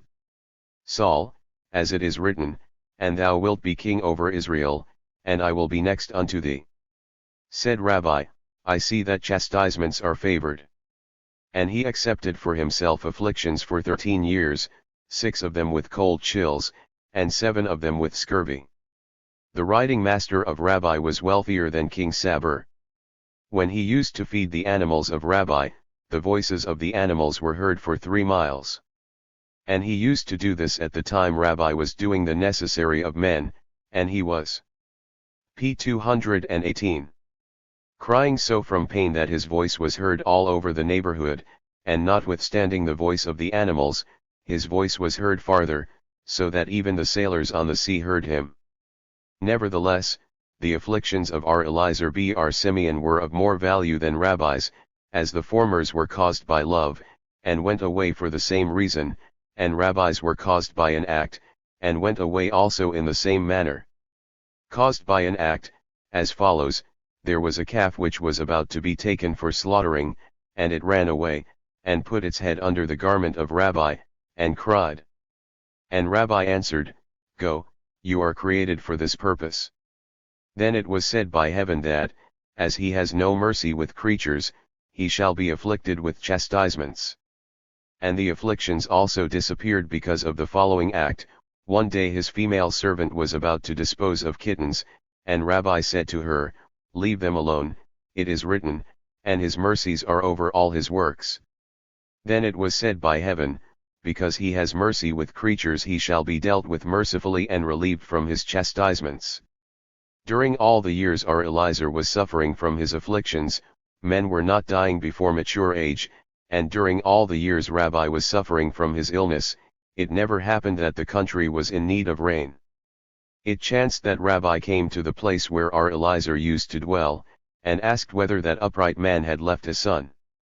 And he was told that there was a son, and every prostitute whose price was 2 dinars paid to him 4 dinars. And Rabbi sent for him, surrendered him to our Simeon b. Icb. Lcunia, the brother of his mother, and left for him a diploma as Rabbi, against the time that he should be able to graduate. The first few days the youth used to say, I will return to my place. And his uncle tried to persuade him to give his attention to study, saying, People want to make you a scholar, and you will be rewarded with a golden candlestick, and named Rabbi, and you say you will return to your former place. He persuaded him so much that he swore never to mention it again. When he grew up he went to the college of Rabbi, and when the latter heard his voice he said, "The voice of this young man is similar to the voice of our Eliezer Br Simeon." And he was told that this youth was his son. Rabbi then applied to him, "The fruit of the righteous is the tree of life, and the wise draw its souls to himself." The fruit of the righteous means Ar Jose Br. p. 219. Eliezer, and the wise, etc., means Ar Simeon, his uncle. When this Ar Jose died, they brought him to the cave of his father, and found it encircled by a snake. The rabbi said, "Achna, Achna, open thy mouth, and let the son enter to his father." But it did not listen to them. They thought it was because his father was a greater man. A heavenly voice, however, was heard, not because the father was greater than the son, but because the father was suffering with his father in the cave, one which was not the case with Ar Jose b. Eliezer. It happened once that Rabbi came to the city where Ar Tarfon used to dwell, and asked whether the same, who used to swear by his children, left a son. And he was told that he left no son, but a grandson of his daughter, and he is such a beauty that the prostitutes paid him. He sent for him, and told him, "If you will repent I shall give you my daughter." And he did so.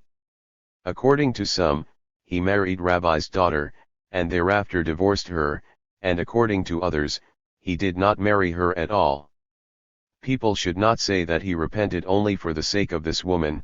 Behold, thus said the Lord: "Thou shalt stand before me, and if thou bring forth the precious from the vial, thou shalt be as my mouth." And he who teaches the law to the son of a commoner, even if there was an evil heavenly decree against the world, it is abolished for the sake of this meritorious act, as it is written in above cited verse. R. Parnak, in the name of Ar Yohanan, said, he who is a scholar himself, and also his son and also his grandson, "The Torah does not depart from his children for everlasting, as it is written, and my words which I have put in thy mouth shall not depart out of thy mouth, nor out of the mouth of thy children, nor of the mouth of thy children's children, said the Lord, from henceforth and unto all eternity." The repetition, "said the Lord," in the same verse signifies that the Holy One, p. 220. Blessed be he, says, "I am the surety that so it will continue." What is meant by eternity? Said R. Jeremiah, in the later generations the Torah returns to its old in. R. Joseph fasted 40 days, and he heard a heavenly voice, "It shall not depart out of thy mouth." He fasted another 40 days, and heard, "It shall not depart out of thy mouth and out of thy children." He fasted then 40 days more, and he heard, also out of the mouth of thy children's children. He then said, "For the later generations I have no more to fast," as the Torah usually returns to its old in. R. Zerah, when he ascended to Palestine, fasted 100 days in order to forget the Gemara of the Babylonians, to the end that he should be no longer troubled by them. Then he fasted another 100 days, that Ar Eliezer might not die during his life, as then he would have to bear all the troubles of the congregation. Then he fasted another 100 days more, that the fire of Gehenna might not affect him. Every 30 days he used to examine himself by a heated oven, and the fire did not affect him. It happened, however, one day, that the rabbis gave their eyes to this, and he burned his hips, and henceforth he was named the little one with the burned hips. R. Jehudah said in the name of Rabbi, "It is written, who is the wise man that may understand this? And who is he to whom the mouth of the Lord hath spoken, that he may declare it, for what is the land destroyed?" etc.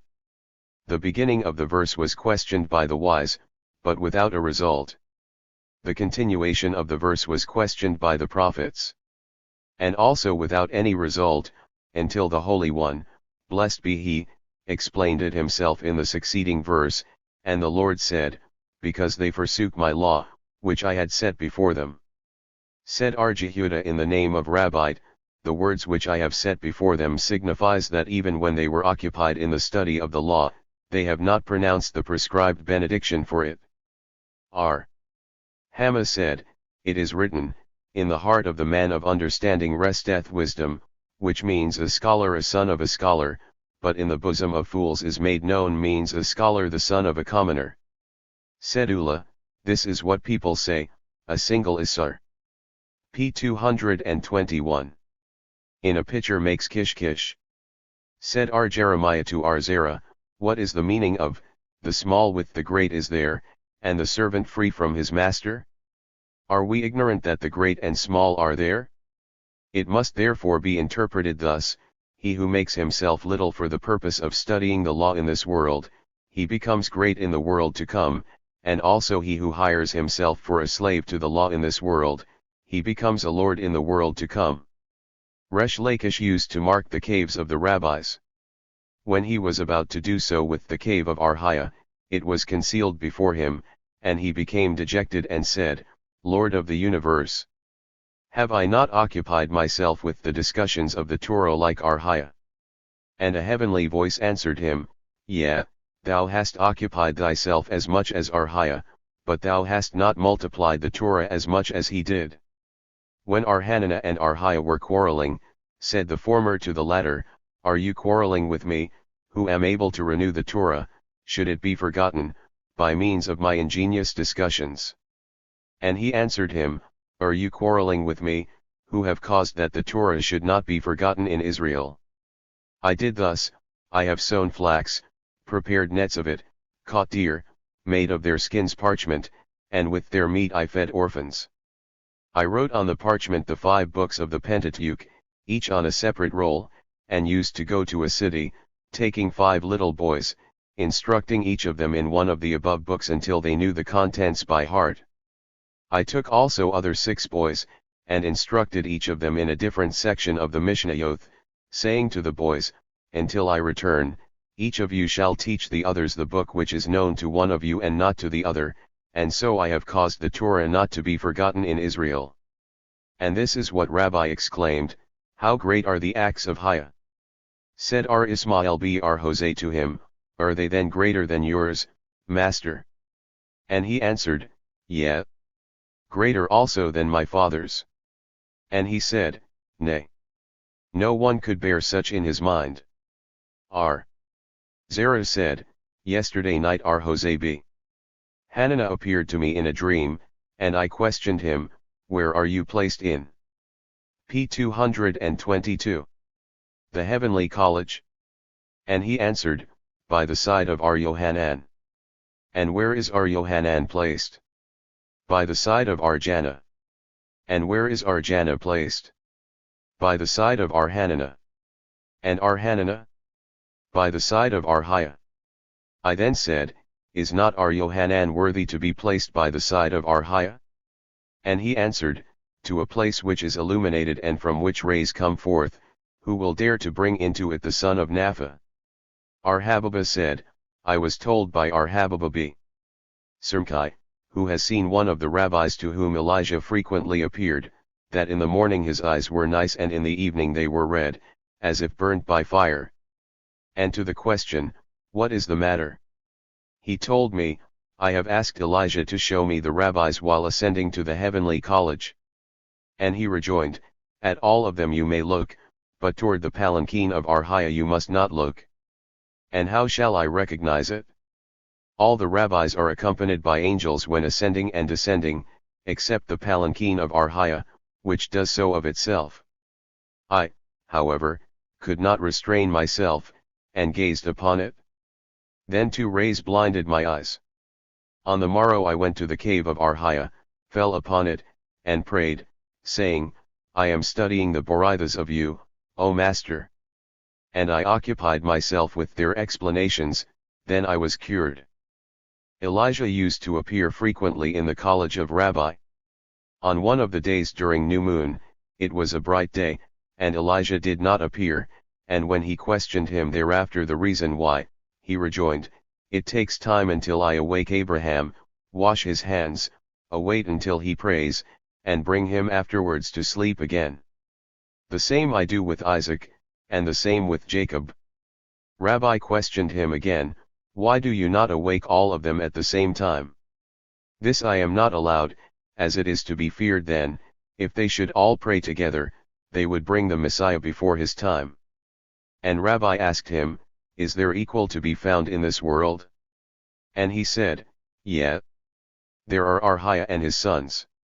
Rabbi then ordered a fast day, and placed Arhiah and his sons on the altar, and when they came to the benediction, he who causes the wind to blow, a wind came, and when they came to the words, he who causes rain, rain came. When, thereafter, they were about to say the benediction of resurrection, the world began to tremble, and in heaven it was questioned, Who has revealed the secret to mortals? And Elijah was found guilty. p. 223. And they punished him with 60 fiery lashes. He then appeared on the altar as a fiery bear, and scattered them. Samuel of Ir-Hena was the physician of Rabbi. When Rabbi had sore eyes, he was about to inject some medicine into them, and Rabbi said, I cannot endure it. He then wanted to apply salve to the eyes, but Rabbi prevented him, as even this he would not endure. He then poured some medicine into a tube under his head in bed, and he was cured. Rabbi troubled himself to invest Samuel with the title Rabbi, but never had the opportunity, and Samuel said to him, Let the master not be so sorry. I have seen the book which was shown to Adam the first, and there it is written, Samuel of Ir-Hena will be named a sage, but not a rabbi, and Rabbi will be cured through him. It is also written there, Rabbi and Nathan are the finishers of the Mishnayot. Ashi and Rabbina will be the finishers of the Gemara. 1. Kahana said, I was told by Arhama, the son of Hass's daughter, that R.B. Nahmani's death occurred by conspiracy, namely, it was denounced to the government that there was a man among the Jews who prevented 13,000 Jews from paying head tax 1 month in summer and 1 month in winter time fell in the city of Pumbeditha, Rabbi Nahmani was taken to the heavenly college.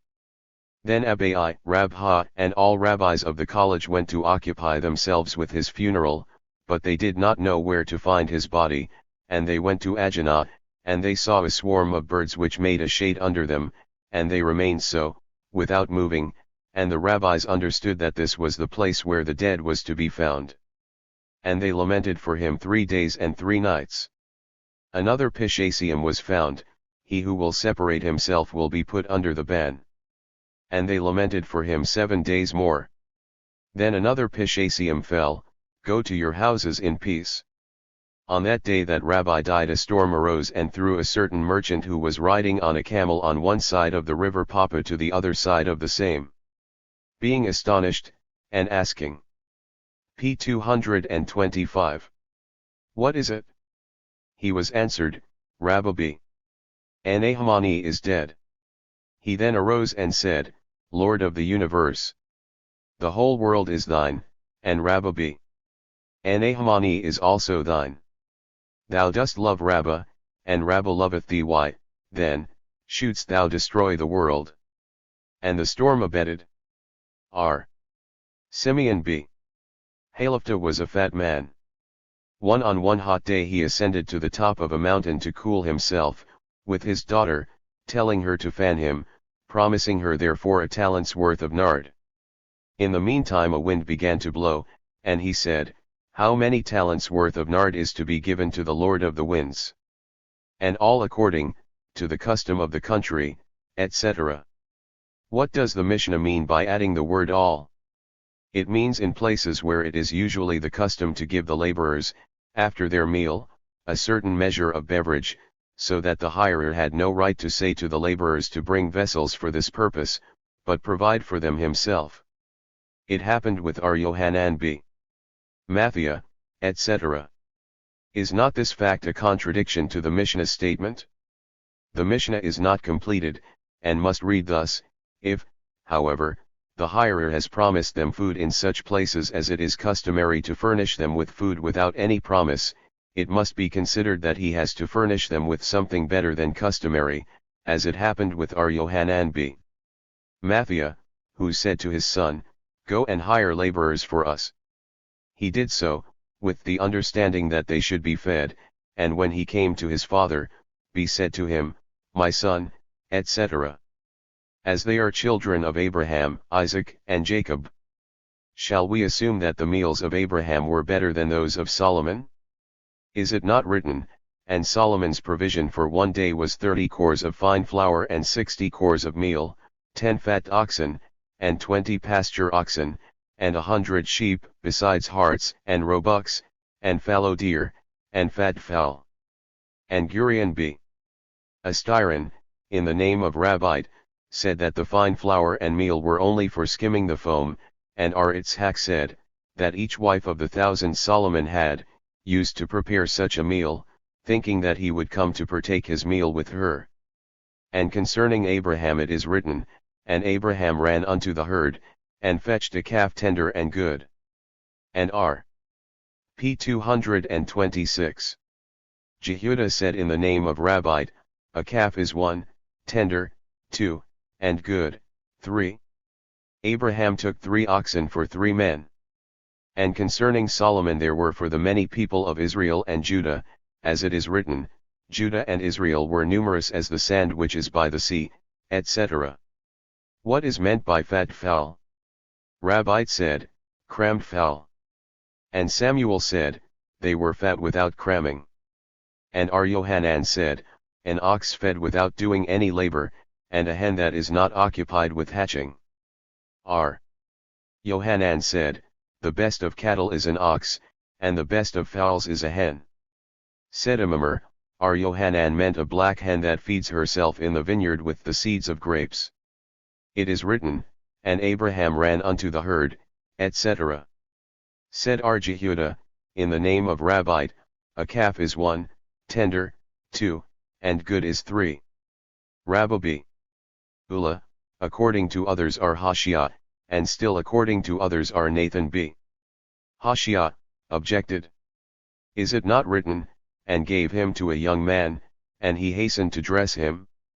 1 that each of them he gave to a separate man for dressing. Farther on it is written, And he took cream and milk, and the calf which he had dressed, i.e., that each which was ready first, he placed before them. But why were 3 necessary? Was not 1 sufficient? Said Hanan b. Rabha, he wanted to give to each of them a whole tongue with mustard. 2 said Tanhum b. Huller, one must not change the custom of that place where he abides, as Moses, when he ascended to heaven, did not eat, and the angels of heaven, when they descended to earth, ate and drank. Ate and drank. Have they then a stomach? Say, it seemed as if they were eating and drinking. Jehudah said in the name of Rabbite, All that Abraham did for the angels by himself, the Holy One, blessed be he, did for his children by himself, and what Abraham did through a messenger, the Holy One did the same for his children through a p. 227. Messenger, and Abraham ran unto the herd, and a wind went forth from the Lord. He took cream and milk, I will let rain for you bread from heaven. And he stood by them, I will stand before thee. And Abraham went with them, and the Lord went before them. Let a little water, and thou shalt smite the rock. And the same differs with Arhama b. Hananiah, who said that in reward for 3 things which Abraham had done his children got 3 things, namely, for the cream and milk they were rewarded with manna, for that he stood by them under the tree, his children were rewarded with the pillar of cloud, and for let a little water, etc., they were rewarded with the well of Miriam. Let a little water, etc. Said Janah b. Ismael, the angel said to Abraham, Do you suspect us to be Arabs who bow themselves to the dust of their feet? Thou hast a son, Ismael, who is doing so. And the Lord appeared unto him in the grove of Mamre, in the heat of the day. What does this signify? Said Arhama b. Hananiah, this day was the 3rd of Abraham's circumcision, and the Holy One, blessed be he, made him a sick call, and to the end that Abraham should not trouble himself with guests, the Lord caused the day to be intensely hot, so that no one should go out. He, however, sent out his servant, Eliezer, in order to search for guests. He went, but found none. Abraham said, I do not trust you, and went out himself. Seeing the Lord, blessed be he, standing by the door, for that it is written, Pass not away, I pray thee, from thy servant, and for that it is written, and he lifted up his eyes and looked, etc. He ran to meet them. But is it not written, he stood near them? Why, then, did he run after them? Previously they were standing near him, but seeing that he was afflicted with pain, they withdrew, and ran after them. Who were these three men? Michael, Gabriel, and Raphael. Michael came to give the message to Sarah, Raphael to cure Abraham, and Gabriel to destroy Sodom. But is it not written, and two angels came to Sodom? Michael accompanied Gabriel, in order to rescue Lot, and so it seems to p. 228. Be as it is written, and he overthrew, etc. It is not written they have done so. Why is it written concerning Abraham, so do as thou hast spoken, and concerning Lot it is written, and he pressed upon them? Said Eliezer, infer from this, you may decline an offer from a person inferior to yourself, but not from a superior. It is written, and I will fetch a morsel of bread, and after this it reads, and Abraham ran unto the herd. Said Eliezer, infer from this, that the upright promise little and do much, and the wicked promise much and do nothing. And where do you take it from? From Ephron, a land. What is between me and thee? And farther on it reads, and Abraham understood the meaning of Ephron. 400 shekels of silver current with the merchant. Hence they did not take any other money but such as was current with merchants. And they said unto him, Where is Sarah thy wife, etc.? Said Jehudah, in the name of Rabbite, according to others in the name of Itzhak, did the angels not know that Sarah was in her tent? Why did they ask for her? In order to increase her grace in the eyes of her husband. Hosebi. Hananiah, however, said, for the purpose of sending her a goblet of benediction. It was taught in the name of Hosea. Why are the letters HAV of the word pointed in the Holy Scrolls? The Torah teaches us to be kind in worldly affairs, that when one comes as a guest, he may make inquiries of the host for the health of his wife. After I am waxed old, etc. Said Arhisdah, after her body was wrinkled, and the folds increased, the body was again made smooth, the wrinkles of age were straightened out, and beauty returned. It is written, my Lord being old, and farther on it is written, I am old. Hence, the Holy One, blessed be he, did not refer to Abraham, as she said. From that the disciples of Ismael said, Great is the peace, as even the Lord changed her words for the purpose of peace, as it is written she said my Lord is old. Since I am old. It is written, who would have said unto Abraham that Sarah should have given children suck? How many children did Sarah suckle? There was only one. Said Levi, that day on which Abraham weaned Isaac, he made a p. 229. Great banquet, and his neighbors of all nations murmured, saying, Behold, an old man and an old woman took a child from the market, proclaiming him for their own son. And this is not enough for them, but they are giving banquets, to convince people that it is as they say. What did our father Abraham?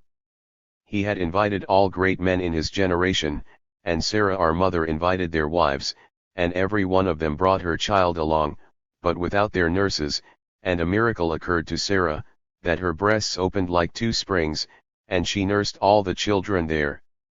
But it was still murmured and said, as Sarah was only 90 years old, it is possible that she had borne a child miraculously, but Abraham, who is over 100 years, how is it possible that he should be able to beget children? Then the face of Isaac at once changed, and became of the appearance of Abraham, so that every one proclaimed that Abraham begot Isaac. Until the time of Abraham there was no mark of old age, and he who wanted to talk to Abraham spoke to Isaac, or vice versa. Then Abraham prayed, and the mark of old age was visible, as it is written, and Abraham was old. Until the time of Jacob there was no sickness, and Jacob prayed that sickness would come before death, as it is written, Behold, thy father is sick. Until the time of the prophet Elisha there was no one who became cured from sickness, but Elisha, however, prayed and was cured, as it is written, Elisha was sick of the sickness whereof he had to die, which signifies that previously he was sick and cured. The rabbis taught, 3 times was Elisha sick. First at the time he discharged Gehazi from his service, and secondly when he set the bears on the children, and the 3rd time when he died. With bread and pulse only. Said R. Ahabr Joseph to Arhista, does the Mishnah state bread of peas or bread and peas?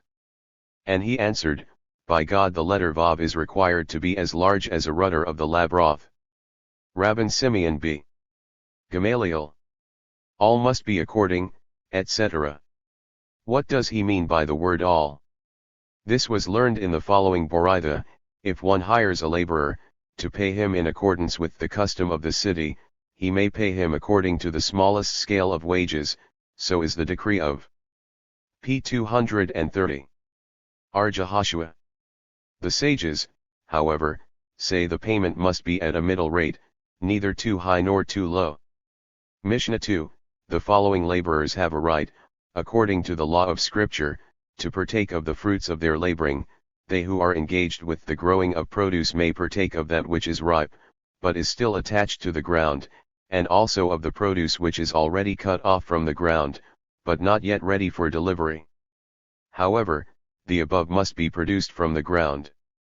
They must not, however, partake of the fruits of their laboring if the produce is attached to the ground, but not ripe, and also if it is cut off and ready for delivery, neither may they partake of the fruits of labor of which the products do not grow in the ground. Gemara, whence is all this deduced? It is written, when thou comest in thy neighbor's vineyard, thou mayest eat, etc. This is only concerning a vineyard. Whence do we know that the same is the case with other places? We infer it from the case of the vineyard, thus, as in a vineyard, the products of which come forth from the ground, a laborer may eat of its fruits when they are ripe, the same is the case with other things brought forth from the ground, when they are ripe. But it can be said that this law is only concerning a vineyard, because the law of gleaning applies only to gleaning. Therefore we may infer this from stalks: when thou comest into the standing corn of thy neighbor, thou mayest pluck, etc. But even to this there is a separate law, which applies to stalks only, namely, to separate the first dough. Then we turn again to the vineyard, and to the former question it is answered that there is a separate law of gleaning. We turn again to the stalks, and the conclusion is that both cases have separate laws which apply each to itself specially, and one to the other specially. In one thing, however, they are alike: the products of both are brought forth from the ground, and when ripe a laborer may partake of them. The same is the case with all products that are brought forth from the ground, and when they are ripe the laborer engaged in producing them may partake of them. But their likeness is further seen in that they are brought to the altar. Therefore, olive trees may also be inferred from this, as oil from the olives is also brought to the altar with the meal offering, and burnt up both shocks and standing corn, as also olive yards. One said, our Papa, it is named a vineyard of olives, but not indefinitely a vineyard, which does not include olives. And the above cited verse reads, when thou comest in the vineyard, therefore olives are to be inferred from above. But, after all, whence do we deduce about all other products which cannot be inferred from what is mentioned above, as all are distinguished by separate laws applying only to them? Therefore said Samuel, we infer all from the words of above cited verse, but a sickle shalt thou not move, which means that to all products under a sickle the same law applies. But is this verse not needed to teach that one may partake of them as long as the sickle is used, but not thereafter? Nay, this is inferred from the previous verse, but into thy vessel shalt thou not put it. But according to Samuel's theory, whence do we deduce about products which are not under the sickle? Said Yitzhak, it is to be inferred from the word standing corn that the same is the case with all products which are standing. But was it not previously said that this cannot be inferred from stalks, as they are distinguished with the law of the first dough? This was said before it was learnt that it may be inferred from the words under the sickle, but after it was learnt of all products which go under the sickle, the same is said of all standing products. If so, to what purpose is written the above cited verse 25? Could it not be deduced from the 26th? Said Rabha, it is needed to infer from it the halakahs of the following Boraitha. It is written ki th ba, and in XXIV 15 is written lu th ba, as there the verse applies to a laborer. So the verse XXV 23 applies also to a laborer. It reads, in thy neighbor's vineyard, but not in a vineyard of the sanctuary. Thou mayest eat grapes, but not drink the wine of them. Grapes only, but not with something else. At thy own, i.e., as if thou wouldst be the owner of. P 232. Them, as the owner may partake of them before the tithe is separated, so may the laborer also. Till thou have enough, but not more, but into thy vessels thou shalt not put -i.e., that at the time you put them in the vessels of the owner you may eat, but not when you are not so engaged. Rabbana, however, said, there is no necessity to deduce from verses in the scripture concerning a laborer when he is engaged with the products when they are already cut off from the ground, and also for an ox that it may eat from the attached products of the ground, because it is written, thou shalt not muzzle the ox when he thresheth out the corn. Now let us see. This law applies to all animals, as it is stated in first gate. It ought to read, thou shalt not thresh with a muzzled ox. Why, then, is ox mentioned? To compare the muzzled with the muzzler. As the muzzler may eat of the attached article when it is ripe, the same is the case with the muzzled animal, and as the muzzled one may eat all that which is not still attached to the ground, so also may the muzzler. The rabbis taught, it is written threshing as the threshing is only upon products brought forth from the ground, of which the laborer may eat, the same is the case with all products of the ground, excluding him who milks, and makes cheese and butter, which are not products from the ground, and of which a laborer must not eat. Was it not deduced already from the verses stated above? Why then this Boraitha? Lest one say that because all the products which are standing were included, as stated above, therefore the products not brought forth by the ground should also be included, it comes to teach us that it is not so. There is another Boraitha, as threshing applies only when the product of which a laborer may eat is ready, the same is the case with other products which are ready, excluding those who lop garlic and onions. A laborer may not eat of these, as they are not yet ripe. And still another Boraitha, a threshing applies to grain which is not yet fit for separating tithe, and a laborer may eat of it, the same is the case with other things which are not yet fit for separating tithes, excluding those who separate dates and dry figs, which are fit already for separating tithes. The laborer must not eat thereof. But did not another Boraitha state that a laborer who does so may eat thereof? Said P 233.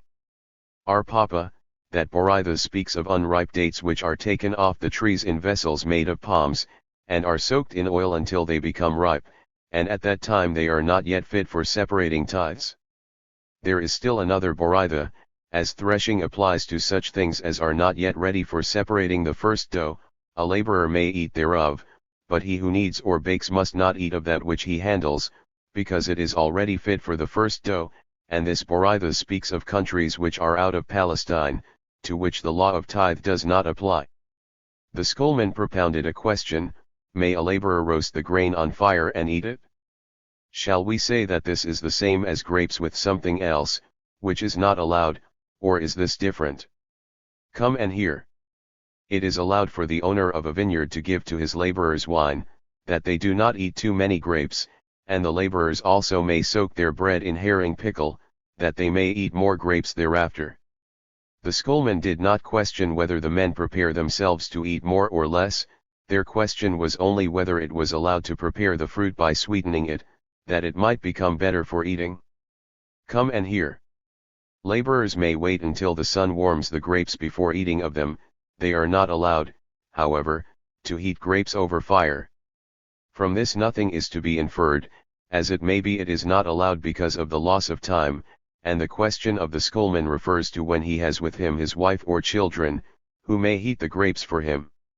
Come and hear. A laborer who is engaged in separating spoiled figs, dates, grapes, or olives may eat of them, though tithe is not yet separated, to eat them with their bread, however, they are not allowed, unless they do so with the consent of the owner. Neither may they use salt in eating them. Neither from this is anything to be inferred, as salt is certainly equal to grapes with something else, which is not allowed, as stated above. The rabbis taught, cows which are engaged in separating the shells from barley that has been dried in an oven, or which are threshing grain of heave offering or of tithe, there is no transgression when one muzzles them.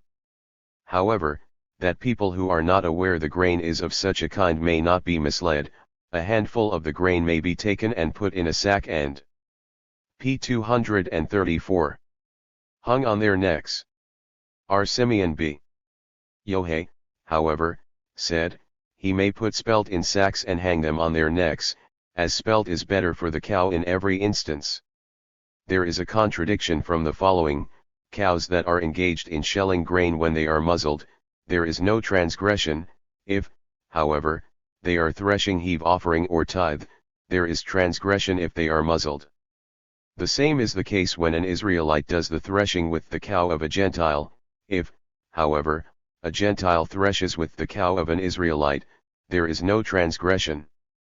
Hence there is a contradiction in the statements of the Boraithas in the case of heave offerings and tithes. It presents no difficulty. One Boraitha treats of the heave offering of the tithe, which is not doubted, and the other treats of a suspicious one. The schoolman questioned Arshi's hate, how is the law if the animal is sick and the consuming of grain injures it? May it be muzzled? Shall we assume that, when commanded not to muzzle the animal, it is because what it may consume is good for it, so that, in the case questioned, muzzling is allowed, or is the above commandment because of the suffering of the animal on seeing the grain and not being able to eat of it, in which event the muzzling is prohibited even in the case mentioned? And he answered, this we have learned in the Boraitha mentioned above, as Simeon B. Yohei said, he may bring spelt, etc., because spelt is better for the cow. Hence we see that the reason for prohibiting muzzling is because the grain is good for the cow. The schoolman propounded a question: may one say to a Gentile, muzzle my cow and thresh with it? Shall we assume that the rabbinical prohibition to do through a Gentile what is prohibited for an Israelite to do himself is only concerning Sabbath, the violation of which is a crime, but that the prohibition of muzzling, which is only a negative commandment, does not exist in such a case, or is there no difference? Come and hear. When a Gentile threshes with the cow of an Israelite, the Israelite does not transgress if the animal was muzzled. Is it not to be inferred that he does not transgress the commandment, but that, nevertheless, the muzzling is prohibited? Nay, from this expression nothing is to be inferred, as it may be that it is used only because of the same expression in the case of an Israelite threshing with the cow of a Gentile, in which it was necessary to state that he commits a transgression. Come and p. 235. Here. A message was sent to the father of Samuel with the following question: when Gentiles steal bulls and castrate them, and return them to the owners, may the Israelites use them or not? And his answer was, there is craft used in doing this thing. Use the same with the owners, and make them sell the animals. Our Papa, however, said, the people of the West, who sent the above question, hold with Arhigia, who maintains that the children of Noah are warned biblically against castration, and the owners of the above-mentioned castrated oxen transgress the commandment, thou shalt not put a stumbling block before the blind. Rabbi meant to say that the answer of the father of Samuel, make them sell them, meant that they were to be sold for slaughtering, so that no one should use them any more. Said Abai to him, "It is sufficient fine for the owner that he must sell them for any purpose, and to any one, Israelite or Gentile. There is no doubt that a son of full age is considered a stranger to his father, that he may sell to his son, but how is the law with a minor son? Rahi prohibits, and Rashi allows. Marimar and Marzutra, according to others, two certain pious men, used to exchange between themselves the oxen in question for other ones. Rami bar Hama'i questioned, does one transgress if he has placed the young one of the cow on the outside of her for the purpose of keeping the cow from consuming the grain while threshing, or if he has engaged it while it is thirsty, or if he has spread a catabole on the grain?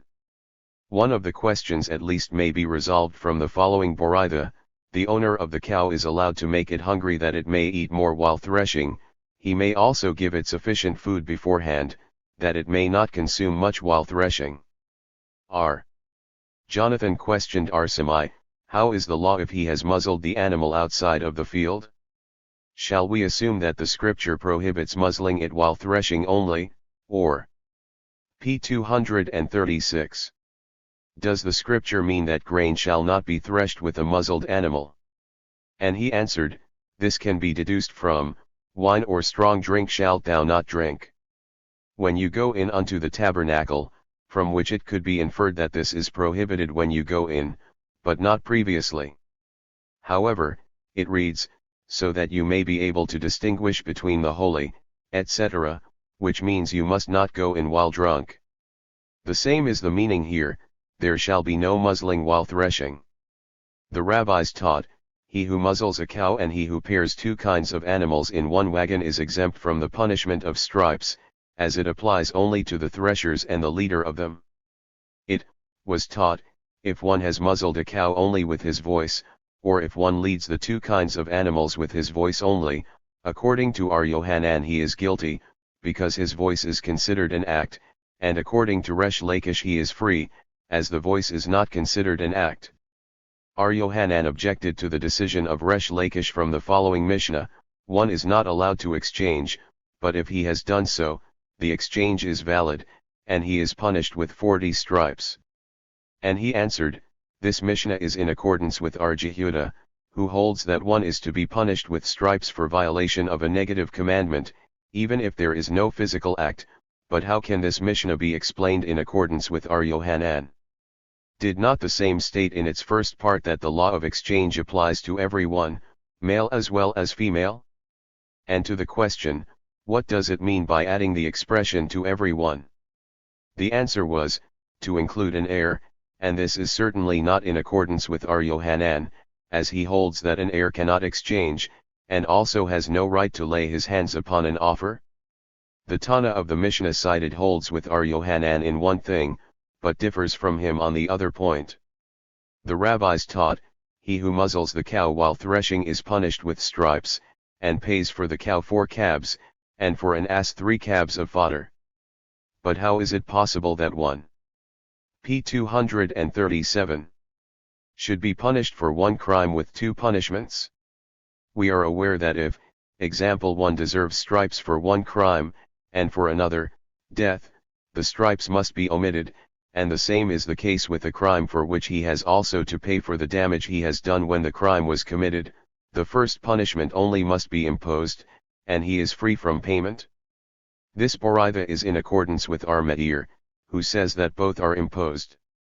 Rabha, however, said, there are many cases in which, although one is not obliged to pay the damages, he nevertheless has to pay, from a moral standpoint, and my support is from the scripture, which forbids the hire of a harlot to be used in the temple, even if she was a relative, for which crime one is to be stoned, although it is not collected by the court. Our Papa said, the reason he has to pay in this case, despite his punishment with stripes, is because the obligation to pay was incurred before the crime for which he is to be punished with stripes was committed. He has to feed the animal as soon as he takes possession of it, and he cannot be punished with stripes until he has done work with it. Our Papa said, the following 2 things were questioned of me by the disciples of our Papa Bar Abba, and I decided one of them in accordance with the law, and the other differently, namely, may one knead dough with milk or not? And my answer was, nay, according to the law, and the other question was, may one enter two kinds of animals in one stable? And I prohibited this, not in accordance with the law, as Samuel allows it. R. Jehudah said, one may gender one kind of animals with his hands without any fear even for immorality, as his mind is occupied with the expected product. R. Ahbb. Amui objected, there is a Boraitha, if the scripture read, thy cattle shalt thou not let gender, only, I would say that one must not gender any kind of animal at all, but as it is added, with a diverse kind, it signifies that only Kilam is prohibited. But with one kind of cattle one may gender, and also, in that case, he may only hold it for this purpose. Hence we see that only to take hold is allowed, but not to gender. The expression, to take hold, means to gender, and it was used only because of its being a nicer expression. R. Ashi said, I was questioned by the disciples of R. Nehemiah the Exilarch as follows, is it allowed for one to enter in? P. 238. One stable two kinds of animals with their females? Shall we assume that because there are male and female of the one kind it does not matter about the presence of another kind, or is even this not allowed? And I have answered them in the negative, not in accordance with the law, but because of the immorality of the exilarch slave. Mishnah 3, the labor of a working man entitles him to consume the fruit of that with which he is laboring, no matter with which member of his body he is doing the work, so that if he has worked with his shoulder, without occupying his hands or feet, it is sufficient. R. Jose ben R. Jehudah, however, maintains that he is entitled only when he employs his hands and feet in the work. Gemara, what is the reason of this statement? It is written, when thou comest into thy neighbors, etc., signifies that it suffices when he enters to labor with any member of his body. And what is the reason of R. Jose's statement? He maintains that the muzzler shall be equal to the muzzled one, as the latter is entitled only when it is occupied in its labor with its hand and feet, the same is the case with the muzzler. Rabbi Bar Huna questioned, if one threshes with geese and cocks, how is the law according to R. Jose's theory? Does R. Jose mean that one is entitled to eat only when he works with all his strength? And if so, then the geese and cocks which are working with all their strength are entitled to eat? Or does he mean, literally, the hands and feet, and as in this case they have none they are not entitled to eat? This question remains undecided. R. N. Ahman, in the name of Rabbi Bar Abohu, said, laborers who enter the wine press are entitled to eat grapes, but not to drink wine, however, they are entitled to both if they cross the whole length of the wine press while laboring. Mishnah 4, if one is occupied with pressing dates, he must not consume grapes, and vice versa, however, he may wait until he reaches the places where the good ones are to be found, and eat from them. In all cases it is said that he may consume only while he is laboring. In order not to waste the time of the owner, it was enacted that the laborers may consume when they are going from one place to another, and also when they are returning from the wine press, and also an ass is entitled to consume while unloading. P. 239. Gemara, the schoolman propounded a question, if one was occupied with one vine, may he take a bunch of grapes from it to consume while laboring on another vine? If we assume that a laborer is entitled to consume of that kind which is to be put in the vessel of the owner, then he certainly may do so, or he is entitled to consume only from those which are to be put in the vessel of the owner, and as the grapes of the first vine were not to be put in the owner's vessel, he may not eat of them, and lest one say that he may not, then there would be difficulty in understanding why the ox, while laboring at things which are attached to the ground, may eat of them, because those attached to the ground are not to be put in the vessels of the owner. Said Arshiz Hate Br80, this case cannot prove anything, as it may mean that a branch with fruit reaches the laboring ox, but not otherwise. Come and hear. Our Mishnah states that if one is occupied with dates he must not consume grapes, from which we infer that he may consume of one kind of fruit.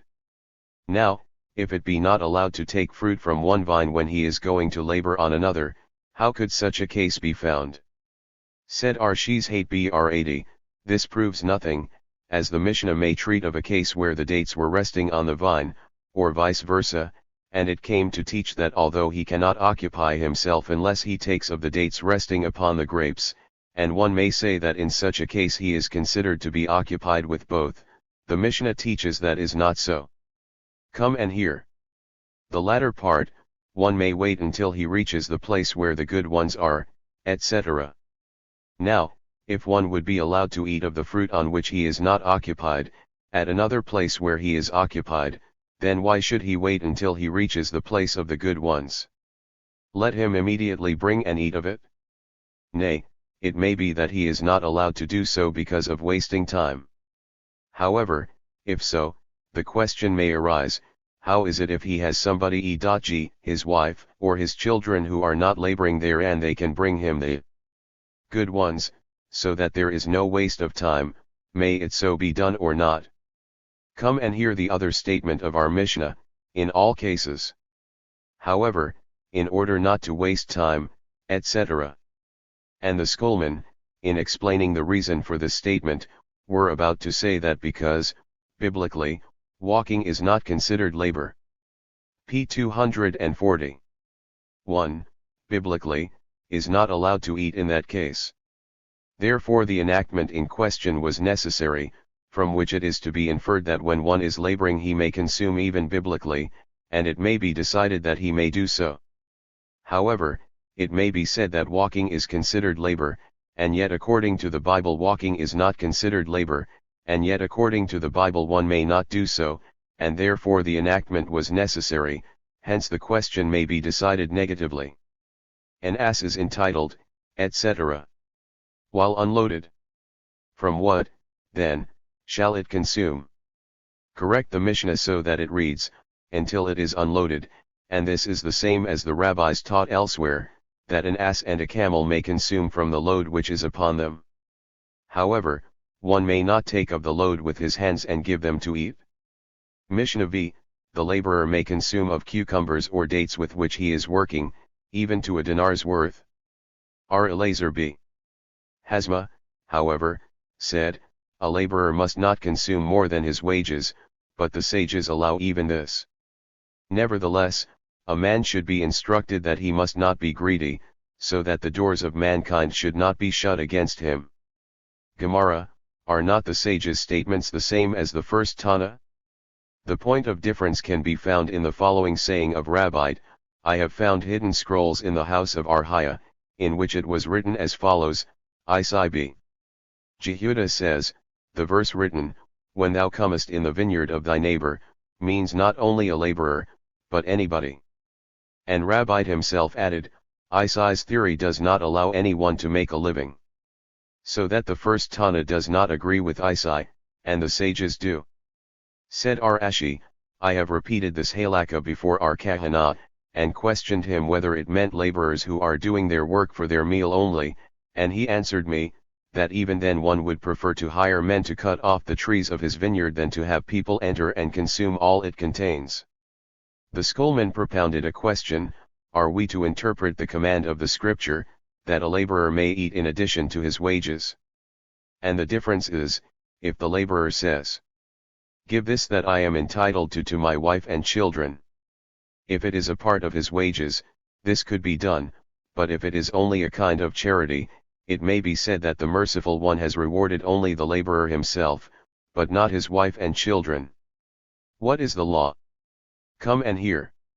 R. Elazar b. Hazma said, a laborer must not consume more than his wages allow. Are we not to assume that?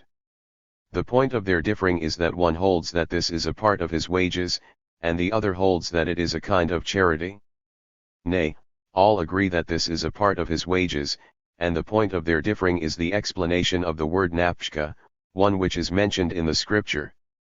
One holds that this word may be interpreted, a thing which you get with danger to your life, and the other interprets this word, as thy soul. Come and hear. A laborer who was a Nazirite, if he said, give the grapes or wine that I am entitled to my wife and children, he must not be listened to. Now, if this is a part of his wages, why should he not be listened to? Nay, there is another reason. People say, it must be said to a Nazirite, go around, so that you shall not meet a vineyard. Come and hear another Boritha, if a laborer said the same, he also must not be listened to, hence if this is a part of his wage, why should he not be listened to? Nothing is to be inferred even from this, as the expression, a laborer, may be interpreted to mean a Nazirite. But is there not a separate Boritha which says plainly a Nazirite? This is no question, as the Borithas were taught separately. One plainly states a Nazirite, and the other named a laborer, which means also the same. Then come and hear another Boritha. From this we deduce that a laborer must not be listened to when he asks that which he is entitled to shall be given to his wife and children, from the verse, but into thy vessel thou shalt. P 242. Not put any. And lest one say that this Boritha also means a Nazirite, then this verse would be used as a reference, because for a Nazirite there is another reference given above.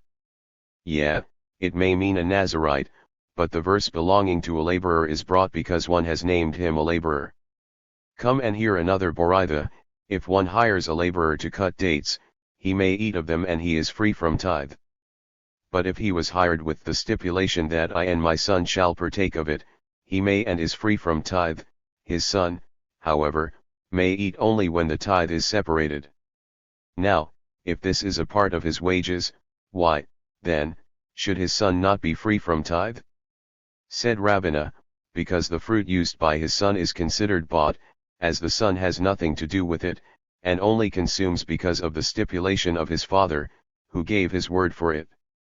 Consequently, it is as if he had bought and sold it. Come and hear the next Mishnah, which states that a stipulation can be made for all his family except the little children, etc. Now, if this is considered a charity, it is right that no stipulation should be made for his little children, if they have not reached the age of reason, but if it is a part of his wages, why should not the stipulation be of value for the children also? It may be said that it means when he does not feed them. But did not our Hoshua teach that one may make a stipulation for himself and for his wife, but not for his cattle, for his sons and daughters who are of age, but not for those who are not yet of age, however, for his male or female slaves whether they are of age or not? From this we infer that all the Borithas mentioned mean when he feeds them all, and the point of the difference is that the Tannim of the above Borithas and also of the cited Mishnah hold that it is only a kind of charity, and our Hoshua holds that it is a part of his wages. Mishnah 6, a laborer has the right to make a stipulation that he shall not eat what he is entitled to and take money for it instead. He has also a right to do the same for his grown son and daughter, for his wife, and for his grown-up male and female slaves, but not for his minor children or slaves, and not for his cattle, because these have no reason. If one hires laborers to work in his vineyard when it is in its 4th year, the laborers must not partake of it. If, however, he didn't notify them of the case, he must redeem the fruit and let them eat. If the round cakes of his dry figs became open, or his barrels of wine became ready for p. 243 use, so that they are fit for separating tithe from them, the laborers must not eat. But if, however, he didn't notify them at the time he hired them, he must separate the tithe and let them eat. Watchmen of fruits are permitted to eat, according to the custom of the country, but not according to the law of the scripture. Gemara, said Rabbite, the Mishnah treats only of watchmen who guard vineyards, the fruit of which is still attached to the tree, and therefore, according to the scripture, they are not to eat of it when it is not yet ripe. But they who guard wine presses and heaps of grain are permitted to eat even in accordance with the law of the scripture, for the reason that guarding is considered a labor. Samuel, however, maintains that the Mishnah treats of those who guard wine presses and heaps of grain, but they who guard vineyards are not entitled even in accordance with the law of the country, for the reason that guarding is not considered labor according to his opinion. Ar-Aha Barhuna objected to this from the following: he who guards the red cow defile his garments. Now, if guarding is not considered an act of labor, why should his garments be defiled? Said Rabba Bar Yula, it was enacted to be so for fear he would touch one of its members. Ar-Kahana objected from the following: if one guards cucumber fields, he must not fill up his belly from one garden bed, but he may eat some from each bed. Now, if guarding is not considered labor, why is he entitled to eat at all? Said Ar-Shimai Bar Ashi, the Boraitha treats of those that were already cut off. But if so, then they are already fit for tithe? It treats in case the blossoms are not yet removed. Said Ar-Ashi, it seems to me that Samuel is right in his theory, and he can be supported from Mishnah 2. In this chapter, the following laborers have a right to partake according to the law of Scripture, etc. From which it is to be inferred that there are such who eat not in accordance with the law of the Scripture, but in accordance with the law of the country. How, then, should the latter part of the same be explained, they have not to partake, etc.? What does the expression not to partake mean? If we say that they are not to partake in accordance with the law of the Scripture, but that they may partake in accordance with the law of the country, then it would be the same as in the first part. We must, then, say they are not to partake even in accordance with p. 244. The law of the country. And what is this? One who is engaged on that which is still attached to the ground and is not yet ripe, and, furthermore, the watchman of the vineyards. Mishnah 7, there are 4 kinds of bailees: a gratuitous bailee, a borrower, a bailee for hire, and a hirer. The first is acquitted on taking an oath that he has not neglected his duty, the second has to pay under all circumstances, the third and fourth are acquitted in case the property entrusted to them has been broken, confiscated, or has died, but not when it has been lost or stolen. Gemara, who is the Tana who states that there are 4 kinds of bailees? Said R.N. Ahman, in the name of Rabba H. Abohu, it is our mayor. Said Rabba to him, is there one who does not hold the theory of the 4 bailees? R.N. Ahman rejoined, I mean to say that the only one who holds that a hirer and a bailee for hire are equal in law is our mayor. Is this so? Has not our mayor said the contrary in the following Boraitha? For what loss must a hirer pay? Our mayor said, for the same that a gratuitous bailee must pay. Our Jehuda, however, said, for the same loss as a bailee for hire. Rabba B. Abohu has changed the names. If so, then there are 3, not 4, kinds of bailees. Said R.N. Ahman B. Itzhak, there are 4 kinds, the laws concerning them, however, are only 3. There was a shepherd who pastured his cattle on the shores of the river Papa. One of the cattle slipped and fell into the water. When the case was brought before Rabba, he acquitted him, saying, what could he do? He has guarded them as is usual with shepherds. Said Abai to him, in accordance with your theory, if the shepherd entered the city at the usual time, is he also acquitted? And he answered, yeah. And what if he sleeps at the usual time, is he also freed? And the answer was, yeah. Then Arabi objected to him from the following: the accidents for which a bailee for hire is not responsible are, example, when the Sabaeans made an incursion and took them away. I was in the day the heat consumed me, etc. And he answered, this Boraitha also means the watchman mentioned above. Abi rejoined, was Jacob the patriarch a watchman of the night? And he rejoined, yeah, Jacob promised Laban that he would watch his cattle, as city watchmen watch the property entrusted to them. Abi then raised another objection from the following: if a shepherd entered the city while his cattle were pasturing, and a wolf seizes a sheep, he must not be accursed.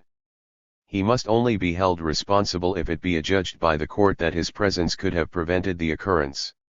Are we not to assume that the Boraitha means that the shepherd went to the city at the time that shepherds usually went there, and that even if this was the case he is held responsible for the accident?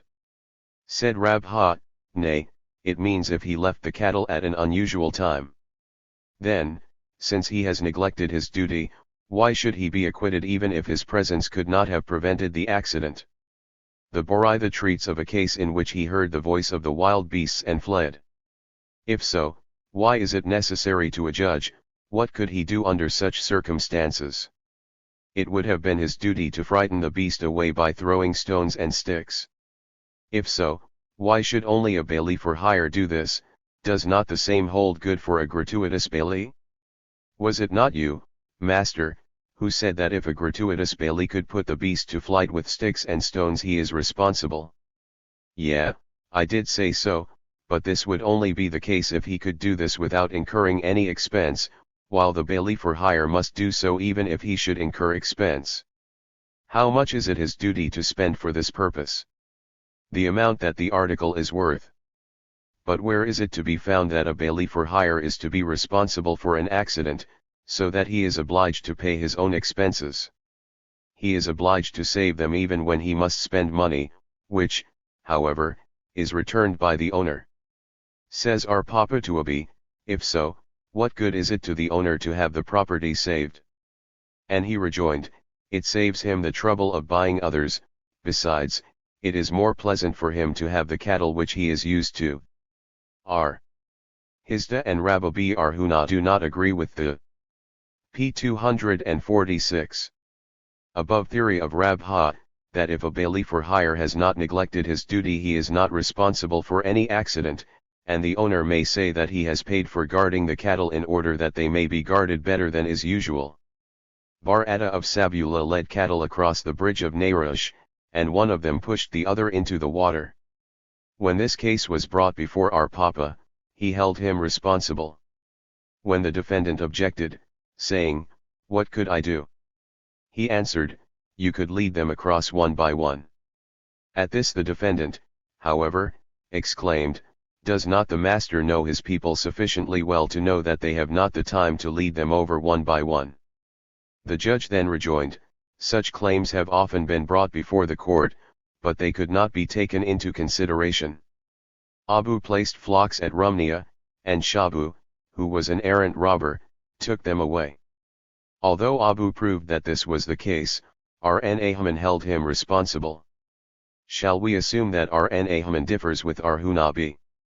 Abu, who sent a message, that if an article was thereafter stolen by accident and the thief was identified, the depositary, if he be a gratuitous bailee, may choose either to take an oath or summon the thief. But if he was a bailee for hire he must pay and summon the thief. Said Rab Ha, this proves nothing. As there was military in the city where Runia was, if he called for help they would have come to his assistance. Mishnah 8, a single wolf coming among the flock, it is not considered an accident, while two constitute one. Yehuda maintains that at a time when there are visitations, a single wolf is also considered an accident. Two dogs are not considered. Jedna D. Babylon, in the name of our mayor, said, if both come from one side it is not, but if they come from two different sides it is. A robbery is considered an accident. A lion, a bear, a leopard, a panther, and a snake are accident when they come suddenly, but if one has led his cattle where wild beasts or robbers abound, it is not considered an accident. A natural death is an accident, but not if it is caused by cruelty. If cattle fall from a steep rock where they have gone of their own accord, it is an accident, but if they are led there, it is not. p. 247. Gemara, but have we not learned in a Baraitha that even a single wolf is considered an accident? Said Rna B. Itzhak, the Baraitha treats of a visitation, and it is in accordance with Yehuda. A robbery is considered an accident. If there is only one robber, is there not only one man against one man? Said Rab, it means if the robber was armed. The schoolman propounded a question, if the robber and the shepherd were both armed, what is the law?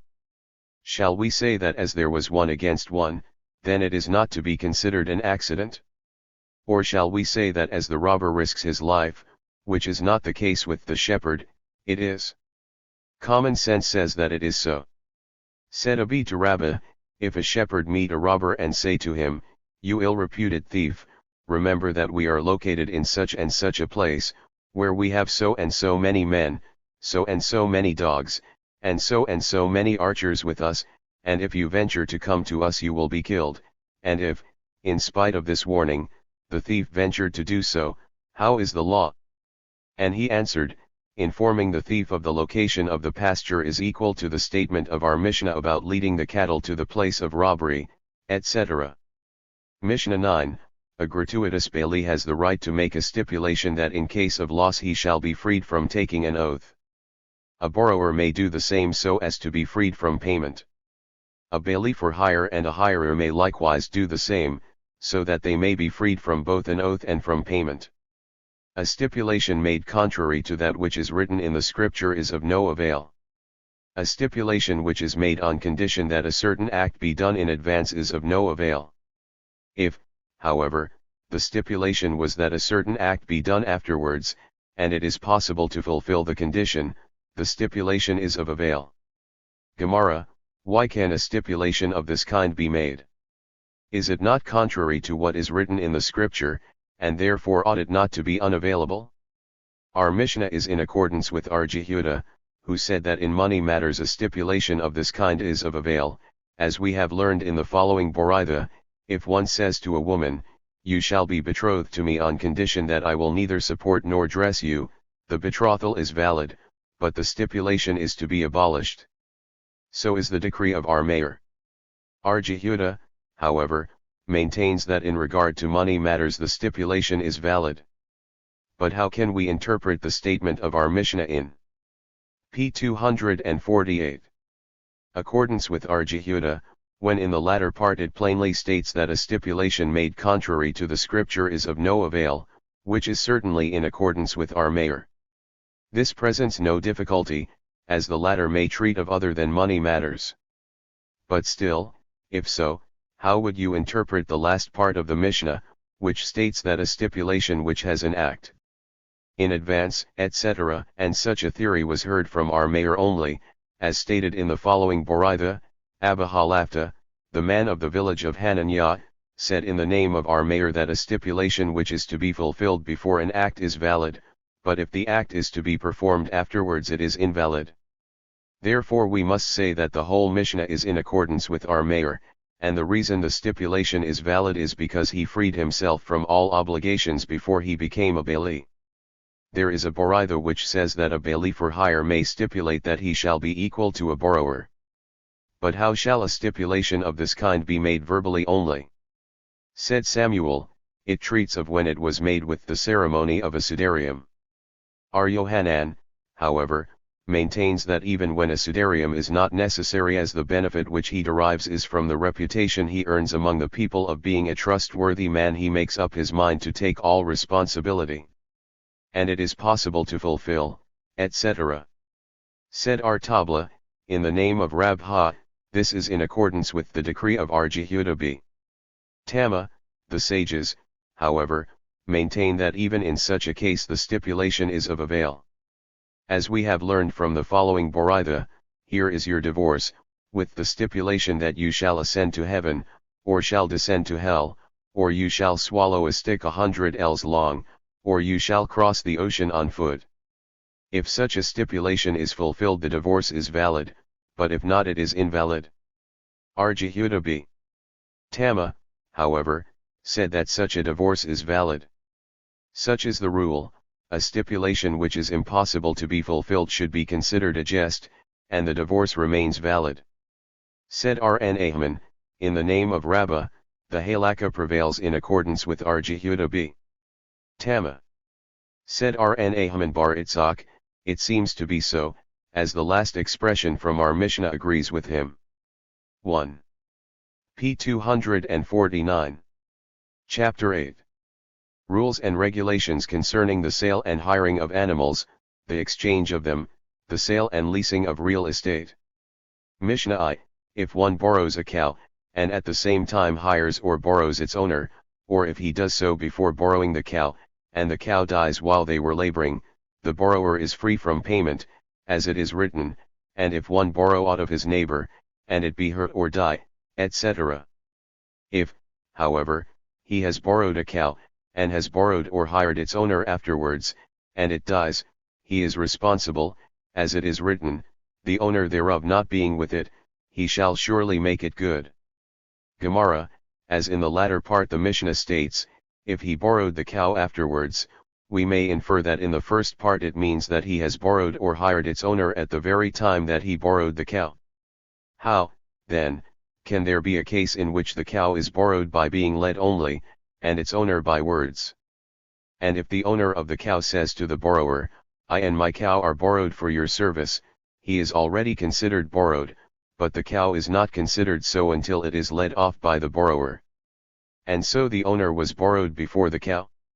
If you wish, we may say that the stipulation was made that the owner shall not be considered borrowed until the leading of the cow takes place, and if you like, it may be said that the cow was already placed in the yard of the borrower, and in such a case leading it off is not necessary. We have learned in the Mishnah that there are 4 kinds of bailees, etc. Whence do we deduce all this? From what the rabbis taught. The first paragraph treats of a gratuitous bailee, the second treats of a bailee for hire, the third treats of a borrower. Says the Gemara, this is correct concerning a borrower, as it is so plainly written. But how do we know that the first and the second paragraph mentioned above are not the reverse? Common sense shows that the second paragraph, p. 250, means a bailee for hire, as he is responsible for loss and theft. But perhaps the contrary may be said. The first paragraph may mean a bailee for hire, since he is responsible for the double amount if he claims theft. It is more rigorous to pay the principal amount without an oath than the double amount with an oath. The evidence for this can be inferred from the case of a borrower who has all the benefit without any expense, and nevertheless he pays only the principal amount. But has not the borrower to feed it and also to guard it, consequently he has some expenses? It can be said that the borrower keeps it in a grazing place, which is also secured from thieves, or that he borrows vessels for which he has no expenses at all. It is stated in the same Mishnah that a bailee for hire and a hirer take an oath in case the borrowed thing breaks, is confiscated, or dies, but they pay for loss and theft. This is correct in case of theft, as it is written plainly, but if it be stolen he shall make restitution unto the owner thereof. But whence do we know that the same is the case with loss? Therefore the word stolen is repeated one to include loss. But this would be correct according to him who holds that the Torah does not talk as men talk. But according to him who holds that the Torah talks like men, what can be said? It was said in the West that an a fortiori conclusion is to be drawn thus: for theft which is almost an accident one must pay, for loss which is almost a neglect, so much the more he must pay. Whence do we deduce that a borrower is responsible for any kind of loss? It is plainly written that he is responsible for anything broken or for death. But how do we know that he is responsible in case of confiscation also? And lest one say that this can be inferred from the case of broken or death, it may be objected that cases could be borne in mind which are not so in case of confiscation. It is from what R.N.A. Haman said in the following Boraitha, since it is written in verse 13, hurt or dies, confiscation may be included. But is not the word or needed for itself? Because if it were not, one might say that the restitution must be made only if the article be both hurt and dead, but not if it were broken only. p. 251. Nay, there could be no error, in either case, because common sense dictates that there is no difference to the owner if it were entirely or only half killed. Whence do we deduce that a borrower is responsible for theft or loss? And lest one say that this is to be inferred from the cases of damage or death, then it may be objected that the above cases are different, as they cannot be returned. But in case of theft or loss it can sometimes be returned if he troubles himself. Therefore it must be said that this is deduced from the word "and" in verse 6, which means that what is written above also belongs to this, and also that this corresponds with the above. It was taught, in case of neglect in the presence of the owner, Raha and Rabuna differ. One makes the borrower responsible, because he holds that a verse can be used only with that matter which was written previously in conjunction with it, and as verse 14 frees the one who has neglected his duty in the presence of its owner, it is not written concerning a gratuitous beli, which begins with ibid, verse 6, therefore the responsibility of a neglect, just mentioned by the two, is to be deduced by drawing an a fortiori conclusion from a gratuitous beli. However, to free one from the consequences of neglect done in the presence of the owner cannot be deduced, because verse 14, which freed them, does it only on the responsibility mentioned there. And the one who frees him holds that the law of a verse can be used in conjunction with that preceding it and that written before. Consequently, verse 14 refers also to a gratuitous beli in verse 6. An objection was raised from our Mishnah, which states, he who has borrowed the cow and the owner at the same time, etc., but a gratuitous beli is not mentioned there? But even according to your theory, is there mentioned in the Mishnah a beli for hire? Therefore we must say that the Mishnah teaches only things which are plainly written, but not things which are deduced. R. Hamnana said, there is no responsibility when the owner works together with the borrowed article e.g., when the owner of the borrowed ass works with it, and also when he is present. P. 252. From the time the article is borrowed until it is broken, but not otherwise.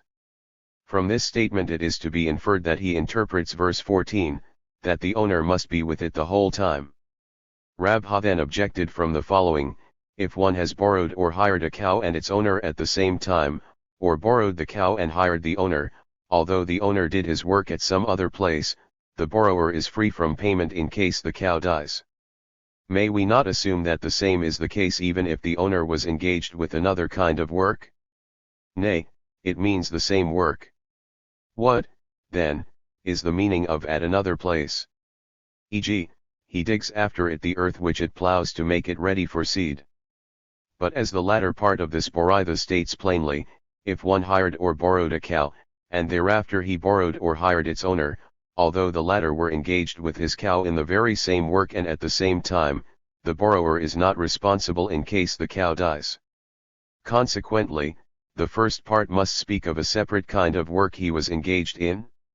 It can be explained that both parts of the Boraitha speak of one and the same labor, and by the change of expressions it was intended to add something unexpectedly new in the first part as well as in the last, namely, in the first part, that although he was engaged at another work, the borrower is free in case of the cow's death, and in the latter part, that even if he were working together with his cow there is a responsibility. But can such an explanation hold good? To be unexpectedly new it must be only if the cow were laboring at a separate work, and its owner at another kind of work, but if both are at the same work, it is very easy to be seen that he is free. Aside from this there is another Boraitha which states as follows, because it is written, but the owner thereof be with it, etc. Why, then, was there need to state, the owner not being with it, etc.? Is the first not sufficient? It is only written to teach that if the owner were with it at the time of borrowing, there is no necessity for him to be also with it at the time it dies. However, if he were with it at the time it was dying or breaking, but not at the time it was borrowed, the responsibility remains. And there is also another Boraitha, similar to this, which objects to our Hamnana's statement, and so it remains. However, Tannim differ in the interpretation of the scripture. In the following Boraitha it is written, for every man that curses his father and mother shall be put to death. P. 253. That his father and his mother hath he cursed, etc. Now, from this it is known that when he curses both father and mother he is guilty. Whence do we know that the same is the case when he cursed only one of them? Therefore the repetition, his father and his mother, to teach that one of them is sufficient to put him to death.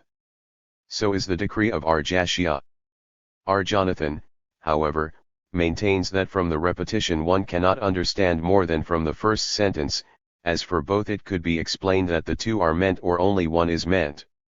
However, the law is correct as our Jashia said, for if the verse would mean both only, it would state so plainly. Abi, who agrees with the theory of our Jashia, interprets the verses in question in this manner. From the verse it is to be understood that when the owner was not present at both times mentioned above, but if he was present at one of the times only, he is free, and from verse 14 it is understood that when he was present on both occasions he is free, but if on one occasion only he is responsible. Therefore it must be concluded that if the owner was present at the time the animal was borrowed, there is no necessity for him to be present at the time of its death. But if vice versa, there is a responsibility. Rabha, however, agrees with the theory of R. Jonathan, and interprets the verses in question thusly. From verse 13 it may be understood that if he were present at both times, and also if he were only present at one of them, and the same may be understood from verse 14, and therefore we conclude that the law remains as a be said. However, whence do we know that the owner's presence at the time of borrowing is the main thing? Perhaps the occasion of the accident is the main thing. Common sense shows that the former is the main thing, as this act only brings the article under the control of the borrower. On the contrary, common sense shows that death is the main thing, as a borrower is responsible for an accident. Nay, after all, the first is the main thing, as this act obliges him to feed it. Said Rashi, from the expression, and if a man borrow aught of his neighbor, it is to be inferred that he is responsible only when he borrowed from his neighbor, but not if his neighbor is with him. Then the continuation of the above cited verse and what follows would be all superfluous. Nay, if not the following. p. 254. One may say that such expressions are customary in the scripture. Rabbana questioned Rashi, if one tells his messenger that he shall substitute him in service to his neighbor together with his cow, how is the law if the cow breaks or dies while laboring?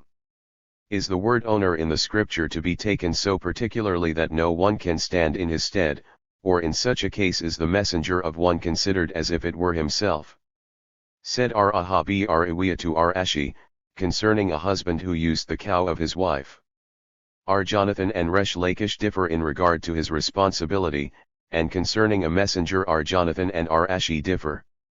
Said R. Elish to Rabha, if one borrows another's slave and cow, how is the law?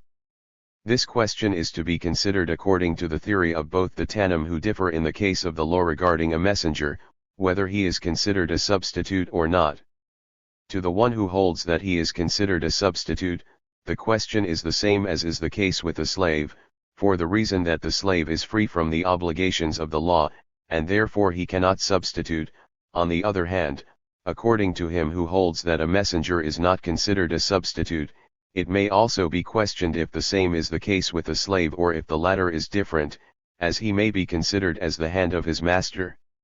And Rabha answered, common sense dictates that the hands of a slave are considered as his master's. Rami b. Hama questioned, a husband who uses the estate of his wife, what should he be considered, a borrower or a hirer? Said Rabha, only a man of such genius is fit to make such an ingenious error. What difference is there if he is considered a borrower or a hirer? In both cases it must be considered that the owner of the property is with him, consequently there is no responsibility. The question, however, by Rami bar Hama could be raised in case one has hired a cow of a woman and thereafter married her. If the husband is considered a borrower, then he is not responsible, as the owner of the article borrowed is with him, or if he is considered a hirer, the law of a hirer consequently remains. But what is the difference? Is it not a fact that now the owner of the hired article is with him, and this should supersede the previous act which was without the hirer, as we say the same in case he is considered a borrower? p. 251. Therefore, if Rami raised a question it must be thus, if a woman has hired a cow from anyone, and afterwards she married, then, in accordance with the rabbis, who hold that the borrower has to pay to the hirer, there is no question, as the owner of the borrowed article is considered to be with him. However, according to R. Jose, who holds that in such a case the cow must be returned to its first owner now, if after the woman has married, her husband uses the cow and it breaks, what is he considered, a hirer who must pay, or a borrower who is not responsible for an accident in the presence of its owner? Said Rabha, the husband is considered neither a borrower nor a hirer, but, as said in the first gate, p. 197. The schoolman propounded a question: if the body of the animal becomes lean because of the labor, how is the law? Said one of the rabbis, named Arhilkiah Brovia, as the schoolman questioned in case of leanness and not in case of death, they must be sure that in the latter case one is surely responsible. Why, then, has he borrowed it, to put it under a canopy? Said our Rabha, not only if it become lean, but even if it dies while laboring, there is no responsibility, for the reasons said above by Arhilkiah. There was a man who borrowed an axe from his neighbor and it broke, and he came before Rabbi, who told him to bring witnesses that he used it as an axe is usually used, and then he would acquit him. But how is it when there are no witnesses? Come and hear. There was one who borrowed an axe and it broke, and Rabbi had decided that he must buy him another one. Said our Kahana and Arasi to Rabbi, does the law prescribe so? Is it not stated that the defendant has only to pay the damage, but not to buy another? And Rabbi kept silence. The halakha, therefore, prevails in accordance with our Kahana and Arasi, that he must return the broken one and must give the difference in money. There was one who borrowed a pitcher and it broke, and our Papa told him to bring witnesses that he used it as a pitcher is usually used, and he would acquit him. There was a man who borrowed a cat, which had overeaten itself with mice and died, and our Ashi, before whom the case was brought, was deliberating. Said our Mordecai to him, so said Abimi. p. 256. Of Hagrunia, that a man whom a woman has killed must not be taken into consideration. 1. Rabha said, if one wants to borrow something from his neighbor, and so that he shall not be held responsible if it be damaged, he may say to the borrower, you may give me water to drink. However, if the lender is clever, he may say to him, first borrow what you need, and afterwards I will give you the water. Said Rabha, a teacher who teaches infants, a planter, a butcher, a barber, and the scribe of the city, all these, when they do their work, are considered, in case one borrows an article from them, as if he has borrowed also the owner of it. Said the rabbis of Rabha's college to Rabha, according to your theory you, master, are borrowed to us. And Rabha became angry, saying, you want to benefit yourselves with my money? On the contrary, you, as my disciples, are borrowed to me, since I have the right to engage you in any tract of the Talmud I like, and you have no right to prevent me or refuse to study what I explain to you. In the days before the festivals he is borrowed to them, as then he must teach the laws of the coming festivals, they, however, are borrowed to him on all other days. It happened that Merimer b. Hananiah hired mules from Huzay, and the former overworked them and they died. Rabha made him responsible. Said the rabbis to Rabha, was it not a neglect in the presence of the owner, and Huzay used to support them in their work? Rabha was embarrassed. Finally it was learned that Huzay was not supporting them in their labor, but, on the contrary, was there to see that they were not overloaded. This is correct in accordance with him who holds that a neglect in the presence of the owner is to be freed, but there is one who holds that in such a case the borrower is not free. Why, then, the embarrassment? The case was that the mules were stolen, and died in the house of the thief, and when Rabha made him responsible the rabbis, p. 257, questioned him, was it not stolen in the presence of the owner? Why, then, should Merimer be responsible for the theft?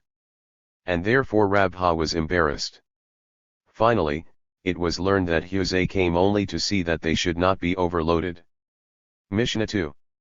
If one borrowed a cow for a half a day, and for the other half a day he hires it, or he borrows it for today and hires it for tomorrow, or there were two of them, one of which he borrowed and the other he hired, and it dies, the lender claims that it dies in the time for which it was borrowed, and the borrower says, I don't know, then the latter is responsible.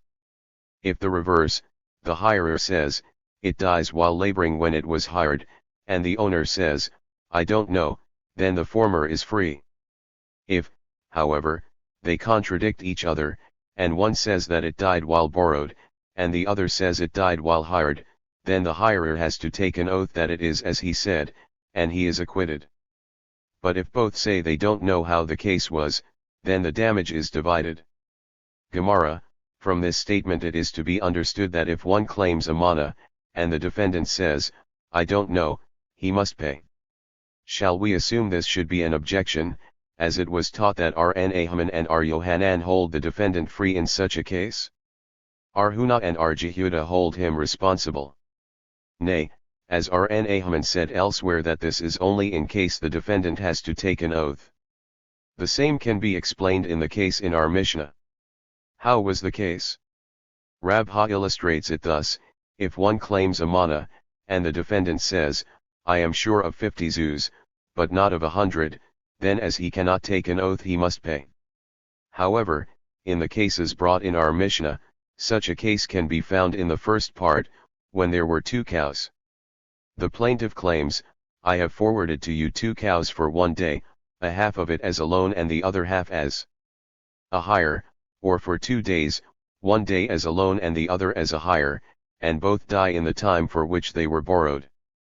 The defendant claims, I am sure that one of them died in the time of borrowing, but I am not sure of the other one, and as he cannot swear, he must pay.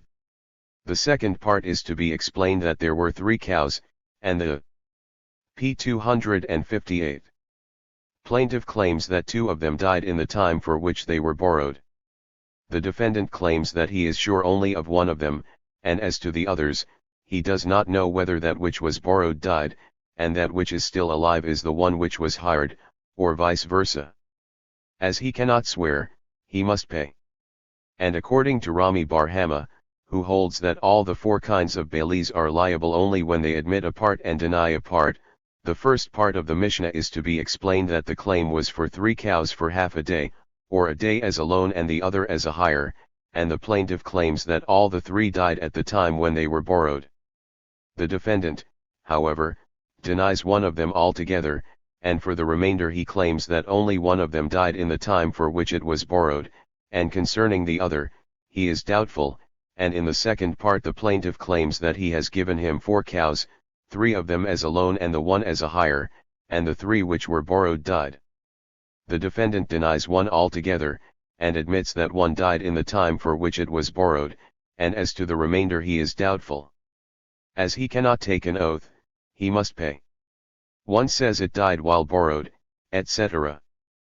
But why? In the claim of the defendant we do not see any admission, even in part, as to the claim of the plaintiff. But if both say they don't know, etc. This statement is in accordance with Simikos, who holds that doubtful money must always be divided.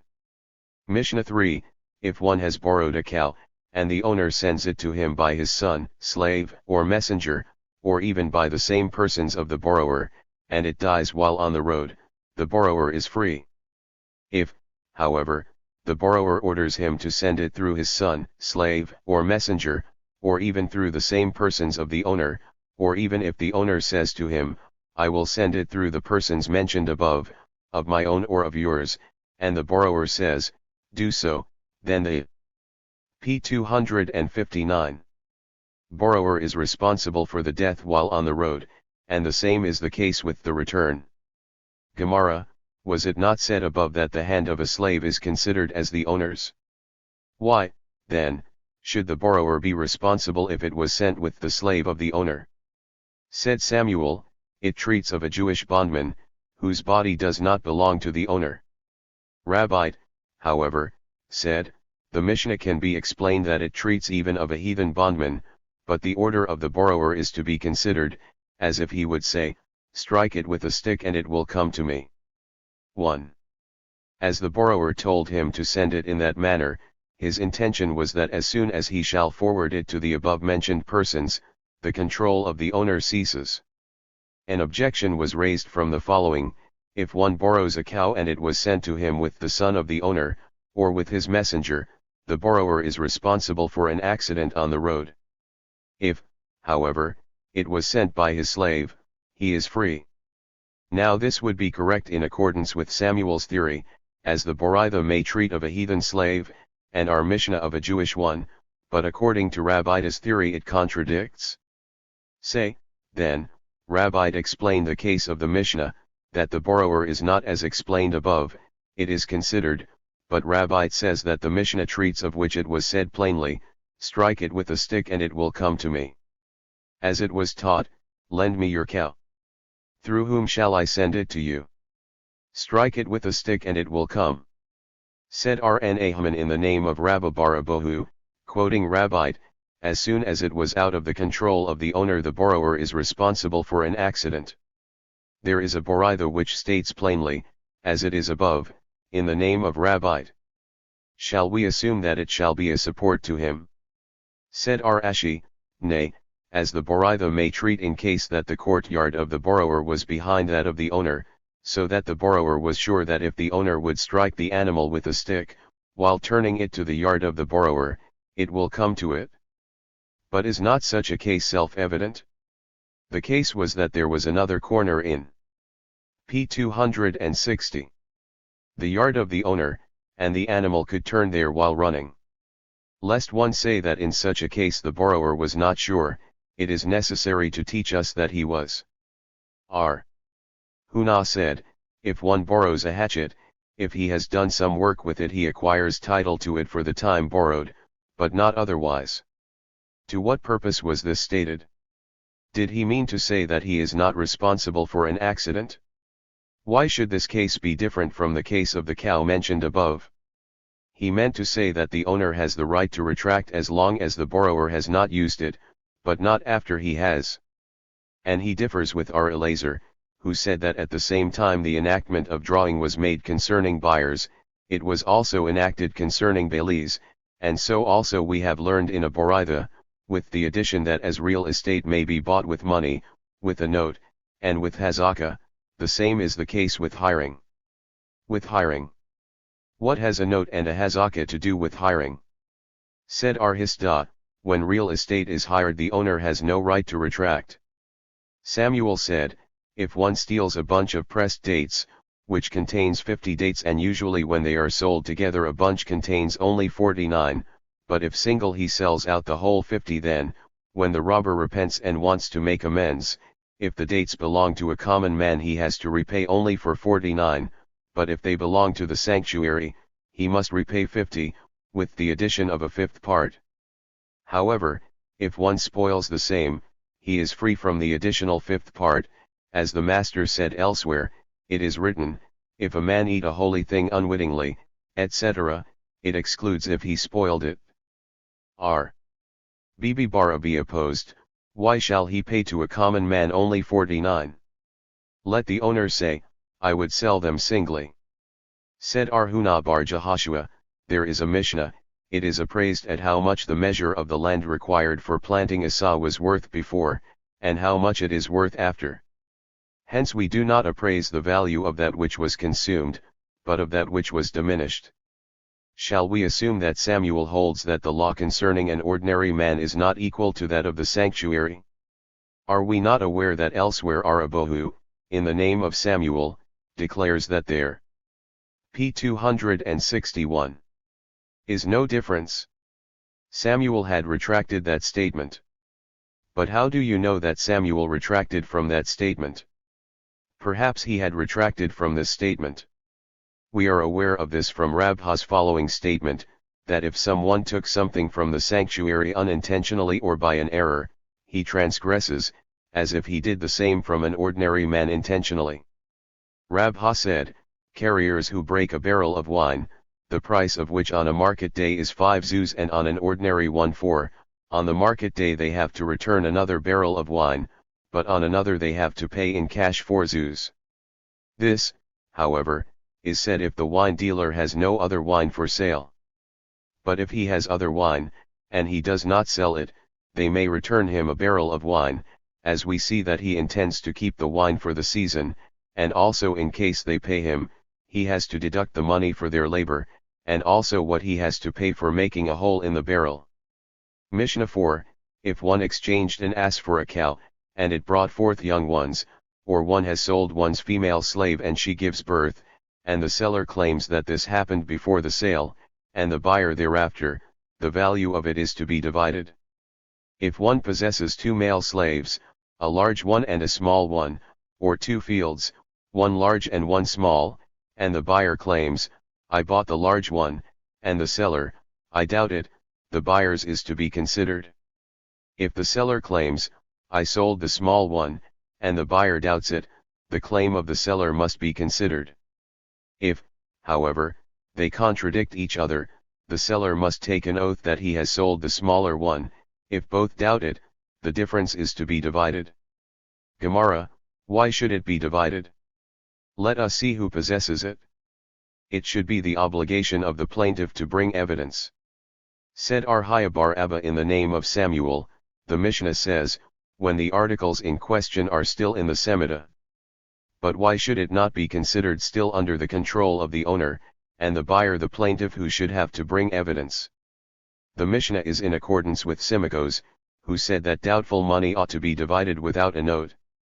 But was Simikos's decision in a case where both claim that they are certain? Simikos's decision was p. 262. Only in cases where both doubted. Said Rabbi Bar Huna, yeah, Simikos made his decision, even in a case where both claim certainty.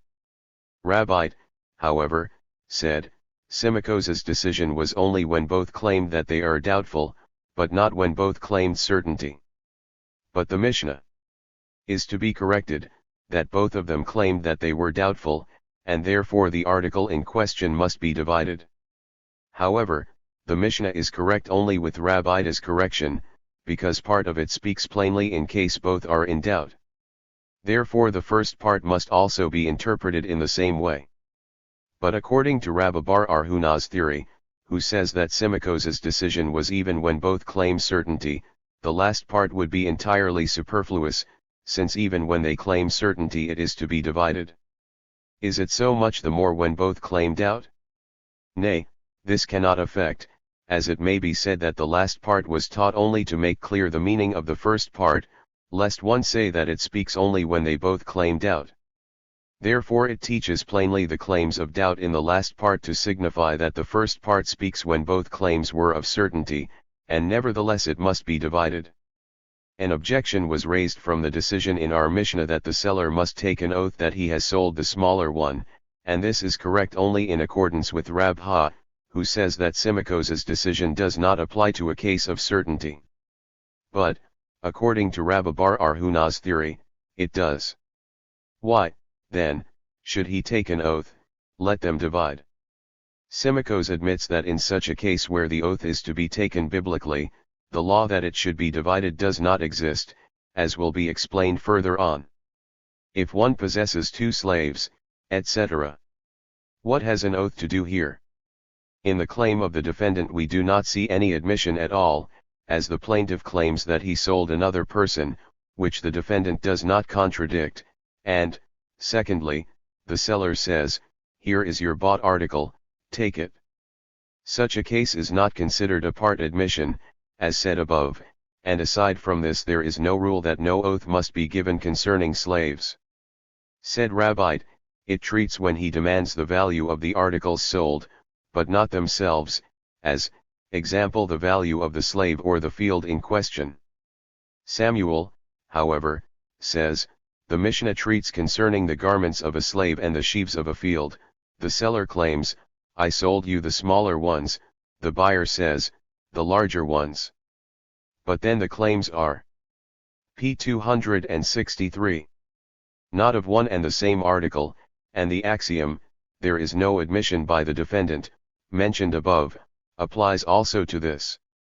As Rabbi Papa declares elsewhere that it speaks not of a ready-made garment, but of the stuff to a garment, which is still attached, and one claims, you have sold me measure for a large garment, and the other says, for a small one, the same is to be explained here.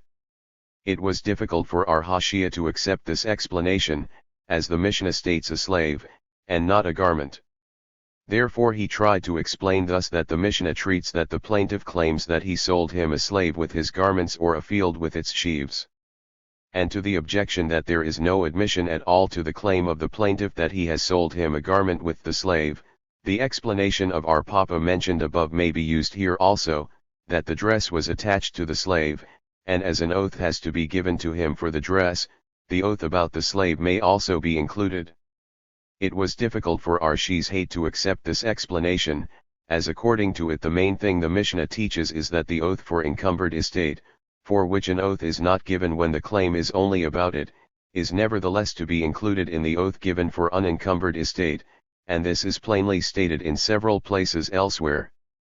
This, however, presents no difficulty, since, lest one say that the garment which the slave wears is equal to himself, or the sheaves of the field which are still attached to it are equal to the field, it comes to teach us that it is not so.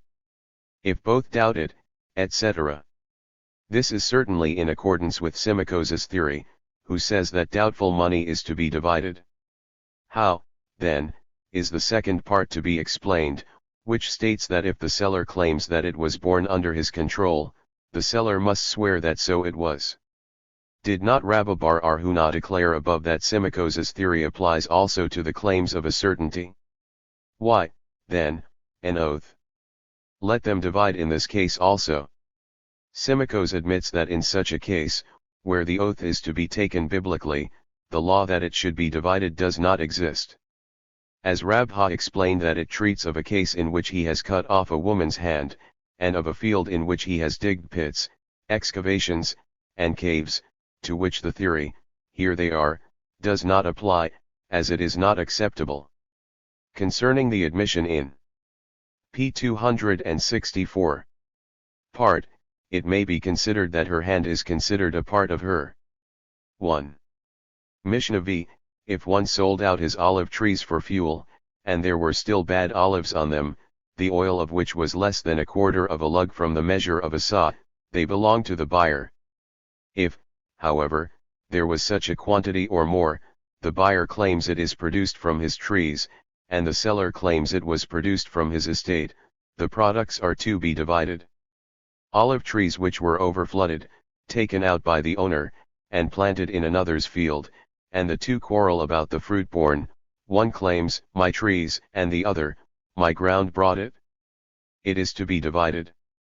Gemara, let us see how the case was. If the seller told the buyer to cut it off immediately, and he didn't, then even if there was less than that quantity, it belongs to the seller. If he told him, you can cut it off whenever you like, then, even if it was more, it belongs to the buyer. The case was that he sold it without any stipulation, then less than a quarter of a lug people do not care about. But when more than this, they do. Said R. Simeon B. Paz, the quarter in question must be measured after what is lost in pressing it. Olive trees which were overflooded, etc. Said Ula, in the name of Resh Lakish, the law holds good only when they were torn out with lumps of earth in which they were planted. And even then only when 3 years have elapsed from the time he had planted them in the other field. Otherwise the fruit belongs to the owner of the trees, as we may say to the owner of the estate, if you, example would plant new trees you could not use them in the first 3 years, as they would be arla. But why should not the owner of the estate claim, if I should do as you say, I would use all of them after the lapse of 3 years, and now you take half of it? Therefore we must accept, as Rabin has reported that Resh Lakish said, thus, the law holds good when they were torn out with the lumps of earth and during the first 3 years, but after the lapse of 3 years all of them belong to the owner of the p. 265 estate, because of the reason stated above. But why should not the owner of the trees claim, if you should plant it you would not use it for 3 years, and now you consume half of it every year? Because the owner of the estate may answer, if I were to plant it, they would be small and would not afford much, so that I could use the ground near them for vegetables, which is not the case now, as you planted your trees in that place. There is a boraitha, if the owner of the trees says, I will take back my plant from your field, he must not be listened to, but the owner of the estate has to pay the value of trees for planting, and not the value for fuel. Why so? Said R. Yohanan, because of the occupancy of the land of Israel. Said R. Jeremiah, to such an explanation we need such an authority as R. Yohanan.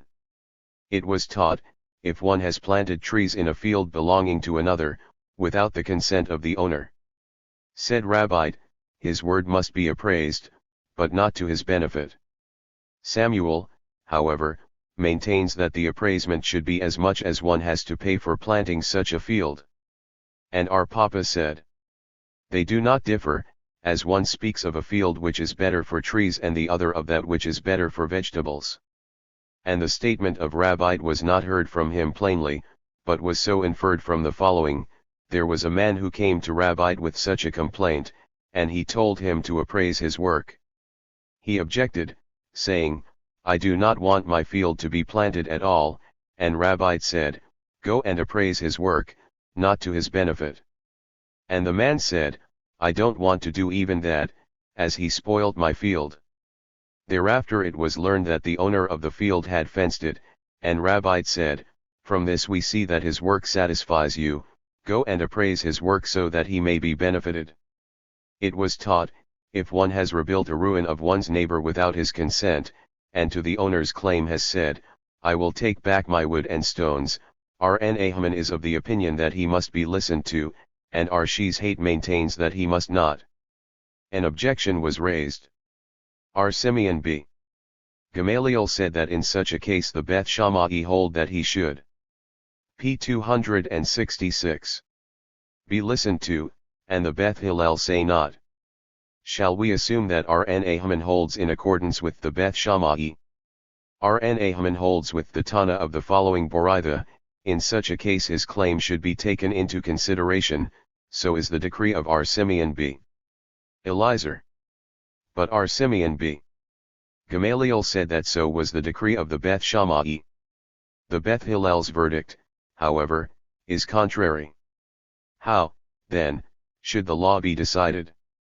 Said R. Jacob in the name of R. Yohanan, if this happened with a house, his claim may be considered, but not with a field for the reason the earth became deficient. Mishnah 6, if one rents a house in the rain season, he has no right to make the tenant move from the Feast of Tabernacles until Passover, and in the summer season for a period of 30 days.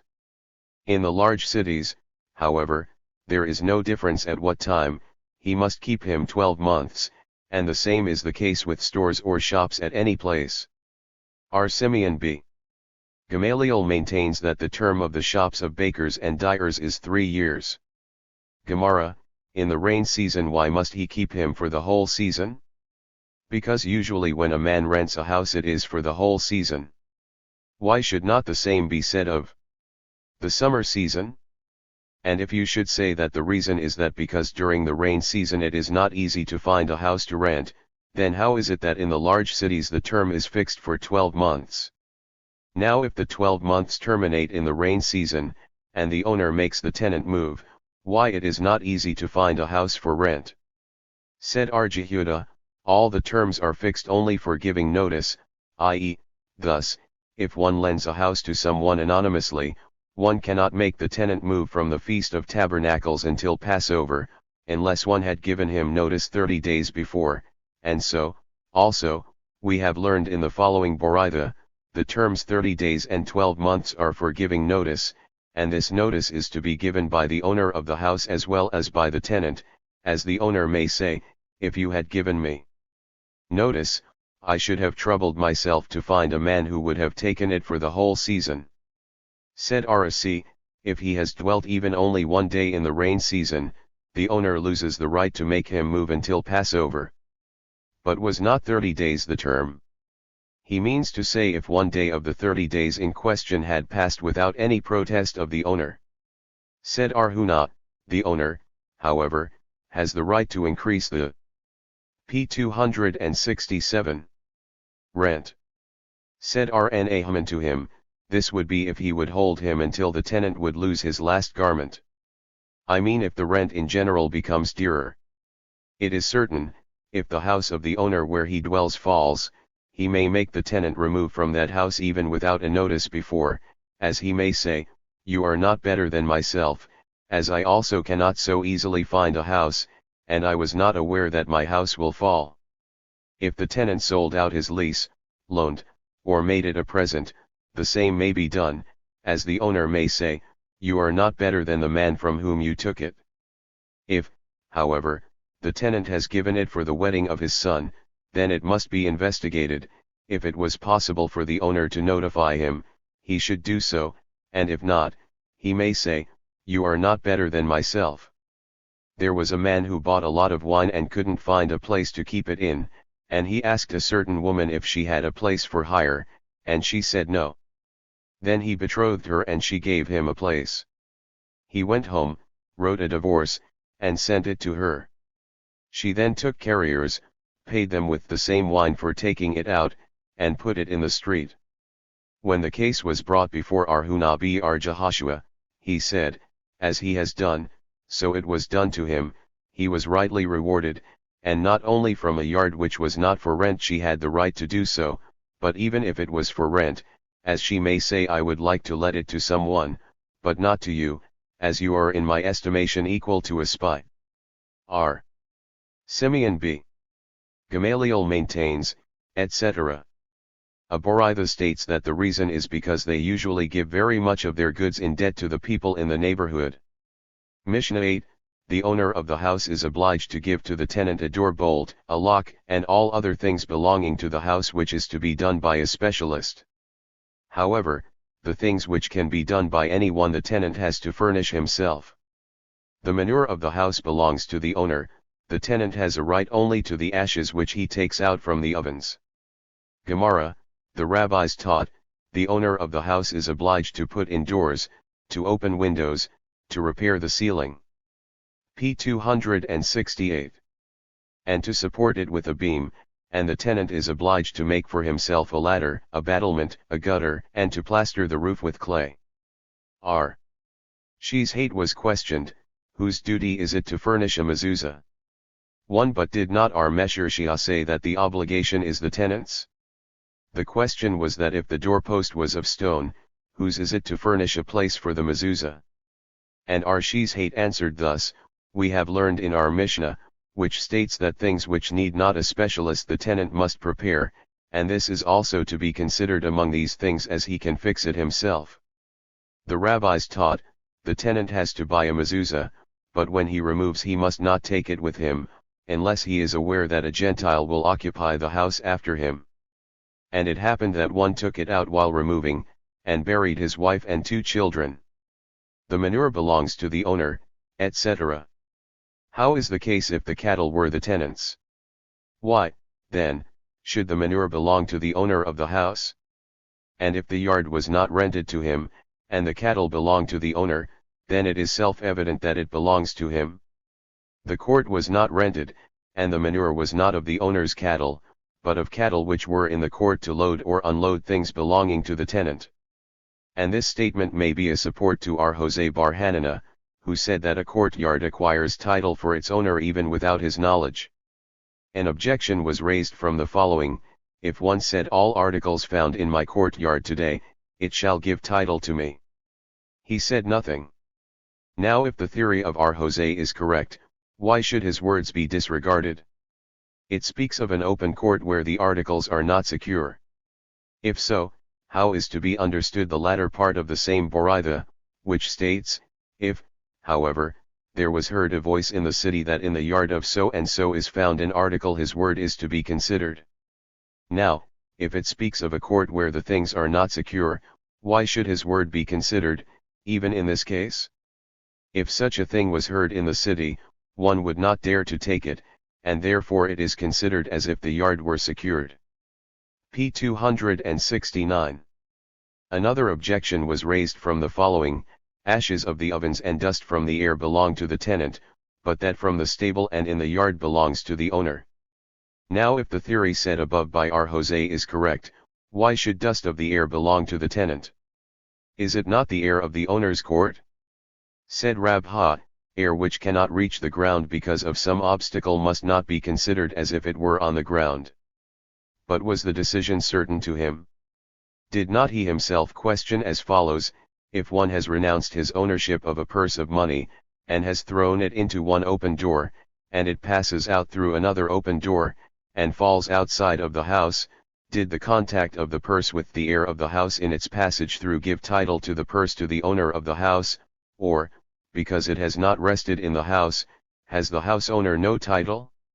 In the case questioned by him there was no obstacle, as in the case mentioned above.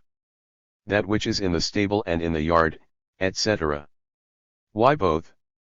Is not one sufficient, as it speaks of a yard which was not rented to the tenant? Said Abi, it means to say that even if the courtyard was rented, still that which is in the stable belongs to the owner. And Rashi said, from this it may be inferred that if the yard was rented without any stipulation, the stable in it is not to be considered included. Mishnah 8, if the year was made a leap year, the tenant reaps the benefit of the intercalation.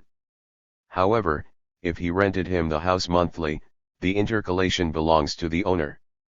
It happened in Cyphorius, that one rented a bathhouse for 12 golden dinars a year. The payment should be 1 dinar monthly, and thereafter the year was made leap intercalary. When the case came before R. Simeon b. Gamaliel and R. Jose, they decided that the payment of intercalation shall be divided. Gemara, does the Mishnah bring a fact to contradict its previous statement? The Mishnah is not completed, and should read thus, if he has rented it to him for 12 months to be paid monthly, then the payment for the added month is to be divided, and it happened also in Cyphorius, etc. Said Rabbi, if I were there I would decide that this month belongs altogether to the owner. What was the intention of Rabbi to teach us? That the last expression must be considered. P. 270. Has he not taught the same elsewhere, namely, Arhuna said that in the school of Rabbi it was taught that if one says I sell you this article for an istara, then he has to pay him 100 mahas in good money, and if vice versa he may give him an istara?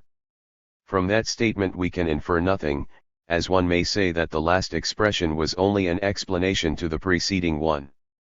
Samuel, however, said, the decision was so made because they came to the court in the middle of the month, but if they had appeared in the beginning it would be entirely the owners, and if they would come in the end of the month, it would be the renters. If, however, the seller said, I sell you a kur for 30 salahs, each saw for a salah, then he cannot retract from that which was already measured. So said both Rabbi and Samuel. Nay, the reason in that case was, because he took possession of it already, and in our case also for the same reason that it is doubtful, whether the first or the last expression is to be considered. He does not pay for the time occupied, but for the future. R.N. Ahman, however, maintains that the estate is p. 271. Always considered in the occupancy of the owner, and therefore there is no difference at what time in the month they came to the court. His rent must be paid, and not only when the last expression was a salah a month, but even if it was the reverse, a salah a month, 12 for a year. R. Jana was questioned, if the renter says I have paid, and the owner claims I have not received it, who of them must bring evidence? The following Mishnah in answers this question, either it was for time past or for the present, namely, if the father dies within 30 days of his firstborn son's birth, he must be considered unredeemed as yet. If, however, his father dies after 30 days, he is to be considered redeemed, unless neighbors assure him that he was not. The question was, at the very same day when the term is ended, the renter says I paid you in the morning, and the owner says you did not. Said R. Yohanan to them, this we have learned in the following Mishnah, a laborer who claims in the last day of his employment, that he did not receive as yet his salary has to take an oath and collect the money. And that the laborer must take an oath and not the employer is enacted by the rabbis only there, as the employer has to deal with many laborers, it may happen that he has given to another one instead, and then he will swear falsely, but in your case the renter is trusted, if he takes an oath that he has paid.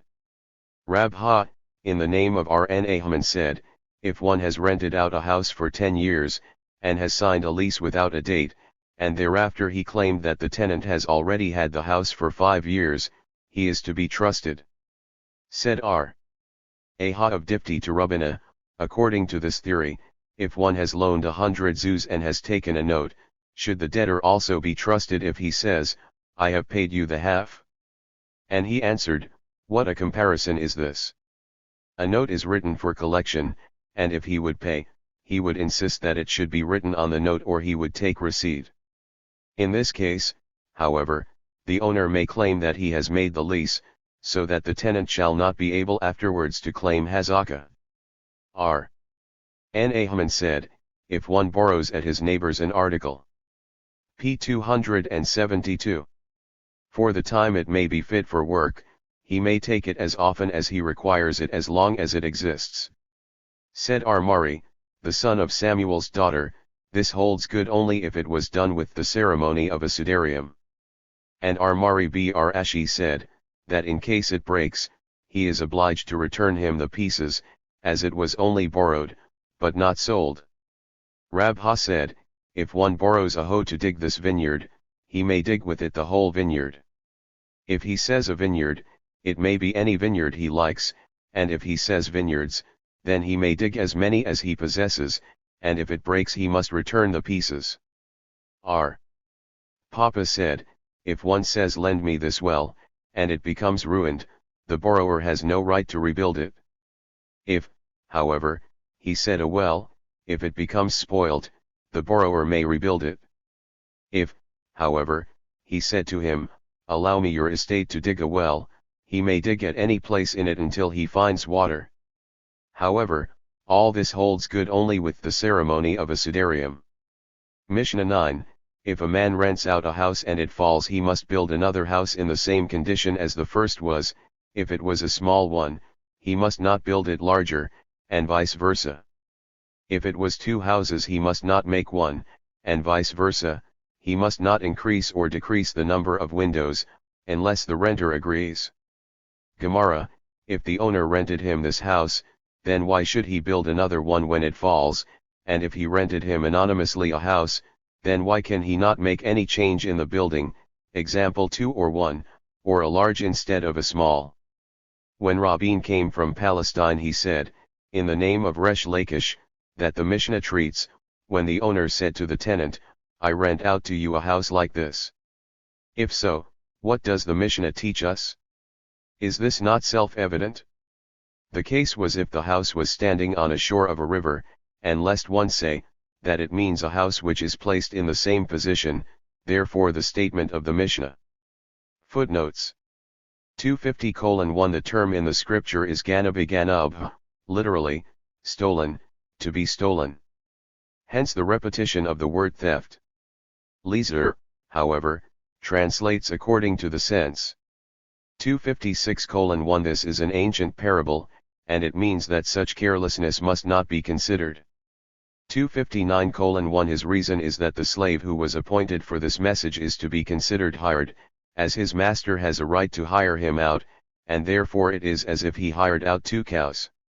And the statement above, that the band of the slave is considered as that of his master's, holds good only when the master himself lends or hires, then the slave may substitute for him, but not otherwise. 264:1 The text is so complicated that it is very difficult to understand the real meaning of it. The Akri has omitted this from his compendium, the commentaries also have tried to explain this, but did not succeed. However, according to our method we could not omit this, so we did the best we could to translate it. 267:1 We have translated according to Skir and Hack's dictionary. Rashi, however, explains it differently, which is not translatable. The meaning, however, is the same. 268:1 The amulet for the doorpost. Next, Chapter 9. Index previous next. p. 273. Chapter 9. Rules and regulations concerning the hiring of fields, payment out of their products or in money, the neglect of the hirer, what he may or may not sow in them. Mishnah I, if one hires a field he must do as it is customary in that country, to scythe, to turn it out, or to plow, to weed after them. The grain, they have also to divide the hay and straw. If the stipulation was made on wine, then they divide the vine and sticks. They must also prepare together the sticks needed for the vineyard for the next year. Gemara, there is a boraitha, if the custom was to scythe, he must not tear out, as the owner of the estate may say it is better for me that some of the straw remains, which will serve me to prepare manure next year. Or if the custom was to tear it out, he must not scythe, although one might say I would like the garden to be clean, and the other says, I would like to have the straw of it, and the reason is because each of them has a right to prevent the other. To weed after them he may. Is not this self-evident? The case was in such a place where the custom was not to weed, and he, however, did so while still growing, saying, I do so now in order that I shall not have to do it after the grain is taken off. It teaches us that such a stipulation is not to be considered. All must be done according, etc. What does it mean to include in the word all? That what the rabbis taught, where it was customary to let the trees with the earth he may do so, and in the places where it is not customary he must not do so. Is this not self-evident? The case was in places where it was customary to let it for a third of the products, and he let it for a quarter, lest one say that the owner may say, I have reduced the price for the purpose of saving the trees for myself. It comes to teach us that this cannot be done unless so stipulated. Where it is customary not to let it, etc. Is this not self-evident? p. 274. The case was in places where it was customary to let for a quarter, and he took it for a third, lest one say that the hirer may claim, I have increased the price for the purpose that you should give it to me with the trees. It comes to teach us that this cannot be done unless so stipulated. R. Joseph said, in Babylonia there is a custom that the gardener is not given any straw. To what purpose does he say this? Because if it happened that some are doing so, it shall not be considered as a custom, but attributed to their goodness. The same said again, the first earth upon the trench, the second, and the third, and also the sticks for the thorns must be furnished by the owner, the thorns themselves, however, by the gardener. This is the rule. All things which are considered the most necessary for preserving the garden must be furnished by the owner, but extraordinary things by the gardener. He said again, the hoe, the dung fork, the pail, and the bag for water is to be furnished by the owner, the gardener, however, has to dig the channels for water. As they divide the wine, etc. What have sticks to do here? In the school of Arjana it was said, i.e., the peeled sticks on which the vine is usually supported. They must also, etc. Wherefore this addition? This corresponds to the former, and it means thus, why should the sticks be divided? Because the preparation of them is to be done by both. Mishnah 2, if one hires a field and it was a dry place, or a group of trees and thereafter the spring ceased to flow, or the trees were cut off, the hirer has no right to deduct from the price stipulated. If, however, at the time hired the hirer said to him, rent me this dry field, or this field in which there are a group of trees, and it happened that the spring dried up or the trees were cut off, the right of deduction is granted. Gemara, how was the case? If the general river from which all water their fields become dry, why then shall nothing be deducted from the agreement? Let him claim that this is a plague to the whole country? Said our Papa, i.e., that the channel from the river to the field only became dry, and then the owner of the field may say, you could water it by means of pails. Our Papa said again, the statement of the two Mishnayoths. p. 275. Applies to both cases, either he took it in partnership for half or third of the product, or he hires for a certain amount of kurs. The statement of the following Mishnayoths of this chapter, however, are different, as the law which applies to an undertaking for half of the products does not apply to a hiring and vice versa, as it will be explained further on. If the hirer said to him, rent me this dry field, etc. But why? Let him say, I only gave you the name without any particular intention. Have we not learned in the following Boraitha that if one says, I sell you the estate which contains a core of earth, and there is no more than a half, or, I sell you a vineyard and there are no vines, or, I sell you a fruit yard, and there are nothing but pomegranates, all these sales are valid as they are so called. And the same should be the case here. Said Samuel, this presents no difficulty, as in all cases of the Boritha the owner says it to the buyer, therefore the name is considered. From the case stated in our Mishnah, however, we see that he wanted that particular field upon which he was then standing, as he said this. Rabbina, however, said, it does not matter who says so, the case in the Mishnah is different, because in spite of the fact that he mentions this, of which it is to be inferred that he was standing upon, he nevertheless mentioned dry field also, which shows that only that particular dry field suits him, because of the circumstances. Mishnah 3, if one has undertaken to work up a field, and he has neglected to do so, it must be appraised at how much it would produce if worked, and the defaulter has to pay, as it is customary for an agreement to be so written, that should it be neglected, I will pay from my best estate. Gemara, our Mayor, our Jehuda, Hillel the First, our Jehoshua b. Karha, and our Jose, all these considered the language of the common people legal, our Mayor, in the last sentence in our Mishnah, which is stated in his name elsewhere, our Jehuda in the following Boritha, one has to bring the offer that is prescribed for the present of a rich man to his wife. Because in the marriage contract he writes, I will take upon myself all the responsibility you have had before our marriage i.e., from the time he marries her he takes upon himself to make good all her obligations to. p. 276. The sanctuary, even those contracted before marriage. 1 Hillel the First in the following Boritha, the inhabitants of Alexandria used to betroth their wives, but at the time they were prepared to go under the canopy other people used to come and take them away, and the sages were about to proclaim their children bastards. Said Hillel the First to them, bring me the marriage contract, and finding that it is written there, you shall be my wife when you enter the canopy, therefore the children were not proclaimed such.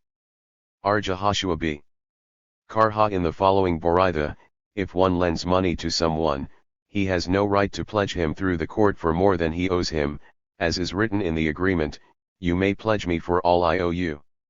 R. Jose in the following Boritha, in the places where it was customary to consider the dowry prescribed by the father of the bride, as a loan, the husband has a right, in case the marriage contract was not fulfilled, to collect it from his father-in-law as a creditor.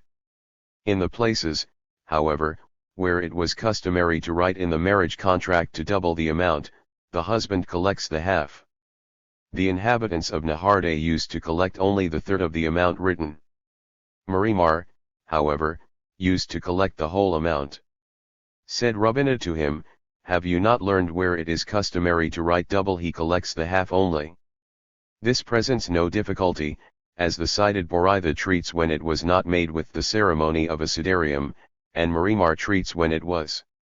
Rabbina used to double the amount in the marriage contract, and when asked to strengthen this with the ceremony sudarium, he would say, one of the two, either a sudarium or. p. 277. The double amount. There was one who said when on his dying bed, give 400 zuz to my daughter in her marriage contract, and Rahabia questioned Arash, does he mean to give 400 in cash, so that the marriage contract should be written 800, or does he mean that it should be so written in the contract, which in reality means only 200? It must be investigated how he expressed himself. If he said, give her 400 to her marriage, then it is evident that he meant cash, and it must be written 800, but if he said, give her in the marriage contract 400, it means only 200. In reality it is not so. There is no difference if he said to her marriage, or in her marriage contract, it must be considered that he intended 200, unless he said give her 400 without any addition. There was one who undertook to work up a field, and he said, should I neglect I will give you 1,000 zuz. Finally he neglected to work up a third of it, and the sage of Naharde decided he shall pay him 333 1/3 zuz. Rabha, however, said the whole thing was only an asmakta, which gives no title. But why should this be different from that which is stated in our Mishnah? If it will be neglected I shall pay with my best estate. In the Mishnah there was no exaggeration. Here, however, when he said he will give 1,000 it was merely an exaggeration. There was another man who undertook to work up a field for poppy and had sowed it with wheat. The wheat, however, became dear, so that the price was equal to poppy. Arcana, nevertheless, was about to deduct from the agreement the value of the fertility which was used less for wheat than it should have needed for poppy. Said Arashi to Arcana, people say it is better for one that his earth should become meager than he himself. There was a man who undertook a field for poppy, sowing with wheat, and finally the wheat was worth more than poppy, and Rabbina was about to say that the hirer shall take the value of the increase. Said R. Aha of Dipti to him, was the increase from the grain only, was it not also from the fertility of the earth? The sages of the Naharde said, if one takes an article to sell in places where it is dearer, for the half profit, the enactment of the sages was that half shall be considered a loan and the other half a deposit, and they did so to benefit both. The borrower is benefited, as he has the right to use the half for his p. 278 own expenses, and the lender, because the half, which is considered a deposit, collects it from his heirs in case he dies, as it becomes no personal property of theirs. This is in accordance with our Ida bar Rabin. Rabha, however, said, it is therefore called business that first one must not use it for himself, and, secondly, that if he dies it should not be considered personal property of his heirs. Rabha said, if one has given articles for business without any stipulation, and took from him 2 notes, example if he sold him 2 bundles of goods for 200 zuz, and took a note for each of them for 100 zuz, and the borrower had sold out 1 bundle for 130 zuz and the other for 70, then if there were only 1 note, it would be considered no profit nor loss. But now, as there are 2 to 1 there is a profit of 30 zuz, of which the lender takes 2/3 or 20, and the other one is considered 30 zuz loss, of which the lender suffers half. If, however, it is the reverse, then in such a case as stated above, the borrower suffers, not the lender. He said again, if one took money for business, and has had a loss, and thereafter he exerts himself and regains the loss, but failed to notify the lender both of the gain and the loss, he cannot claim that the lender shall suffer any loss, because the lender may say to him, you have exerted yourself for your own benefit to regain it, that people shall not say that you are a poor businessman. The same said again, if 2 persons took money from one lender for business, they shall do it together, and one of them profits and wants to separate himself from his partner, he has no right to do so if his partner protests and says, let us be partners until the time appointed for returning the money. And if one claims, I would take half the profit for my share, the other may prevent him, saying he cannot take out the profit because of the possibility of future loss. And even if one of the partners claims the half profit and half of the principal amount, the other can prevent him by saying, we cannot divide, as the whole money belongs to the business. And if he promised his partner that in case of loss he shall suffer his share, his partner can prevent him by saying that the fate of 2 is better than of 1. Mishnah 4, if the gardener did not want to weed the field, saying, I will give you your due, he must not be listened. p. 279. 2. As the owner may claim, tomorrow you will leave this field, and I will have to weed it myself. Gemara, and even if the gardener says, I will weed it afterwards, the owner may say, I want good wheat, and if it is not weeded the wheat cannot be as good as when weeded. And if he says, I will buy you good wheat from the market, he may say, no, I want the wheat from my estate, and even if he claim, I will weed out that share of it which belongs to you only, he may say that by doing so you will spoil the reputation of my field. But did not the Mishnah give only one reason, that I will have to weed it, etc.? All these claims are included in the one reason given by the Mishnah, that finally he will have to weed it. Mishnah v. If one took a field in partnership, and it was not productive, he must not leave it as long as there is hope of bearing even only one heap. R. Yehuda says that there is no appraisement as to the contents of a heap, he therefore maintains that he must not leave it if there is hope of the products being at least as much as was sowed. Gemara, the rabbis taught, if one took a field in partnership and it was not productive, if there is grain sufficient to make one heap, he is obliged to work it up, as the usual written agreement of such a partnership is as follows: I will plow, sow, weed, make sheaves, thresh, blow, and will make a heap of it for you, and then you will take half and I for my labor the other half. What should be the quantity of the heap? To cover the winnow I.e., that if put in it should be completely covered. The schoolman propounded a question: how is it if both edges of the winnow are still visible? Come and hear. Our Abohu said, Our Jose bar Hanani explained to me, when the right side of the winnow cannot see the sun. It was taught, that quantity of the heap is 3 sahs according to Levi, and according to the disciples of Arjana too. Said Resh Lakish, the sahs in question must remain after it was cleaned out. But how much is it? Said Arami in the name of Ar Yohanan, 4 sahs for 1 kur, and Arami himself maintains 8 for a kur. There was a certain old man who said to Arhunabi, Rabba bar Abohu, I will explain to you the reason of their statements. In the year of Ar Yohanan the earth was fertile, and 4 for a kur was sufficient, but in years of Arami, p. 280, the earth was already meager. There is a Mishnah, if the wind has spread the sheaves it must be appraised how much gathering for the poor there would be if this had not occurred. R. Simeon b. Gamaliel said, he may give to the poor as much as was sowed, and what a quantity does he mean? When Ardimi came from Palestine he said, in the name of Ar Eliezer or Ar Yohanan 4 cabs to a kur. R. Jeremiah questioned, is it meant for a kur seed, or for the field where a kur grain can be gathered, and if you should mean for a kur seed, there is still a question whether it means for sowing by hand or with oxen. Come and hear. When Rabin came he said in the name of Ar Abohu, quoting Ar Eliezer or Ar Yohanan, 4 cabs for a kur seed, the question, however, whether with bands or oxen remains undecided.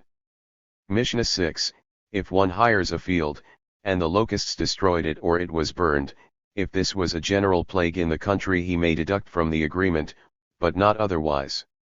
R. Yehuda, however, maintains that if he has hired it for money, he must deduct under any circumstances. Gemara, what is to be understood by a plague of the country? Said R. Yehuda as, example the majority of the valley, where there were many fields, was destroyed. Eula, however, said, if 4 fields, on all its sides.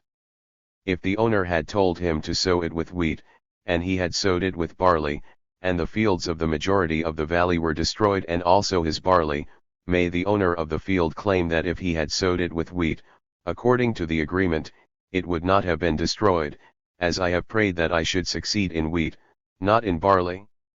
Common sense dictates that his claim is right. If it happened that all the fields of the landlord were destroyed, and which was hired included, but the majority of the valley was not destroyed, may the hirer claim that since all your estate was destroyed, it is your fate that this field was also destroyed. The landlord, however, claims that if you hadn't hired it some of my field should have been left to me, consequently it is your fate. Common sense dictates that the claim of the landlord is right. If all the estates of the hirer were destroyed, and also the majority of the valley, may the hirer claim that because the majority of the valley was destroyed he has not to pay, or the landlord may. p. 281. Say, as all your estate was destroyed, it was your fate that this was also destroyed. Common sense dictates the claim of the landlord is right. But why should not the hirer claim that if it were my fate something would be left to me, as it is said above concerning above? As the landlord may say that if Providence would favor you, some of your own fields would have been left to you. An objection was raised from the following, If that year was a year of destruction, or a year which was like the years of Elijah, it must not be counted among the years of redeeming. We see then that he compares a year of destruction to the years of Elijah, when there was no grain at all, but where grain is to be found it is not to be considered a plague of the country. Said Rna bar Itzhak, there it is different, as it is written, according unto the number of harvest years, etc., which signifies that as long as there is some grain in the country it is called a harvest year. Said Ashi to Kahana, according to your theory, let the Sabbatic year be counted, as there is grain out of Palestine where the Sabbatic year is not observed, and he answered, the Sabbatic year is a decree of the king, and must not be considered at all. Samuel said, the statement of our Mishnah applies only when he has sowed it and it was grown, and then the locusts have destroyed it. But if he has not sowed it at all because of the locusts, the hirer is responsible, as the landlord may claim that if you would sow it, the verse of Psalm XXXVII 19 would apply to me. There is one Boraitha which states that if this happened once, he has to sow it the second time and also the third, but not if it happened the third time also. And another Boraitha states that he has to sow it even after the third time, but not after the fourth. This presents no difficulty. As one Boraitha is in accordance with Rabbi, who holds that 2 times is to be considered a hazakah, and the other Boraitha is in accordance with our Simeon b. Gamaliel, who holds that it must not be considered so unless it happened 3 times. Resh Lakish said, the Mishnah treats, in case it was sown, grown, and then was destroyed by the locusts, but if he has sown and it didn't grow, the owner of the estate may claim he shall sow it again and again, until the sowing time is past. But when is it considered past? Said our Papa, when the gardeners come from the field in the month Adar. p. 282. An objection was raised from the following, our Simeon b. Gamaliel in the name of our mayor and also our Simon b. Nazia said, that the latter half of Tishri Mar Cheshvan and the first half of Kislev is the time for saving, the latter half of Kislev Tabith and the half of Shvat is winter, the latter half of Shvat, Adar, and the half of Nisan is cold, the half of Nisan, Iyar, and the half of Sivan is harvest, the latter half of Sivan, Tammuz, and the half of Ab is summer, and the half of Ab, Eliel, and the half of Tishri is heat. Our Jehuda counts from Tishri. Our Simeon, however, counts from Cheshvan. But even then, who is more lenient? Our Simeon, who counts from Cheshvan, does not even count the sowing time until Adar. This presents no difficulty. The one speaks of a case when he took the fields for sowing wheat and corn, which are usually sown in the beginning of the winter, and the other speaks of barley and peas, which are usually sown in Adar. If he hired for money, etc. There was one who undertook an estate to sow garlic on the shore of the river of the old king, and it happened that the river was stopped. When the case came before Rabha, he said that it is not usual for this river to be stopped up, and consequently it is therefore considered a plague of the country, and you may deduct. Said the rabbis to him, have we not learned in our Mishnah that our Jehuda said if he took it for money, he must pay under all circumstances, and he answered, there is no one who cares for his decision. Mishnah 7, if one hires a field for 10 kur wheat per annum, and the products are poor, he may pay him with the same. The same is the case if the wheat was good, he cannot say, I will pay you with the best of the market, but must furnish him with the same. Gemara, there was a man who took an estate for pastio for 1 kur of barley. First he used it for pasture, and afterward he sowed barley in it, and the barley was bad.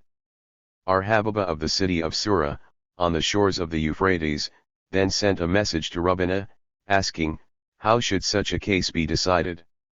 Is it equal to the statement of our Mishnah, which says that he must pay with the products of the estate, or as he hires it for pasture, and uses it for barley, it is different? And Rabbina answered, what comparison is this? In the case of the Mishnah the earth was sown according to the agreement, and the payment, p. 283, has to be with its products, but here he has not conformed to the agreement, hence he has to pay him with the good barley of the market. There was a man who hired a vineyard for 10 barrels of wine, and thereafter the wine became sour. Our Kahana was about to say that this case is equal to the case stated in the Mishnah, that if the field becomes stricken and produces bad barley, he may pay him with its products. Said our Ashi to him, "What comparison is this? In the case of our Mishnah the earth failed to give what was expected of it. Here, however, the earth did fulfill the expectation, and the wine became sour thereafter." However, our Ashi admits that when the grapes become wormy, and also in case the sheaves of the field became spoilt, that he has to repay him with the same. Mishnah 8, if one takes a field for sowing barley, he must not sow wheat in it, but if for wheat, he may sow barley. R. Simeon b. Gamaliel forbids this, he must not sow peas in that which was taken for grain, but he may sow grain in that taken for peas. R. Simeon b. Gamaliel forbids this also. Gemara, said R. Hista, the reason of R. Simeon's statement is, because it is written, the remnant of Israel shall not do injustice or speak lies, and there shall not be found in their mouth a deceitful tongue. An objection was raised from the following, that which was collected for the poor on Purim must be distributed at the same time without any particulars. However, the poor must not buy with the donation a strap for the shoes, unless it was so stipulated by the elders of the city. So is the decree of R. Jacob in the name of R. Mayor. R. Simeon b. Gamaliel, however, was lenient. Hence we see then that he was lenient in his decision, and in our Mishnah, however, he is rigorous. Said Abi, R. Simeon's reason is as my master said, he who likes his earth to bring forth good fruit, should sow in it 1 year wheat and the other barley, 1 year in the length and the second in the width. This, however, is the case if he does not sow in time, but if in time it does not matter. He must not sow peas, etc. R. Jehuda taught to Rabin, if for grain, he may sow peas. Said Rabin to him, but did not the Mishnah state he must not? And he answered, my statement is not contradictory, as the Mishnah speaks of Palestine, which is mountainous, and the leanness of the earth is taken into consideration, and I talk of Babylon, which is p. 284. Situated in a valley, and there is no fear of this. Said R. Jehuda to Rabin b. Ahman, Rabin, my brother, cresses growing among flax may be used without fear that there is robbery. If, however, they are placed outside of the flax beds, then it is robbery, and the same is the case even if they grow among the flax, but are already grown up as much as the flax, and so do no more harm. The same said again, Rabin, my brother, in our fields, which are closely attached, there are some among my trees, the branches of which are bent toward yours, and vice versa. In such cases, however, the custom is that the fruit belongs to the side to which the branches incline. As it was taught, a tree which stands on the boundary of 2 estates belonging to 2 different persons, where the branches are inclined there should the fruit be used. So said Rabbi. But Samuel maintains that it is to be divided. An objection was raised from the following, a tree which is placed on the boundary is to be divided, and this contradicts Rabbi. In order that the cited Boritha should not contradict Rabbi, Samuel explains that it speaks of a case in which the tree in question occupies the whole boundary, but, then, it is self-evident. It means even when all the branches are inclined to one side. However, even then it is self-evident. Lest one say that then one's neighbor has a right to say, you may take of the fruit of those branches which are inclined to your field, and I will take the remainder. It comes to teach us that our neighbor may say, we must share equally. The same said again, Rabin, my brother, see that you do not buy an estate close to the city, as Arabohu in the name of Arhuna quoting Rabbi said, one is not allowed to stand and consider his neighbor's field when the fruit is nearly ripe because of an evil eye. Is that so? Did not our Abbo meet the disciples of Rabbi, asking them what has Rabbi to say to the following verses? And they answered, Rabbi said thus, blessed shalt thou be in the city, means your house shall be near the synagogue, and blessed shalt thou be in the field, means that your estate should be nearer to thy city. Blessed shalt thou be at thy coming in, means you shall find your wife and family ready to please you, and blessed shalt thou be at thy going out, means that your offsprings shall be equal to you. And Arabohu answered, Ar Yohanan interpreted them differently, namely, blessed thou. p. 285. Shalt be in the city, means that the closet of man's necessity shall be near his house. Blessed shalt thou be in the field, means that thy estate shall be one-third in grain, one in olives, and the other in wine. And blessed shalt thou be in thy coming in and in thy going out, means that your departing from this world shall be equal to your entering. As your entering was without any sin, so shall be your departing. This presents no difficulties.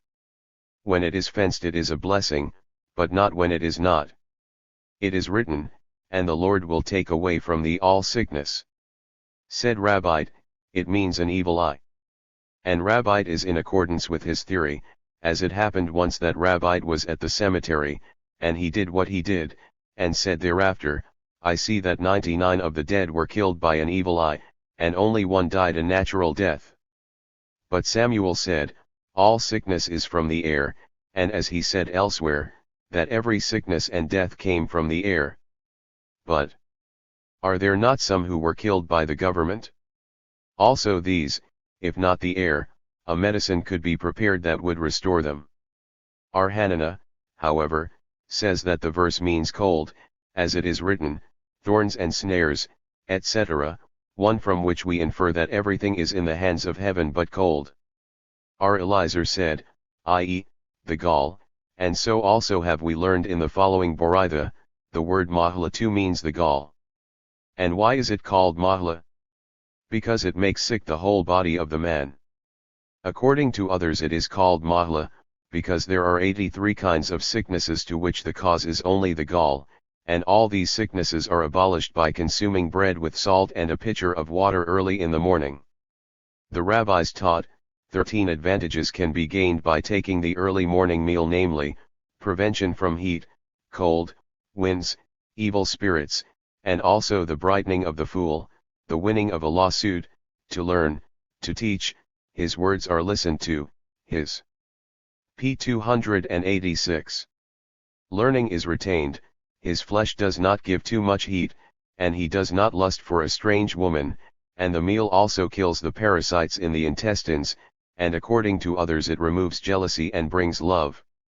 Said Rabbah to Rabha bar Mari, where is it from that people say, 60 racers cannot reach the man who takes his meal early in the morning, and also the rabbis say, get up early in the morning and eat, in the summer because of the heat and in the winter because of the cold? And he answered, because it is written, they shall not be hungry nor thirsty, and neither heat nor sun shall smite them, etc., which is to be explained that they shall not be smitten by heat and cold, because they were not hungry in the morning. And he rejoined, you infer this from this, I, however, from the following, and ye shall serve the Lord your God, means the reading of Shema and praying, and he will bless thy bread and thy water, means the bread and salt and the pitcher of water taken in the morning, I will remove sickness from the midst of thee. R. Jehudah said to Arada, the land surveyor, you should be very particular in your business. Bear in mind that every inch of the earth is fit for sowing saffron. And he said again to the same, when you are measuring the trench from the river to the fields, you should not be particular with the 4 ells near the trench which the owners are forbidden to sow. However, that which remains on the shore for anchoring, do not measure at all, but leave it so that it should be conspicuous enough, and this advice is in accordance with his theory, that the 4 ells of the trench belong only to those who are benefited by them, but that of the shore belongs to everyone. R. Ami proclaimed, a forest or any other group of trees placed on the shore must be cut off at the width of a shoulder. R. Nathan B. Hoshea had cut off 16 ells, and the inhabitants of Mishronia beat him bloody. He thought 16 ells were needed for a public thoroughfare. For the towman, however, is only required sufficient space for the managing of ropes bound to the boat. Rabbi B. Arhuna possessed a forest on the shore of the river, and when he was asked to cut it, Off, he answered, let the forests which are before and behind mine be cut off, and then I will cut off mine. But how could he answer so? Is it? p. 287. Not written, gather yourselves together. And Resh Lakish said, that is, correct thyself first, and then others. The forests before and behind him belonged to a governor of the Persians, Parzak, and Rabbah was aware that he would not care to cut off his, and no one can compel him, consequently the carriers of the boats could not pass anyhow. What, then, would be the use of his cutting? Rabbah bar Arnahman was sailing in a boat, and had seen a forest on a shore, and to the question, whose is it? He was told that it was Rabbah br Hunaz, and he applied to him the verse, and the hand of the princes and the rulers hath been the first in this trespass, and he then commanded his people to cut it off. Rabbah br Hunaz came and found them cutting, and said, who has cut this? His branches shall be cut off. And it was said that all the years of the existence of Rabbah br Hunaz the children of Rabbah br Nahman were not preserved. R. Jehudah said, all the inhabitants, even orphans, of the city must contribute to the repairing of the wall of the city if it is destroyed, but not scholars, as they need no guard, but if the spring was spoiled the scholars must also contribute. This applies only in the case of contribution of money, but when the contribution means to dig themselves, then the rabbis are to be freed, as it would be a humiliation for them to do this work. He said again, when there is a stop in the river, the people behind it have to contribute to the repairing of it, but not those who live before it. With rainwater, however, it is the reverse. The illustration is in the following Boraitha: if 5 gardens, one behind the other, which are watered from one spring, and the spring becomes spoiled, all of them are obliged to support the people of the highest one. Hence the very lowest one has to support all those above it, and if it happens that only the entrance of the lowest is spoiled, then the above are not obliged to support it. Reverse is the case with 5 courtyards which pour their unclean waters to one sewer, and if the channel was spoiled at the last one, all of them must support it.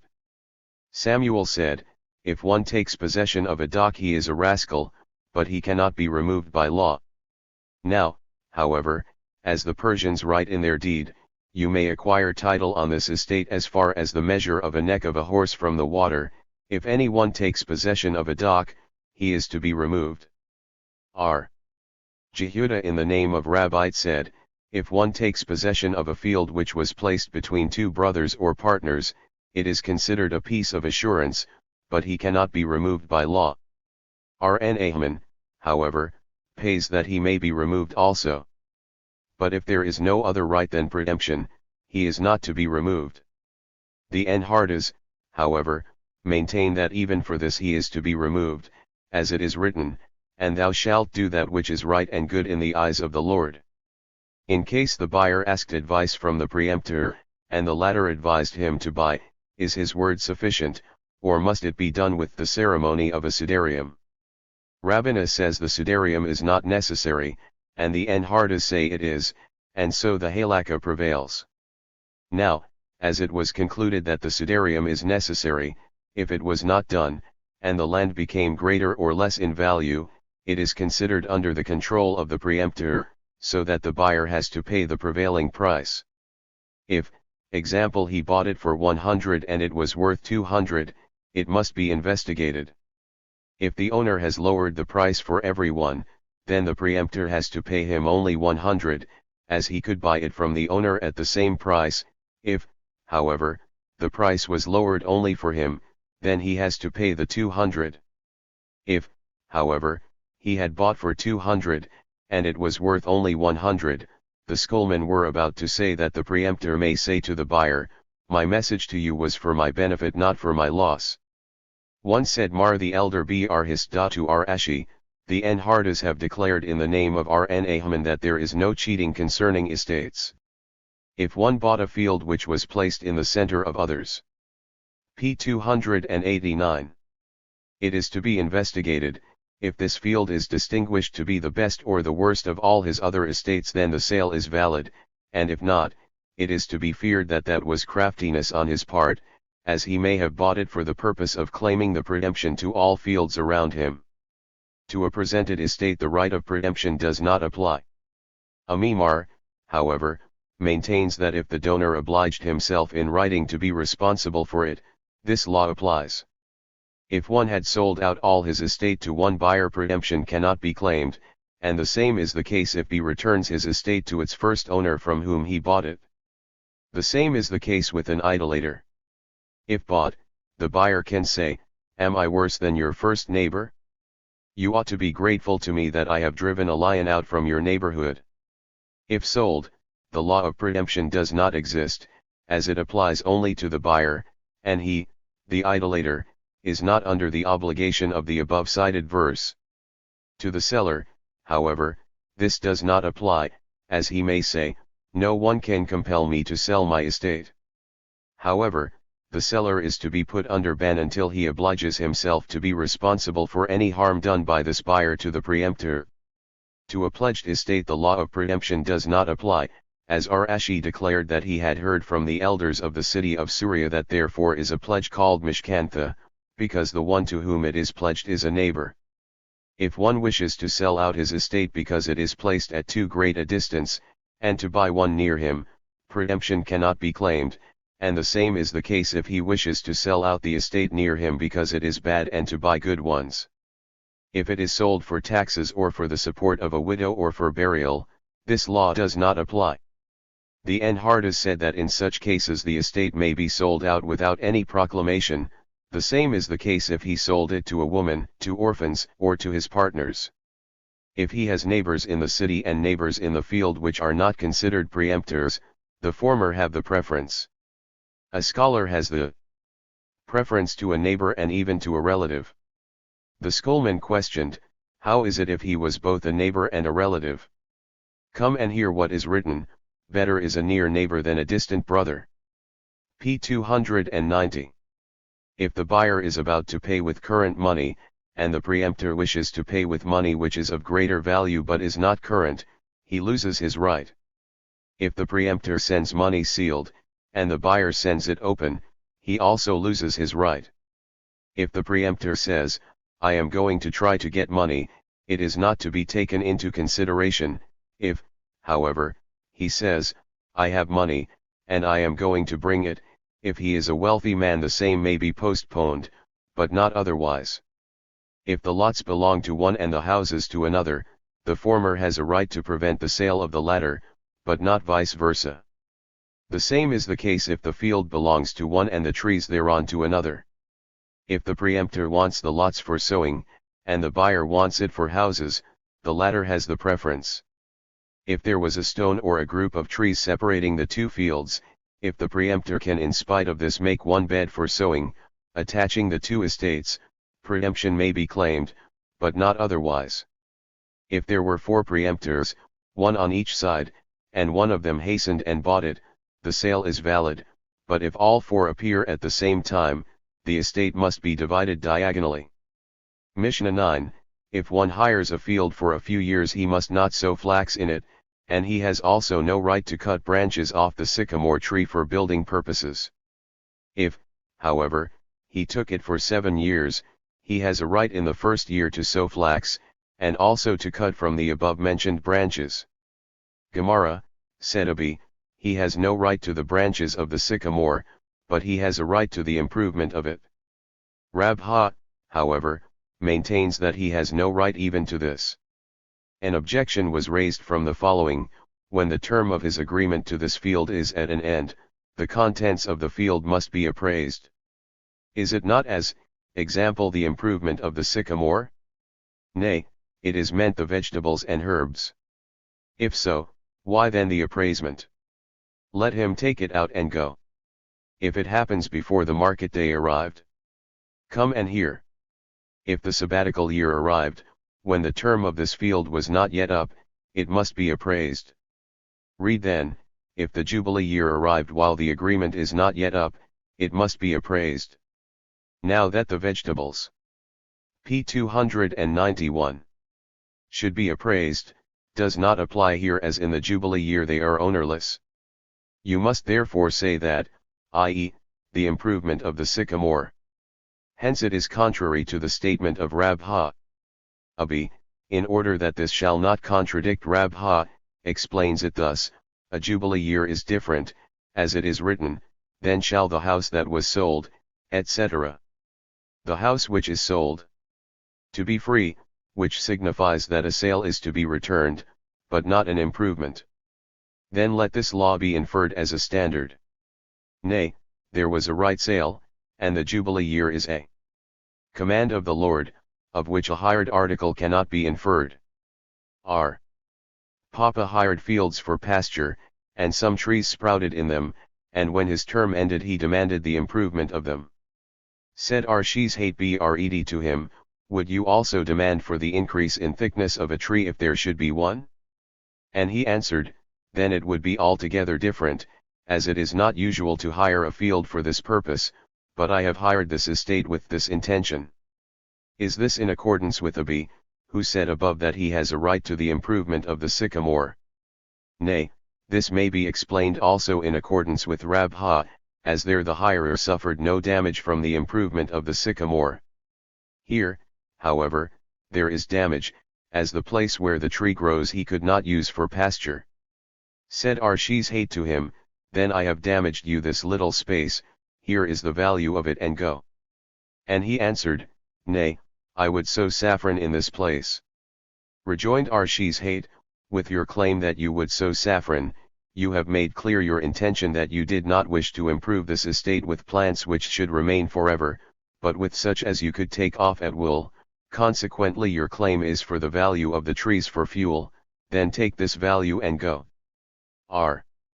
Bibi Barabi hired a field, and they surrounded this field with an embankment, and some trees grew up from it, and when his term was at an end he asked for this improvement.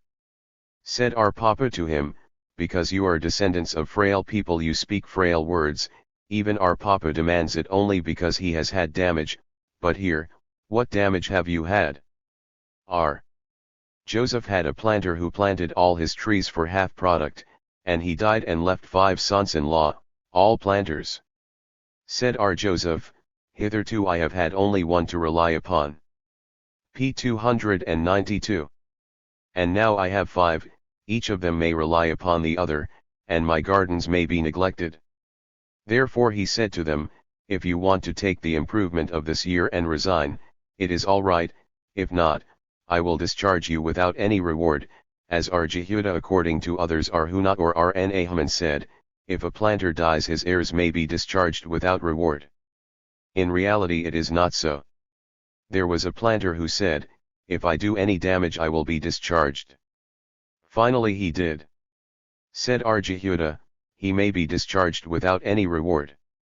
Our Kahana, however, maintains he may be discharged, but he must be rewarded for what he has done. Our Kahana, however, admits that if it was so stipulated, then he is not to be rewarded. Rabha, however, says, even then his saying was only an asmakta, which gives no title. But why is this different from what we have learned above, if I neglect, etc.? I will pay with my best estate? There is no difference, as in both cases only the amount of the damage is paid, there he pays cash for the damage done, and here is deducted the amount of the damage, and the remainder must be paid to him for his reward. Runia, the planter of Rabbana, did damage and was discharged, and he came to complain to Rabha, who answered him, he has done right, you have so deserved. And he rejoined, but he has not given me any notice. And Rabha said, that was not necessary at all. This decision is in accordance with his theory elsewhere, that an infant, teachers, planters, butchers, barbers, and the scribes of a city may be discharged without any notice, as there is the rule that damage which cannot be repaired annuls the agreement, and damage done by such people is counted under that category. There was a planter who said, give me what I am entitled to of the improvements, as I want to go to Palestine. When the case came before our Papa B. Samuel, he decided that so should be done. Said Rabha to him, was this improvement wholly due to his effort, did not the earth do its share? And the planter said, I don't ask for the whole improvement, but only for half, and Rabha rejoined, until now the gardener took the half for his labor, but now when he leaves, the owner is compelled to hire another man and to pay him from his pocket. And our Papa answered, I mean he shall take a quarter of the improvement and a quarter shall remain for future labor. R. Ashi taught that the above decision that he shall take a p. 293.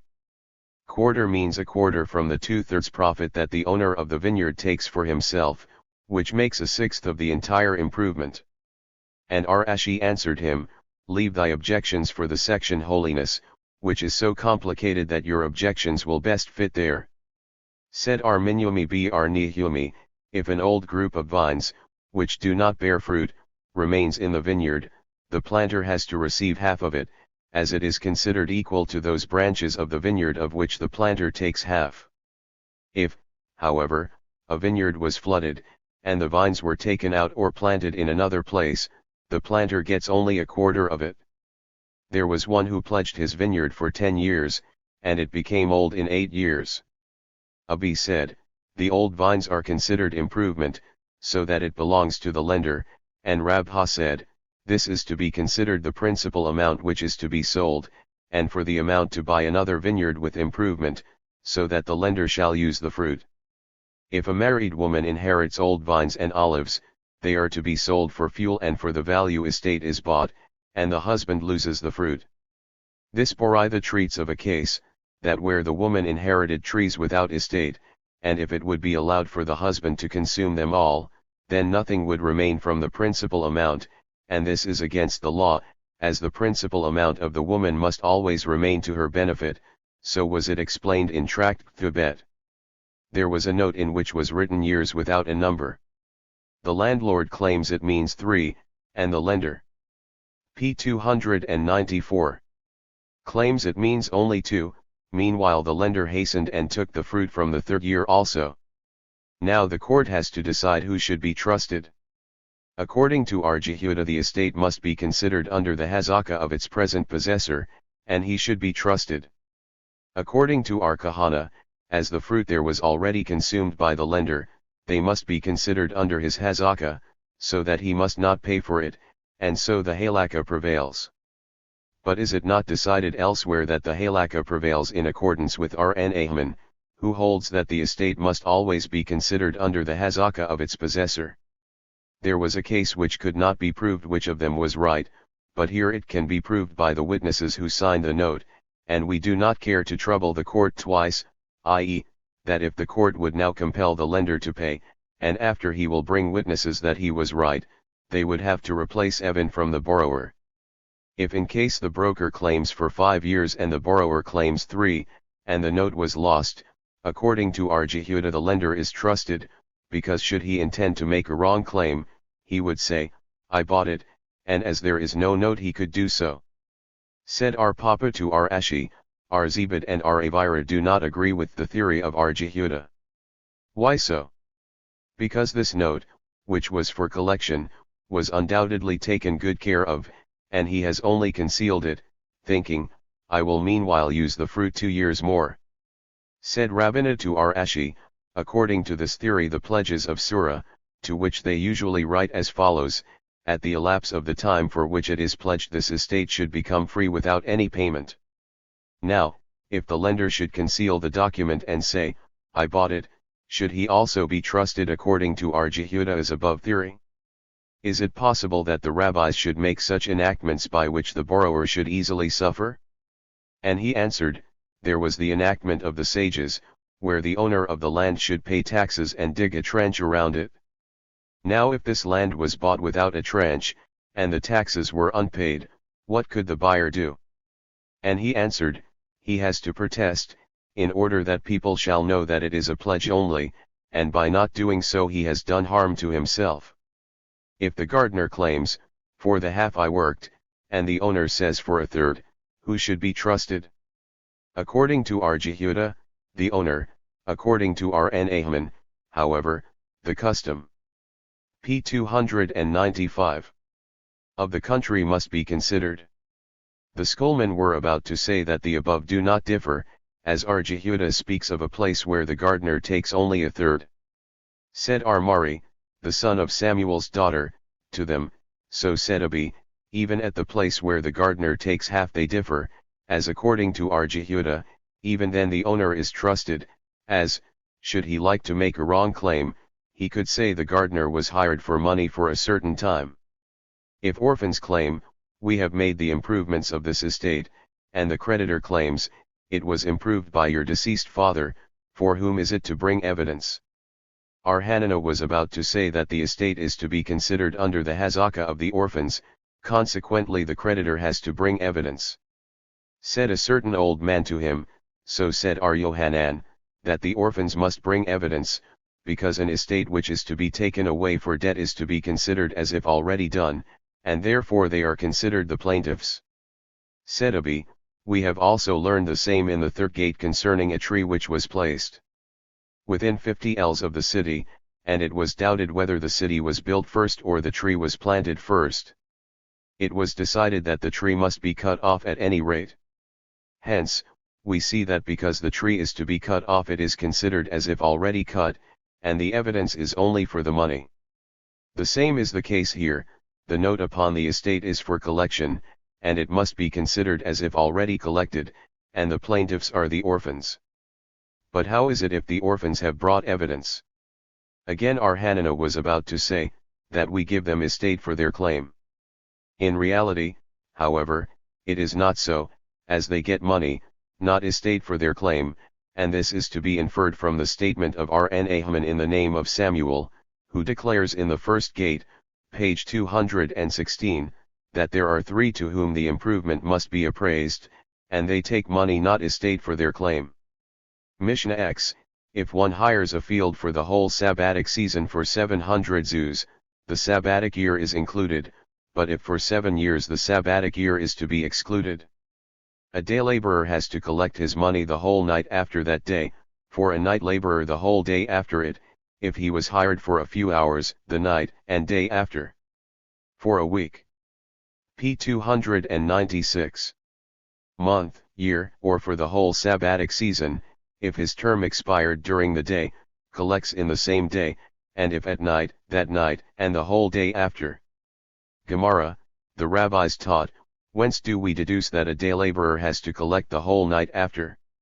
From Leviticus 19:13, there shall not abide with thee the wages of him that is hired, through the night until morning. And whence that a night laborer collects the whole day after?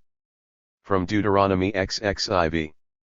15, on the same day shalt thou give him his wages, etc., but perhaps it means the reverse? Wages are paid only at the end. The rabbis taught, as it is written, there shall not abide with thee. Through the night it is self-evident that, i.e., until morning. Why, then, is it repeated? To teach the transgression of this commandment comes and ceases with the first morning. But what does he transgress after that time? Said Rabbi, he transgresses, you shall not keep wages.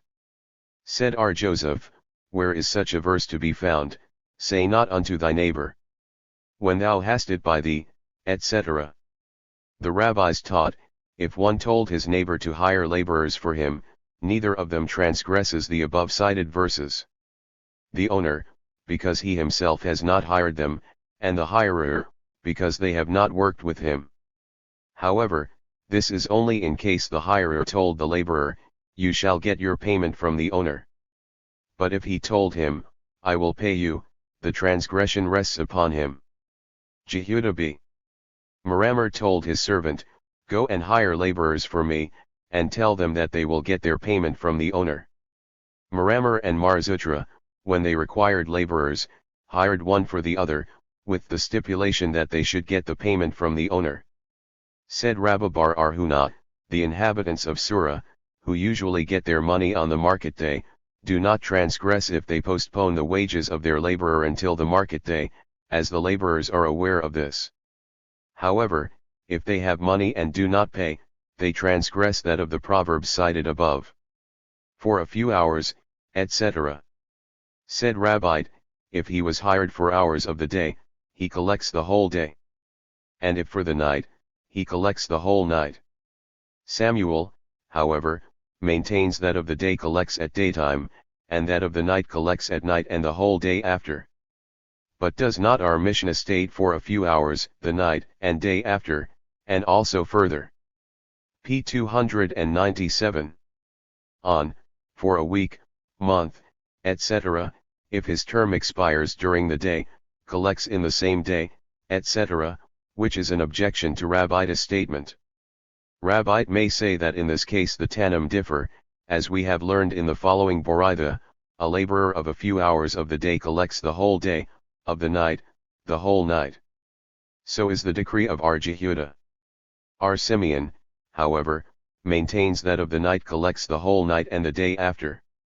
From this it was said that one who withholds wages transgresses the commandments of the following 5 verses, Thou shalt not withhold anything from thy neighbor, nor rob him, thou shalt not withhold, etc., and in the above cited verse, there shall not abide, etc., and from on the same day, etc., and finally, that the sun may not go down upon it. The laborers who finish at daytime, the night does not apply to them, and they who finish at night, to them the day does not apply.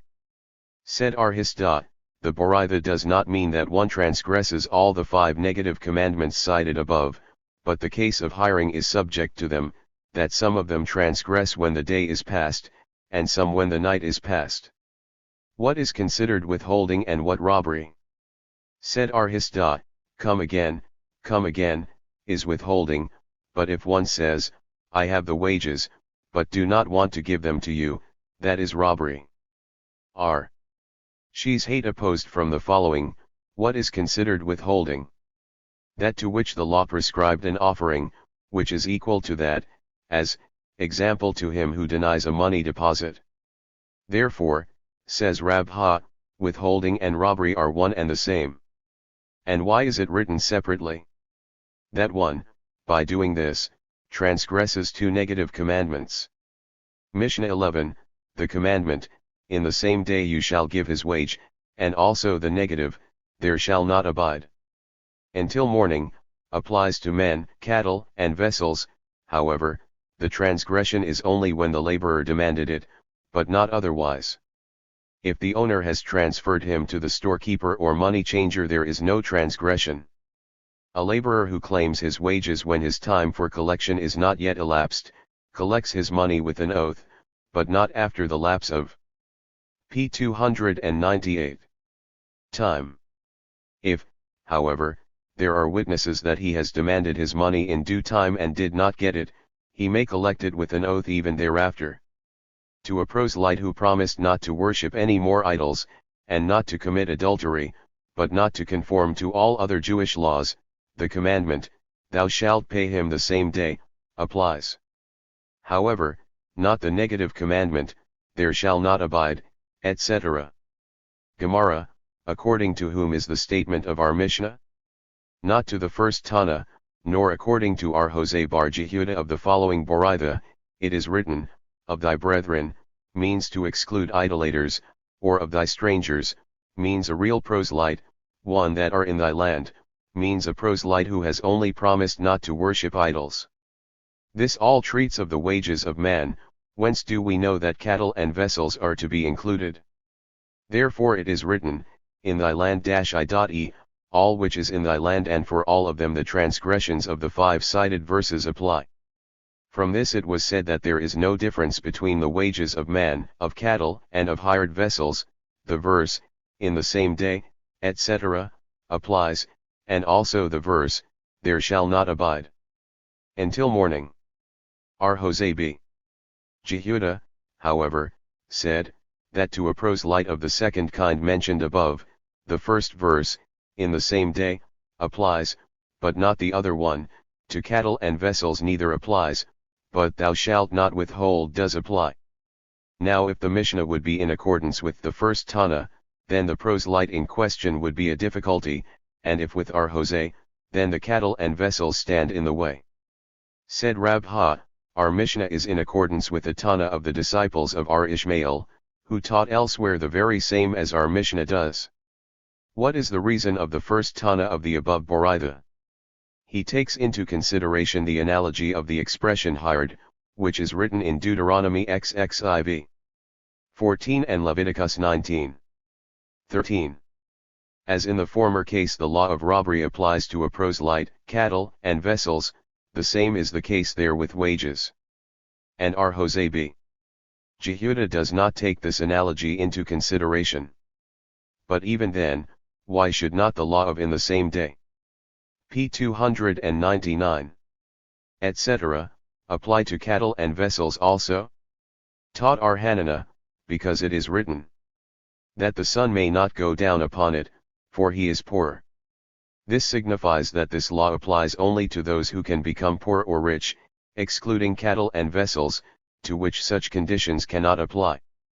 The first Tana, however, needs this verse, because of the law that if there were two laborers, a poor one and a wealthy one, and he has cash at that time to pay only one of them, the poor has the preference. And R. Jose maintains that this is deduced from Ibid 14. The first Tana, however, maintains that both of the above cited verses are needed, one to give preference to the poor over the rich, and the other to give preference to the poor over the mendicant, and there is a necessity for both, as we could not infer one from the other. E.g., if it were written that the poor laborer has preference over the mendicant, one might say that because the mendicant is not ashamed to demand it, and because the rich laborer is ashamed to make demand, the poor laborer is not to be preferred, and if it were written concerning a wealthy laborer and a poor one might say that because the wealthy man does not need it, and a mendicant needs it as much as the poor laborer, the latter is not to be preferred, therefore both are written. What does R. Jose deduce from the words, with thee, from the above cited verse? That which R.C. said, that even if he was hired only to press one cluster of grapes, if he was not paid in time, there is a transgression of there shall not abide till morning. The first Tana, however, maintains that this can be deduced from his soul longeth, etc., which signifies that the law applies to all things for which his soul longeth. It was said, from the words, the soul longeth, etc., is to be inferred that one who withholds wages is considered as if he would take out the soul. And Arhuna and Arhista differed in the explanation of it. According to one it means the soul of the withholder himself, and according to the other the soul of the laborer. The reason of the former is, rob not the poor, and despoil the life of those that despoil them, the reason of the latter is, it taketh away the life of those that own it. Is only when the laborer demanded it, etc. The rabbis taught, one might say that he is guilty even when the laborer does not demand. Therefore it is written, with thee, which means p. 300. With thy knowledge. And lest one say that he is guilty even if he has no cash at that time, therefore it is written, with thee, and lest one say that he is guilty even if he has transferred him to a storekeeper or money changer, therefore it is written with thee. The schoolman propounded a question, if the storekeeper or the money changer failed to pay him, may he return his claim to the owner or not? According to Rabha he may, and according to Arshi's hate he may not. Said Rabha, my statement is based upon the teaching of the Mishnah, which states there is no transgression, from which we infer that the transgression does not apply, but the obligation remains. Arshi's hate, however, interpreted this expression, that he is no more subject to that law. She's hate was questioned, is piecework subject to that law or not? Shall we assume that the master acquires title to the improvement of an article given him, and therefore when he returned it and was not paid, it is to be considered as a loan, for which there is no transgression, or that the master does not acquire title and it is considered labor? And Arshi's hate answered, it is subject. But there is a Boraitha that it is not. The Boraitha treats if he has transferred him to a storekeeper or money changer. Collects his money with an oath. For what purpose have the rabbis enacted the oath? Said Rna Haman in the name of Samuel, these enactments were made to serve as a rule forever, in such cases as are biblical, the oath is to be taken by the employer, and the rabbis have removed the oath from him to the laborer for the sake of his livelihood. But is it correct that for the sake of the laborer the right of the employer should be taken away? With this his right is not taken away, as it is more pleasant for the owner that the oath shall be given to the laborer, so that laborers shall not say that he pays his laborers with oaths. But why can you not say the reverse, that it may be more pleasant for the laborer if the employer takes the oath, that the employers shall not say that he is an unjust claimant? Therefore it must be said that the reason is, that because the owner has many laborers, it is easy for him to make a mistake in giving to one man instead of the other and swear falsely. But if so, why should not the laborer, p. 301, be paid without any oath? To quiet the mind of the employer. But why should it not be enacted that the owner shall pay in the presence of witnesses? This would be too much trouble. But why should it not be enacted that it shall be paid in advance?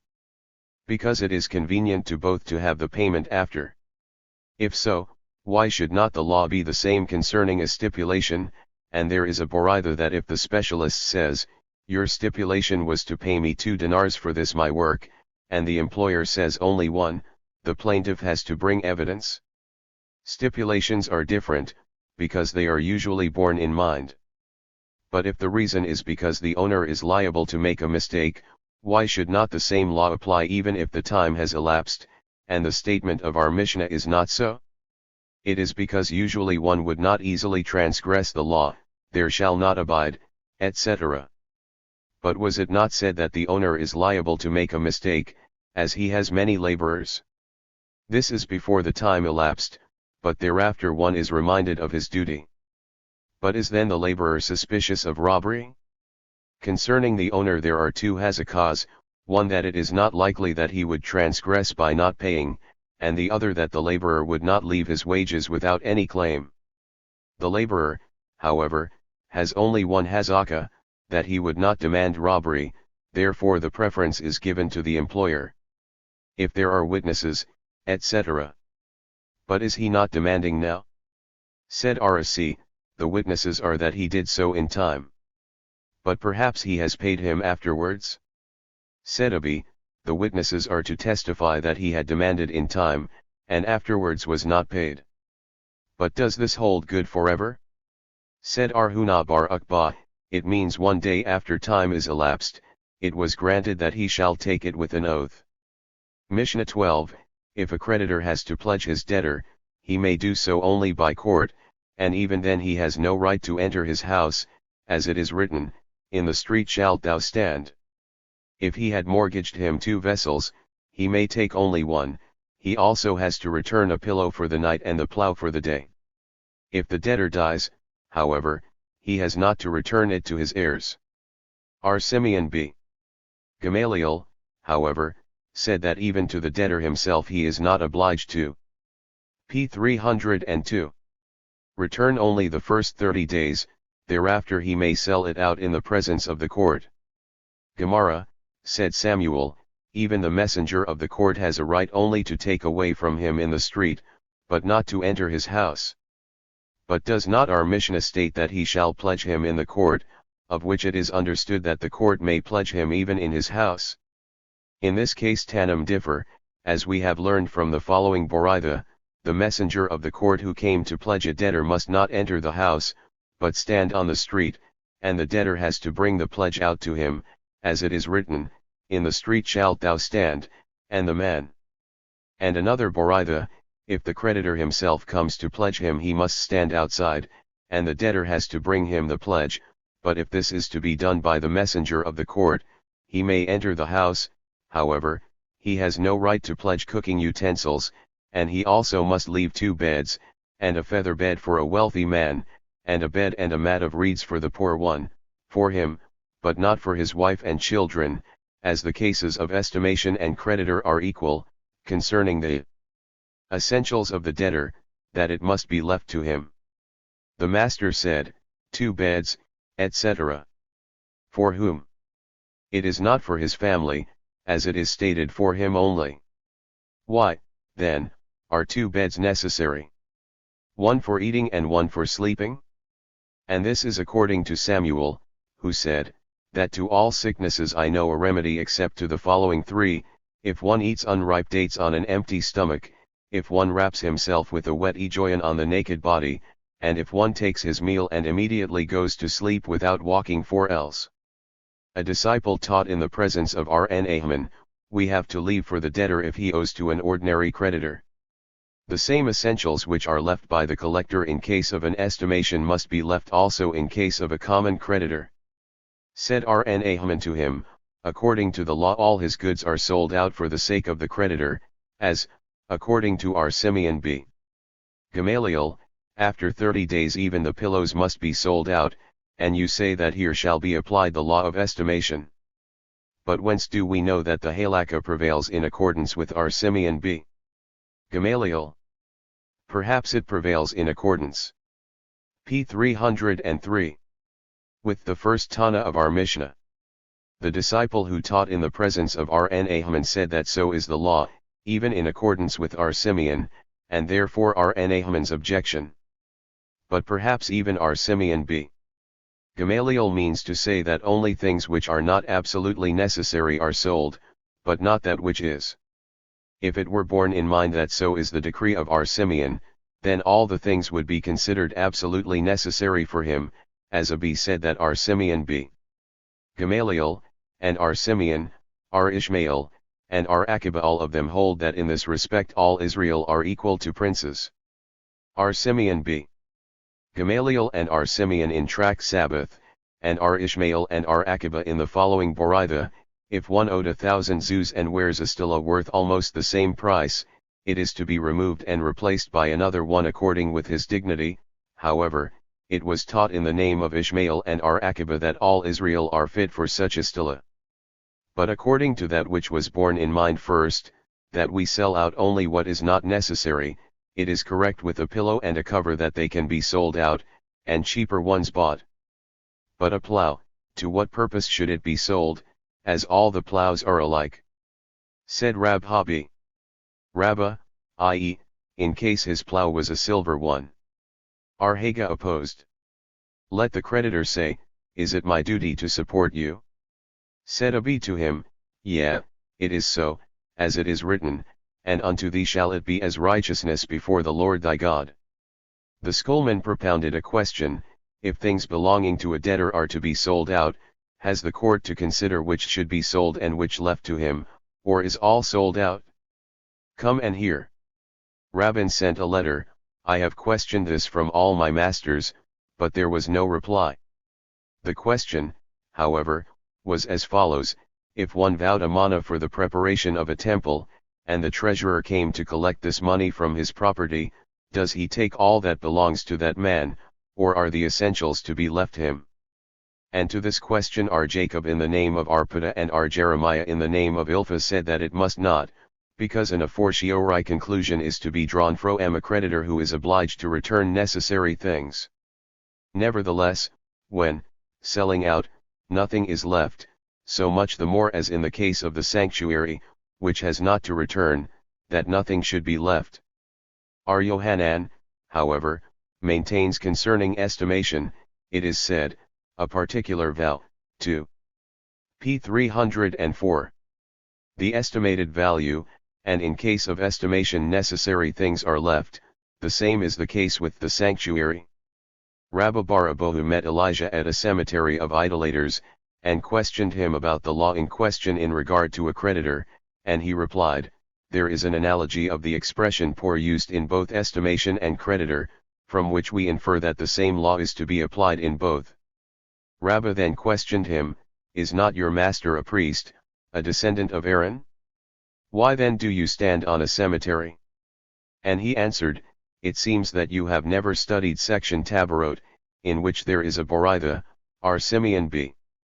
Jo said graves of idolaters do not defile, as it is written, and yea, my flock, the flock of my pasture, are men, which signifies that ye are called men, but not idolaters.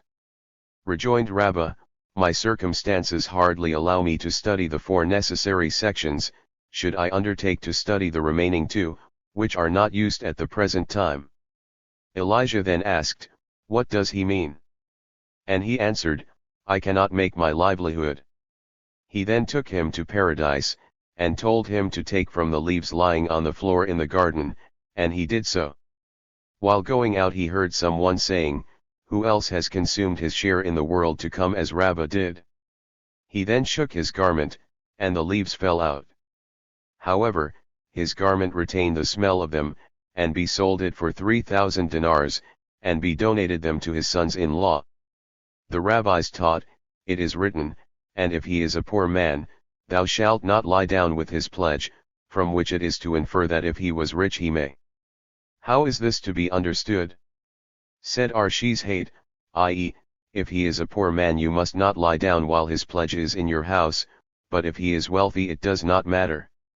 The rabbis taught, if one lends money to his neighbor, he has no right to pledge him, is not obliged to return, transgresses all the commandments which are in the scripture concerning. What does it mean? Said Rabha, he must not pledge, and if he did so, he must return in case the pledge be taken thereafter, but if he took the pledge at the time the money was lent, he is not obliged to return, however, he transgresses the above commandments. R. Shizbi taught in the presence of Rabbah, it is written. P. 305. Thou shalt restore it unto him by the time the sun rises, one a garment used by day and pledged at night, and, thou shalt punctually deliver him the pledge again, when the sun goeth down, means a garment which is used at night and was pledged in the daytime. R. Yohanan said, if the pledge was returned and the borrower died, the lender has a right to take it away from his children. An objection was raised. Our mayor said, since it was pledged, why then the returning and pledging again? For the purpose that the Sabbatic year should not make it free and it should not be considered personal property of his children in case of death. We see, then, that only in case it was pledged again this law holds good, but not if it is already in the possession of his children. Said Rabi. Mathna, have you not tried to explain the curiosity of pledging and returning in some way? Explain it then thus, if it is to be returned, why then the pledging altogether? For the purpose that the Sabbatic year shall not free it, and it shall never be considered the property of his children. The rabbis taught, the verse, thou shalt not go into his house to take his pledge, signifies that in his house only you shall not go, you may, however, go into the house of his surety, and it is so written, take away his garment because he has been surety for a stranger. And it is also said, my son, if thou hast become surety for thy friend, which means, if you were surety, then give him what you have assured, and if you have no money, see some friend, who shall ask him to favor you. Into his house you must not go to regain money loaned, but you may do so, for the payment of your work, for your ass, for your man, or your pictures if you have not made this as a loan to him. Mishnah 13, a widow must not be pledged whether she is rich or poor, as it is written, thou shalt not take in pledge the raiment of a widow. Gemara, the above is the decree of R. Jehuda. R. Simeon, however, said that only a poor one must not be pledged. P. 306. Because it must be returned, and she would get a bad name among her neighbors, but to a rich one it does not matter. Mishnah 14, one who pledged a nether and upper millstone transgresses a negative commandment and is guilty for two articles, as it is written, no man shall take to pledge the nether or the upper millstone, for he taketh a man's life to pledge. Gemara, Arhuna said, he who has pledged the nether in question is punished with stripes prescribed for a negative commandment twice, for two negative commandments, for the nether and for man's life, both the nether and the upper millstone, he is to be punished thrice. R. Jehuda, however, maintains for each part of them, but not for man's life, as that verse signifies that all other working instruments are under the same law. There is a boraitha in accordance with R. Jehuda, if one has pledged a pair of scissors, or a team of cows, he is guilty for two crimes. If, however, he pledge only one of them, he is guilty for one, and another boraitha states, lest one say that he is guilty for one crime even if he pledge a pair, therefore it is written, he shall not pledge the nether or the upper millstone. As these are separate instruments used together, one is guilty for each of them separately, so also is the case with all other instruments of such a kind. There was a man who pledged a butcher knife from his debtor, and Abi told him to return it, as it is an instrument used for preparing food, and for his debt he shall summon the butcher. Rabha, however, maintains that this is not necessary, as the pledger could claim, I bought it. Therefore the whole value of this pledge can be collected for his debt. But did not Abi hold the same theory? Why should this be so different from the case which happened in Naharde, that goats have consumed peeled barley, and the owner of the barley took the goats for pledge, and has claimed more than the value of it, and the father of Samuel decided that he could collect from them the whole value? There it was different, as the barley was not for hire and loan, but the knife was for loan and hire. And Arhunabi Abin sent a message, that all things which are for loan and hire, the one who claims that he has bought it is to be p. 307. Trusted. But did not Rabha hold this theory? Has he not taken away from orphans a pair of scissors and a book of Haggadah because they were for loan and hire? Rabha may say that a knife which became spoilt by frequent use one is particular not to lend. Chapter X. Rules concerning houses, gardens, and other real estate owned in partnership, and what may or may not be done in public thoroughfares. Mishnah I. If one owns a house, the upper chamber of which belongs to another, and it falls, the wood, stones, and all other materials are to be divided accordingly. If some stones or bricks are still saved, an investigation is to be made, from which part of the building the stones were most liable to break, then the saved ones belong to that part which was not liable to break. If, however, one of them recognizes some of his stones, he may take them, provided he reckons them to his account. Gemara, from this statement it is to be investigated which part was more liable to break. We may infer that the cause of the ruin was known, then let us see if it was ruined because of the lower, which could not hold the upper part any longer, then the materials which lie in that place where the lower part was placed belong to its owner, and the materials beside it belong to the upper part, and if it was ruined by a storm or a stroke so that the upper part fell first, then there can be no doubt that the upper bricks are the broken ones. Why then the above statement? The Mishnah treats in case the material was removed immediately after the falling occurred by the street cleaner, who paid no attention to the cause and the manner of its falling. If so, let us see under whose control they are now, and for the other party who is the plaintiff it is to bring evidence. Partners usually are not particular in such a case where the materials are placed, provided he reckons them to his account. Rabha was about to say that it must be divided according to the value, i.e., that he must get broken ones for the amount of his partner's saved ones. Hence he is benefited by his claim that he recognizes the stones belonging to him. Said Abi to him, on the contrary. p. 309. This will not benefit him, but damage, as according to his claim he recognized all that belongs to him, consequently all other stones do not belong to him, but to his partner. Therefore he said the Mishnah meant that his partner shall take other saved stones according to the number he took by recognizing, and the benefit of such a claim is that if his bricks were of more value than the others his partner has nothing to say against the quality. Mishnah 2, if the attic was ruined and the owner of the house declined to repair it, the tenant has a right to take his residence down in the house until his attic be repaired. R. Jose, however, said the owner has to repair the roof, and the tenant the rain leaders. Gemara, does the Mishnah mean entirely ruined, so that it is impossible to live in, or even if it was ruined in part, example 4 else? According to Rabbi, as he may use the lower part instead of the ruined, the greater part is meant, and according to Samuel, even a small part, it is disagreeable for one to live in two places. But let us see how the case was. If he hired this chamber, he may claim that so is his fate, if any chamber, let him hire another one for his tenant.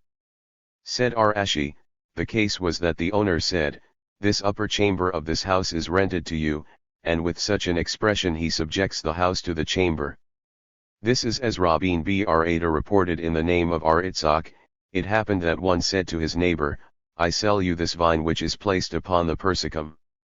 Finally the latter was thrown out, and the case came before Arhi, who decided that the owner must furnish him with another persicum as long as the vine exists. R. Ababi. Manuel questioned, when the tenant goes to dwell in the lower apartment, must the owner vacate it for the tenant, or should they dwell together, as the owner may say, I have not rented it to you, that I should be put out? Should you decide that it is so, there would be another question, if there were two upper chambers, one above the other, and the lower became spoiled, should we say the tenant shall go to dwell in the upper one? Or he may claim, I have rented to ascend 1 story, and am obliged to ascend 2? This question remains. There were two who used to live in 2 upper chambers, one above the other, and the topmost became spoiled, and when the rain came through it did damage. Who is to make the repairs? P. 310. Arhibi. Abba said the occupant of the upper chamber, and Arila, in the name of Hiabi. Jose, said the occupant of the lower one. Shall we assume that the above differ the same as our Jose and the rabbis of our Mishnah differ? How could it be borne in mind that the sages of our Mishnah differ in the case cited above? Are they not contrary to this opinion in the case of removing a tree? It can only be said that the above Amoraim differ the same as the above Tannim differ in the place cited. However, the point on which the Tannim of our Mishnah differ is this: who must strengthen the roof? The rabbis hold, the smearing with clay of the roof and the rain leaders strengthens, hence, it is the obligation of the owner, and our Jose holds that the above is only for straightening the roof. There shall not be any holes, and therefore it is the duty of the tenant to make the walking upon it more convenient. But did not our Ashi declare, when he was at the place of our Kahana, that we all have decided that our Jose admits that one is responsible for damage done to his fellow by things which come directly from him? This is only as, example, if one has planted a tree that did no harm when planted, but thereafter when the roots spread, but, example, if one pours water, and while going downward it injures, he is responsible. Hence our highest statement above that in such a case the lower one has to repair is not in accordance with our Jose's theory. The case mentioned above was not direct, as he washed his hands at another place on the roof and the water rested there, and afterwards it flowed down from another place.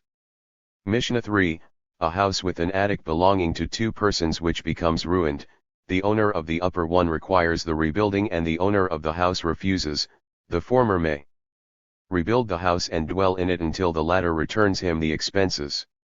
R. Jehuda, however, maintains that even in such a case he is considered a tenant who must pay his rent, therefore the owner of the attic rebuilds the house and attic, roofs it, and then he may make his dwelling down in the house until the expenses are paid. Gemara, said R. Yohanan, at 3 different places R. Jehuda teaches us that it is forbidden for one to derive benefit from the property of his neighbor, although the latter loses nothing, namely, in the case of our Mishnah, also in case of changing the color by dyeing, and finally in case of the payment of a part of his debt, that R. Jehuda decrees that the note for collection loses its former force even if so stipulated. After all these statements we are not sure of such a decree by R. Jehuda, as all the 3 have their reasons, here because of spoiling the house while used, hence the owner loses by paying as for a new one, in the case of dyeing, because of changing of the agreement, and there is a Mishnah above, p. 188, that he who does so must suffer, and also concerning the payment of a part of his debt, because it is only an asmakta, which according to his theory above, p. 160, gives no title, but in cases where one does not suffer at all, and the other derived some benefit, may be that he does not object. R. A hobby. Ada in the name of Ula said, if the owner of the lower part wants to rebuild his house with unhewn stones instead of hewn ones, his partner cannot protest, but if vice versa, he may prevent him. The same is the case with half bricks instead of whole ones, and so it is with cedars instead of sycamores. To diminish the number of windows, and also the height of the building, his partner has no right to protest. If, however, the owner wanted to rebuild him the attic. Just the reverse is the case, as the lower part may protest against a heavier attic which may damage his house. But how should the law be decided if both of them have no money to rebuild it? As R. Nathan of the following Boraitha, the owner of the lower part takes 2 shares and the upper one 1/3, and according to anonymous teachers the lower one takes 3/4 and the upper one 1/4. And Rabbah said, practice as R. Nathan said, as he was a judge and always went into the deepness of the law.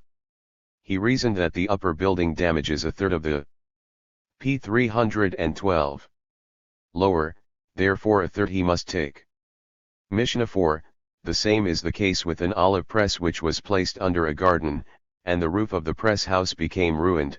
The owner of the garden may descend and work up the bottom of the press house for seed, until the roof of it will be repaired.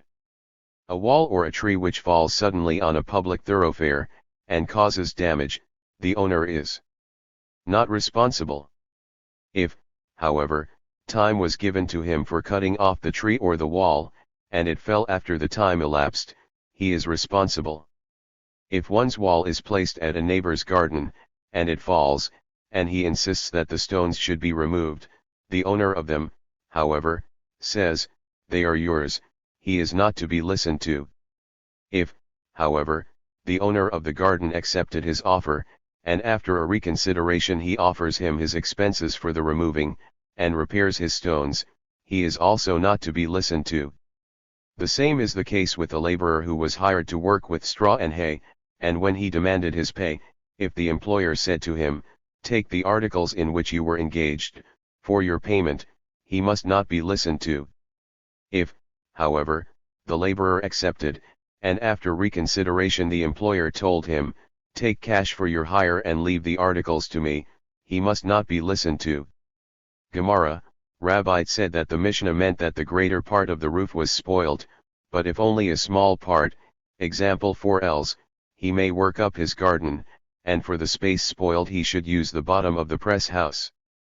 But Samuel said, it means even 4 ells, as it is disagreeable for one to sow in 2 places, and both cases of their differing were necessary to state, as if the former only, one might say that only concerning a dwelling Samuel disagreed with Rabbi, and concerning sowing he agrees, and if the latter, one might say concerning sowing Rabbi agrees with Samuel, therefore both were taught. If time was given, what time is fixed for such a case by the court? Said R. Yohanan, 30 days. If one's wall was placed, etc. From the expression, he offered him his expenses, it is to be understood that after the gardener has already removed, but if the reconsideration had p. 313 been before the removal, the owner of the wall has still the right to them, even if it was accepted by the gardener. Why, then, let his estate give him title as R. Jose said above. R. Jose's statement holds good when the former owner of that article agrees to give him title. Here, however, he does not, as his former proposition was made only to win time for removing. The same is the case with a laborer, etc. It was necessary for the Mishnah to teach both cases, as in the former case only, one might say, it is because the gardener has nothing to demand from the owner of the wall, but in the latter case, where the laborer has to demand his money from the employer, he may be listened to, as people say, from a debtor of thine accept even bran in payment, and of this case only, one might say, as soon as he accepted, he acquires title, because he had money at his employer's, but in the former case the gardener does not acquire title, even if he accepted, as he has nothing to claim from the wall man, therefore both were necessary. He must not be listened to. But have we not learned in a Boraitha that he may be listened to? Said R.N. Ahman, this presents no difficulty. The Boraitha speaks of an ownerless article, he may be listened to, and our Mishnah treat of his own work. Rabha objected to R.N. Ahman from the Boraitha above, which states that if a laborer who was hired for the whole day finds an article, it belongs to his employer, from which it is easily understood that in our case, when he was hired to remove an ownerless article, the one who hired him acquired title to it, hence the drawing of the labor gives no title to him. Why then should the employer be listened to if he tells him to take it for his work? Therefore said Rn. Both the Mishnah and the Baraita speak of ownerless articles. However, the cases are different, as the Mishnah speaks of lifting, and the Baraita speaks of looking, so that there was no act on the part of the laborer which could give him title, and so neither of them has as yet acquired title, therefore the employer is listened to. Said Rabbah, if looking gives title to an ownerless article or not, the Tannim of the following Mishnah differ: the watchmen appointed to watch after growth in the sabbatical p. 314 year, receive their wages from the treasure of the sanctuary. R. Jose, however, maintains, if one likes to do this for nothing he is allowed. Said the sages to him, according to your theory the omer would be brought from the donation of an individual. Is it not to assume that the point of their differing is whether looking gives title? According to the first Tana it does, and therefore if the watchman did it for nothing, he acquires title to it, and R. Jose holds that looking does not give title, and the congregation acquires title on them when delivered to them. The saying of the sages is to be explained thus: according to your decision, that one can watch without any payment, in accordance with our theory that looking gives title, the omer could be brought by an individual. Said Rabha, all agree that looking gives no title, and the point of differing is whether it is to be feared for mighty men, who would take possession of the aftergrowth, being ignorant that it belongs to a sanctuary. The first Tana holds that such is to be feared, and therefore the sages enacted that the watchman shall get 4 zuz, so that it shall come to the ears of the above that the sanctuary laid its hand on it, and they will keep aloof from it. R. Jose, however, holds that such an enactment was not made, and the sages said to him, according to your decision the watchman remits his 4 zuz to the congregation, and so his 4 zuz in which they had no share will always be considered his, and if the congregation buys daily offerings for it or other things, it is considered from an individual. And so said Rabin when coming from Palestine, that R. Yohanan is also of the opinion that the above is the point of their differing. Mishnah v. One must not place his manure upon a public ground, unless it is immediately taken away by those who want to use it. Clay must not be soaked or bricks made upon a public thoroughfare. However, one may need clay if needed for building, but not for bricks. For a building at a public place they must use the material as soon as it is brought, that it shall not be left there a long time, and even then, if they cause damage, the owner is responsible. R. Simeon b. Gamaliel maintains that one may prepare material for his building during 30 days. Gemara, our Mishnah is not in accordance with R. Jehuda, who said that one may do so in the season. p. 315. Abi said, R. Jehuda with his decision just quoted, R. Simeon b. Gamaliel with his decision in our Mishnah, and R. Simeon with his decision, that if damage was done there is no responsibility, are teaching that as soon as one placed his property with the permission of the court, he is not responsible for damage done by it. The rabbis taught, if a hewer of stones has transferred them to the polisher, and they cause damage while under his control, the latter is responsible, the polisher to the dryer, the latter to the carrier, and the latter to the builder to the architect. All of them are responsible if damage was done through the stones while under their control only, but as soon as one transfers them to the other, his responsibility ceases. If, however, the stones fall from the line they were placed upon, all of them are responsible. But have we not learned in another Baraita that the very last one is responsible, while all others are free? This presents no difficulty.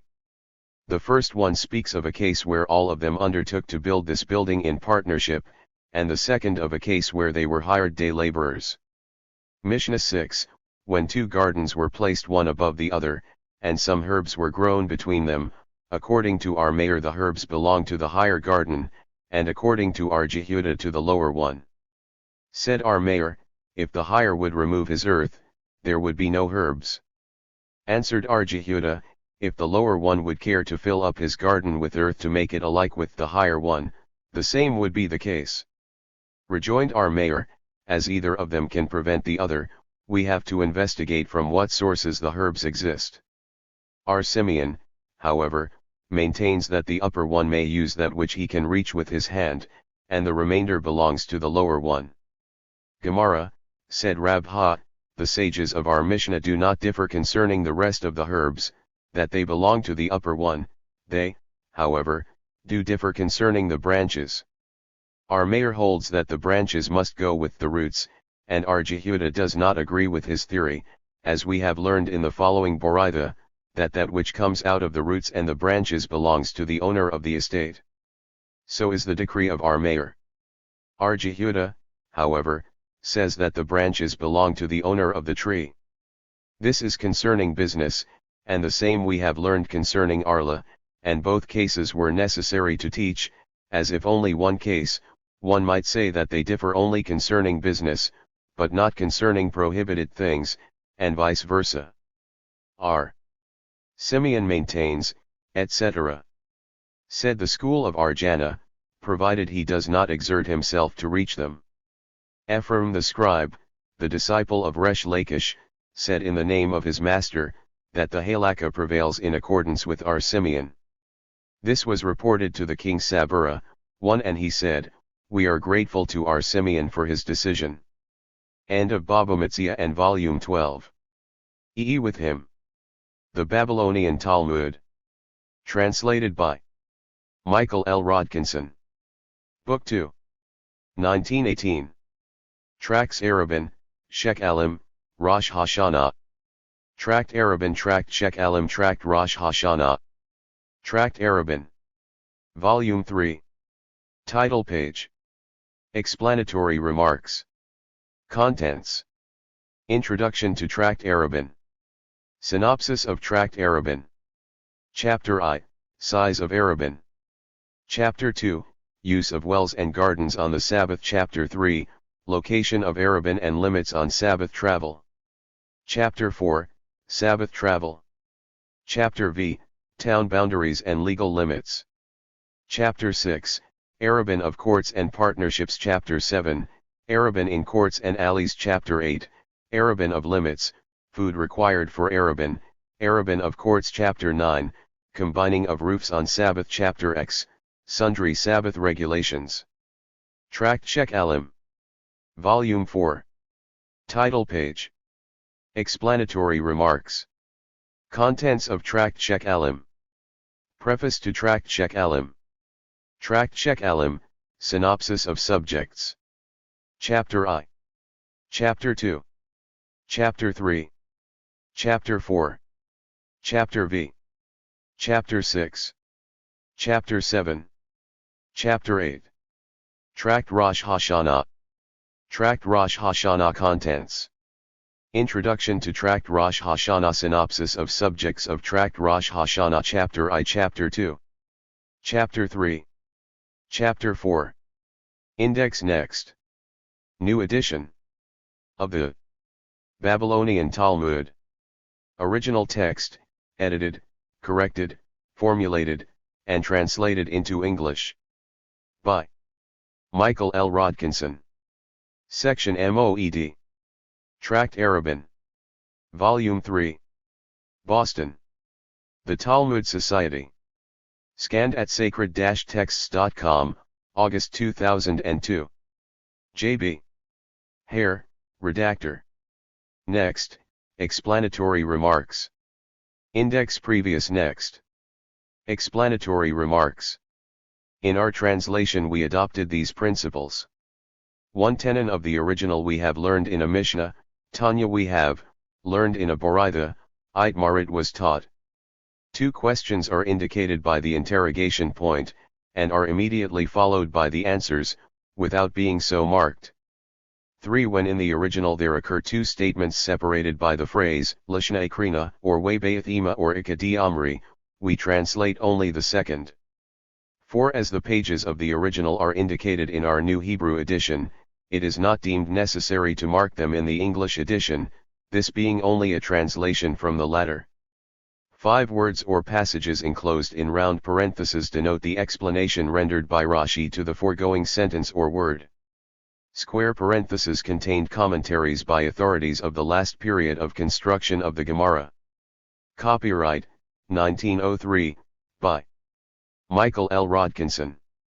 Copyright 1916, by New Talmud Publishing Society. Next, Contents. Index Previous Next. P3. Contents. Page. Introduction to Tract Arabin, v. Synopsis of Subjects of Volume 3 Tract Arabin, 9. Chapter I. Regulations concerning the width and height of an ERUB constructed in streets inhabited solely by Israelites, and regulations concerning the construction of an ERUB by a caravan. 1. Chapter 2. Regulations concerning the use of a well and a garden on the Sabbath, 40. Chapter 3. Regulations concerning wherewith and where an ERUB may be made. Whereby an ERUB becomes invalid. The ERUB of limits, with its conditions. When a festival or new year precedes the Sabbath. 62. Chapter 4. Regulations concerning the overstepping of the legal limits on the Sabbath, and measurements of the Sabbath distance. 93. Chapter V. Regulations concerning the boundaries of a town and the measurements of the legal limits, 119. P4. Page. Chapter 6. Regulations concerning the Arabin of courts and partnerships, 145. Chapter 7. Regulations concerning the preparation of Arabin for courts separated by apertures, walls, ditches, and strawricks. Combination of Arabin in alleys. 179. Chapter 8. Regulations concerning the Arabin of limits. The quantity of food required for such Arabin, and further regulations concerning Arabin of courts. 198. Chapter 9. Regulations concerning the combining of roofs on Sabbath, 214.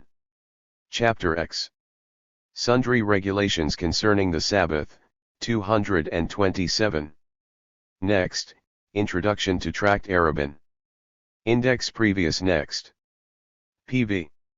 Introduction to Tract Arabin.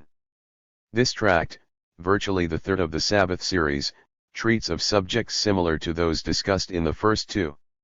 The main point of difference is, that most of the laws laid down in the preceding two volumes are founded on biblical behests, while those instituted in the present volume are of purely rabbinical origin, notwithstanding the assertion of a solitary individual who appears in the course of a debate and declares that the legal limit branch of the Arab is a biblical enactment. A remarkable feature of the tract is the exposition of the manner in which the shrewd sages circumvent the rigorous prohibitions contained in the tract Sabbath and how they take advantage of every loophole afforded them through imperfections in the law, at the same time avoiding any palpable infraction of the law itself. As already explained in the introduction to Volume I, the restrictions with which the Sabbath was surrounded had their unquestionable political import, but their very rigor made the sages, than whom none knew the people better, doubt whether enforcement and still less voluntary observance could ever be possible. It became necessary, therefore, to find some way of modifying the law, not directly, but by the institution of other in a measure counteracting laws. The solution for this problem presented itself in the Arab ordinances, the first results of which were to bring about a distinction between the different kinds of ground inhabited by man. Lines of demarcation between public, unclaimed, and private ground and ground which was under no particular jurisdiction were strictly drawn. Whatever ground, however, could be made by hook or crook to come under the category of private ground was eagerly included, as in the latter things could be carried about at will. In order, therefore, to have as much private ground as possible, each man having an interest in public ground would relinquish or transfer his right to his neighbor and thus make it communal or private property. Of course, this could be p6. Done only among Israelites, and where a Gentile had an interest in a piece of coveted ground, his share had to be bought outright. It was this desire to be in the same neighborhood, even on the same grounds, that laid the foundation of the subsequent ghettos, still flourishing in most of the large cities of the world.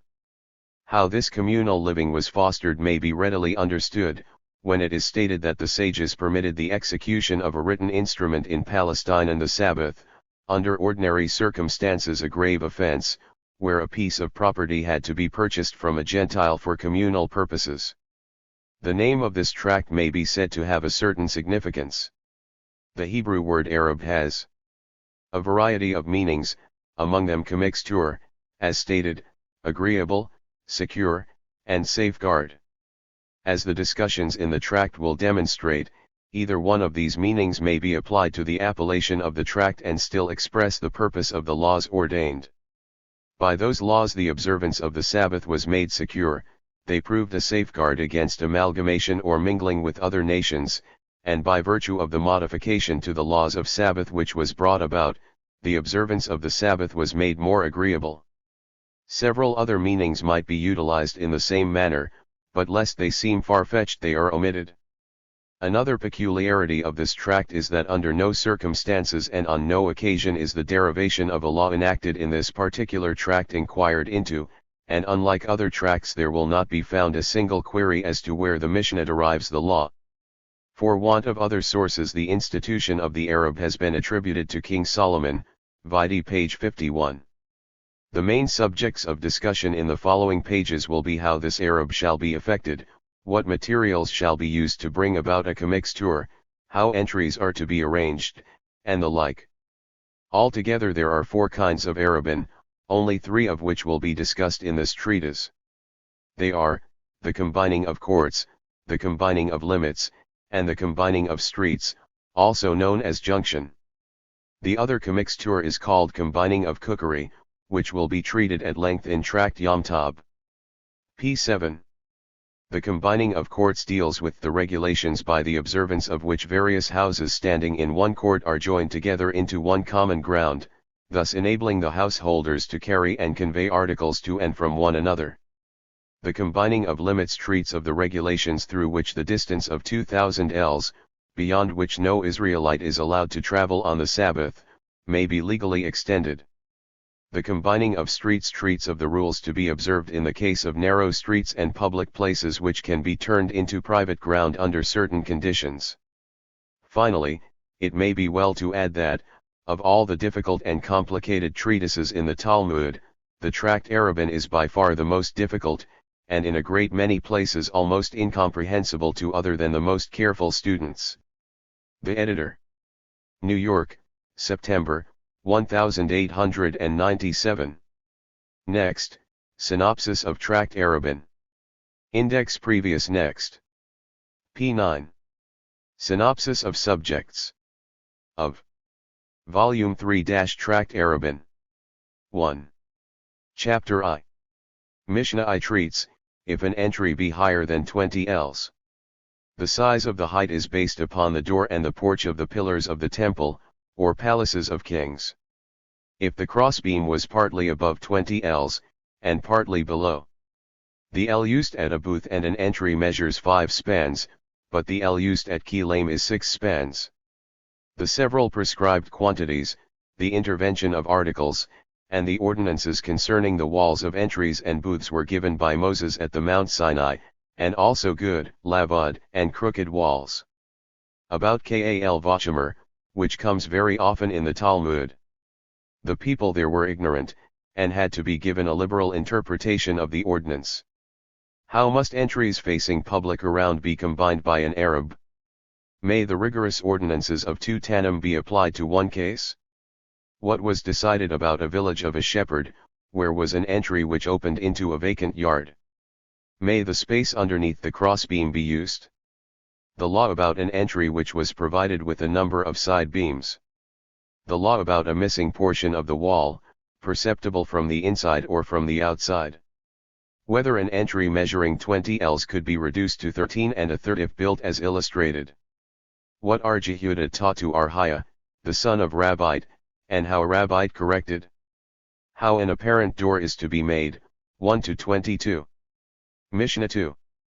What is required to legalize the carrying within an entry? Flow. The sages were very lenient with all things pertaining to water.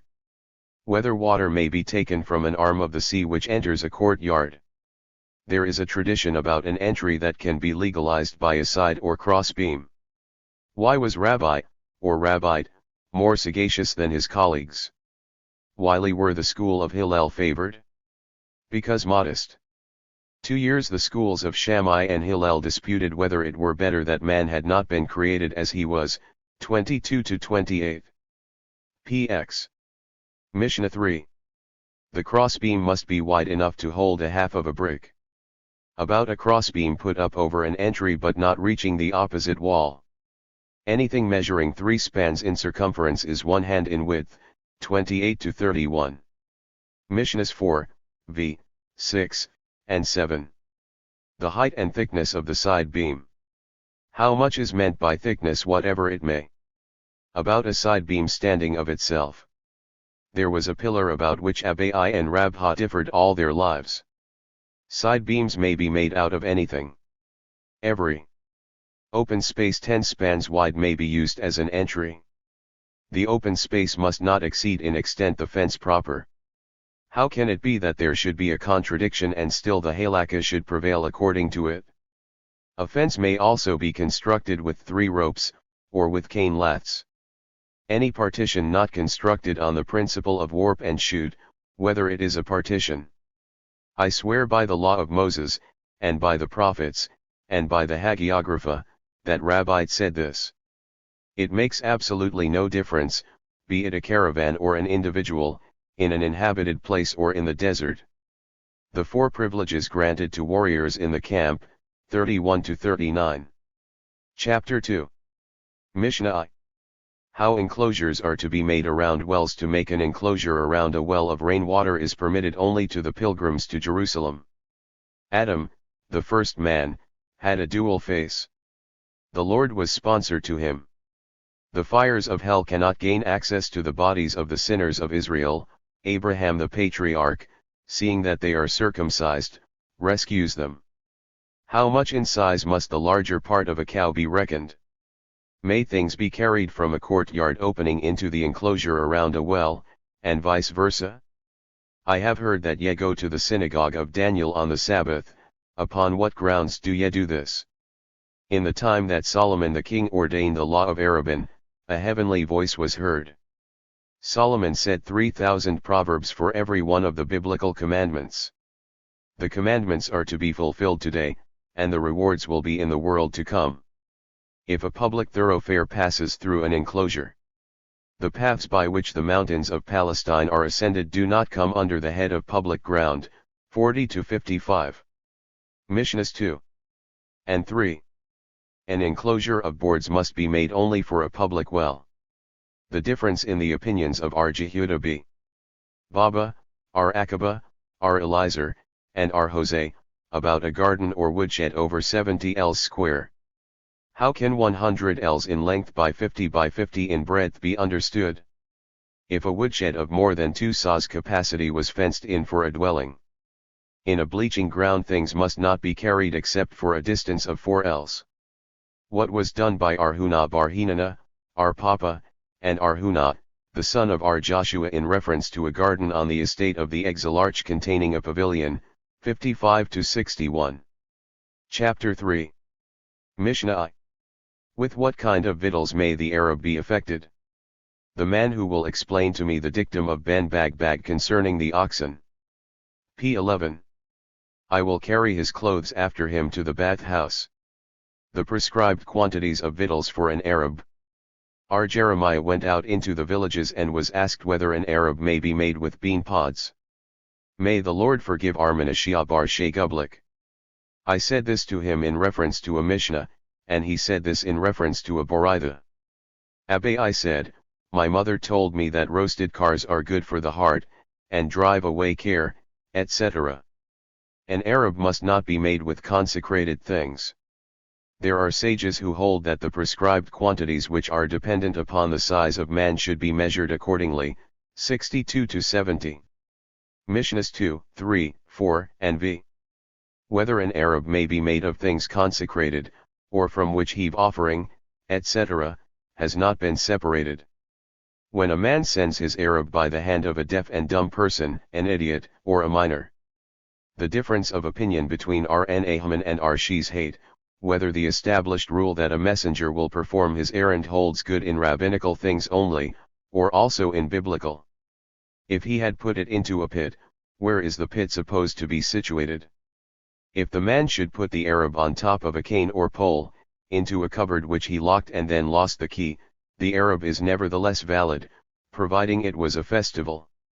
On Sabbath, however, it is not valid.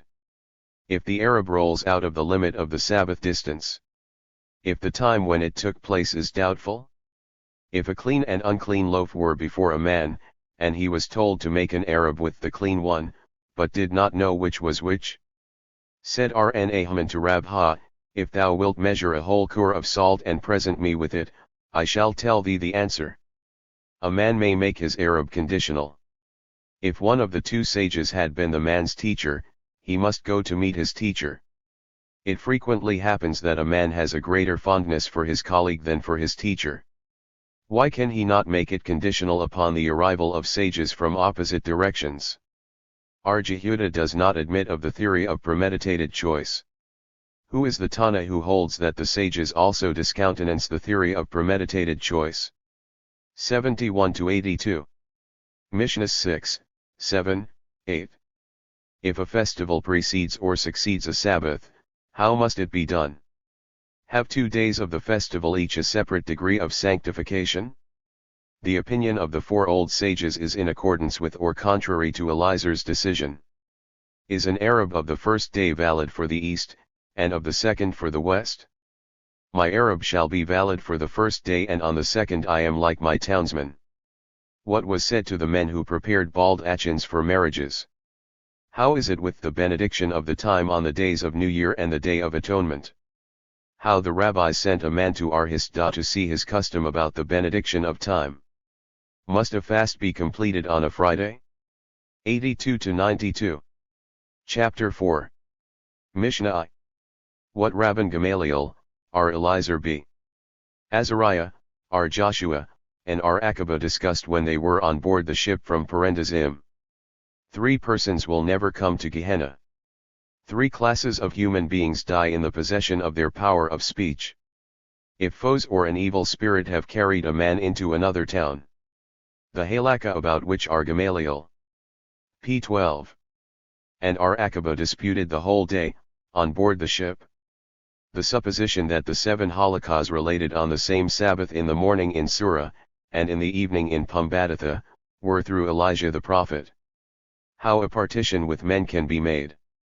It once happened that flasks of wine were thrown out of Rabbah's house on the road in the city of Mehuzah, and what was done with them 93-100. Mishnah 2. All those who go forth on an errand of safety are permitted to return to their homes on Sabbath. Besieged cities and those near a boundary. The difference of opinions between R. Meir and R. Jehuda about the entering a town at dusk before Sabbath. According to whom the halakha prevails when R. Akiba, R. Jose, and R. Meir, R. Jehuda, Rabbi, etc., differ.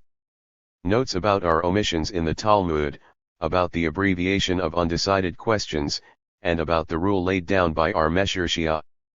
It once happened that rams were brought into the city of Mabrakta on a festival. Whence do we derive the 4 L's? If we were to learn the Talmud in this manner, we would never be able to learn anything. An Arab divided by a man in 2 parts or deposited in 2 separate vessels, 100-111. Mishnahs 3, 4.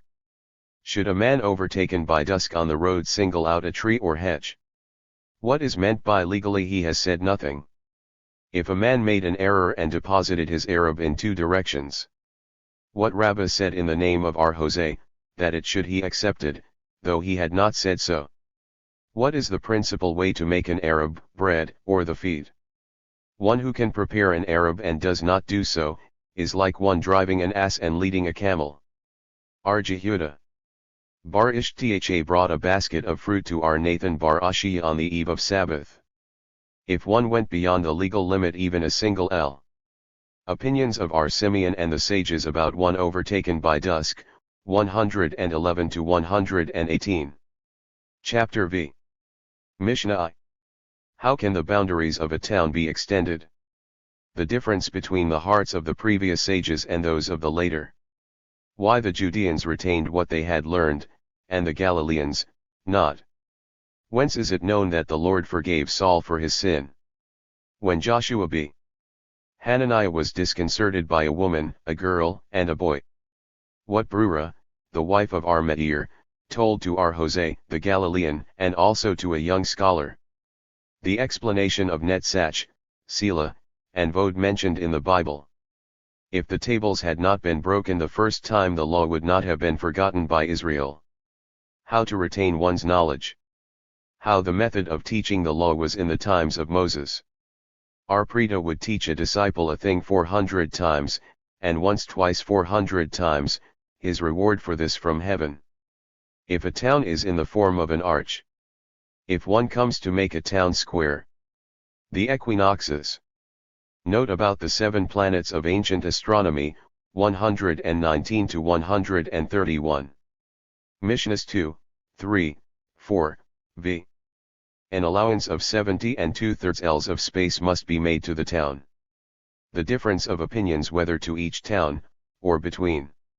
What must the distance between the outer villages? P 13. B. One must not measure the legal distance except with a line exactly 50 ells long. The 3 kinds of cord. What is meant by cutting straight through the mountain? The measurement must be undertaken only by an expert. If a town belonging to an individual becomes public property. If a town that is public property becomes the property of an individual. The inhabitants of Kakonau came before our Joseph and asked him to give them a man to effect an Arab for them in their city, 131 to 140. Mishnah 6, 7.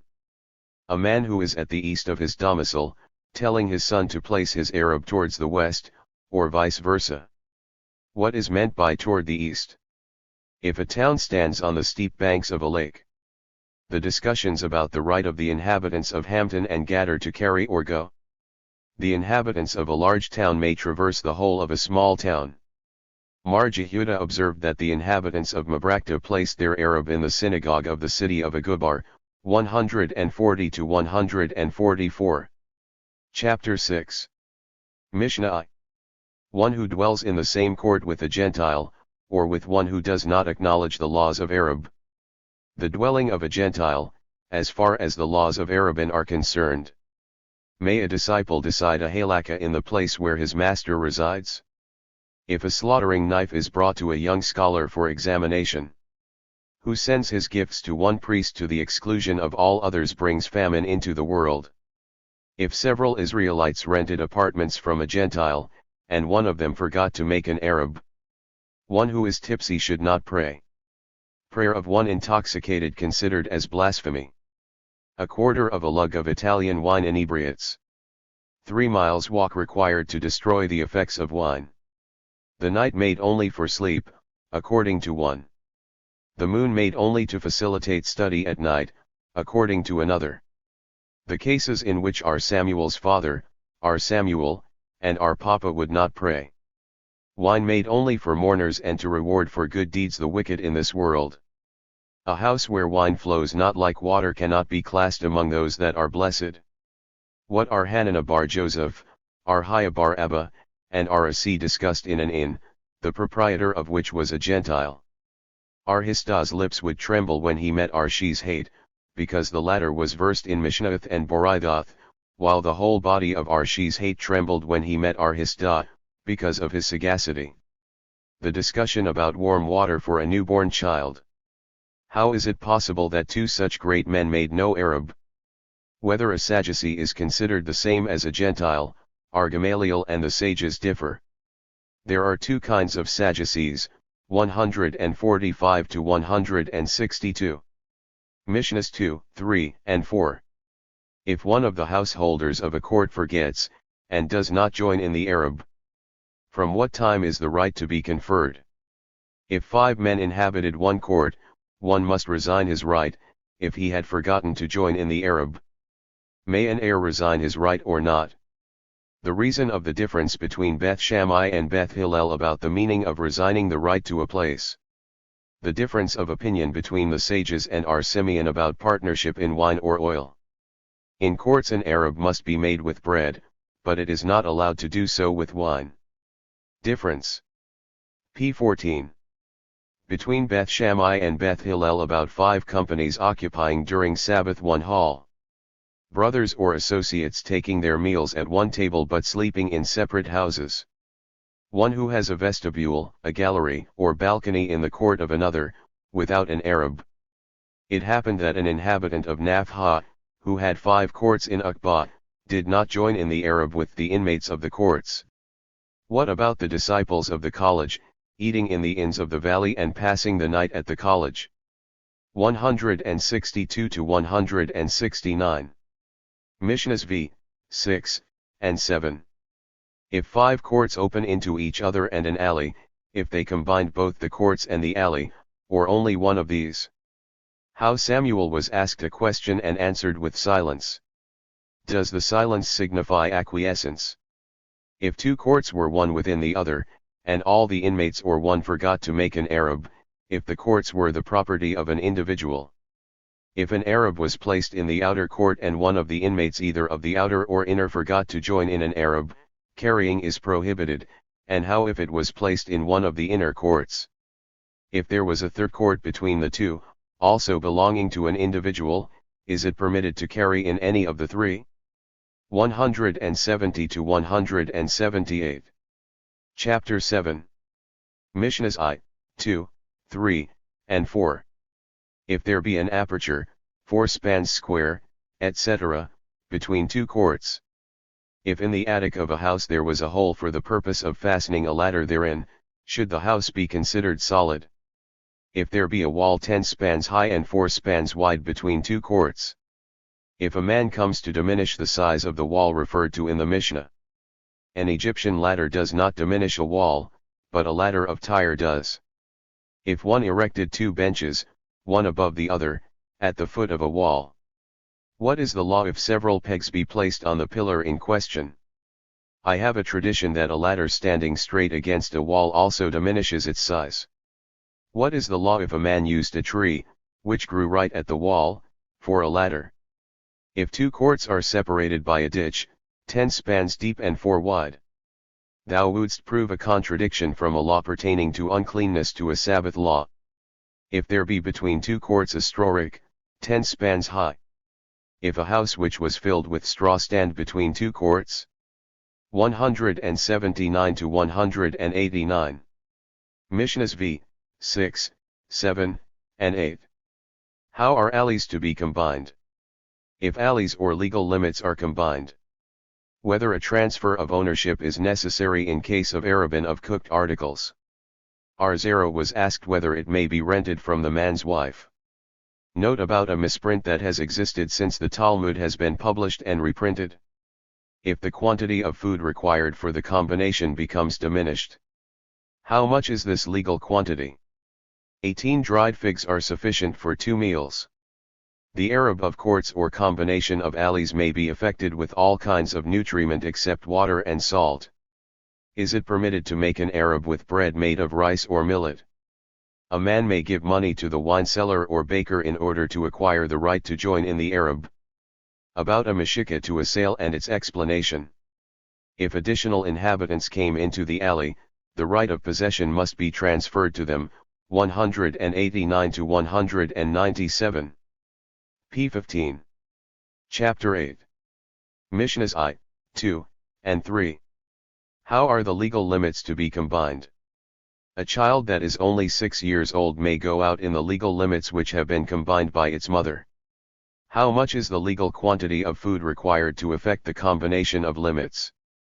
Note about coins and measures mentioned in the tract. If the inhabitants of a court and balcony should have forgotten to combine an Arab.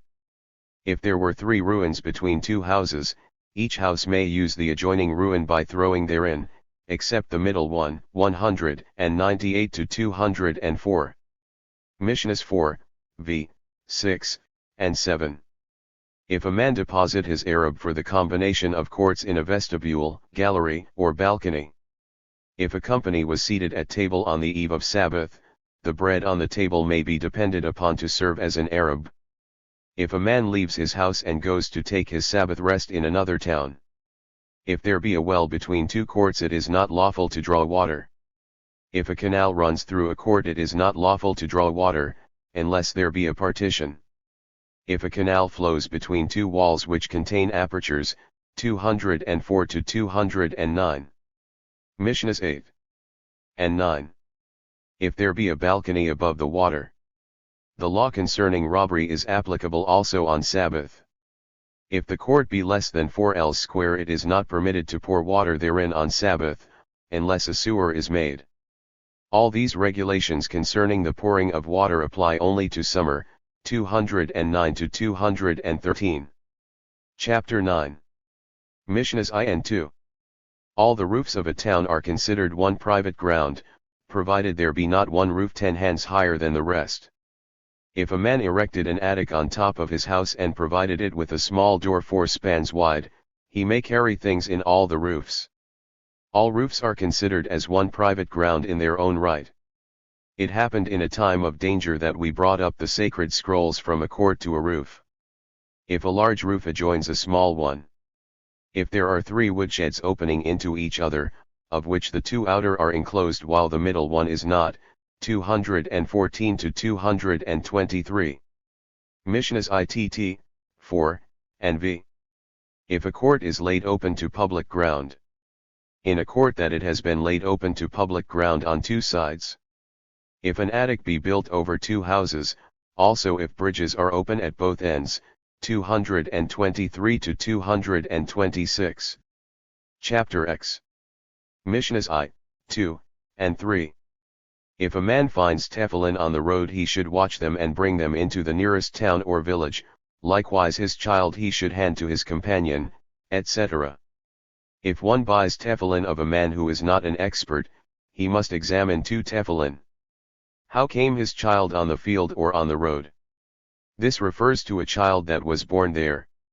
If a man reads in a scroll on the threshold of the house and it p16 slips out of his hand. On a ledge outside a window it is permitted to place vessels, 227 to 235. Mishnahs 4, v.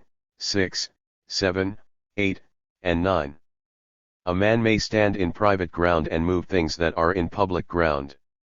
A man must not, standing in private ground, drink in public ground. A man may catch water dropping from a spout on the roof. If a well, standing in public ground, have an enclosure 10 spans high. Beneath a tree, the branches of which droop and cover the ground. The shutters of a bleaching ground or thorn bushes, 235 to 240. Mishnahs X to 18. A man must not, standing in private ground, unlock with a key something in public ground. A loose bolt, with a knob to it, is prohibited to use on Sabbath. A loose bolt that is fastened to a rope may be used in the temple only. In the temple the lower hinge of a cupboard door may be refitted into its place. Priests who minister may replace a plaster in the temple. The Levites performing on musical instruments may tie a string. The priests who minister may remove a wart from an animal on Sabbath. A ministering priest who hurts his finger may bind it up with reeds in the temple. Should the carcass of a dead reptile be found in the temple on the Sabbath, the priest shall move it out with his belt. From which parts of the temple should it be removed? It is permitted for anyone to enter the temple for the purpose of building, 240 to 251. Next, Chapter I, Size of Arabin. Index previous next. P1. Tract Arabin. Chapter I. Regulations concerning the width and height of an ERUB constructed in streets inhabited solely by Israelites, and regulations concerning the construction of an ERUB by a caravan. Mishnah, if an entry 1 be higher than 20 ells, it should be lowered. R. Jehuda said, this is not necessary. If it be wider than 10 ells, it should be made narrower, but if it have the appearance of a door, even though it be wider than 10 ells, it need not be made narrower. Gemara, we have learned in a Mishnah that a booth which is higher than 20 ells is unfit for use, and R. Jehuda said, that it may be used. Why does the Mishnah in the case of an entry decree, that it should be remedied by lowering, while in the case of a booth it declares it unfit for use? Because in the case of a booth a number of other defects are mentioned in connection with the excessive height, and each of those would require a special explanation as to how they were to be remedied, whereas in the case of an entry only two things are to be corrected, and the remedy for them is taught. R. Jehuda said in the name of Rabbi, the difference of opinion between the sages and R. Jehuda is based upon the door and the porch of pillars in the temple. We have learned in a Mishnah, that the door of the temple was 20 ells in height and 10 ells in width, and that the porch was 40 ells in height and 20 ells in width.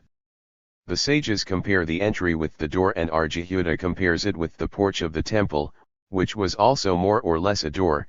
And why does R. Jehuda say, that the porch is also a door? Because it is written, the porch of the house, and that is equivalent to the door of a house. Why do not the sages hold the porch to be a door? Because, were it written, the door of the porch might also be considered a door, but as it is written, the porch of the house, it means the porch which opens towards the house, but not a door to the house. How can it be that R. Jehuda bases his dictum on the porch of the house? The porch was 20 ells in width, and when the Mishnah decrees that if the entry be wider than 10 ells it must be made narrower, he does not dissent? Said Abai, in the following Boraitha he does dissent, as we have learned, if the width of the entry exceed 10 ells it should be made narrower, but R. Jehuda says, it is not necessary. Why is this omitted in the Mishnah? He disputes with the sages concerning the height, hence it is evident that he also disputes as to the width. Again, how can it be that R. Jehuda bases his dictum upon the porch of the house? Have we not learned in a Boraitha, that if an entry exceed 20 ells in height, it must be lowered? R. Jehuda, however, says, that it may be made even 40 or 50 ells in height, and Bar Kappara taught, that it may be even 100 ells high. As for Bar Kappara, it is assumed to be an exaggeration, but as for R. Jehuda it cannot be considered merely an exaggeration, because he bases his dictum upon the porch of the house, and that was only 40 ells in height. Why does he say or 50? Whence his basis for such an assertion? Said R. Hista, Rabbi on account of the following Boraitha, we have learned, an entry which is higher than 20 ells, thus exceeding the height of the door of the temple, should be lowered. Now Rabbi assumed, that if the sages base their teaching upon the door of the temple, R. Jehuda bases his dictum upon the porch of the temple, but this is not so. R. Jehuda does not consider the temple at all, but uses as a basis the palaces of kings, the doors of which attain excessive heights. What is the law concerning an entry, the crossbeam of which was partly above 20 ells in height and partly below, and also concerning the covering of a booth, part of which was over 20 ells in height and the other part lower than 20? Said Rabbah, an entry is made invalid by it but a booth is not affected. Why does he say that a booth is not affected by it? P3. Because we assume that part of the covering of a booth, which is above 20 ells, to be so frail that it does not matter. Cannot the same thing be said concerning the crossbeam of an entry? If this were said with reference to a crossbeam, then it will seem as if there is no foundation for the crossbeam, and it is suspended in mid-air. Is this not the same with a booth? If it be said, that that part of the covering of the booth is so frail that it amounts to nothing, it cannot serve as protection against the sun and there will be more sunshine than shade, and this would make the booth invalid. But, as such is not the case and the frailty of the covering is as a matter of fact only imaginary, it does cause more shade than sunshine, and the booth is not made invalid, why should it not also be the same with the crossbeam, the frailty of which is also only imaginary while in reality it is as firm as if fastened with nails? Said Rabha of Parzekiah, if such a defect occur in a booth, which is intended for the personal use, it will be remedied through the thoughtfulness of the man, but a crossbeam of an entry which is intended for public use will be neglected, because one man will rely upon another to remedy the defect, as the proverb goes, that a pot used in common is never warm nor cold. Rabbinah said, the booth being a fulfillment of a biblical commandment needs no further safeguard, for it will be kept under any circumstances, but the entry being a purely rabbinical institution must not leave any loopholes, by which the entire law may eventually be circumvented. What is the law, finally? Rabba bar Arula said, both are invalid, and Rabha said, both are valid. Why? Because the 20 ells refer to the space between the ground and the crossbeam or covering, respectively, and even if part of either be above 20 ells, the space is not changed in volume. Said our Papa to Rabha, I know of a Boraitha confirming this statement, an entry which is more than 20 ells high and thus is higher than the door of the temple should be lowered, and the space between the ground and the ceiling in the temple itself was 20 ells high. Our Shaimai bar Ashi objected to this. We have learned further on, how should we remedy the defect in the entry? The crossbeam should be laid below the limit of the 20 ells. Do not learn in the Boraitha, below but above the limit of the 20 ells. The Boraitha, however, p4, distinctly teaches below. This below refers to a booth which was less than 10 spans high and which must be made higher so that the space between the ground and the ceiling should be no less than 10 spans, in the same manner as it must not be higher than 20 ells. Abai said in the name of Rn Ahman, the L used at a booth and at an entry measures 5 spans, but the L used at Kilam is 6 spans. For what legal purpose does Rn Ahman relate this? This is taught for the purpose of determining the height of an entry and for measuring a breach in the wall of an entry. Why is the width of a breach and the height of the entry only mentioned? There is also width to be considered in an entry, for did not Rn Ahman state, that an entry must not be less than 4 ells wide? What ells are these? If they are 4 ells of the lesser standard, Rn Ahman makes the ordinance more lenient. The ells in an entry, as a rule, are those of the lesser standard, but as for the width, those of the greater standard are used. Further, Rn Ahman said, that the L used at a booth also measures 5 spans. For what purpose did he state this? For the measurement of the height of the booth and the crooked walls one of the booth. There is also the width of the booth to be considered, however, and that should be 4 ells. Will not the ordinance regarding the width be made more lenient thereby of 20 spans only? The ells of a booth generally are of 5 spans, but as for width the ells measuring 6 spans are used. What does Rn Ahman intend to specify, by stating that the ells used at Kilam measure 6 spans? He refers to seeds planted in the superficies of a vineyard and to a barren spot in a vineyard. But there is a vineyard in which the vines are planted at less intervals than 4 ells and the opinions of the sages differ as to whether such a vineyard is called a vineyard in a legal sense. The statement of Rn Ahman is made for a rule but did not include the above vineyard.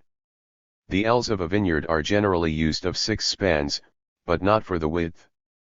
But Rabha said in the name of R. p5. N Ahman, all ells measure 6 spans, but in Kilam are measured with long spans and in entry and booth with short spans to make it more rigorously. R. Hayabar Ashi in the name of Rabbi said, the several prescribed quantities, the Chatsitsa and the ordinance concerning the walls of an entry and of a booth are ordinances given by Moses at the Mount Sinai. How can it be said, that these are Sinai laws? They are biblical laws. For it is written, a land of wheat and barley, and of the vine, and the fig tree and the pomegranate, a land of the oil alive and of honey. And Arhanan said, that the whole verse refers to prescribed quantities. By wheat is meant, what we have learned elsewhere in a Mishnah, if a man clad in garments and shoes entered a house where leprosy was prevalent, he immediately becomes unclean, but his garments, shoes, etc., do not become unclean, until he remains there a length of time sufficient for the consumption of bread of the quantity of 2 eggs, wheaten bread but not barley bread, and when eaten in a reclining position with some other dish.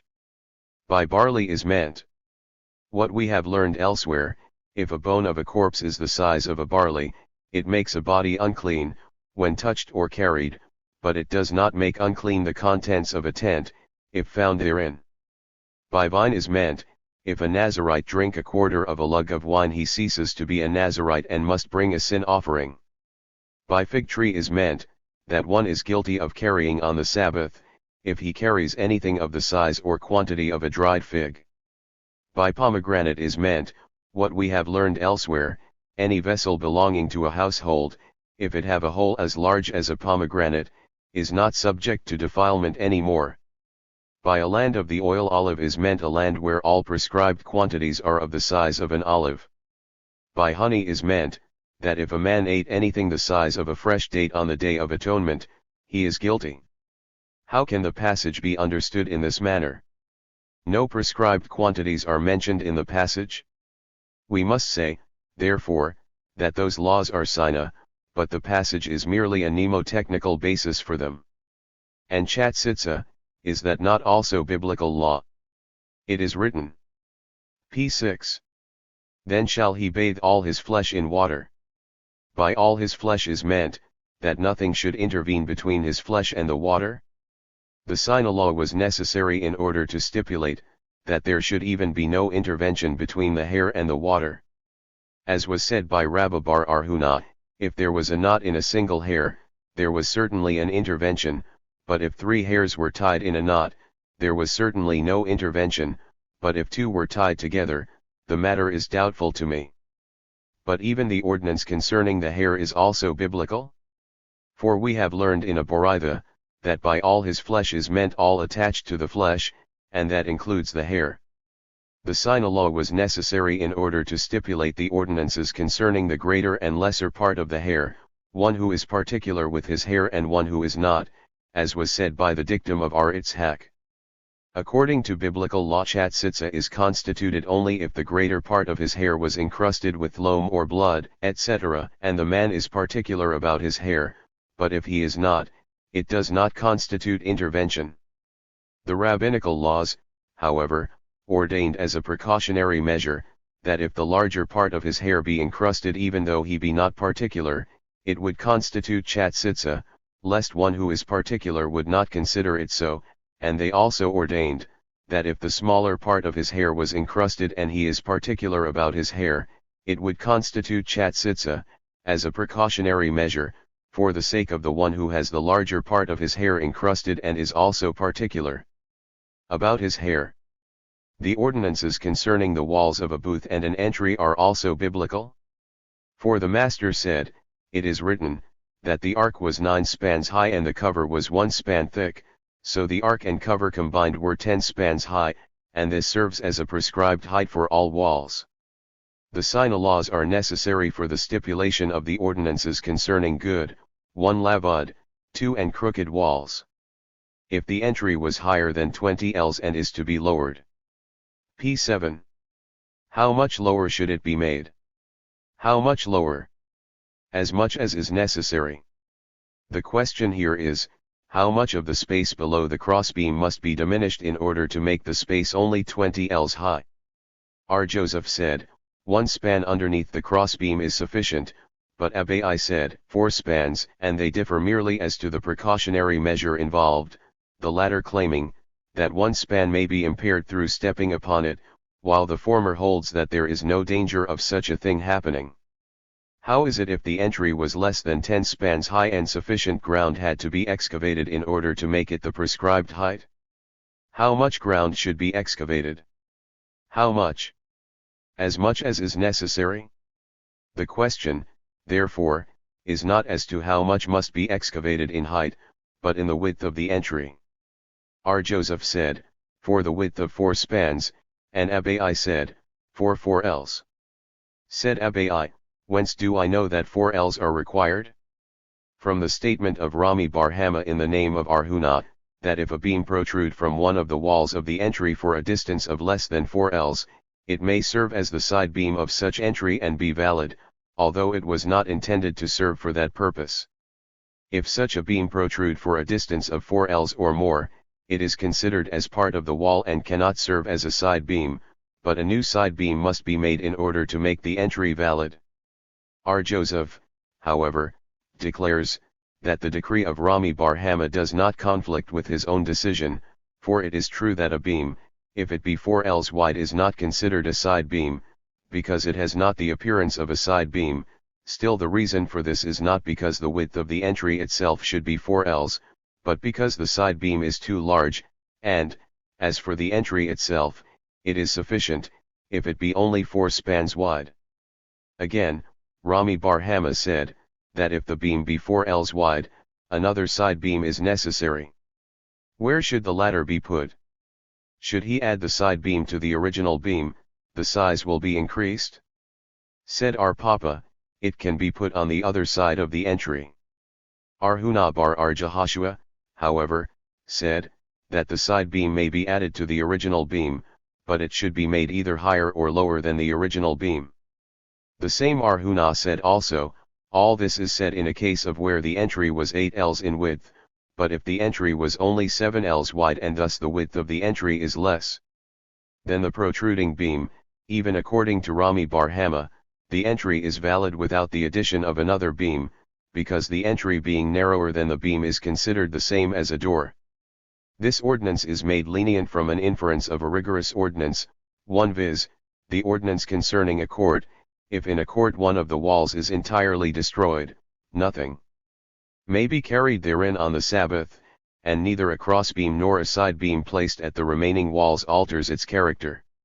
However, if the wall destroyed was only partially ruined and the remaining portion is larger than the breach, things may be carried therein. Hence in the case of an entry where a side or cross beam suffices for the entire wall, if the wall is wider than the space of the entry proper, in so much p9 greater a degree is the entry valid for all purposes. R. Ashi, however, says, that even if the entry was 8 ells wide, no additional side beam is necessary, no matter in which way the case is assumed. If it be assumed that the closed part of the entry is wider than the entry itself, then the entry is valid because of that fact, and if it be assumed that the space of the entry is wider, then the closed part which is constituted by the beam may be regarded as a legal side beam and then the entry is certainly valid, but it might be assumed that both the closed part and the space were exactly equal. In that event it would constitute a doubtful case based on a rabbinical law, and such a case is always decided with leniency. Said Arhanin Bar Rabha in the name of Rabbite, if the wall of an entry was broken for a distance of less than 10 ells at the side the entry is valid, but if the front of the wall was broken for 4 ells the entry is not valid. Why is the entry valid if the wall was broken for a distance of 10 ells on the side? Because the breach can be regarded as a door. Why should not the same case apply to the breach in the front? Say that can also be regarded as a door? Said Arhuna Bar Jehoshua, in this case the breach is supposed to be in the corner, and a door is not generally made in the corner. Arhuna, however, said, that the same distance applies to both the side and the front of wall. In either case if the breach exceeds 4 ells, the entry is not valid. And thus said Arhuna to Arhanan Bar Rabha, do not dispute with me, for it happened that Rabbite came to the city of Damharia and he acted there in accordance with my decree. Arhanan Bar Rabha answered, this is not sufficient evidence for me, because in that case Rabbite acted in a manner that precluded the possibility of doing wrong. Said Rna Haman Bar Itzhak, it seems to me that Arhuna was correct in his opinion from the following. It was taught, an entry made in the form of a right angle should, according to Rabbite, be considered as an ordinary entry which is open on both sides and requires an apparent door on one side and p10 a cross or side beam on the other side, but according to Samuel it must be considered as a closed entry. Now, let us see. Shall we assume, that even if the entry was wider than 10 ells, Samuel still regards it as a closed entry, and only requires a side beam at each side? What rejoinder will Arhanan Bar Rabha make? Arhanan will claim, that an entry made in the form of a right angle is used so much, that it appears like public ground. The rabbis taught, how are entries facing public ground combined by an Arab? On one side an apparent door should be made and on the other a cross and side beam should be put up. Said Hananiah, the school of Shammai said, that doors should be made at both entries where they face the street, and when going out or entering, the man should close the door. The school of Hillel, however, said, that at one side a side and a crossbeam should be made and at the other a door should be made. Commenting upon this, Rabbi said, that the halakha prevails according to the first Tana, and Samuel said, that it prevails according to Hananiah. The schoolman propounded a question, is a man, according to the opinion of Hananiah, quoting the school of Hillel, obliged to close the door or not? Come and hear. Jehudah said in the name of Samuel, that he is not obliged to close the door. Mathna added, I was placed in that position at one time and Samuel said to me, that it must not be closed. There was an entry at the city of Nearday, to which the rigorous ordinances of both Samuel and Rabbi were applied and doors were ordered to be made. The rigorous ordinance of Rabbi is the one pertaining to an entry which was made in the form of a right angle, and was p11. Declared by him to be regarded as an open entry, and in this case there were two openings towards the street. May, then, the rigorous ordinances of two Tannim be applied to one case? Have we not learned in a Boraitha, that at all times the halakha prevails according to the school of Hillel, but he who wishes to act in accordance with the school of Shammai, may follow that school exclusively both in the lenient and the rigorous ordinances, and he who wishes to act in accordance with the school of Hillel may follow that school exclusively in both lenient and rigorous ordinances. He who only follows the more lenient ordinances of both schools is a sinner, and he who follows only the more rigorous ordinances of both schools is referred to by the passage as the fool walketh in darkness. Said Rna Haman bar Itzhak, the entry made in Nearday was made in accordance with the decision of Rabbi solely, but did not Rabbi say, that the halakha prevails according to the first Tana? Arhuna said in the name of Rabbi, that the halakha in theory remains according to the first Tana, but it should not be carried out in practice. But according to Rada bar Ahabha, who said in the name of Rabbi, that the halakha prevails according to the first Tana and should be carried out accordingly, was not the entry in Nearday made according to the more rigorous decisions of both schools of Shammai and Hillel? Said Shezbai, it is not allowed to act in accordance with two rigorous ordinances of two schools only when they conflict with one another. Wherever they do not conflict, however, they may be applied in one and the same case. Joseph was sitting in the presence of Arhuna, and said, Jehudah said in the name of Rabbi, that the first Tana and Hananiah differed only when the entry faced a market on both sides, but if on one side there was public ground and on p12 the other was a valley which was considered unclaimed ground, all agree that an apparent door should be made on one side and a cross or side beam on the other side. Joseph then continued in the name of Jehudah alone and stated, that if the entry opened on one side into a vacant yard which in turn opened into public ground, nothing need be made at either end of the entry.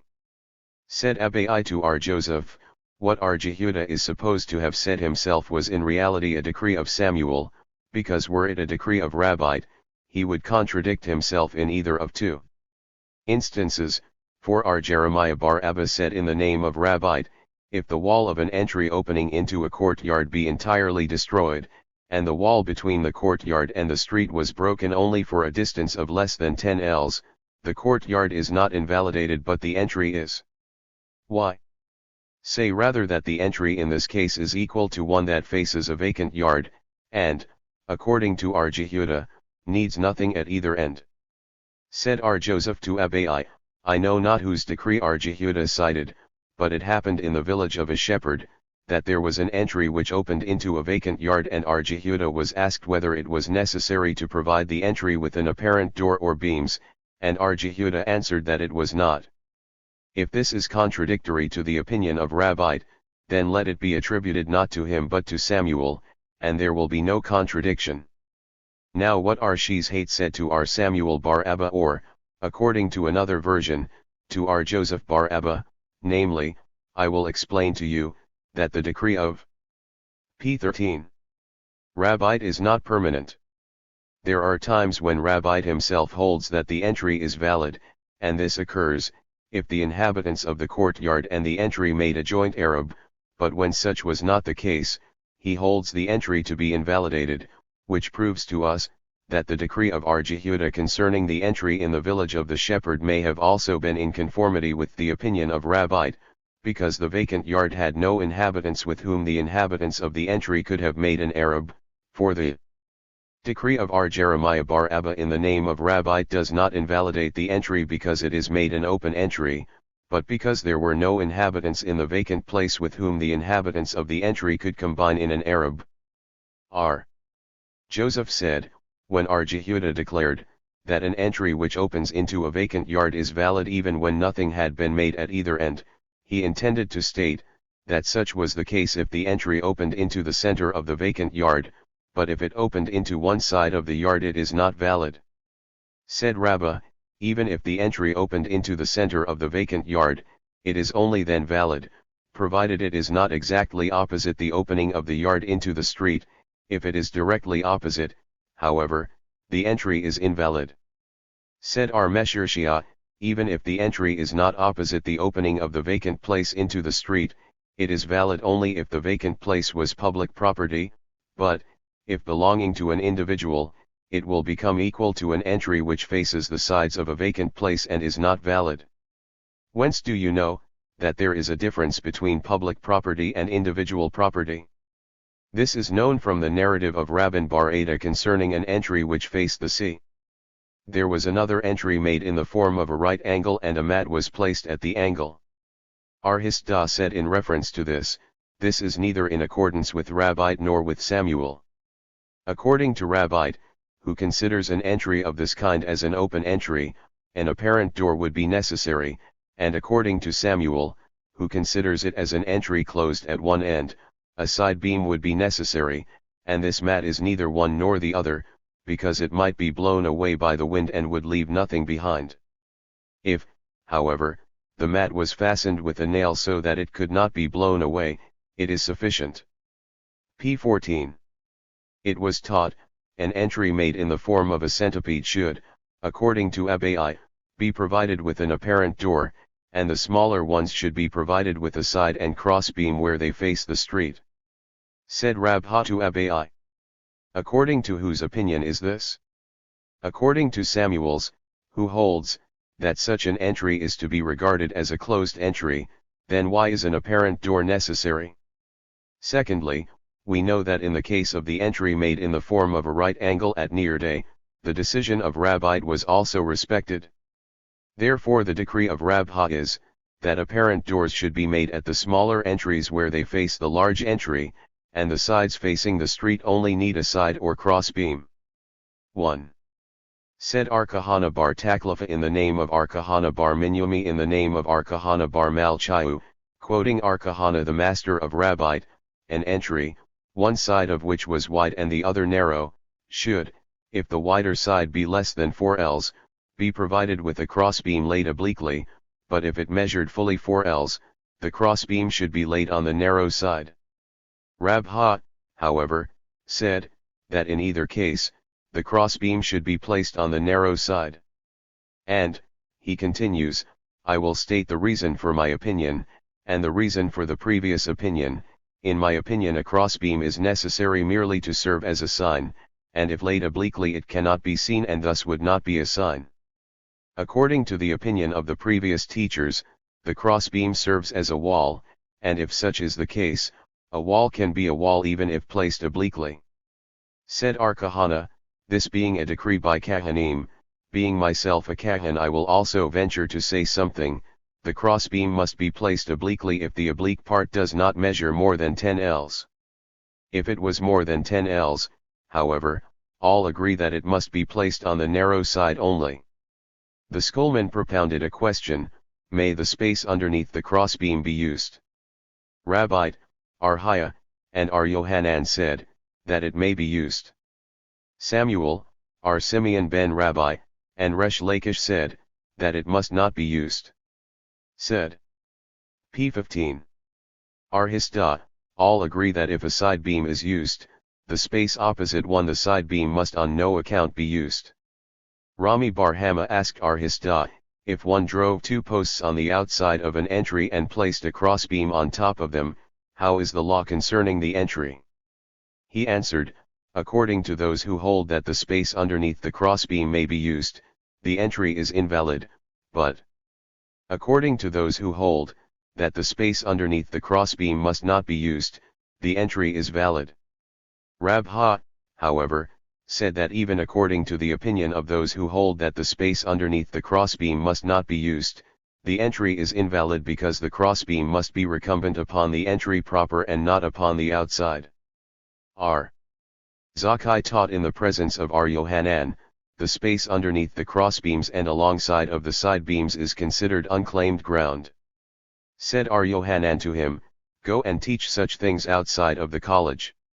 Said Abai, it seems to me that R. Yohanan's opposition to R. Zakkai was only as far as the space underneath the crossbeam is concerned, but alongside of the side beams it is prohibited to carry. Rabha, however, said, even alongside of the side beams it is also allowed to carry.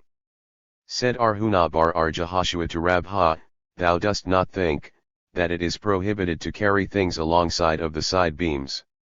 Did not Rabba bar Hannah say in the name of R. P16 Yohanan, that an entry which was provided with a number of side beams, the space between each of which did not measure 4 spans, causes a difference of opinion between R. Simeon ben Gamaliel and the sages. According to R. Simeon, an object becomes lavud to another object even when the distance between them is 4 spans, but according to the sages, the distance must not exceed 3 spans. Hence in the case just mentioned according to R. Simeon all the beams are regarded as one by virtue of their being lavud to each other, and a man must not carry anything beyond the space alongside of the inside edge of the beam farthest from the opening of the entry, while, according to the sages, who regard only the beam nearest the opening of the entry essential and the others unnecessary, a man may carry things as far as the space alongside of the inside edge of the beam nearest the opening of the entry. In the space between the side beams all agree that it is prohibited to carry. Now, if R. Yohanan permitted the carrying of things alongside of the side beams, how could he state the difference of opinion between R. Simeon and the sages in this case? For whether all the beams were considered as one or each separately, what difference would it make as long as things may be carried in the space between them? Hence we must say, that R. Yohanan does not permit the carrying of things alongside of the beams. In this instance, Rabha might declare, that the entry is presumed to be one that opens into unclaimed ground. How would the case be if the entry opened into public ground? Would it be allowed according to R. Yohanan to carry things between the side beams? Shall the native remain on earth and the stranger be lifted up to the highest heaven? 1. Yeah, objects of like character assimilate, i.e., the space between the side beams being unclaimed ground and the entry opening into unclaimed ground, the two are virtually combined, and as carrying in unclaimed ground is not allowed to commence with, it is also not allowed in the space between the beams. R. Ashi said, however, the case referred to, viz., the entry containing many side beams, is assumed to be one where the side beams were erected for a distance of 4 ells and were less. P17. Then 4 spans apart. If, according to R. Simeon, the beams are all lavud to each other, they would constitute a separate entry the principal entry, and in order to carry things in the space between the beams another side beam would have to be erected for the newly made entry, but according to the sages, who do not consider the beams lavud to each other, another side beam is not necessary. And the difference caused by such an entry between R. Simeon ben Gamaliel and the sages is not as to whether things may be carried in the space between the beams or not, as stated before, but whether another side beam is required in addition to those already erected or not. It was taught, if a side beam was made to an entry which on the inside of the entry could be plainly seen but on the outside seemed to be on a par with the wall and hence not recognizable, it is regarded as a proper side beam, but if it could be plainly seen on the outside, but on the inside it seemed to be part of the wall and could not be distinguished from the wall, it gives rise to a difference of opinion between R. Haya and R. Simeon the son of Rabbi. One holds, that it may be regarded as a proper side beam, and the other, that it cannot be so regarded. it is correctly ascertained that Arhaya is the one who holds that it may be regarded as a proper side beam, from his decision as follows: if one of the walls of an entry was partially removed, so that the lacking portion could be perceived from the inside of the entry but not from the outside of same, or if part of the wall was missing, so that it could be readily perceived on the outside of the entry but not on the inside, in either case the impaired wall is regarded as a side beam. Rabbi Bar Arhuna taught the same: if a side beam was recognized on the outside of an entry but could not be distinguished on the inside, it is nevertheless regarded as a side beam. Said R. Joseph to him, I never heard such an ordinance proclaimed by thy father. Said Abai to R. Joseph, didst thou not thyself teach this ordinance when we learned the following, Rami Bar? Abba said in the name of Arhuna, that a side beam, which was affixed to the end of a wall so that it could p. 115 be seen from the outside but seemed to be a continuation of the wall from the inside, is regarded as a side beam, if measuring less than 4 ells, and the entry may be used from the inside edge of such beam, but if the side beam measured 4 ells, it is regarded as a separate entry, and thus the entry proper, not having any side beam, is made invalid. Thou didst comment upon this and say, that from this teaching we may adduce 3 things. Firstly, that the space alongside of a side beam must not be used; secondly, that 4 ells is the minimum measure of an entry; and, thirdly, that if a side beam can be recognized on the outside but not on the inside of the entry, it is a proper side beam. Finally, the halakha concerning a side beam recognizable from without but not within the entry prevails, that the side beam is valid because such was the decision of Arhaya, as is mentioned above. Should it be wider than 10 ells, it must be made narrower. Said Abai, we have learned in a Boraitha concerning this teaching, that R. Jehuda regarded this as unnecessary. How much narrower should it be made? R. Aha wished to state, in the presence of R. Joseph, that if the entry measured 20 ells, it should be reduced to 13 1/3 ells. He wished to infer this lenient measure from the more rigorous in the case of a well. The wells were built as illustrated, and the distance between the 2 enclosures on the same side was 13 1/3 ells, i.e., large enough to permit of the entrance and exit at the same time of 2 teams of oxen, and was larger than the space occupied by the enclosures on the same side. Now, if in that case it was permitted to have the space larger than the space occupied by the enclosures, and 13 1/3 ells only were allotted to such space, an entry where the space must not be more than the enclosure should certainly not be over 13 1/3 ells wide. How can the two be compared? Perhaps the reason, that no more than 13 1/3 ells were allowed for the space of the wells, was because a concession had already been made in permitting the space to be larger than the walled part, and no further leniency was expedient. In the case of the entry, however, where no concession had as yet been made, let it be allowed to increase the width of the space beyond 13 1/3 ells? Or on the contrary, a concession having been made in the case of the p. 19. Well, but no concession having been made concerning an entry, let the law of the entry be enforced without any concession, and make the prescribed width 10 ells only. Levi taught a Boraitha as follows: in an entry which is 20 ells wide, it is sufficient if a stick be placed in the center of such entry. He himself, however, decreed, that the halakha does not prevail according to the Boraitha. What then should be done? Samuel said in the name of Levi, a pole should be erected in the center of the entry 10 spans high and 4 ells wide, and a crossbeam placed on top of it parallel with the walls of the entry, which would then serve as a partition in the center. Or it should be done as R. Jehuda declared: in an entry 15 ells wide, a pole should be erected 2 ells from one of the walls, and a crossbeam extending 3 ells into the center of the entry should be placed on top of the pole. If the people who make use of the entry, however, should use the space of 2 ells between the wall and the pole in preference to the wider opening of the entry, will not the principal entry be invalidated by the lack of a side beam? Said R. Ada Bar Matu, it is an established fact that people will not use the smaller entrance in preference to the larger. Why is this case different from the one taught by R. Ami and R. Asi? For we have learned in a Boraitha, if there was a breach in the side of a wall close to the entry, it was taught in the name of Ar-Ami and Ar-Asi, that if the strip of wall left was 4 ells wide, it matters not if the breach was 10 ells, but if the strip is less than 4 ells, the breach must not exceed 3 ells, otherwise the entry is invalid. But if it have the appearance of a door, even though it be wider than 10 ells, it need not be made narrower. Now we see that an apparent door may be used where the p20 entry is too wide and a crossbeam if it be too high. What would be the law if the reverse were made? Come and here, we have learned, if an entry be higher than 20 ells, it should be reduced, but if it have the appearance of a door, this is not necessary.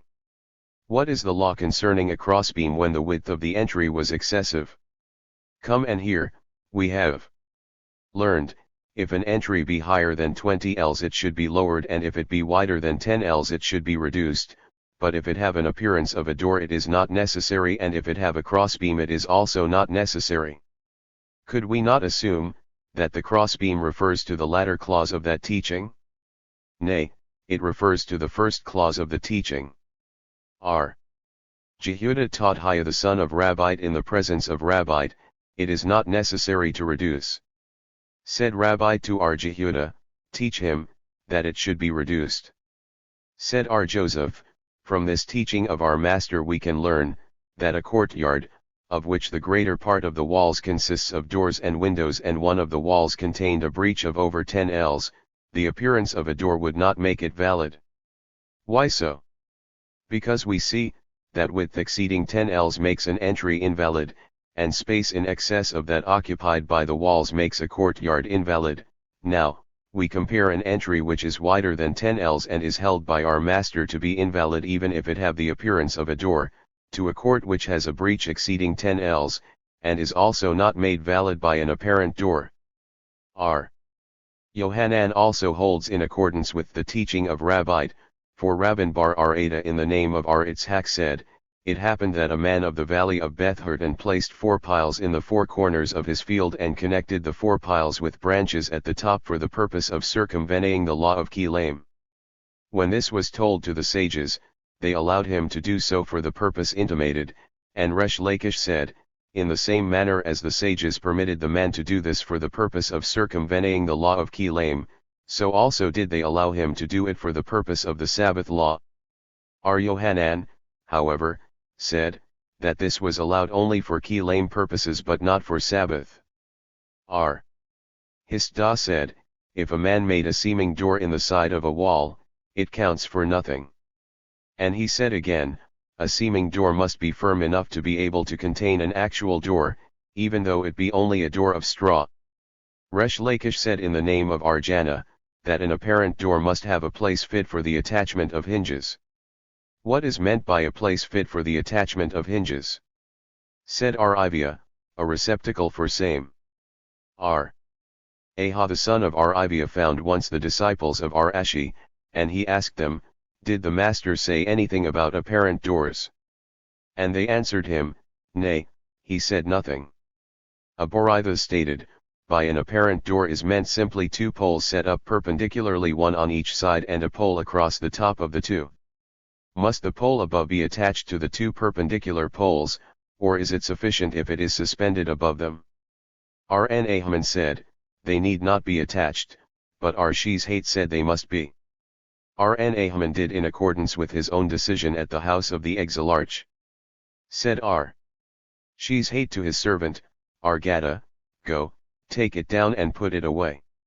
He went, took it down, and put it away. The servants of the exilarch found him doing so and arrested him for it. Then Arshi's hate went and stood on the outside of the prison and called out, Gada, come out. Gada came out and went with Arshi's hate. R. Shi's hate met Rabbah the son of Samuel on the street, and he asked him, did the master teach anything concerning an apparent door? Rabbah answered, yeah. We have learned concerning an arch, our Meir decreed, that a mezuzah must be fastened to it, but the sages say, that it is not necessary. All agree, however, that if the arch is 10 spans wide at its base, a mezuzah is necessary, and Abai said, all agree, that if the arch is 10 spans high and the base is less than 3 spans wide, or if the base is 3 spans wide but the arch is less than 10 spans high, no mezuzah is necessary, but wherein do they differ? In a case where the base of the arch was less than 4 spans wide, and the arch itself 10 spans high, but at the top of the arch the width could, by hollowing out the wall, be increased to 4 spans width, our Meir holds that a mezuzah is necessary, because the possibility of increasing its width renders it equivalent to having been increased, but the sages hold that a mezuzah is not necessary, because it had not yet been increased in width. Said Arshi's hate to him, if thou shouldst meet the members of the house of the exilarch, tell them nothing of the Boritha concerning the arch. Mishnah, to legalize an entry, Beth Shammai hold that a side and cross beam are required, but Beth Hillel hold, that either a post or a beam is sufficient. Our Eliezer said, 2 side beams are necessary. In the name of our Ishmael, a disciple stated before our Akiba. Beth Shammai and Beth Hillel do not differ as to an entry less than 4 ells in width, for both agree, that such an entry becomes legalized either through a crossbeam or a side beam. Wherein do they differ? Concerning entries of more than 4 and up to 10 ells in width. Regarding these, Beth Shammai hold, that both a side and crossbeam are necessary, and Beth Hillel hold, that either a side or a crossbeam is sufficient. Our Akiba, however, said, they differ in both instances. Gemara, according to whose opinion is the Mishnah? It is neither according to the opinion of the first Tana nor to that of Hananiah. Said Ar Jehuda, the Mishnah means to state the following: to legalize a closed entry Beth Shammai hold that a side and crossbeam are necessary, while Beth Hillel hold, that either one is sufficient. Shall we assume that in order to constitute a private ground from a biblical point of view, according to Beth Shammai, 4 walls are necessary? Nay, throwing to or from public ground in ground enclosed by 3 walls, makes one culpable from a biblical point of view, but carrying is permitted only in ground enclosed by 4 walls by the rabbinical law, according to Beth Shammai. P. 23. Shall we assume that Beth Hillel hold, that 3 walls, according to biblical law, are necessary? Nay, from a biblical point of view, throwing to or from public ground in ground enclosed by 2 walls makes one culpable, but carrying is not permitted in ground unless enclosed by 3 walls by rabbinical law, according to Beth Hillel. R. Eliezer said, 2 side beams are necessary. The schoolman propounded a question: did our Eliezer mean to state, that 2 side beams and a crossbeam are necessary, or 2 side beams alone? Come and hear. It happened that our Eliezer was going to our Jose ben Preda, his disciple, in the city of Ublin, and he found him sitting in an entry provided with only 1 side beam. Said our Eliezer to him, my son, erect another side beam. Said his disciple to him, must I then close the entry? And he answered, close it, what matters it if it be closed? Now, from the words of the disciple, must I then close it? We can infer, that it was already provided with a cross beam, and, therefore, the disciple asked what more he must do, close it entirely? Then, if we assume that there was only a side beam, why should the disciple have said, must I close it entirely?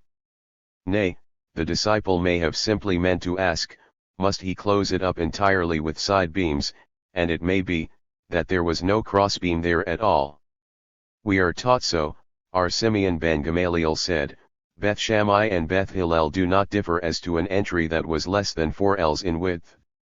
According to both schools, for such an entry nothing at all need be provided.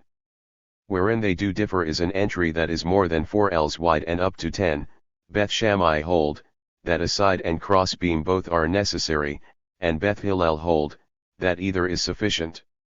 Did not our Mishnah state that a disciple in the name of our Ishmael stated before our Akiba, Beth Shammai and Beth Hillel do not differ as to an entry less than 4 ells in width, for both agree, that such an entry becomes legalized either through a crossbeam or a side beam.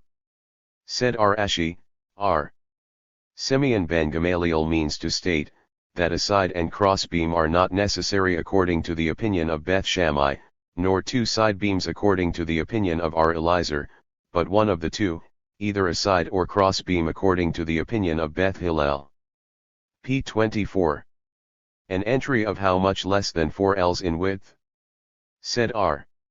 Ahle, according to another version R. Yehiel, an entry of less than 4 spans need have nothing.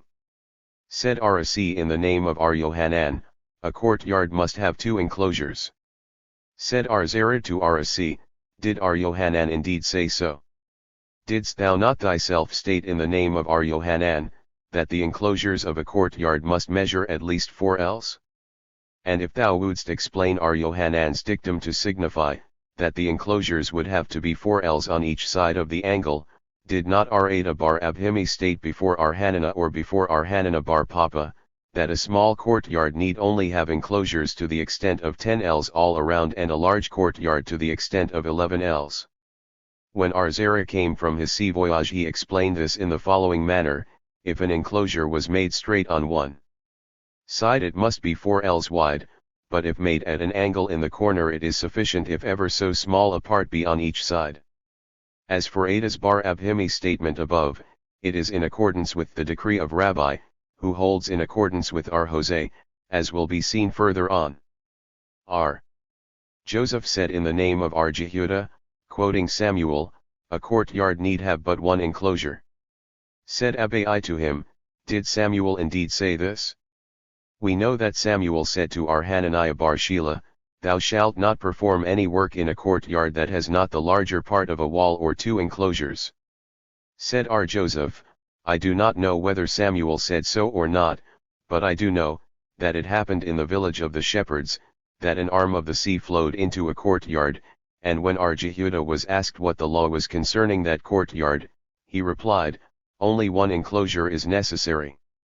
Then Abai rejoined, thou speakest of an arm of the sea, that is altogether different. The sages were very lenient with all things pertaining to water, as R. Tabla asked Rabbi, what is the law concerning a ruin that had 1 suspended partition? May things be carried within it on Sabbath or not? And Rabbi answered, a hanging partition legalizes a place only where water reaches, because the sages were very lenient with all things pertaining to water. p. 25. In any event this would be a contradiction to R. Jehuda's statement in the name of Samuel, and to Samuel's statement to Hananiah. When R. Papa and R. Huna the son of R. Jehoshua Karn from college, they explained Samuel's decree thus: on one side the enclosure must be at least 4 ells, but when made on a corner, ever so small a part of the enclosures on each side of the angle is sufficient. The rabbis taught, from an arm of the sea, which enters a courtyard, water must not be taken on Sabbath unless a partition has been made at the entrance at least 10 spans in height. This is the case if the breach in the wall is more than 10 ells in width, but if it was only 10 ells, no partition is necessary. Thus, you say, that water must not be taken from the arm of the sea, but things may be carried within the courtyard? Did not the breach in the wall open into ground that would invalidate the courtyard? In this case fragments of the wall were left beyond the breach and they were inundated by the sea. It was taught, R. Jehuda said, an open entry which is not suitable for the purpose of combining in an Arab, if it was provided with a side beam, anyone throwing a thing into it from public ground is culpable, but if the entry was provided at one end with a cross beam, one who throws a thing into it from public ground is not culpable. Hence R. Jehuda holds, that a side beam is equivalent to a partition, and a cross beam is only put up for appearance's sake. So is also the opinion of Rabbah, but Rabha said that both are erected only for appearance's sake. R. Jacob bar Abba made an objection to Rabha based on the following Boraitha: if one throw a thing into an entry he is culpable, if the entry is provided with a side beam, but if it is not provided with a side beam, he is not culpable. This is explained thus: if the entry needs only a side beam one is culpable if he throws a thing into it, but if a side beam alone would not legalize the entry, and something more is necessary, the thrower is not culpable. p. 26. Said R. Jehuda in the name of Rabbi, an entry that was equal in length and width cannot be legalized by a side beam of small proportions, and Arhaya bar Ashi in the name of Rabbite said, that an entry as wide as it is long cannot be legalized with a crossbeam measuring only one span. Said Arzera, how well the decisions of the old sages agree. The reason for the above decision is, that an entry of equal length and breadth is not regarded as an entry at all, but is in reality a courtyard, and a courtyard cannot be legalized by a side or crossbeam but must have a partition of at least 4 ells. Said Arzera again, if there is a difficulty in this decision, the following would be the difficulty: why do they not consider a side beam a partition of some extent, and thus make it a medium of legalization? It evidently slipped the memory of Arzera, that Arasi said in the name of Ar Yohanan, the enclosures of a court must not be less than 4 ells. Said Rn Ahman, there is a tradition to the following effect, which is the entry that can be legalized by a side or crossbeam. 1. The length of which exceeds its width, and houses and courts open into it. Which is the court that cannot be legalized with a side or crossbeam, but must have an enclosure which is not less than 4 ells. 1 that is square. Only if it be square, but if round is it not a court? He means to state this: if the length exceeded the width, although it be a court, it should not be considered such but must be regarded as an entry, and as such may be legalized with a side or crossbeam. If the length, however, did not exceed the width, then, no matter what its appearance was, it must be considered as a court. By how much must the length exceed the width? Samuel intended to state, that the length should be double the width. Said Rabbi to him, so said my uncle, even if the length exceeded the width by a trifle. R. Akiba said, they differ in both. What does R. Akiba teach us hereby? Is it not the same as the teaching of the first Tana? The difference between them is as stated by R. Ahli, according to another version R. Yekiel, viz., an entry of less than 4 spans need have nothing. But they did not specify who was of R. Ahli's opinion and who was not. We have learned in a Boraitha, R. Akiba said, R. Ishmael never made such a statement, but the disciple said this upon his own authority and the halakha prevails according to the disciple. P. 27. Is this not a contradictory assertion? First, he says, that R. Ishmael could not have made such a statement, i.e., that the halakha is not so, and then that the halakha prevails according to the disciple? Said R. Jehuda in the name of Samuel, R. Akiba said this only in order to encourage his disciples, that they may pronounce decrees upon their own authority. R.N. Ahman bar Itzhak said, R.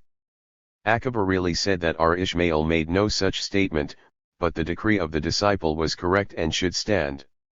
It was taught, R. Jehoshua ben Levi said, in every case, where it is stated that a disciple said in the name of R. Ishmael before R. Akiba, that disciple is R. Meir, who was a disciple of both R. Ishmael and R. Akiba.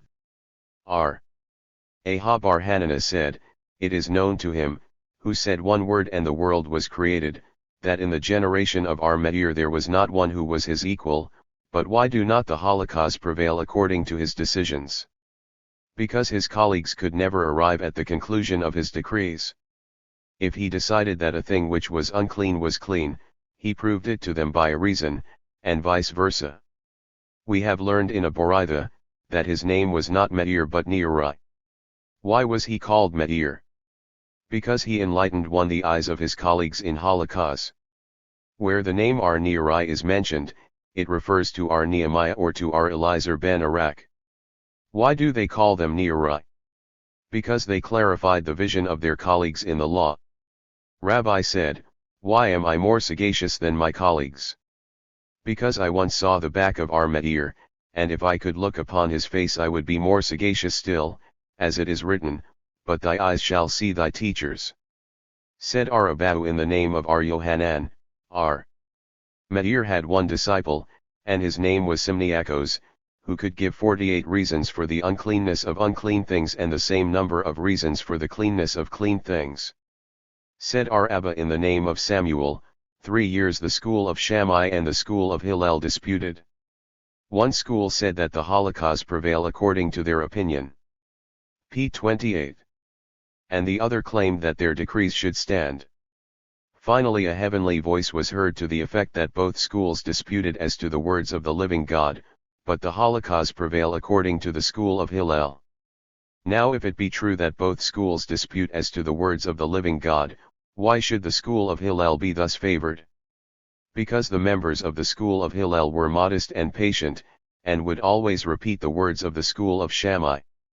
Not alone this, but they also always gave the school of Shammai precedence when citing their teachings, as we have learned, said Beth Hillel to Beth Shammai, did it not happen, that the eldest of the school of Shammai and of the school of Hillel went together to visit our Yohanan the son of Hacharanes, etc. Thence thou canst learn, that everyone who maketh himself humble is raised up by the Holy One, blessed be he, and one who is arrogant is humbled by the Holy One, blessed be he. He who pursueth greatness, the greatness escapeth him, and he who avoideth greatness is sought by greatness. He who forceth time, time oppresseth him, while he, who awaiteth his time, is assisted by time. The rabbis taught, 2 years and a half Beth Shammai and Beth Hillel disputed amongst themselves.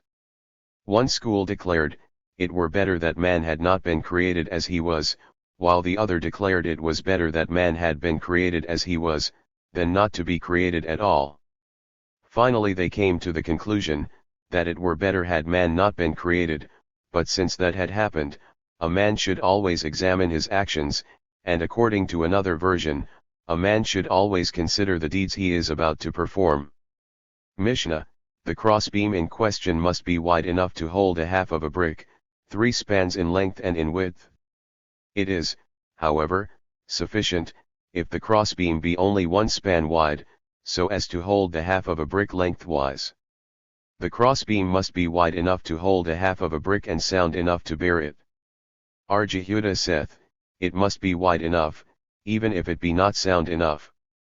If the crossbeam be of straw or reed, it is regarded as if it were of metal, if it be crooked, it is regarded as straight, if it be cylindrical, it is regarded as square. p. 29. Anything 3 spans in circumference, is 1 hand width. Gemara, why does the Mishnah say, that it is sufficient if the crossbeam be only 1 span wide, it should be 1½ which is the width of a half brick? Because if the crossbeam be 1 span wide, the other half span which it should measure, can be added by the addition of a little loam on each side. Said Rabba bar Arhuna, the crossbeam alone must be sound enough to bear a half brick, but the supports upon which it rests need not be sound enough to bear both the crossbeam and the half brick. Arhista, however, states, that the crossbeam must be sound enough to bear half a brick, and its supports must be sound enough to bear both the crossbeam and the half brick. R. Sheshait said, if one put up a crossbeam over an entry, and hung a mat upon it, and this mat was distant from the ground 3 spans or more, it is considered, that there is neither a crossbeam nor a partition at the entry, no crossbeam, because it is covered up, and no partition, because goats can go through it. The rabbis taught, if a crossbeam was put up over an entry, but did not reach the opposite wall, or if 2 crossbeams were put opposite each other, but did not meet, should the distance between the crossbeam and the wall in the first instance, or between the 2 crossbeams in the second instance, be 3 spans or over, another crossbeam must be erected. If it be less than 3 spans, no other crossbeam is necessary. R. Simeon ben Gamaliel, however, said, if the distance be less than 4 spans, another crossbeam is not necessary, but if it be 4 spans or more, another crossbeam must be erected.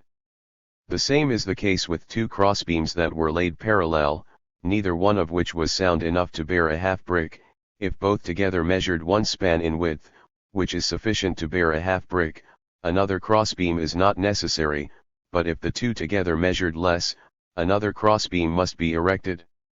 R. Simeon ben Gamaliel, however, said, that if the 2 crossbeams were sound enough for the length of p. 30. 3 spans to bear a half brick, another crossbeam is not necessary, otherwise, it is necessary. If 2 crossbeams were put up across an entry, one of which was higher than the other, they are regarded as being on a level, provided the higher beam is not over 20 ells above ground and the lower one not less than 10 spans above ground. Thus said R. Jose bar R. Jehuda. Said Abai, R. Jose bar R. Jehuda holds with his father in one instance only, that the two beams are regarded as being on a level, but he differs with him in the other, namely, that the higher beam must not be over 20 ells above the ground, for R. Jehuda declared in a previous Mishnah, that even if it were over 20 ells in height, the entry is valid. R. Jehuda saith, it must be wide enough, even if it be not sound enough. R. Jehuda taught Hayabar Rabbite in the presence of Rabbite, it is sufficient, if the crossbeam be wide enough even if it be not sound enough. Said Rabbi to him, teach him, it should be wide and strong enough. Did not, however, R. say in the name of Rabbite, it is sufficient, if it was 4 spans wide, even if it be not sound enough? 4 spans width makes a difference. If the crossbeam be of straw or reed, etc. What does the Mishnah mean to teach us by this decree? That we regard certain things in a different light? This has already been taught us previously. In the former teachings, however, one certain kind of crossbeams was dealt with, namely, of wood, hence we might assume, that with straw or reed it might be different. For this reason we are given to understand that straw or reed may be regarded as metal. If it be crooked, it is regarded as straight. Is this not self-evident? The Mishnah wishes to impart to us the teaching of our Zera as follows: if the crossbeam was crooked only outside of the entry across which it was laid, or was crooked above 20 ells from the ground, or again, if the crossbeam was 10 spans above the ground and the crooked part of it below the 10 spans, the validity of the entry depends upon whether, if the crooked part of the crossbeam were removed, the straight part left would be distant 3 spans from the wall. If the distance is less than 3 spans the entry is valid, but if it be over 3 spans another crossbeam must be erected. Is this teaching also not self-evident? Nay, it is necessary that we be instructed to this effect, lest we presume that the crooked p. 31 part on the outside of the entry carry with it the straight part on the inside and thus the entry is invalidated. Hence we are given to understand, that such is not the case. If it be cylindrical, it is regarded as square. For what purpose was it necessary to add this? This was taught us on account of the last clause in the Mishnah, which states, that anything, measuring 3 spans in circumference is 1 hand in width. Mishnah, the side beams in question must be 10 spans high, be their breadth and thickness whatever they may. R. Jose saith, they must be 3 spans wide. Gemara, shall we assume that the Mishnah, which is rendered anonymously, is in accordance with the opinion of R. Eliezer, who holds that 2 side beams are necessary? Nay, the side beams in question refer to side beams necessary for all entries. If this be the case, why did not the previous Mishnah state crossbeams instead of the crossbeam? The above Mishnah means to state, that the side beams concerning which there is a difference of opinion between the sages and R. Eliezer should be 10 spans high, be their breadth and thickness whatever it may. How much is meant by whatever it may? R. Haya taught, even the breadth and thickness of a thread of a sarabal. 1. Aboritha states, if one made a side beam in 1/2 of an entry, he has only a half of an entry. Is this not self-evident? We might presume that because one must not use the whole entry, hence the half must also not be used, and we are taught, that the half may be used. Rabha said, if one made a side beam for an entry and it was 3 spans distant from the ground or 3 spans away from the wall, it does not count, and even according to our Simeon ben Gamaliel who holds an object to be lavud although 4 spans distant, the side beam is of no use, because our Simeon ben Gamaliel's opinion applies to an object which is 4 spans distant at the top, but at the bottom, where goats can pass through, a trifle less than 3 spans is the maximum distance. R. Jose saith, they must be 3 spans wide. Said R. Jehuda the son of R. Samuel bar Sheila in the name of Rabbite, the halakha does not prevail according to our Jose either where brine is concerned to or where a side beam is in question. P. 32. Said the schoolman to him, dost thou confidently assert this? And Arjehuda answered, Nay. Said Rabha, by the Lord. He said this of a certainty, and we accepted it from him. Why then did he say nay? Because, we have learned elsewhere, that wherever our Jose made an assertion, he always had good reason for it. Said Rabha bar Arhana to Abai, according to whom, however, does the halakha prevail concerning the side beams? He answered, Go and observe the custom of the people. It was taught, a side beam, that was standing of itself, i.e., that had not been especially erected, is, according to Abai, valid, and, according to Rabha, not valid. If the side beam was not depended upon to serve the purpose on the preceding day, all agree, that it is not valid, but if it was depended upon for that purpose, Abai declares, that it may be utilized, because it was depended upon on the preceding day, while Rabha holds that not having been erected for that purpose it must not be used. As for a partition, standing of itself, there is no difference of opinion, and all agree that even if it was not intended to serve as a partition, it may be used, and the reason they differ in the case of a side beam is because each holds to his own theory. Abai regards a side beam as a partition, and a partition may be utilized under any circumstances, while Rabha regards a side beam merely as a sign, and as such it must be especially prepared for the purpose before it may be used. An objection was made, come and hear, if stones protruded from the fence around an entry and they were less than 3 spans apart, another side beam for the entry is not necessary, but if they were 3 spans apart, another side beam must be erected. Here the case is also, if the stones were so arranged purposely to commence with. If such be the case, is this not self-evident? We might assume that the stones were arranged in that manner with the intention of adding more to them, hence we are given to understand that this may be done. Another objection was made, come and hear, Rabbi was sitting in a certain entry and Arhuna was sitting before him. Said Rabbi to his servant, Go and bring me a pitcher of water. Before his servant returned, the side beam at the entry fell, and Rabbi motioned to his servant to remain where he was. P. 33. Said Arhuna to him, Did not master hold, that the tree standing in the entry may be regarded as a side beam? And Rabbi answered, That scholar is as a man who never understood a halakha. Did we depend upon that tree to serve as a side beam yesterday? Now, we see, that according to Rabbi, had the tree been depended upon on the preceding day to serve as a side beam, it would have been valid. Shall we assume, that Abai and Rabha differ concerning a side beam standing of itself even if it was not depended upon on the preceding day, but if depended upon, both agree that it may be used? Nay, we cannot say this, because there was a pillar in the house of Bar-Habo concerning which Abai and Rabha differed all of their lives. Mishnah, side beams may be made out of anything, even of such as are possessed of life. The latter, however, is prohibited by our Meir.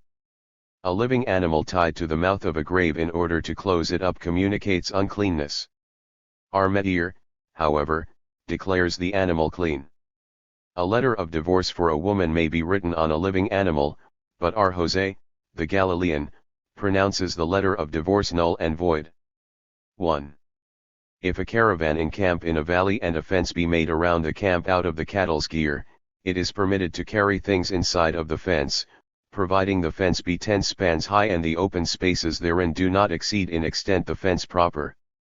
Every open space which is 10 spans wide is permitted, for it is considered as a door, but such open spaces as are more than 10 spans wide must not be used. Gemara, it was taught, if the open spaces of the fence equaled in extent the fence proper, our Papa said, the fence is valid. Arhuna bar Jehoshua however said, it is not valid. Our Papa held it to be valid because so was Moses taught by the Merciful One, the larger part must not be broken. Arhuna bar Jehoshua held it not to be valid because the Merciful One taught Moses thus, the larger part must be fenced in. p. 34. An objection was made. Our Mishnah states that the open spaces must not exceed in extent the fence proper, but if the space was equal in extent to the fence it should be valid. This question remains. Another objection was made. Come and hear, if a caravan encamped in a valley and a fence was made with camels, with saddles, with the baggage, or with sticks, or with bundles of herbs, things may be carried inside the fence, providing the space between each camel does not exceed the size of another camel, or the space between each saddle does not exceed the size of another saddle, etc. Here the case is, that the space between two camels should be large enough for a camel to go in and out, but not the exact size of a camel. Another objection was made. Walls of which the greater part consists of windows and doors are valid, providing the wall proper is larger in extent than the space. If, however, the space and walls are equal, the walls are not valid. This would be contradictory to our Papa's opinion. It is contradictory, but the halakha remains according to our Papa. How can it be, that there should be a contradiction and still the halakha should prevail according to our Papa? It is possible, because our Mishnah states, that the open space should not exceed the fence proper, hence if space and fence are equal, the fence is valid. Consequently the halakha prevails according to our Papa. Mishnah, a fence may also be constructed with 3 ropes, one above the other, providing the space between each rope be less than 3 spans, and the measure of the 3 ropes together exceed 1 span, so that the entire attain 10 spans. A fence may also be made of cane laths, providing the space between the canes be less than 3 spans. All these regulations apply to a caravan only. So saith our Yehuda, but the sages maintain, that the caravan is particularly spoken of in order to adduce therefrom that which is generally done. Any partition which is not constructed on the principle of warp and shoot is not a partition. Such is the dictum of our Jose bar Yehuda, but the sages hold, that constructing it according to either one of the 2 principles is sufficient. Gemara, said our Hamnana in the name of Rabbi, it. p. 35. Was said, that the solid part of the partition must exceed the space of the partition when constructed on the principle of the shoot in order to make it valid. The question, however, arises by me concerning a partition constructed on the principle of the warp. What is the law? Said Abai to him, come and hear, our Mishnah states, that the width or thickness of the 3 ropes together must exceed 1 span in order to make the entire fence 10 spans. If it were the same with a fence constructed on the principle of the warp as with one constructed on the order of the shoot, why does the Mishnah specify one which, including all the ropes, will bring the total up to 10 spans? How can such an assertion be made? Where should the space of 4 spans be placed? Should it be placed at the bottom, i.e., between the ground and the first rope, then the space will be large enough to permit of goats passing through and the fence will be of no use. Should it be placed at the top, i.e., between the second and third rope, then the space between the 2 ropes, together with the space above the third rope, will nullify the third rope entirely, because the third rope will have no connection whatever with the 2 lower. Should it be placed in the center, i.e., between the first and second rope, then there will be only a quasi-solid partition at the bottom and the same at the top, but between the 2 there will be virtually an empty space of 4 spans. Should it be assumed that such a partition can also be accounted lawful where the solid parts are disconnected, and an empty space exists between them? Cane laths. How can our Yehuda say, that all these regulations apply to a caravan only, and not to individuals? Have we not learned elsewhere, that our Yehuda said, it is not allowed for an individual to construct a partition for the Sabbath around a piece of ground, wherein more than 2 saws of grain could be planted? Hence if the piece of ground is only so large that 2 saws of grain can be planted therein, he may make the partition. This can be explained in the same manner as R.N. Ahman, and according to others R. Bibhai bar Abai, explain the last clause of our Mishnah, viz., any partition, which is not constructed on the principle of warp and shoot, is not a partition. Such is the dictum of our Jose bar Yehuda. The question was made, whether such could be the dictum of R. Jose Bar Jehuda. P. 36. Did we not learn in a Boraitha, that no difference is made as far as a fence constructed with ropes is concerned between a caravan and an individual, except that the space enclosed by the fence must not for one man or even for two exceed that in which 2 saws of grain could be planted? For 3 men, however, who are regarded as a caravan, a space in which 6 saws of grain can be planted is allowed.